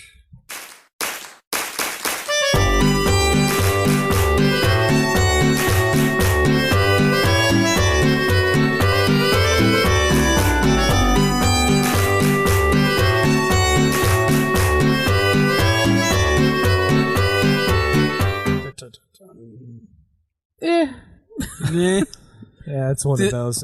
this one's really passive too. Like because it's taking like 90%. Well, not only does Sugiyama like reuse a lot of his music, but I'm seeing already the same themes from previous ones that were like town themes. Yeah, he changes a couple notes and then he's like, "All right, this is a theme." It's like, well, wasn't this in the last game or something else? And it's double timed, right? Yeah. Oh man. Yeah. I mean, it wouldn't be so bad, maybe, if we weren't just, like, constantly listening to this as we go through the games. Yeah. But because, like, because there's huge gaps. We're just so used to it. It's just like, oh, well, we've already listened to the same 20 songs over and over again to get across, like, 11 games now. So it's like, what? And we go through the games really quickly. Like, nothing against Sugiyama here, but I mean, I could use something new. Yeah. New compositions each time. Or at least spice it up a bit. Because a lot of the tracks sound the same. Put a ukulele in one of the theme similar. songs. A fucking ukulele. Go with a metal theme or something. Well, cool. I mean, a lot of the Dragon Quest games, when you go to like new towns, they usually have a theme of being like in a different country. Yep. So like the music, I feel like would be better if they adopted something of that country that they're trying to mimic for that area. They did a little bit for 11. Oh yeah, you could definitely see the Japan and Hong Kong reference in. Yeah. What is this? Hato and Hugie. Yeah. Some of the names of those towns are hilarious. Oh yeah, great pun work. Fucking the Hato town is a hot spring place. Yeah, they're all puns. Phenomenal. Yeah, phenomenon. Sniffelheim. Yeah. Great. It's fucking names, dude. And Gallipolis, when it's just a fucking horse racing place. Yeah. Goddamn, dude. So there was a few good puns here in 9. I like that. Well, that was all 11 stuff. But yeah, in 9, there's no humor in 9, so everything had to be a fucking pun. Yeah. Everything. The fucking main bad guy, the fucking owl dude, he's a fucking pun. He's an owl. God. The Hootie guy? Yeah. Hooters. Mr. Hooters. Like literally every part of this is a fucking like what was the name of that fortress? The main fortress like that they had was a fucking pun name. It was like something Etris. Like they were trying I can't remember what it was, but it was like every aspect of this game was a fucking pun because they couldn't like naturally put in humor. They couldn't naturally put in fucking characters. So they're like, well, it's gotta be funny somehow. Gortress? Yeah, the Gortress. God, dude. Like, I can't think of anything else. What are we, how are we gonna pun this? Gortress. Yeah. Instead of fortress. Yep. And gore happens there. God, dude, it's fucking stupid. That one's not good. It's not a good pun, but everything has to be a pun in that game. Like, I mean, the puns are fun in Dragon Quest. They are. Yeah. But it's like when that's the only source you can get for humor. Mm-hmm. It's like, really? Fucking really? You just don't connect as well in this one as some other ones. I mean, there are some better ones, like the Metallica one that we learned. That one is funny. And then the Simpsons. Well, there was the like Elvis Presley reference. There was that. Oh too. yeah. And then there's some decent ones like here and there, but this one is like they got real lazy with it sometimes, just to be like, yeah, we need humor. We need this game to feel like it's charming because it was empty. Yeah, for the most part. Dragon Quest IX shipped over 2 million in pre-order sales. While the game's official release date was July 11th, some retailers had already shipped orders. One such dealer asks its customers to not play it until the official release date. In spite of the large number of pre-orders and additional release shipments by Square Enix, lines still formed for the day of the release. Within a 2-day period, the title had sold 2,318,932 copies out of an estimated 3 million copies that have been shipped. Some analysis said that 3 million may have been too conservative and expected 5 million copies sold in Japan alone, with large overseas sales expectations that could break previous Dragon Quest sales records. Ultimately, Dragon Quest IX set the record for the highest premiere week sales post-2000, which was previously held by Dragon Quest VIII. Big surprise. And sell I it do- for you know, more. I think I remember seeing commercials They and had stuff like for a- it, or at yeah, least where for one. The one of great them, one yeah. is Seth Green. Okay. Yeah. So they have Seth Green in there, and it's two girls who are sitting at a cafe table, and they're basically saying, "Oh, this was a hard decision. Oh, I have to decide this or this." And then Seth Green bumps in. He's like, "Well, I had to choose between a thief and a warrior," and he's sipping on a shake. And he just does the weirdest expression when he's sipping on the shake, like, I had to make a hard decision. Yeah, that sounds like Seth Green. Yeah. It's a great commercial, actually. Yeah, they even had like the Nintendo president was talking about it, Reggie Fils-Aimé. Yeah? He was Reggie even was on playing by through then? it. Yeah, Cool. he was playing through it himself. Cool. Yeah, they decided to, Nintendo at least for this one, not Enix themselves, did run a lot of promotion. Like when I had only heard about Dragon Quest VIII and I was checking online and doing that, there was a lot of press for Dragon Quest IX at the time. Yeah, it was a big deal because of the exclusivity of it with Nintendo. So. Nintendo was probably really pushed. I think they started pushing that one partially because it was on the DS, and 8 did pretty well. I think it did better than they expected over here. Yeah. In Japan. Apparently, a malware version of the ROM was released early on 2chan instead of the actual game. It is an H-anime slideshow that bricks the Nintendo DS. Nice. Anti-piracy measures are fun. Famitsu, our great magazine, gave it a 40 out of 40. No. Yeah, it's not a perfect game. Giving it the 10th game to achieve a perfect score. After its international release, it received positive reviews, including an 87 on Metacritic, with an average user score of 9.0. Really? Seems a bit high. I mean, it's fun, but it's... No, they're completely wrong about that. Yeah, it's... I don't know. I think it's like 84-ish, 83-ish for me. Yeah, it's 70s. 80s. It's a little above average. The whole package of the game. Yeah, An early the title whole was- thing, yeah. Defenders good of the value-wise. Starry Skies. Right. So yeah, it's the only one that has been on a handhold. It was the last Dragon Quest game that Level 5 did because they ended up taking 10 and 11, and it's Hori started Armor Project and started doing it in-house himself at the Armor Project. So Level 5 didn't do them anymore, and we haven't had a further port or release of 9 since then.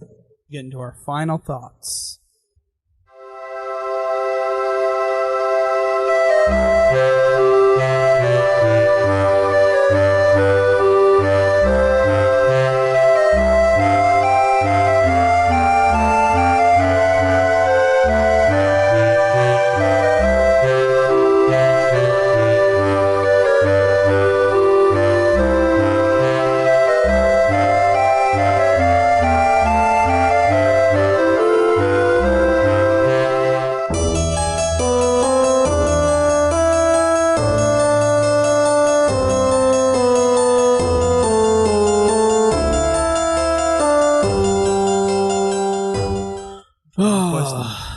Final thoughts. Very mid-tier Dragon Quest. Yeah. That's really the only thought. Because, I mean, there's no characters that we can talk about. There's no... I mean, the story is, like, it's okay for what it is. But it's, like, at the same time, it's not... There's no antagonist no- besides a fucking owl. Yeah, there's not no really a Domingus story in there. Depth. So Yeah, there's no depth to it, like, at all. It's a really shallow game. The gameplay is where it excels, and even then, it's like it kind of feels Lesser. yeah, a little lesser. Because I mean, all of it is tied to the multiplayer stuff, and really you're just leveling up your guys for that purpose. And we didn't even play the multiplayer, so we can't even really like say how great it was or whatever, you know. I mean, it sounds like there's some good stuff when we were interviewing the guy, you know, and like the legacy bosses going to fight the bosses that have been previous in the series, like the Dragon Lord, Mortimer. It sounded fun. It sounds cool, but at the same time, it's like, well, it's just not accessible really for us unless we have like a special cartridge that we can get access to them on. I imagine. Well, now by him transferring the maps to me, I could just transfer any of the maps to you guys. Yeah. So we'll definitely have to go back and try it out. I think it brings it down a little bit, but just a middle ground one. Nothing too special about it. Yeah. Sad. I wish there was something like extremely positive for me to say or something extremely negative for me to say. But there isn't. It's not like 7 where we're basically the same except for how we could bitch about the length. It's there's just nothing really to talk about. Really. It's just it doesn't have anything that the classic Dragon Quest games really have. Like, it doesn't have the really cool characters. It doesn't have that interesting storyline that they usually have. Like, it's always a simple story, but they always make it have a twist in some way that is uniquely Dragon Quest. Yeah, the towns are fun to visit because, you know, they're unique in every way, like down to the dialogue of the characters. Like, they have it's accents, dialects. There's none of that exists in this game. It's like everything is just a pun because you had to put it somewhere. You don't create a bond with your party either because you're not really interacting with them. Your party is just your created dudes. Yep. So, which is fine, but they're just like blank slate characters. They're not even blank slate characters. They're just like a fucking shell with a sword. Some of them don't even have swords. They're fucking puppets. Puppets. Meat puppets. Yeah, that sounds about right. Meat puppets. Fleshy puppets. Yeah. It sounds gross when you say it. Yeah. Yes. You're welcome. That's what I was going for. So, well, good job. You succeeded. But yeah, I wish I could say something. You know, I wish there was more to talk about. But this game is just. Yeah. I think that too. I want to know what people who really like it have to say about it, because like I can't imagine there being anything to say, like, unless you're like you really like the characters that were in the game, but you don't spend any time with those characters to be like, I really like this one. Why? He has blue I hair. believe there's probably a lot of Dragon Quest fans out there that 9 might have been one of their first ones, because could be. Yeah, I would imagine that's the case. So I think it could be a little bit of that playing into it, but at the time it was pretty revolutionary, I would say. At least for a Dragon Quest title. Well, yeah, being able to go. I mean, you still have the online play for the very DS is pretty impressive. Yeah, if you actually randomly was able to find another RPG player that enjoyed RPGs as much as you, you're able to finally like co-op with something. Because a lot of RPGs, aside from maybe like 1 or 2 series that was willing to experiment, there wasn't much multiplayer. There clearly, you know, to go along with that, co-op. Yeah. Characters would not jump in games as far as the JRPG aspect goes. Yeah. And so the second they did start to implement some of those things in like a Phantasy Star, and clearly like multiplayer with Dragon Quest, or when Final Fantasy decided to do it with 11, I could see how people could get excited. Yeah. But in hindsight, I look at it and I'm like, this is kind of not good. I mean, I guess it did do a lot of cool things with the gameplay. You know, I do really like that they added the skill points for the weapons and made the job classes 2 individual things that you could keep up on. Yeah. I really like that.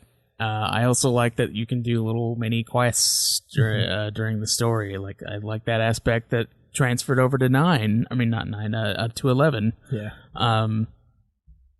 But other than those things, like, it's...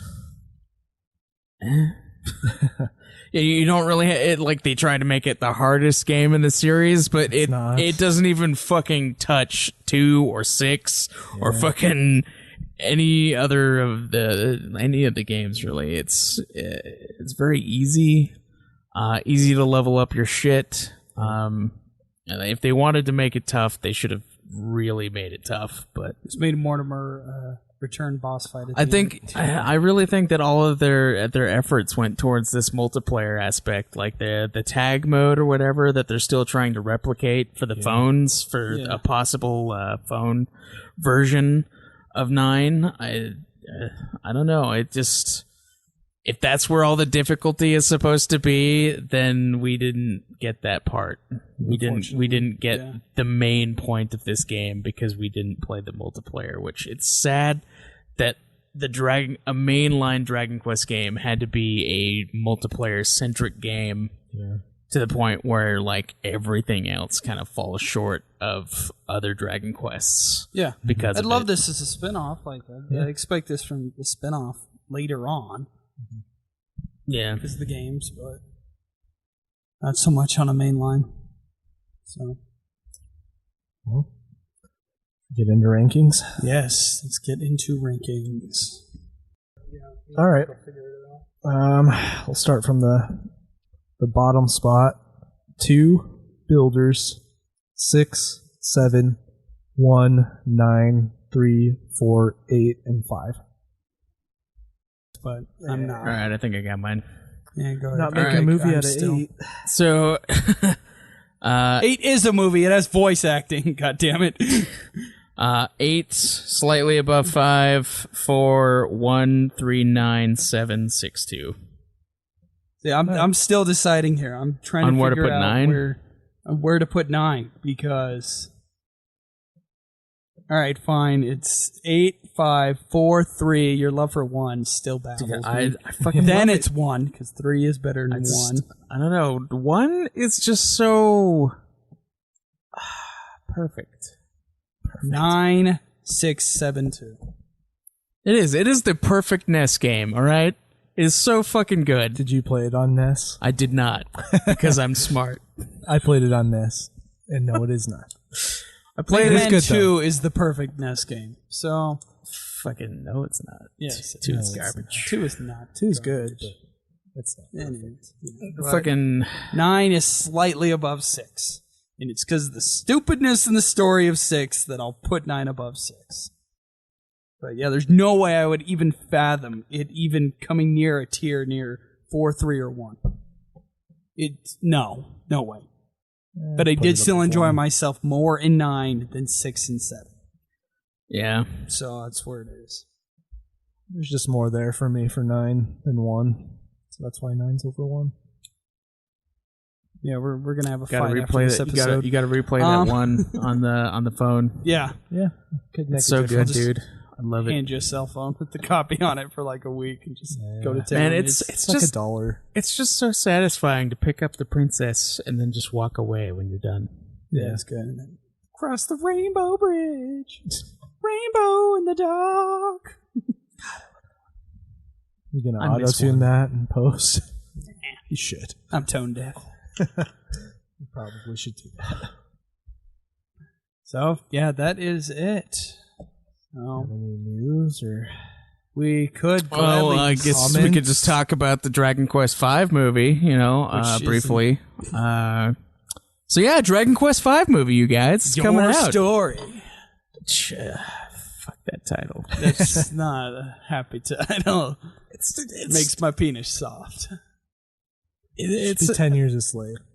I don't like it when movies do that. That's like the the better anime. title. You need to pitch it to Square and just tell them to change it for the U.S. release. Fucking I will anime send them a titles. Like they could have just called it Dragon Quest. I mean, really, they didn't have to call it Your Story. They didn't have to. They The didn't have to do subtitle is that. completely not necessary. They didn't even have to call it Dragon Quest V because it would have just been. They could have just called it Dragon Quest. But it is following Five's. I know, story, but like if you call it now Dragon the Quest V as a movie, then people are gonna think there's 4 other ones that they didn't see.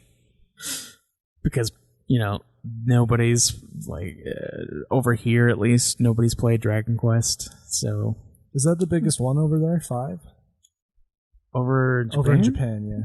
I don't know. 5's got a very solid fan base. Yeah. I was curious why they chose 5 over all the other ones. Because 5 is flat out the best story period in this series. Yeah. Without a doubt. Yeah. Plus, having made a movie of it, they can actually create the character of the main character. Yeah. Because they have to now. They can't just leave it be as a blank dude. Well, yeah. Yes and no. You never know. We don't know how much they're gonna follow. They're obviously gonna keep some aspects, but I don't know how much they're going gonna to keep the base change. story, but they're gonna have to have some interaction with the main character in order for the chick to fall in love with him, have the child, and continue the fucking story. No, he'll just sit there, be a shill, and he'll pick Bianca because Nira can just go fuck off. And he's gonna pick Bianca because that's what canon. fucking happens. That's canon. That's why the main character in 6 blue hair.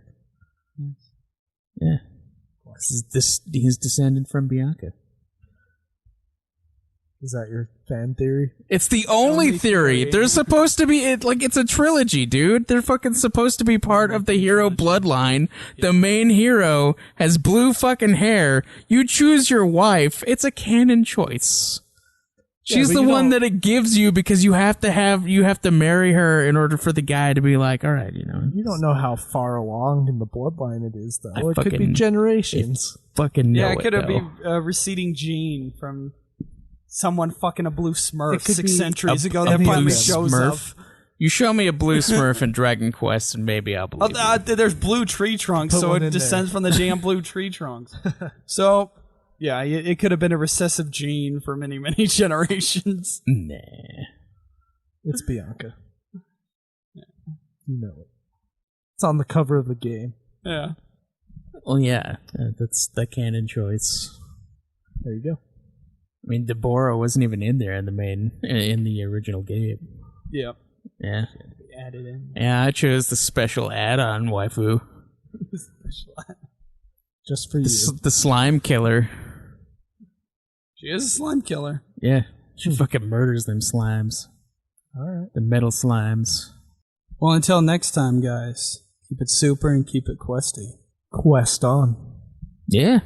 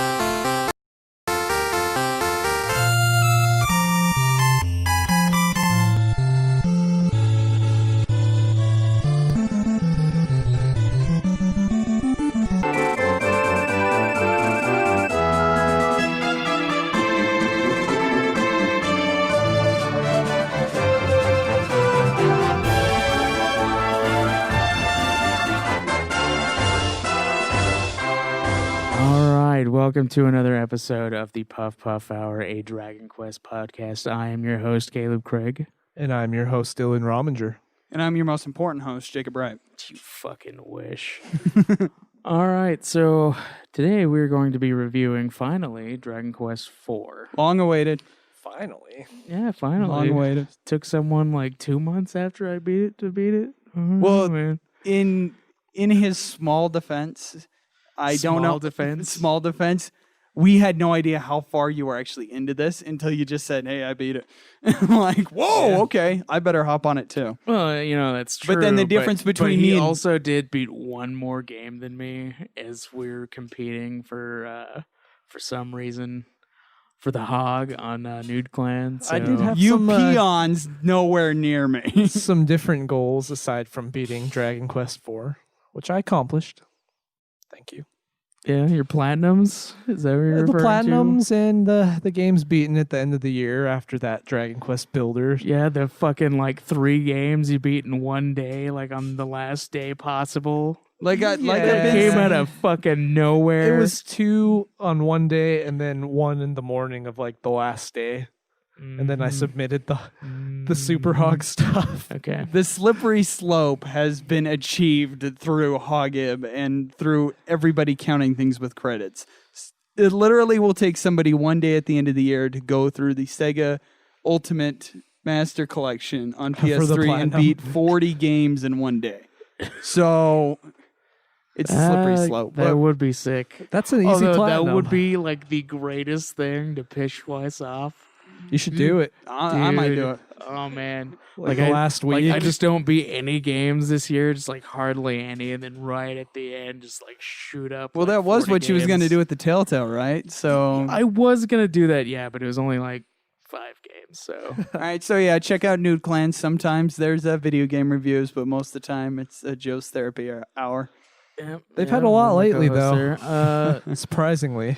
Other people beating games, yeah. We've had some more reviews, yeah. Also check out UFF or Ultima Final Fantasy, the Ultimate Final Fantasy podcast. I am on it occasionally. Yes, the house that built everything that we see here. It's the reason why basically. everything exists. So give it props and support it if you want to. All right. So, do we have a question that you asked on Facebook, Jake? Yes, I did. All right. And it was, what is your favorite Dragon Quest IV character? Dragon Quest IV character?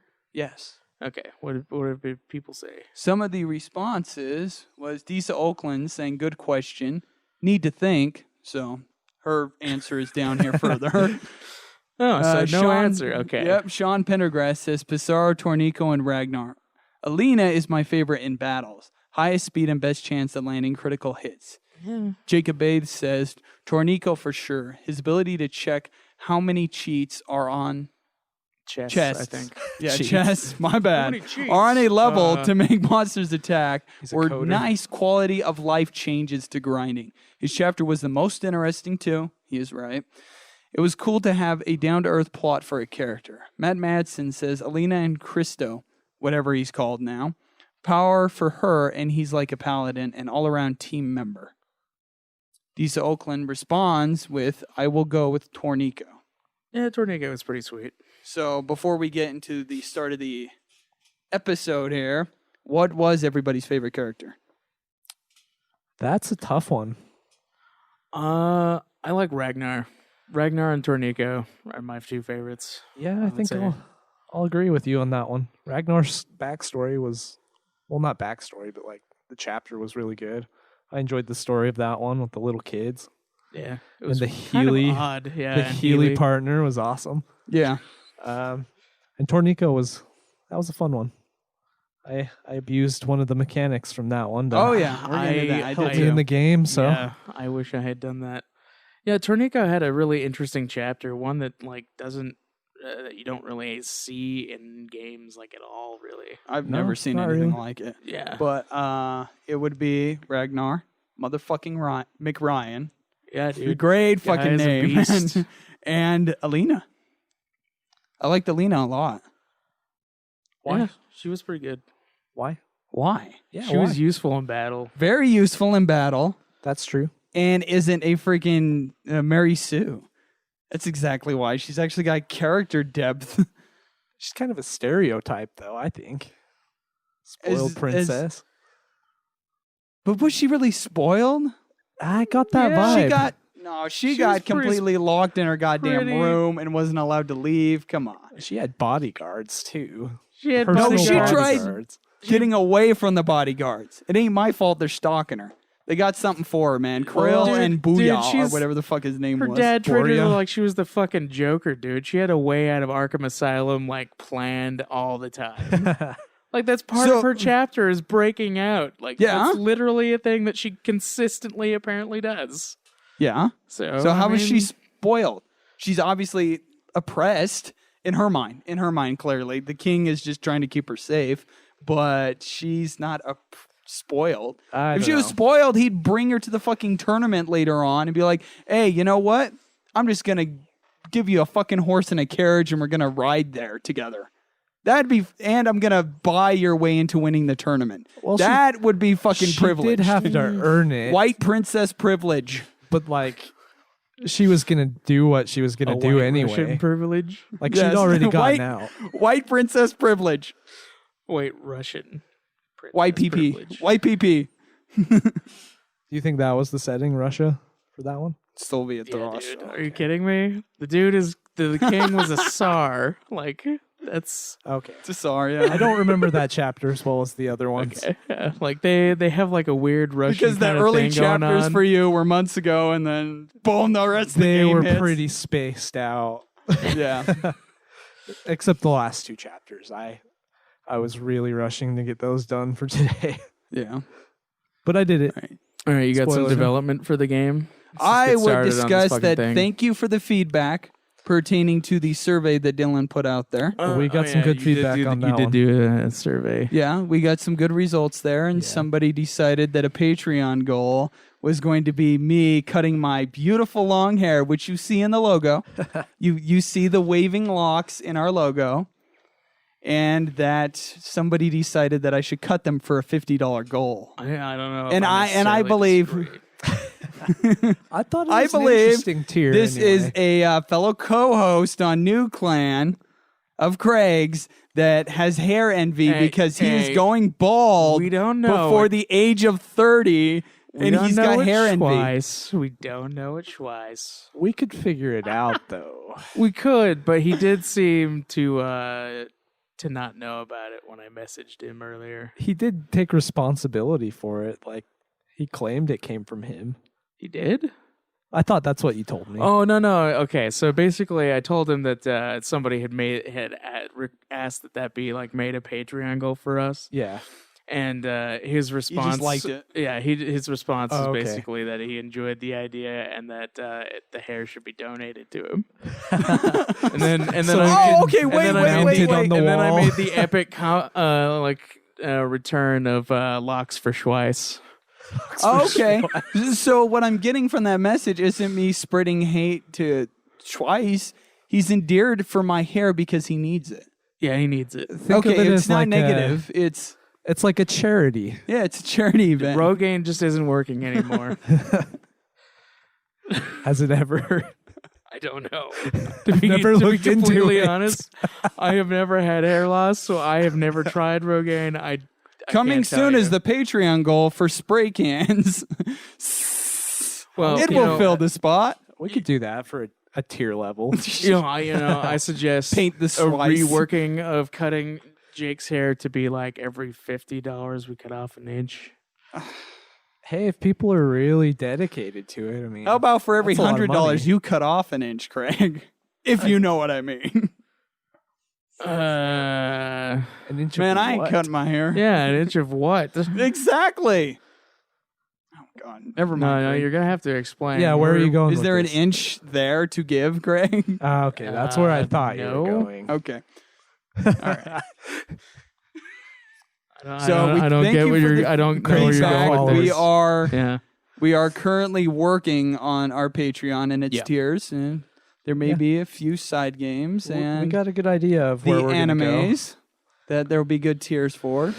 I think we decided that Tornico would probably. Do you know how many anime there Two. are? There's two. There's two.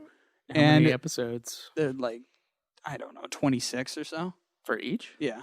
That's But not too only bad. Okay. one I has thought been. they were like one of those special ones. So there's only like 4 episodes. And I think Oh, there's okay. like a side the movie to Pokemon one of one. them too. yeah, like the fucking Oh, that Pokemon one was one. awesome. It requires so many more episodes. And I think there's like a side one that was a adaptation of the manga. It's like 40 minutes, kind of like a OVA thing. Oh my god. Okay. Yeah, Yeah. it's probably like and they made one for like Final Fantasy V, and I watched it, and it was weird. It's weird, but they made butts look like a bodybuilder, dude. right. Like it was fucking weird. That's like not. It is what, weird, It's not what you imagine when you see butts. Legend of the Crystals is not that bad in retrospect.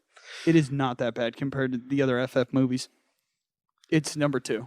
Like, we don't want to get sidetracked, but clearly it is Spirits Within, Yeah, Legend of the not- Crystals, I'm not following. and this. we're not even counting Kingslave and I Advent doubt that Children. you've As, seen Anyway. it's really hard to find the. But Final I Fantasy believe V movie the thing. like first half of the episodes of the first series were English dubbed, and the for rest the Dragon Quest one for the first for one. the Dragon Quest one, and the rest is nothing but pure Japanese.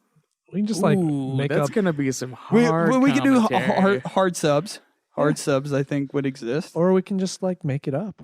That would Oh, be yeah. interesting. That would be okay. Yeah, that would be great. Currently Like coming this- is Mystery Science Theater episodes of Puff Puff Hour. Yes. Yeah, I Well, think no, we could do we'd that. literally have to like watch. We would watch the first half of the show in English, so we would kind of know what the setting is, and then we would just have to fill in the fucking blanks.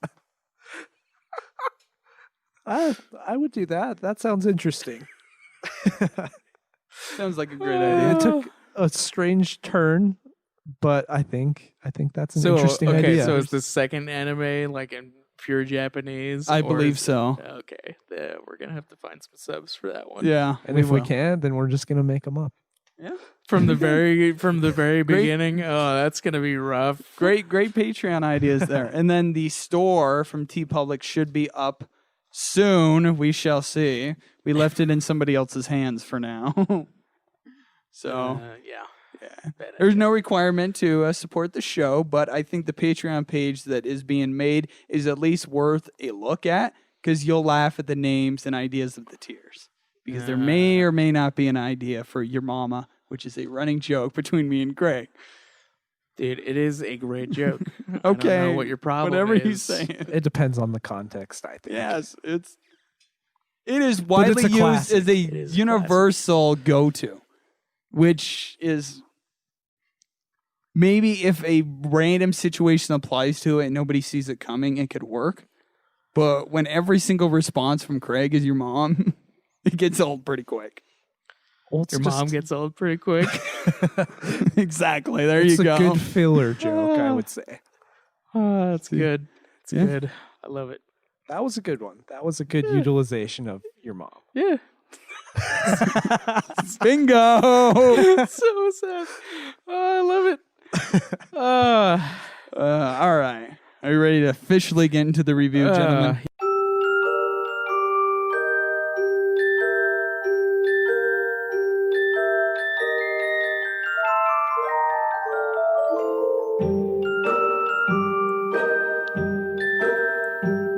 Development. I didn't find much, but according to Yuji Horii, he wanted to have something the player went around collecting as the previous Dragon Quest games had, crests and orbs respectively. You did a lot of collecting of specific items just to progress in the story. But he did not want to do the same thing over and over again by forcing the player to collect a certain number of items before they beat the game. All right. That's fair. So I noticed that everything else really wasn't a requirement until you reached like the main part of the game in chapter 5, Yeah. to where you had to grab the Zenith equipment. And that was pretty much it. That wasn't a big deal either. Yeah, that's true. Like, it was pretty straightforward to get the stuff. Yeah. It was Yeah, a lot more you streamlined. know exactly where you have to go. Yeah, Yeah. so it's not bad. All right, so the beginning of this game starts out with a prologue of the hero doing some sword practicing in the town cellar. If If you get the awesome editions. the awesome edition. Oh Yeah, yeah, I the get, awesome okay. So the editions. the PlayStation 1 and the DS 1 were the only ones that had this. Right. The Super Nintendo one did not. So basically, sword practicing in the cellar. Then a frog hops out and he's surprised, and it turns out that it was his friend who had used a morph spell.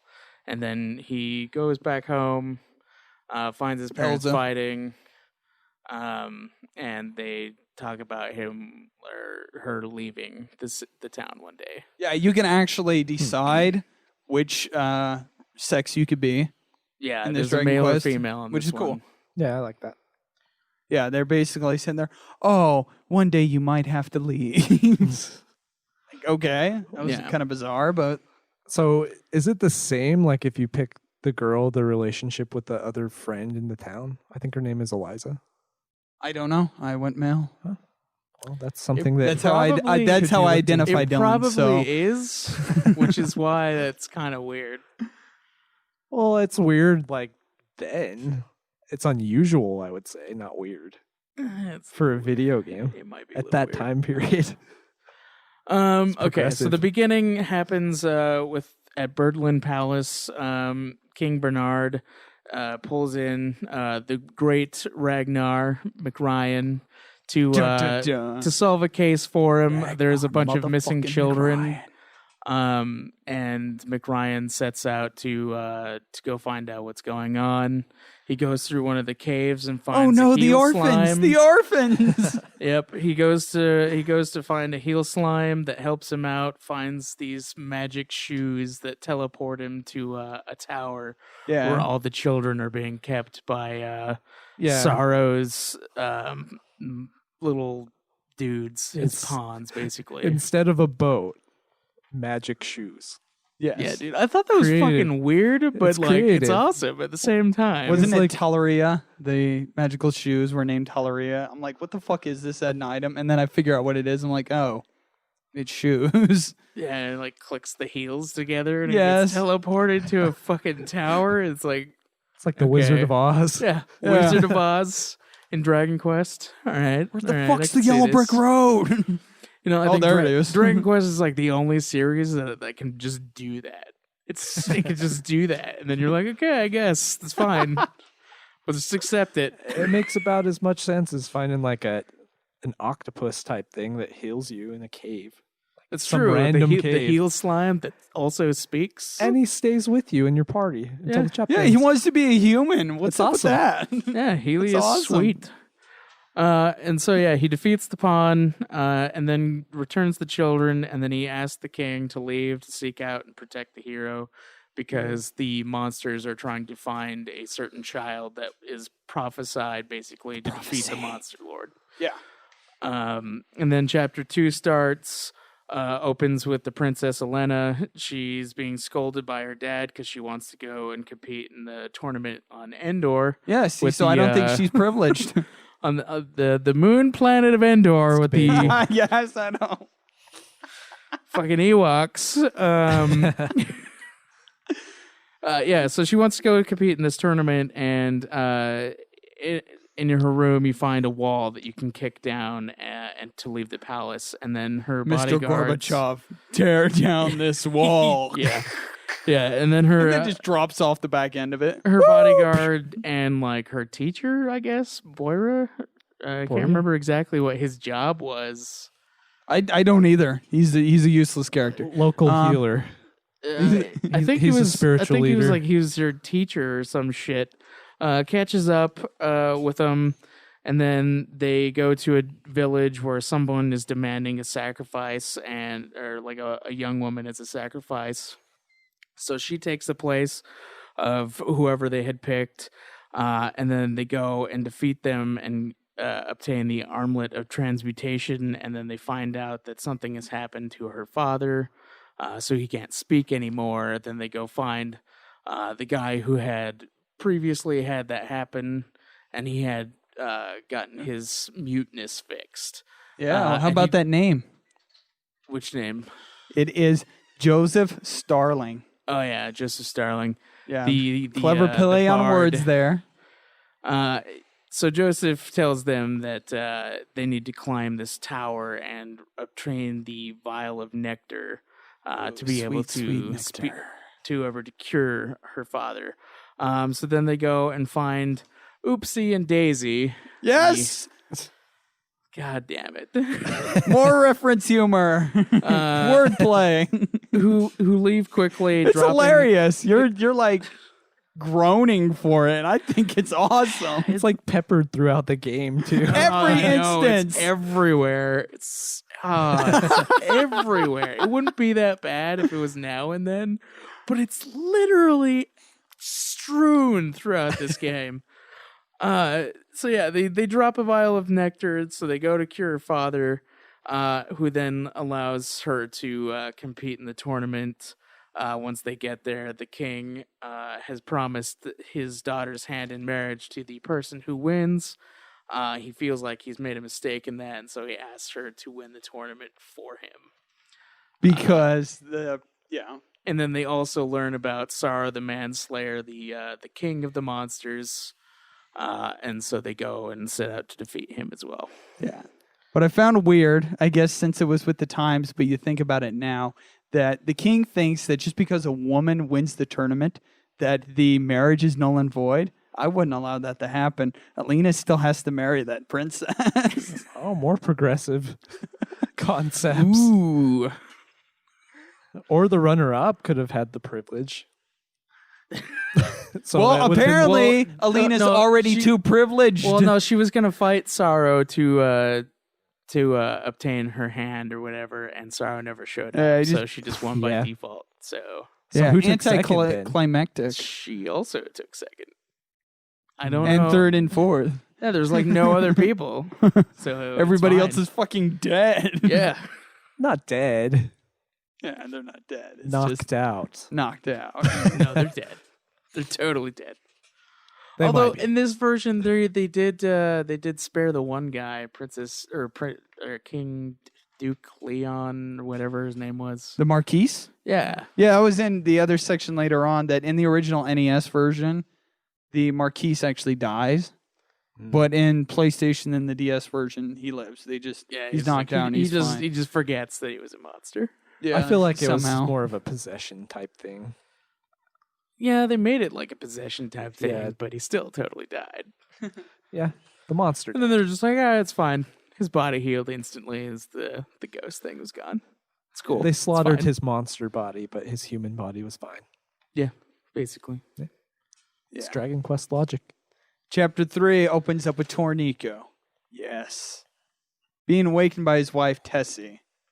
Within the village, Good he old speaks Tessie. to the innkeeper who lets him know that about the steel strongbox.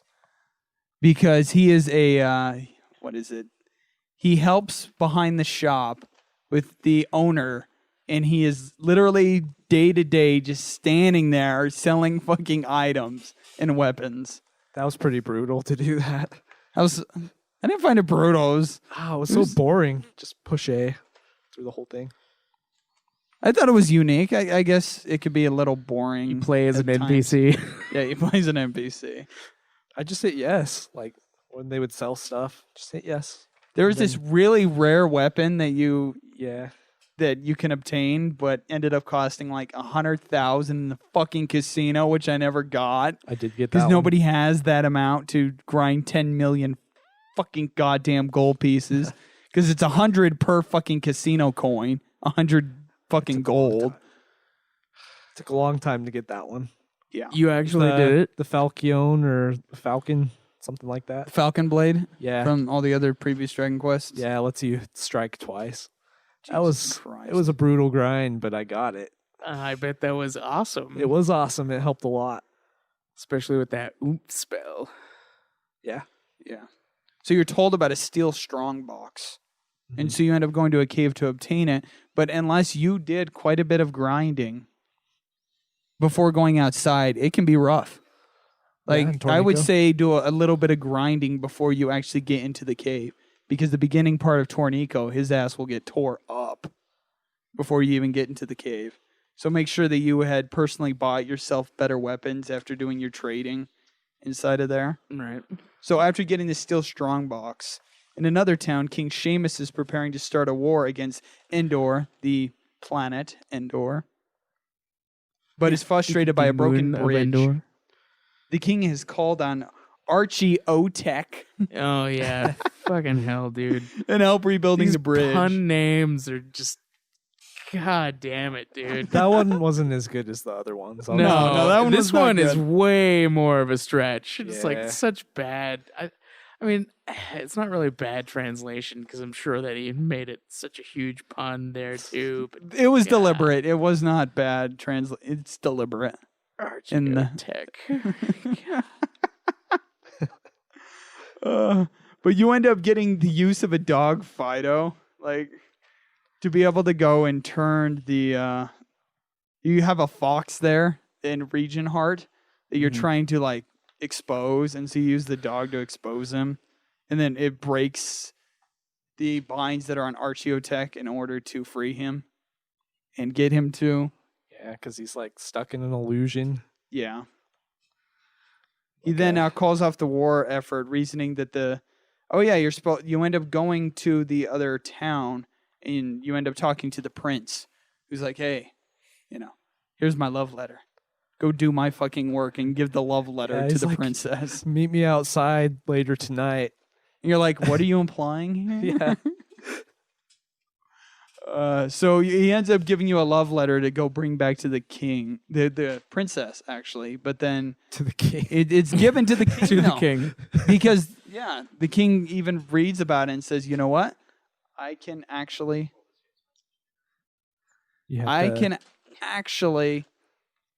take over the kingdoms Yeah. by marriage, through marriage. Yeah, that's true. Because They were on the brink of war. blood lineage, it's totally Game of Thrones. Like, that's how I'll take the throne, is Yeah. through a marriage through kids. It's the red wedding. And get it is the red wedding to where But like the happy ending of that one. the happy ending of the red wedding. That's what the red wedding was inspired by, actually. So he'll be able to avoid bloodshed. Yeah. When it is done, King Norman repays the favor and grants Tornico a license to open a shop in Endor.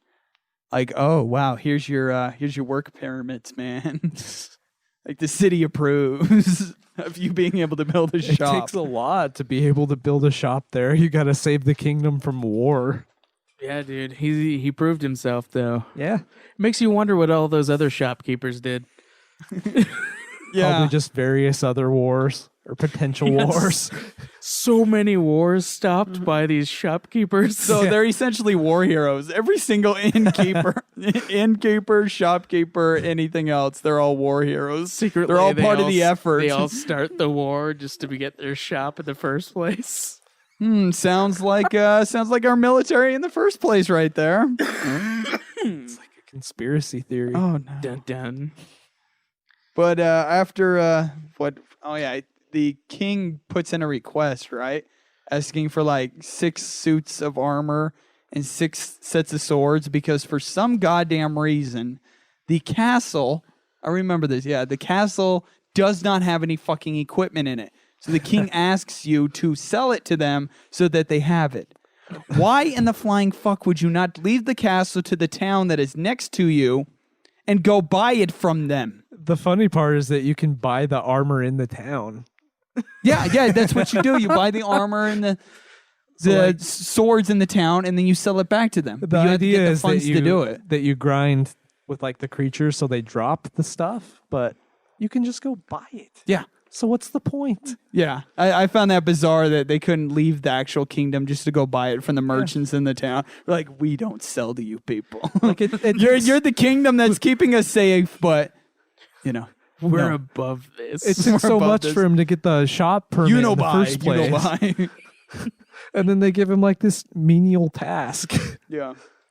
yeah, it's Yeah. great. But he ends Great up he ends up completing that, and then you have to get like a ridiculous amount of gold as well. Yeah, To- that's true.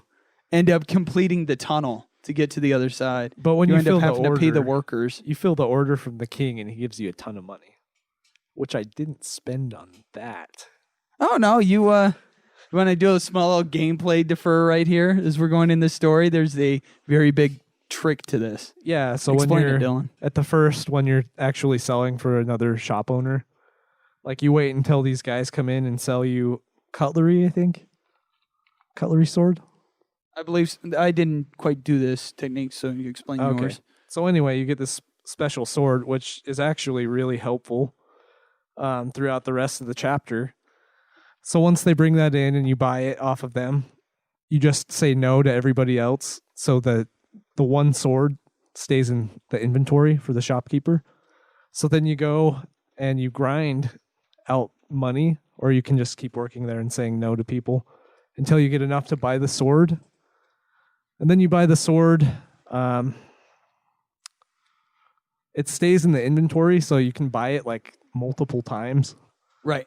So the idea is that you grind gold or gil, I guess. And No, it's Golden. Is it Dragon gold? Quest, yeah, It's gold. It's Okay. Gil and Final Fantasy. I get that mixed up. The lesser series. No, it's not lesser. So anyway, the point is that you're trying to get a large amount of these swords from that shopkeeper. And you go buy those and you bring them back to the town where your shop is, and you can sell everything for double. So the idea is that you... Isn't it 1.5? It could be 1.5. Yeah. Either way, you get more Yes. in that town. So what you do is you go and buy all these swords, and then you sell them. And then Yeah. you sleep, and then you go collect your money, and then you go buy more swords. And you can keep doing that until you get tons of gold, which you can use in like casino coins, which also has pretty awesome stuff. Or you can, I think... What I Hey did guys, was I if went anybody's through, watching I the figured stream, out please that as you go subscribe from chapter to the chapter, channel. I you have do to not do it retain now. gil. The gold. No, Jesus the Christ. gold goes away. The gold Days, completely so goes away. enjoy So that. as you are grinding for all of this stuff, you end up thank you spending for